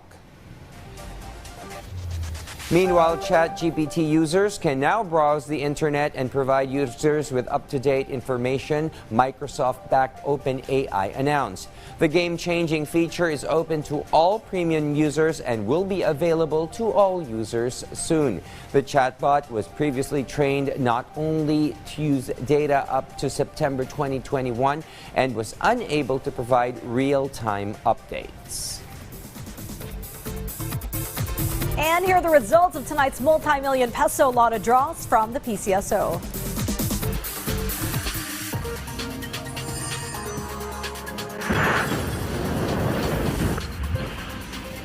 Good evening, Lotto players! For those who missed our draws today, September 28, 2023, I'll be doing a recap of the winning numbers. Let's start with the results of the 2 p.m. draw. For the 2D Lotto, 14 and 16 in exact order. 3D Lotto, 7, 8, and 3 in exact order. And the results of the 5 p.m. draw. For the 2D Lotto, the winning combination is 25 and 1 in exact order. 3D Lotto, 1, 8, and 6 in exact order. And finally, the results of the 9 p.m. draw. For the 2D Lotto, we have 10 and 3 in exact order. 3D Lotto, we have 0, 2, and 1 in exact order. 6D Lotto, 8, 0, 9, 2, 8, and 0 in exact order. For the Lotto 642, we have 42, 11, 20, 28, 22, and 5 in any order. For the jackpot prize of 9,823,403 pesos and 20 centavos net of the agent's prize commission. For the Super Lotto 649, we have 34, 19, 14, 25, 18, and 10 in any order for the jackpot prize of 88,391,773 pesos and 60 centavos net of the agent's prize commission. Do we have jackpot winners tonight? According to the PCSO Data Center, for the Lotto 642, we have no winner. And for the Super Lotto 649, we also have no winner. That's all for tonight. I'm Queenie Balita Aranas for the PCSO Lottery Draw Recap. Thank you and good evening.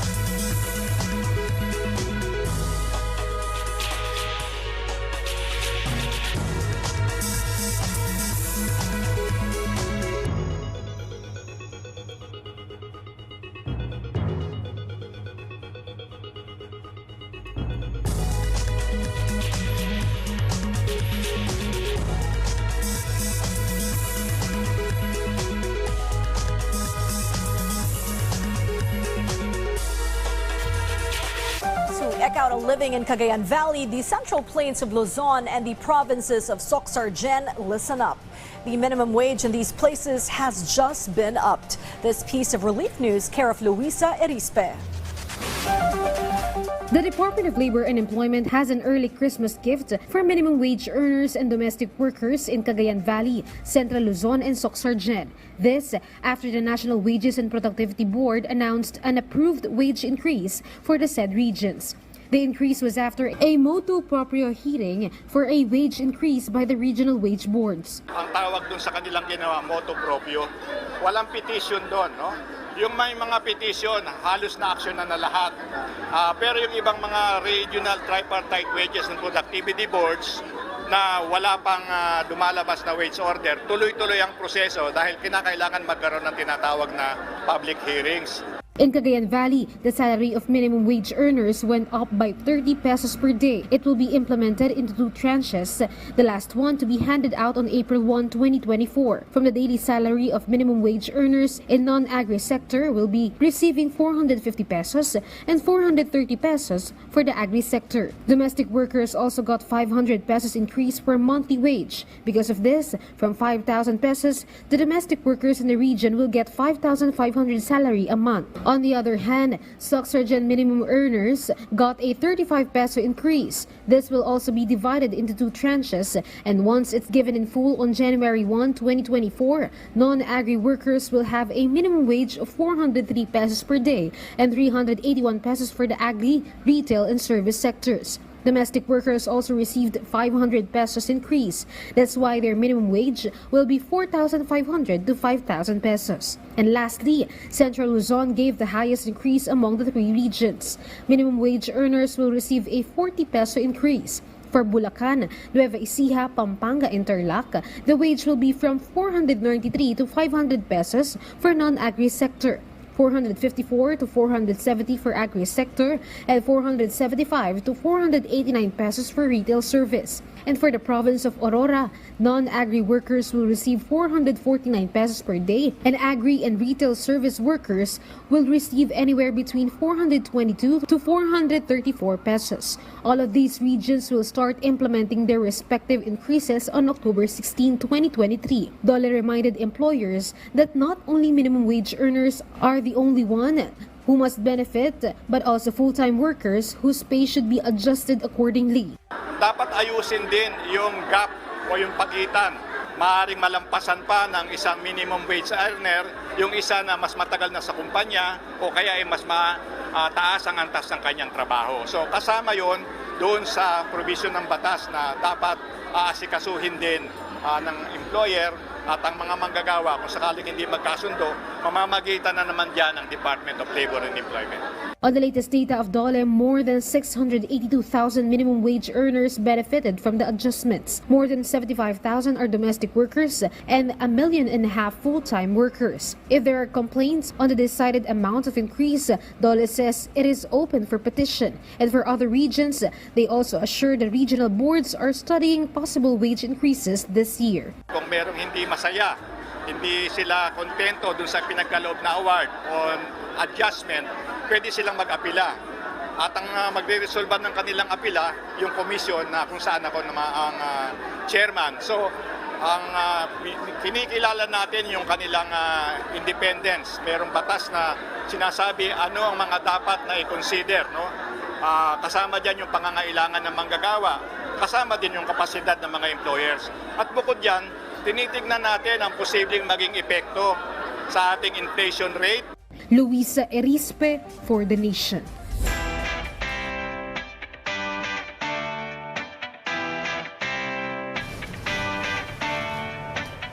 We'll now give you the latest buzz here on Pop Culture Corner. First up, the Disney on Ice presents 100 Years of Wonder is coming back to Manila. The upcoming concert will feature beloved Disney characters, stories, and new show elements such as aerial stunts, video components, and VFX lighting. This will take place at SM Mall of Asia Arena on December 22, 2023 to January 7 next year. Sam Concepcion has released a new song, disco retro song, Automatica. In an Instagram post, the singer shares a teaser for his music video, which will premiere on September 30. The brand new song will make you dance animatedly with its funky rhythm and catchy chorus.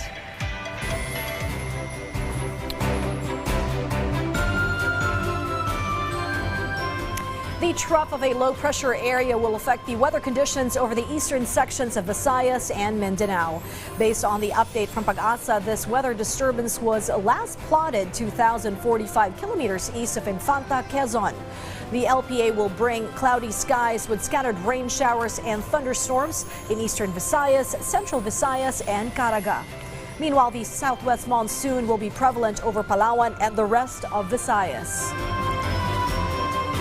And let's find out what the weather will be like in key Philippine and Asian cities.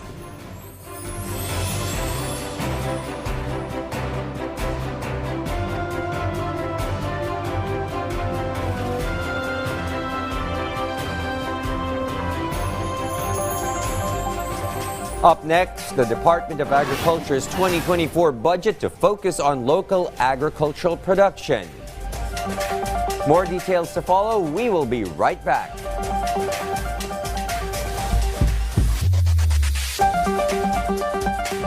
Nagbabalik ang batikan at matapang na broadcaster na inyong pinagkakatiwalaan. Yar, matanong ko lang, saan nyo kinukuha ang tubig nyo? Hindi naman siguro sa Burak, ano po, o sa Imbornal. Ang hinahanap natin, yung hoarding. Okay. 3 buwan na sa mga bodega eh. Anong tawag mo doon? Erwin Tulfo sa Punto Asintado Reload. Kasama ang isa pang astig na mamamahayag, Aljo Bendijo. Talaga walang sa isa itong oil deregulation. Dapat i-regulate na ng pamahalaan. Tiniwangwang na lang, ha? Yun ng developer. Bayad na ito. Mga iring, mga pusang iring. Punto Asintado Reload. Lunes hanggang Biyernes, alas 10 na umaga. Simulcast over Radyo Pilipinas at mapapanood dito lang sa inyong People's Television. PTV Consumer Watch, bantay presyo sa gasolina.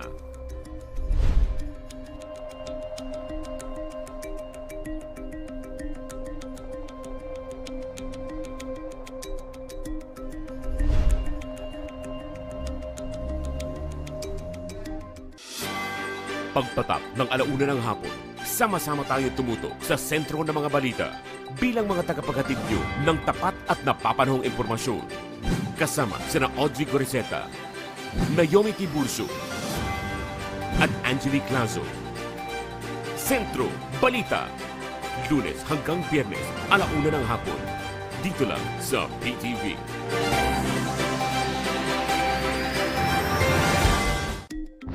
Disaster Watch. Alamin ang heavy rainfall warning system ng Pag-asa. Yellow rainfall warning. Maghanda sa posibleng pagbaha sa mga mabababang lugar at tabing baybayin. Pinapayuhan ng lahat na mag-monitor ng mga weather updates sa inyong lugar. Orange rainfall warning. Mas malawak na pagbaha ang inaasahan at posibleng magka-landslide sa mga tabing bundok. Bumuo ng isang emergency kit at maghandang lumikas sa anumang sandali. red rainfall warning. Inaasahan ang matinding buhos ng ulan sa loob ng 2 oras na magdudulot ng malawakang pagbaha at landslide. Para sa inyong kaligtasan, lumikas agad ang mga nasa mabababang lugar, baybayin at tabing bundok. Sa panahon ng kalamidad, dapat laging listo.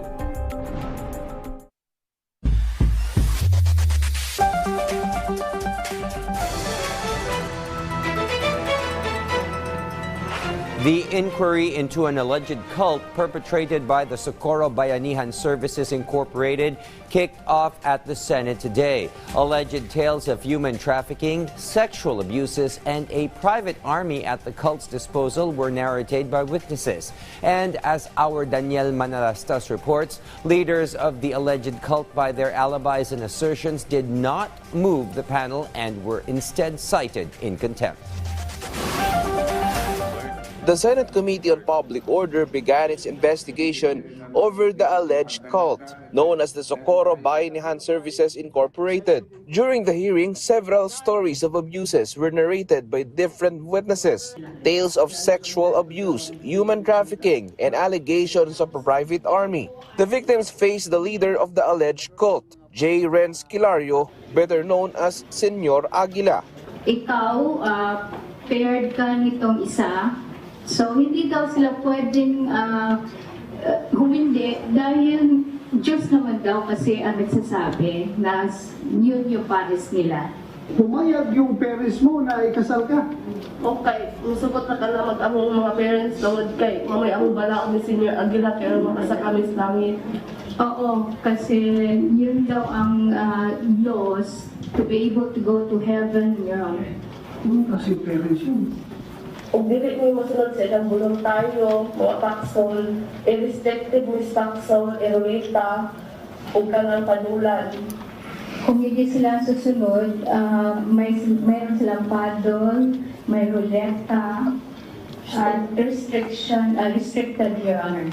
It was also brought up during the hearing of children not allowed to go to school, as this was the trend in Kapihan, or the place of the alleged cult. Pero Renz, bakit ka ba tumakas sa Kapihan? Kay wala may eskwela sa karon bisag 12 yung edad, di pagyabog ko gibubusuhat. Wala kasi silang pag-aaral, Your Honor, at 12 na yung edad niya, hindi pa siya marunong sumulat. Hindi yan totoo, sir. Yung mga bata, pinapayagan naman yan na lumabas. It was also revealed during the hearing that at the age of 6, children were already placed in the barracks. Pinakamababa, fetus? Opo.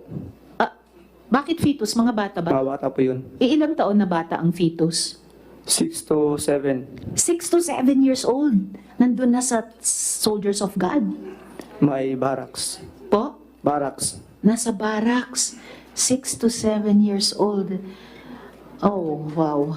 Alam ko, Mr. Chair, pag 6 to 7 years old, nasa grade school, preschool. Because of the senator's skepticism and doubts on the statements of Senyor Aguila and some of its members, they were cited in contempt in the Senate.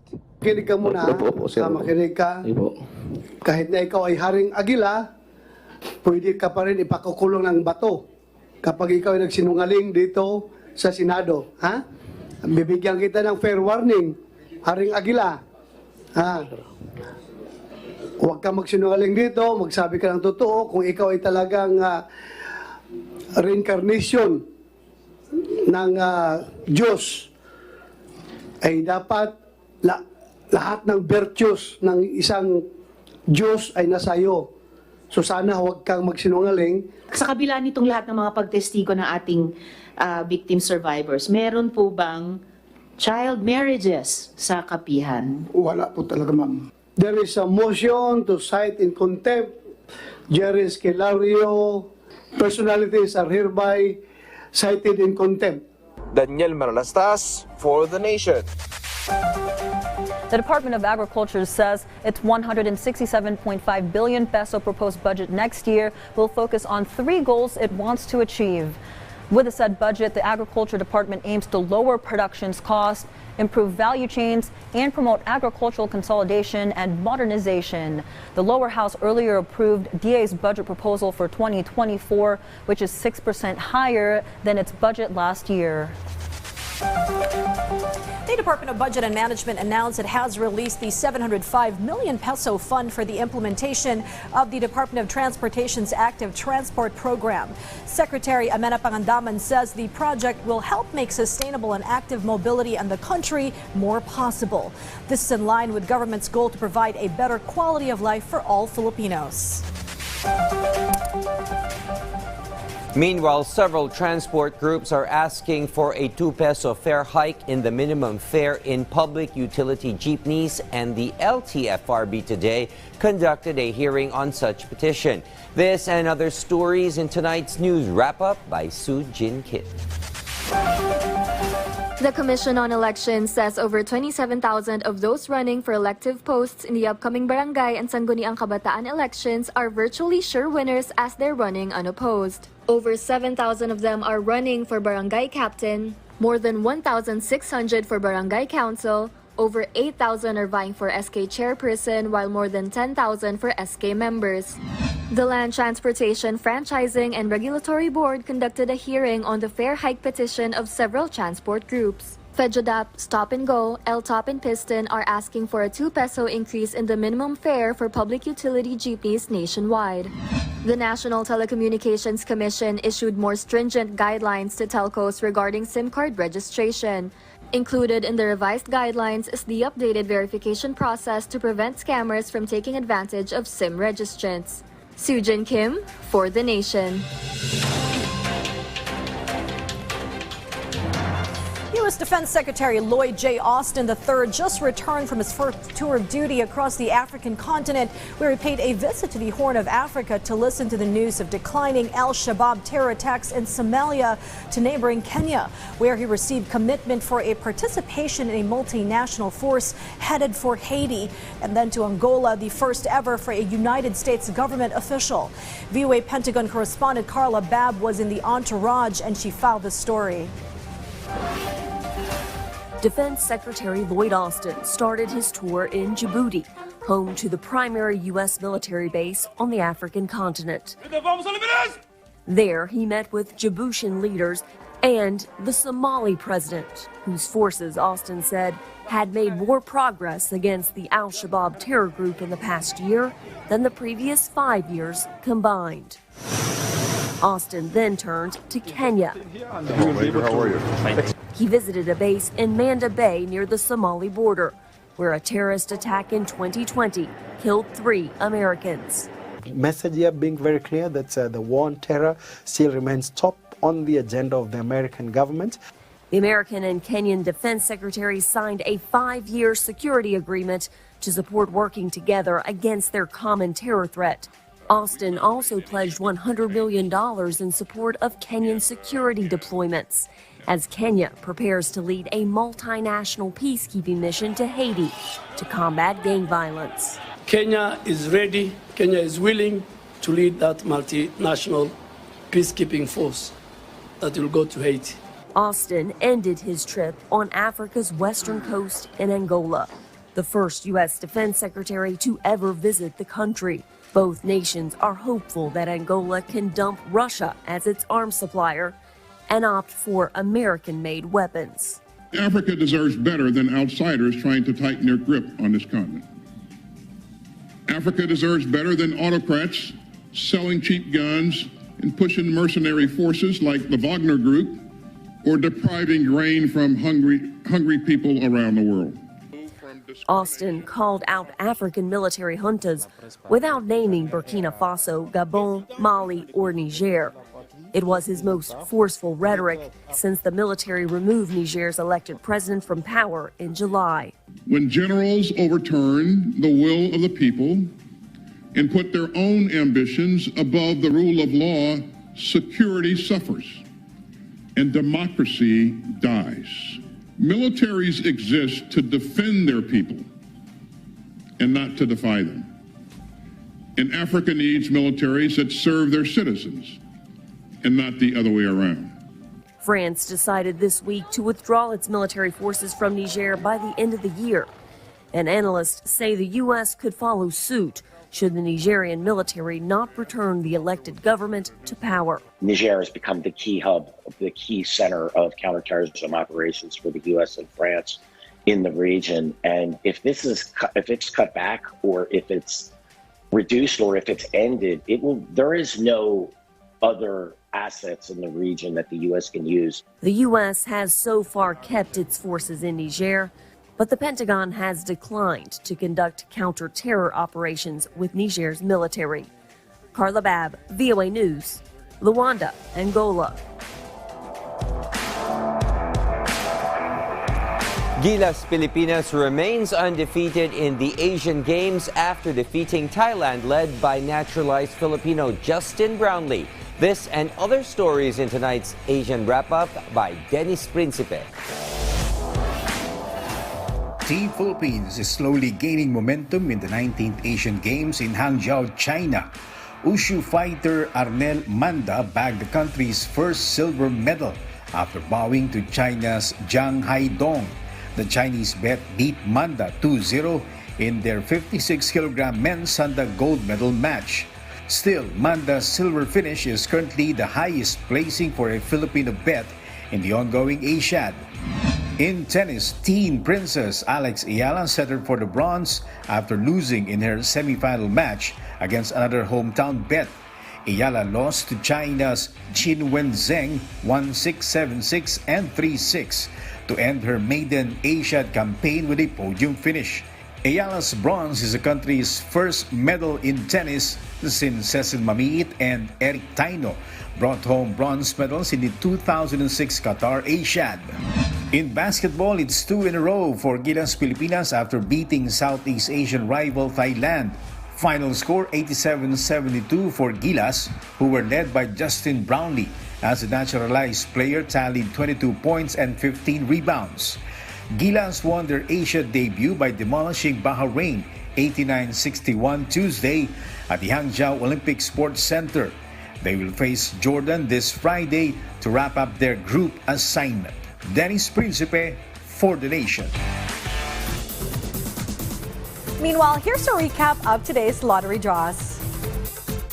For the 2 p.m. draw, the winning numbers are 7, 8, and 3 for the 3D Lotto and 14, 16 for 2D Lotto. For the 5 p.m. draw, the lucky numbers for the 3D Lotto are 1, 8, 6, and 25, 1 for 2D Lotto. For the 9 p.m. draw, beginning with the 6D Lotto, the winning numbers are 8, 0, 9, 2, 8, and 0. And for the 3D Lotto, the winning numbers are 0, 2, and 1. And the lucky numbers for the 2D Lotto is 10 and 3 in exact order. For the Super Lotto 649 draw with a jackpot prize of 88,391,773 pesos and 60 centavos, the lucky numbers are 34, 19, 14, 25, 18, and 10. For the Lotto 642 draw with a jackpot prize of 9,823,403 pesos and 20 centavos, the lucky numbers are 42, 11, 20, 28, 22, and 5. There are no winners for the Lotto 642 and Super Lotto 649.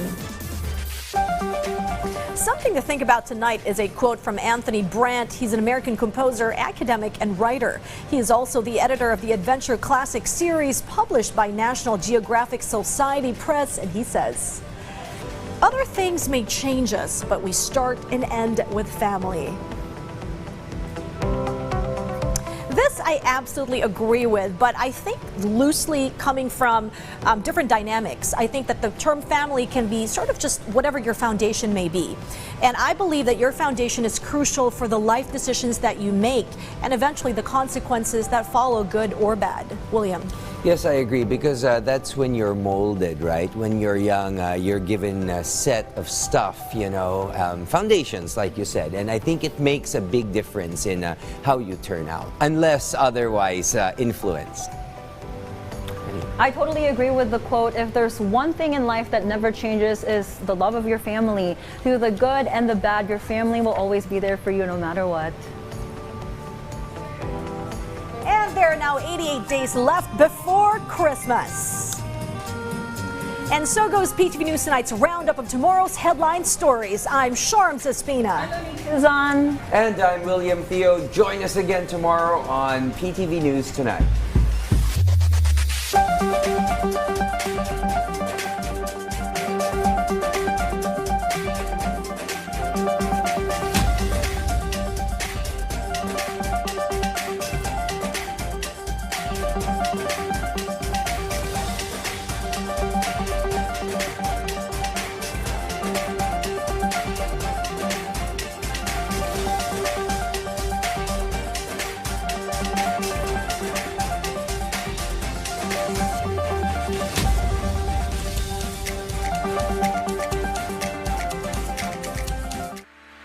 Disaster Watch. Alamin ang Modified Tropical Cyclone Wind Signal System para sa mga paparating na bagyo. Signal number 1. Isa itong tropical depression na nagtataglay ng bahagyang lakas ng hangin at tatama sa loob ng 1.5 araw. Posible itong makadulot ng pinsala. Walang pasok ang mga bata sa preschool. Signal number 2. Ito ay tinatawag na tropical storm na may dalang katamtamang lakas ng hangin at posibleng tumama sa loob ng 24 oras. Pinapayuhan ng lahat na isecure ang kanilang mga bahay at kagamitan at huwag na munang maglakbay. Wala ring pasok ang mga mag-aaral mula sa preschool hanggang high school. Signal number 3. Ito ay severe tropical storm na posibleng tumama sa loob ng 18 oras. Pinapayuhan ang mga residente na lumikas sa mabababang lugar, baybayin at tabing ilog at maghanda sa pagkawala ng kuryente at komunikasyon. Walang pasok sa lahat ng antas ng edukasyon. Signal number 4. Ito ay isang ganap na typhoon na maaaring tumama sa loob ng 12 oras at nagtataglay ng napakalakas na hangin. Dapat manatili muna sa bahay at lumikas mula sa mga mapanganib na lugar. Signal number 5. Ito ay isang super typhoon na nagtataglay ng napakalakas na hangin at posibleng magdulot ng malawakang pinsala. Manatili sa loob ng matibay na gusali at mag-monitor sa mga weather update para sa inyong kaligtasan. Sa panahon ng bagyo, dapat laging listo. Health Watch, mga paalalang pangkalusugan laban sa leptospirosis. Ang leptospirosis ay sakit na dulot ng Leptospira bacteria mula sa ihi ng infected na mga hayop. Naipapasa ito sa pamamagitan ng pagtalsik ng kontaminadong tubig sa mata, ilong at bibig, sa kontaminadong pagkain at inumin, at pagluso sa maraming tubig habang may bukas na sugat.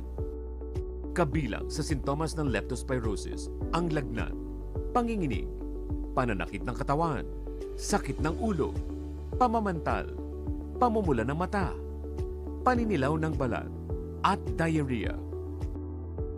Kung hindi maaagapan, maaari itong makapinsala sa bato, utak, at atay. Agad kumonsulta sa inyong doktor o sa malapit na health facility kung makaramdam ng sintomas.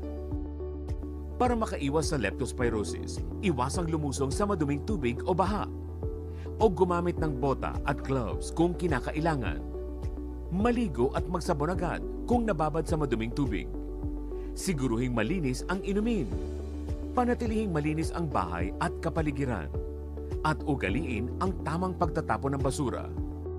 Tandaan, sa panahon ng sakit, dapat laging listo.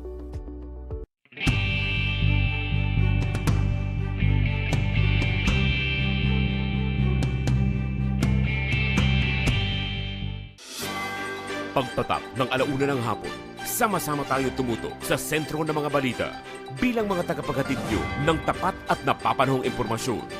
Kasama sina Audrey Goriseta, Naomi Tiburcio, at Angelique Lazo. Sentro Balita, Lunes hanggang Biyernes, 1:00 ng hapon. Dito lang sa PTV.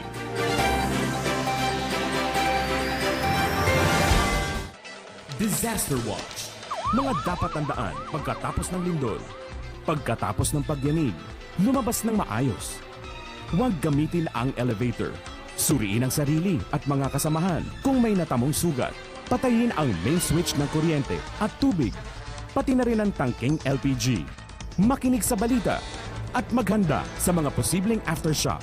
Huwag malito, dapat laging listo.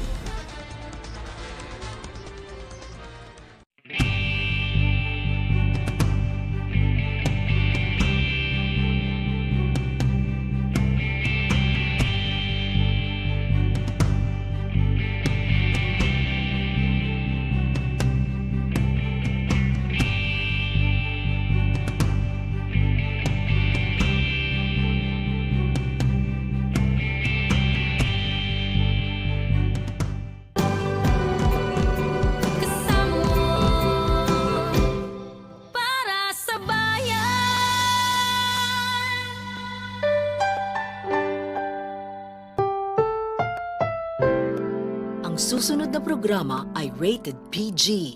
Ito ay nangangailangan ng patnubay at gabay ng magulang para sa mga batang manonood.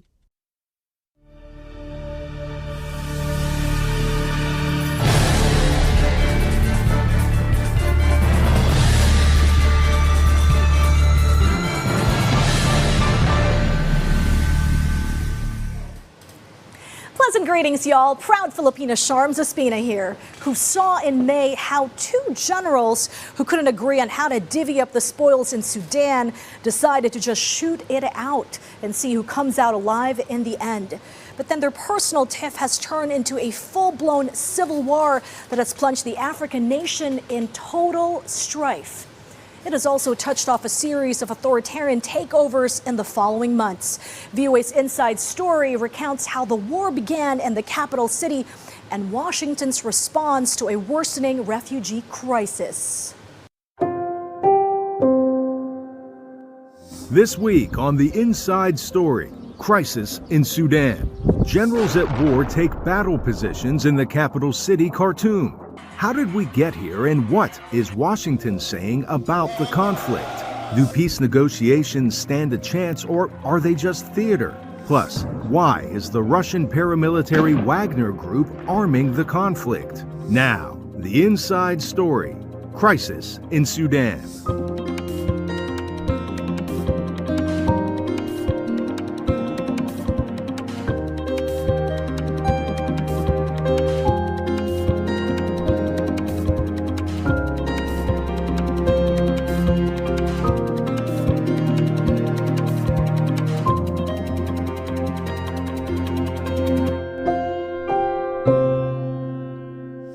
Hello and welcome to the Inside Story. I'm Salim Solomon, VOA Africa Division's Senior Editor.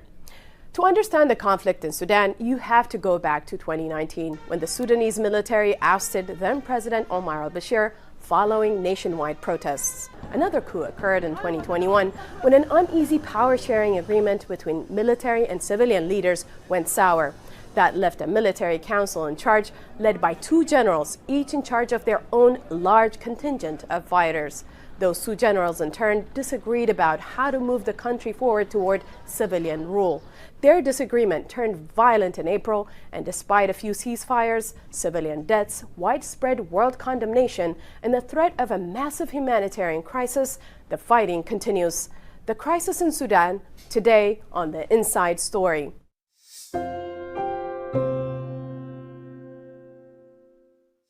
We start off this week with a story from Sudan's capital, Khartoum. There, fighting between rival military factions has the civilian population under siege as bloody battles threaten to spill into a second month. Here's a story we worked on with Saeed Ibrahim's reporting from Khartoum and Idris Afal and Carol Van Dam contributing from Washington. As rival military factions continue fighting, parts of Sudan's capital city of Khartoum are on fire. Most residents are sheltering in place, while those who can flee the city are doing so. Anas Mohammed, a student from White Nile State in the south, is leaving. He says that his neighbor was shot and bullets were flying into his home, forcing him to run. There is no safe place in the capital now, So we are forced to leave. We wish peace and safety for those who are still going to stay in Khartoum and that no harm will happen to them. We pray for them, but I think it is better for them to leave for their safety. The fighting in Sudan stems from a 2019 coup that ousted former leader Omar al-Bashir. At the center of that coup were two Sudanese military groups, one led by General Abdel Fattah Burhan and the other by General Mohammed Hamdan Dagalo, known as Hemeti, head of the paramilitary Rapid Support Forces. The two led another coup in 2021, ousting the democratically elected prime minister and suspending the constitution. Since then, promises for a peaceful transition to a civilian government have been overshadowed by tensions between the two over who would lead a consolidated military. They had been playing us as though they were partners in trying to build a transition, when in fact they were doing everything they could to thwart the transition. The former Sudanese ambassador to the U.S. says the generals should prioritize the people they are serving. Stop the war, protect civilians, and provide the necessary humanitarian assistance. And then, of course, try to put pressure on the belligerents to accept the return to a normal state. What for us means a civilian government. In the meantime, residents seek safety as many face power outages and dwindling water and food supplies. We are looking for a safe place to shelter us in the absence of water and food in the difficult situations we are currently living in. We ask God to be kind to us. Some civilians are desperate for any news about the cause of the fighting and prospects for peace. From the beginning of these events, we as civilians did not know what to do. We do not know the truth about the party that controls matters. And appeals for help are coming from some Khartoum residents who fled other conflicts in the region, such as Rosa Matama from Ethiopia, who has lived in Sudan for 7 years. Now we stay without electric, without water, without bread, without anything. So we need somebody to help us, please. We can't help here. Nobody can help us. You know, my children now, they didn't drink, they don't eat anything. We've seen how warring generals turned the Sudanese capital into a war zone in mid-April. But how did Khartoum become ground zero for this conflict? And how did this conflict get here? Here's the inside story of the critical moments that helped shape today's political landscape in Sudan. In April 2019, thousands of people crowded the streets of Sudan's capital, Khartoum, to celebrate the ouster of longtime dictator Omar al-Bashir. There was hope the country was entering a new era. A civilian prime minister, Abdallah Hamdok, was appointed to lead a transitional government made up of civilians and members of the military. The goal was to prepare for an election and to return the country to democracy. But by 2021, cracks had emerged. The country's economy was in tatters, with inflation topping 400% and shortages of key items like bread. The military controlled large sectors of the economy, including banks, mines, and agricultural conglomerates. The military refused to relinquish control. As Hamdok and other civilians tried to institute reforms, the military leadership resisted. On October 25, 2021, Hamdok was placed under house arrest, and soon thereafter, two generals took power. One of them, Mohammed Hamdan Dagalo, better known as Hemeti, commanded the Rapid Support Forces, a paramilitary group widely known for its brutality. Hemeti rose to prominence in 2004 as the head of the Janjaweed, a feared militia made up largely of men on horseback. They led a campaign in Darfur that caused the deaths of an estimated 300,000 people and resulted in al-Bashir being indicted by the International Criminal Court for crimes against humanity. The other general, Abdel Fattah al-Burhan, was head of the Sudan Armed Forces. The two men entered into a tense power-sharing agreement, but courted support from different foreign powers. Al-Burhan built close ties with Egypt. Hemeti sought support from Russia and the United Arab Emirates. On April 15, 2023, fighting erupted between the SAF and the RSF. It began near the army headquarters and the airport in Khartoum, but soon engulfed other parts of the city.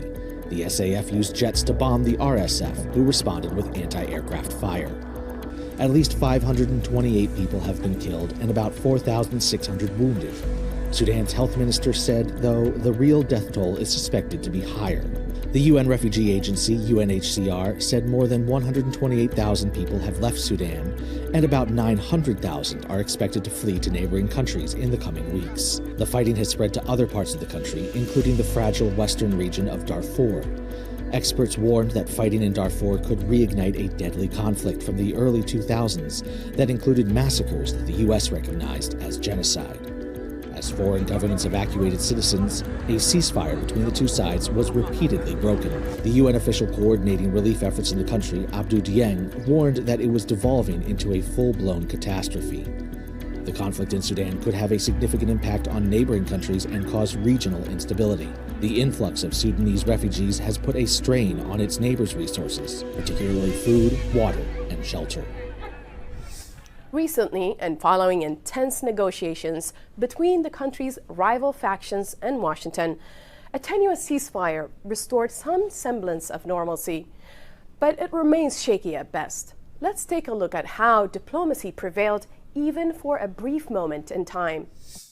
After weeks of fighting that has killed hundreds and caught millions of ordinary people in the middle, a long-awaited break. Earlier this month, the leaders of both of Sudan's armed factions announced a one-week ceasefire to allow for talks. The State Department says they have been seeking a ceasefire for weeks. Every time that this ceasefire is extended, it allows us to continue to work hand in hand through the auspices of the Quad, through the auspices of the AU, IGAD, and the UN to get us to a durable cessation of hostilities that will hopefully take us back to what we believe is the will of the Sudanese people, and that is a transitional government. President Joe Biden had previously called the violence unconscionable and called for an immediate and unconditional ceasefire and unhindered humanitarian access. The United States evacuated its personnel last month and temporarily suspended embassy operations. The White House said it remains engaged. We remain in close contact with the Sudanese military and civilian leaders to see what we can to help them identify a path to reach a sustainable cessation of hostilities that include humanitarian arrangements, and we are engaged at the highest levels regularly. And in Addis Ababa, the African Union said they too are hard at work on the problem. Decades of U.S. sanctions and testy relations between Washington and Khartoum has led U.S. officials to say that regional partners need to be involved in brokering a solution. We have agreed on the necessity to intensify collectively and individually all our effort to reach as soon as possible a complete, unconditional, efficient, inclusive ceasefire all over Sudan. But as the days tick by without a peace deal, many are wondering, is this just a break or a breakthrough? For Anita Powell at the White House, I'm Arash Arabasadi, VOA News. Reports emerged that the Kremlin-linked Wagner Group could be supplying weapons to one of the warring parties in the conflict in Sudan. The Wagner Group is a Russian government-backed paramilitary group. The reports come as the conflict in Sudan continues to escalate, with both sides accusing each other of human rights abuses and war crimes. The United Nations has warned that the situation could quickly spiral out of control. New reports suggest that the Kremlin-backed mercenaries with the Wagner Group in Sudan may have offered weapons to one of the two rival Sudanese generals. But as violence rages in the country, high-level U.S. officials have expressed concern that the group's involvement will only worsen the situation.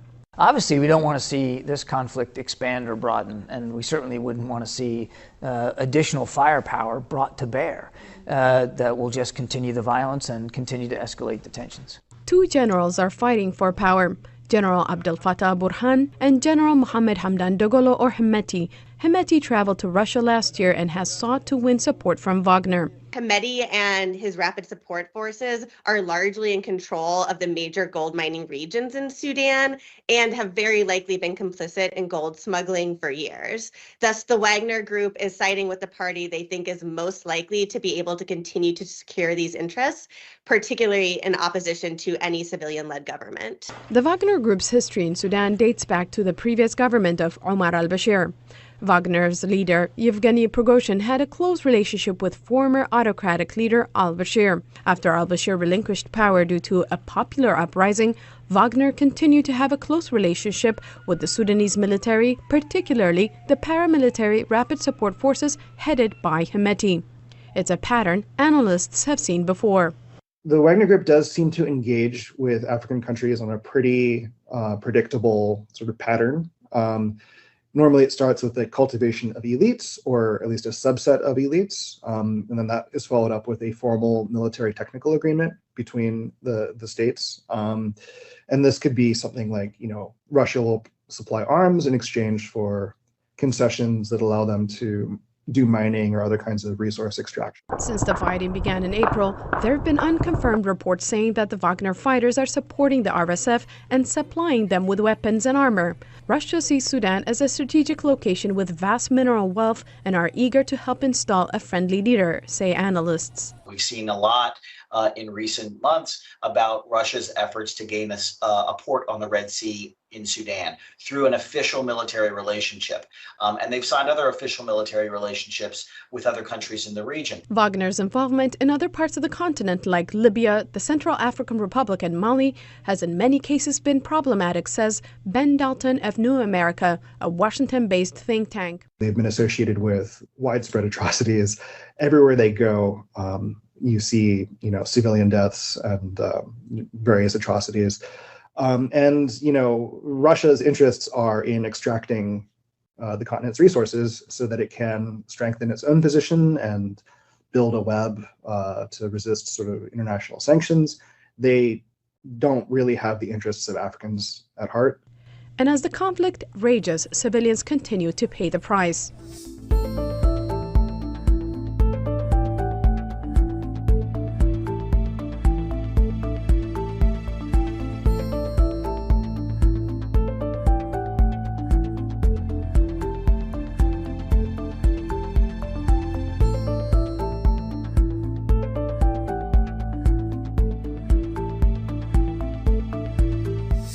We've seen the numbers behind the conflict, but few people are as well versed as the Sudanese ambassadors to the U.S.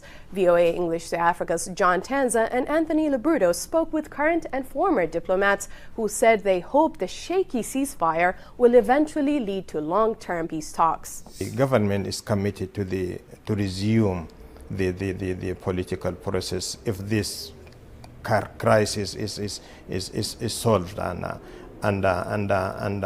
and the political process should also lead to a civilian-led government that could lead a transitional period, expected also to end up with elections, free and fair elections, and that enable Sudanese people to elect their leaders. The Sudanese are expecting the role of the U.S. as a leader of the international community to continue its pressure on the two belligerents in order to stop the war. That's the first priority.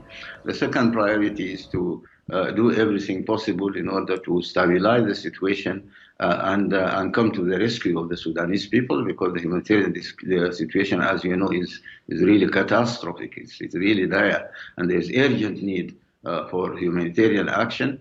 Opening corridors, humanitarian corridors, and reaching out to people, those who can be reached, in order to provide them with assistance. The third point is, as I said earlier, resuming talks and including the civilians in whatever negotiations are going to take place.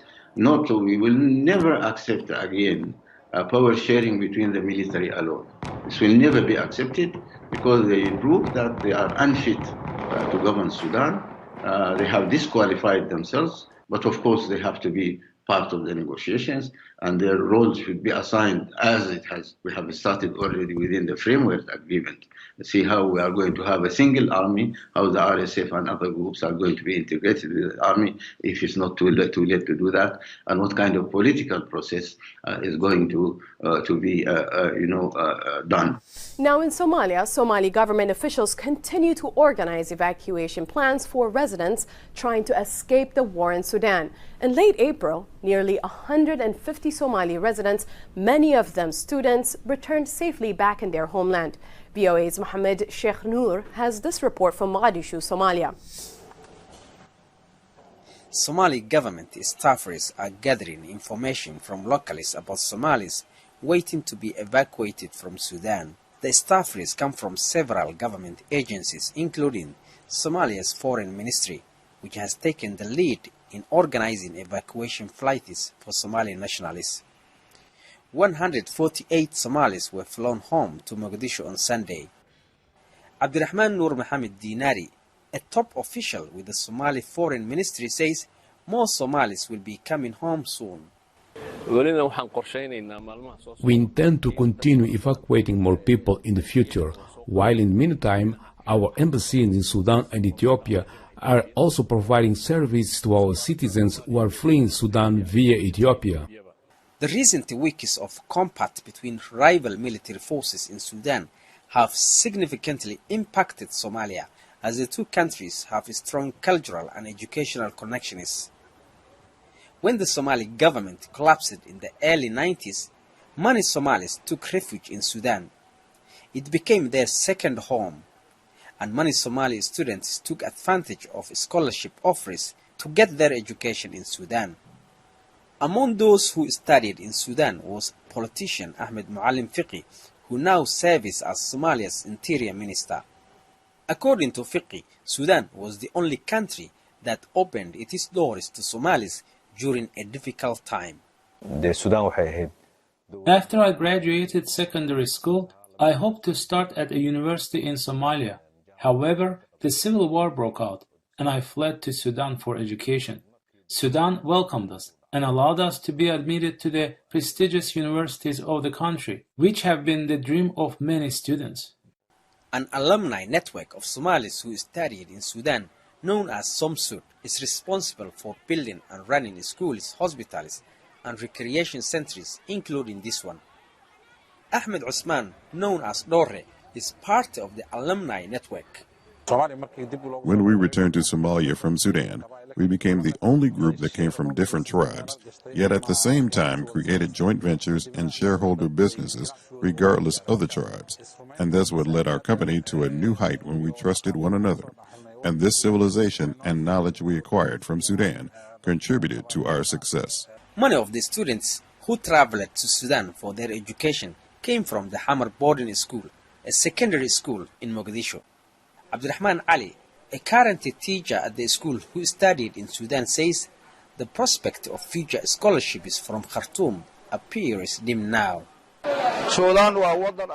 Somalia and Sudan are interconnected in multiple aspects of their relationship, especially in the area of education, and most of those in the Somali education sector pray for peace in Sudan. About 8,000 Somalis remain in Sudan. About 3,000 of them are students, many of whom may come home in the next few weeks. Mohammed Shaghnour for VOA News, Mogadishu, Somalia. The conflict in Sudan is happening amid a backdrop of humanitarian crisis across the continent as a result of extended droughts. The UN says more than 4 million people in Nigeria's northeast are facing severe food shortages as global aid is stretched thin. The United Nations Office for the Coordination of Humanitarian Affairs took journalists to the region to see the worsening situation. Timothy Obiozu files this report from Maiduguri in Nigeria's Borno State. This bustling city does not reflect the terror that lurks on the fringes. Islamist militants at war with the government. But even here, young kids are reeling from the impact of devastating food shortages worsened by conflict. Days ago, Bintu Hassan's 2-year-old son arrived at this hospital ward, wasted and hypoglycemic. She says she's already suffered too much loss. I gave birth to 4 children, but 2 died due to malnutrition. I have 2 left, and this one is also sick. I was referred to this place. More than 700,000 kids in Borno, Adamawa, and Yobe states suffer from severe acute malnutrition, according to the United Nations. The UN says the situation could get worse between June and September, the so-called hunger gap period when foodstuffs from the previous harvest traditionally run out. Last year's bumper harvest was disrupted by Nigeria's worst flooding in a decade. with 600,000 hectares of farmland destroyed, washed away, there will in the immediate future be serious food shortages. And there isn't enough food aid to go around. This is Ran, a community near Nigeria's border with Cameroon. Residents say no aid has arrived here in 8 months. Kelu Modu says without much food, she couldn't breastfeed her baby and she became malnourished. When I gave birth to this baby, there was not enough breast milk to feed the baby with, and the baby started vomiting and also had diarrhea. The food shortage is in part a result of Russia's war in Ukraine and the recent crisis in Sudan. But officials say Nigeria's inflation and recent currency reform policy also constrained people's ability to buy food. UNICEF Nutrition Manager Karanvir Singh says despite crucial aid diverted to other global emergencies, Nigeria is still getting food supplies. The global package for different, because of different emergencies in the world, is shrinking. But presently we are well placed. But of course, we would need continued support. Nigerian security forces have significantly degraded the fighting power of the militants. But the country is still at war, and until that is over, millions will be fighting a different type of war, hunger. Timothy Obiezu for VOA News, Maiduguri, Borno State, Nigeria. That's all for now. Stay up to date with all the news at voanews.com. Follow us on Instagram and Facebook at VOA News. Follow me on Twitter at Salim_Solomon. Catch up on past episodes at our free streaming service, VOA Plus. For all those behind the scenes who brought you today's show, I'm Salim Solomon. We'll see you next week for the Inside Story.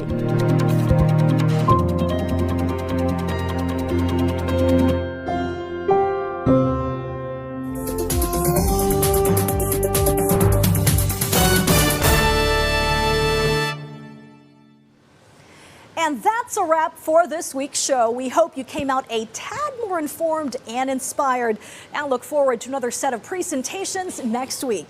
And as always, remember to work hard, aim high. Don't ask why, be of great use, and catch the news right here on PTV. Again, I'm Sharms Espina for Stories from the Grid.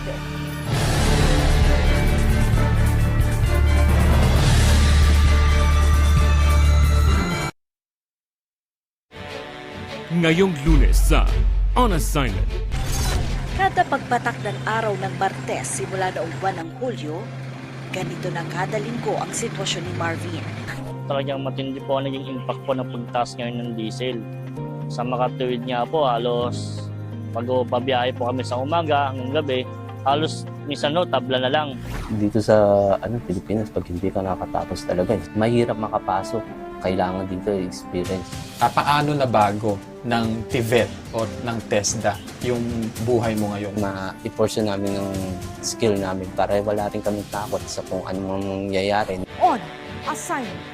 Ngayong Lunes, alas 8 ng gabi, dito sa inyong People's Television.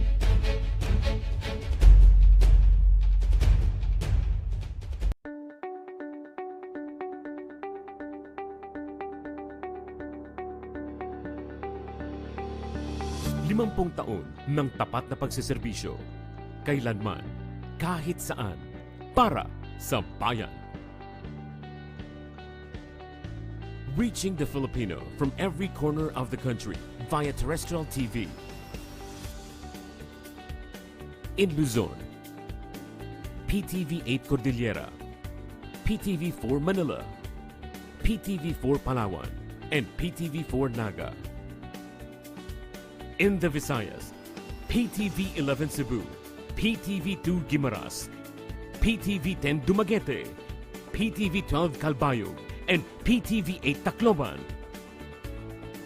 And in Mindanao, PTV 11 Pagadian, PTV 11 Sibugay, PTV 11 Davao, PTV 8 Agusan del Sur, PTV 8 Cotabato, PTV 7 Zamboanga, and PTV 48 Davao del Norte. and through the power of 6 digital transmitting stations: PTV 14 Manila, PTV 42 Cordillera, PTV 46 Naga, PTV 42 Cebu, PTV 23 Guimaras, and PTV 45 Davao. Connecting with the rest of the world in the era of digital technology. Through the power of television and our extensive online network, we continue crossing borders to serve the timeless news and information, bridging public service through innovative programs, fostering pride in the Filipino, and inspiring the people to be active partners in nation building. Noon hanggang ngayon, kasama mong naglilingkod. PTV, ang pambansang TV. Sa oras ng himala, mararanasan ang tunay na himala. Paano na naman po yung cancer? Nakakakita na po ako talaga. Ang himala po rito totoo. May himala sa oras ng himala! At labis na mapapagpala na pinangungunahan ni Apostol Renato D. Carillo. Pilipinas! Si Kristo ay tagapagligtas ninyo at dakila niyong manggagamot. Mapapanood araw-araw dito sa PTV4. Disaster Watch, kahandaan ngayong panahon ng El Nino. Ang El Nino ay isang kondisyon ng panahon kung saan ang tubig dagat sa gitna ng silangang Pasipiko ay umiinit at naghahatid ng matinding pagbabago sa klima.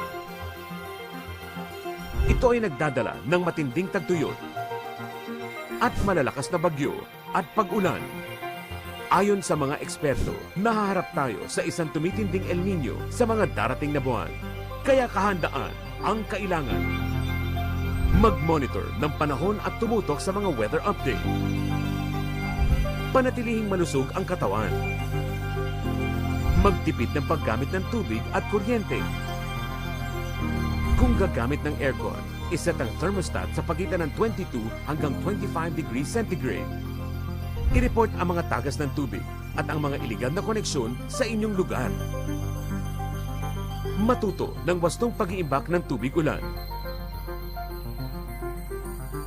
At para naman sa mga kababayan nating magsasaka, mag-invest sa hybrid rice at high-value crops at makipag-ugnayan sa ating mga local agricultural expert upang tayo ay magabayan. Sa panahon ng kalamidad, dapat laging listo.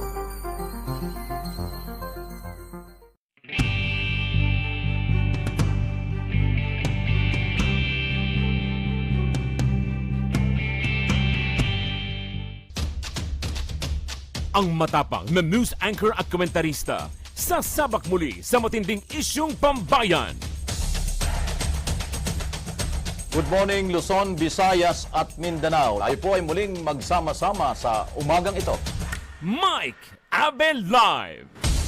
Kitik na pagpabalita at pagtatalakay sa mga headlines mapapanood tuwing umaga. Simulcast on radio nationwide over Radyo Pilipinas. Mike Abel Live. Dito lang sa inyong People's Television. Kapag lumilindol, mag-duck, cover, and hold. Huminahon at humanap ng matibay na bagay na magsisilbing panangga sa posibleng pagbagsak ng debris. Magtago at protektahan ang sarili. Kumapit ng mahigpit at hintaying matapos ang pagyanig. Sa panahon ng kalamidad, dapat laging listo.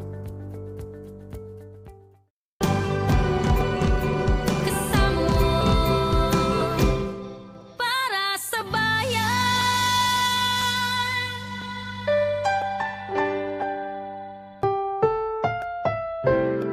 Ang susunod na programa ay rated PG. Ito ay nangangailangan ng patnubay at gabay ng magulang para sa mga batang manonood.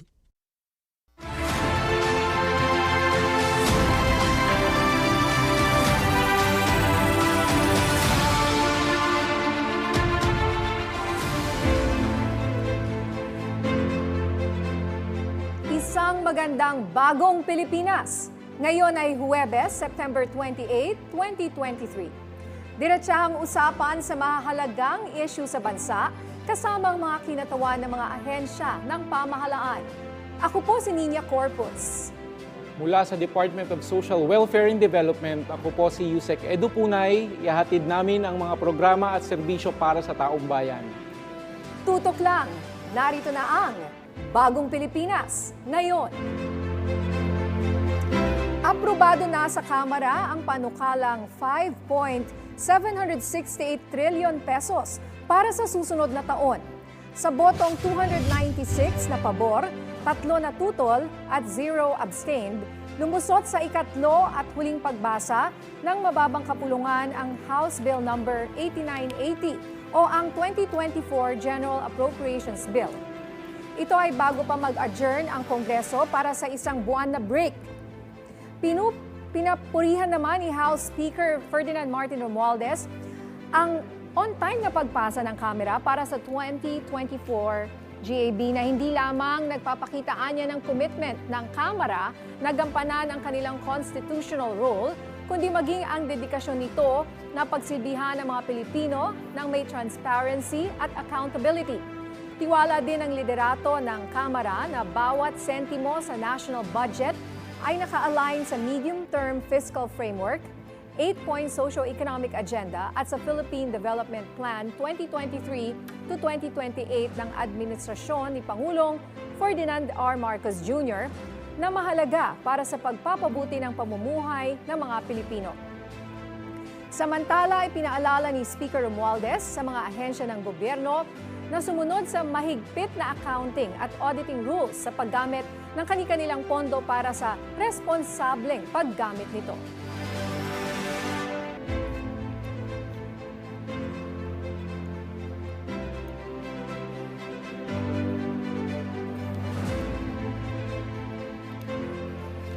At ngayong Huwebes, makakasama po natin walang iba ang aking partner today, Yusek Edu Punay ng DSWD. Magandang tanghali sa iyo, Magandang Yusek. tanghali, Ninya, sa ating mga tagapanood.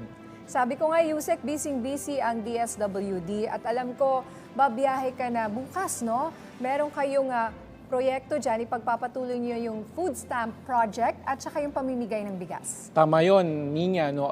Bukas, lilipad po tayo papunta ng Surigao. Dito ay pagpapatuloy natin ang ginagawa ng DSWD sa kautusan ni Pangulong Bongbong Marcos na pamamahagi po ng mga libreng bigas para sa mga kababayan nating mahihirap. Target po nito yung mga 4-piece beneficiaries natin na ating binibigyan ng libreng bigas po, 25 kilo per beneficiary po yan. At ganun din, Ma'am Ninya, sisimulan natin ang kick-off ng ating pilot implementation ng food stamp program dito sa Siargao din bukas. Kasama po ang Pangulong Bongbong Marcos po dito.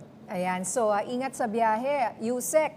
Ito naman ang ating pag-uusapan, yung tungkol sa mekanismo hinggil sa disaster response at ang update sa mga individual na apektado ng volcanic fog mula sa Bulkang Taal.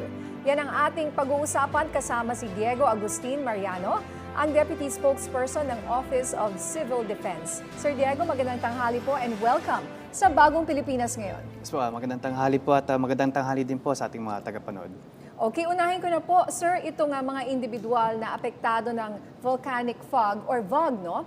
Mula sa Taal Volcano. Ilan na po ang apektado at kumusta na po sila ngayon? Kung bibilangin po natin yung apektado o yung mga nagpakonsulta dahil dito sa volcanic fumes o VOG na nalanghap nila, no? Meron po tayong mahigit 850 na individual ang nagpakonsulta ng medical dahil nakaramdam ng mga sakit pang respiratory dahil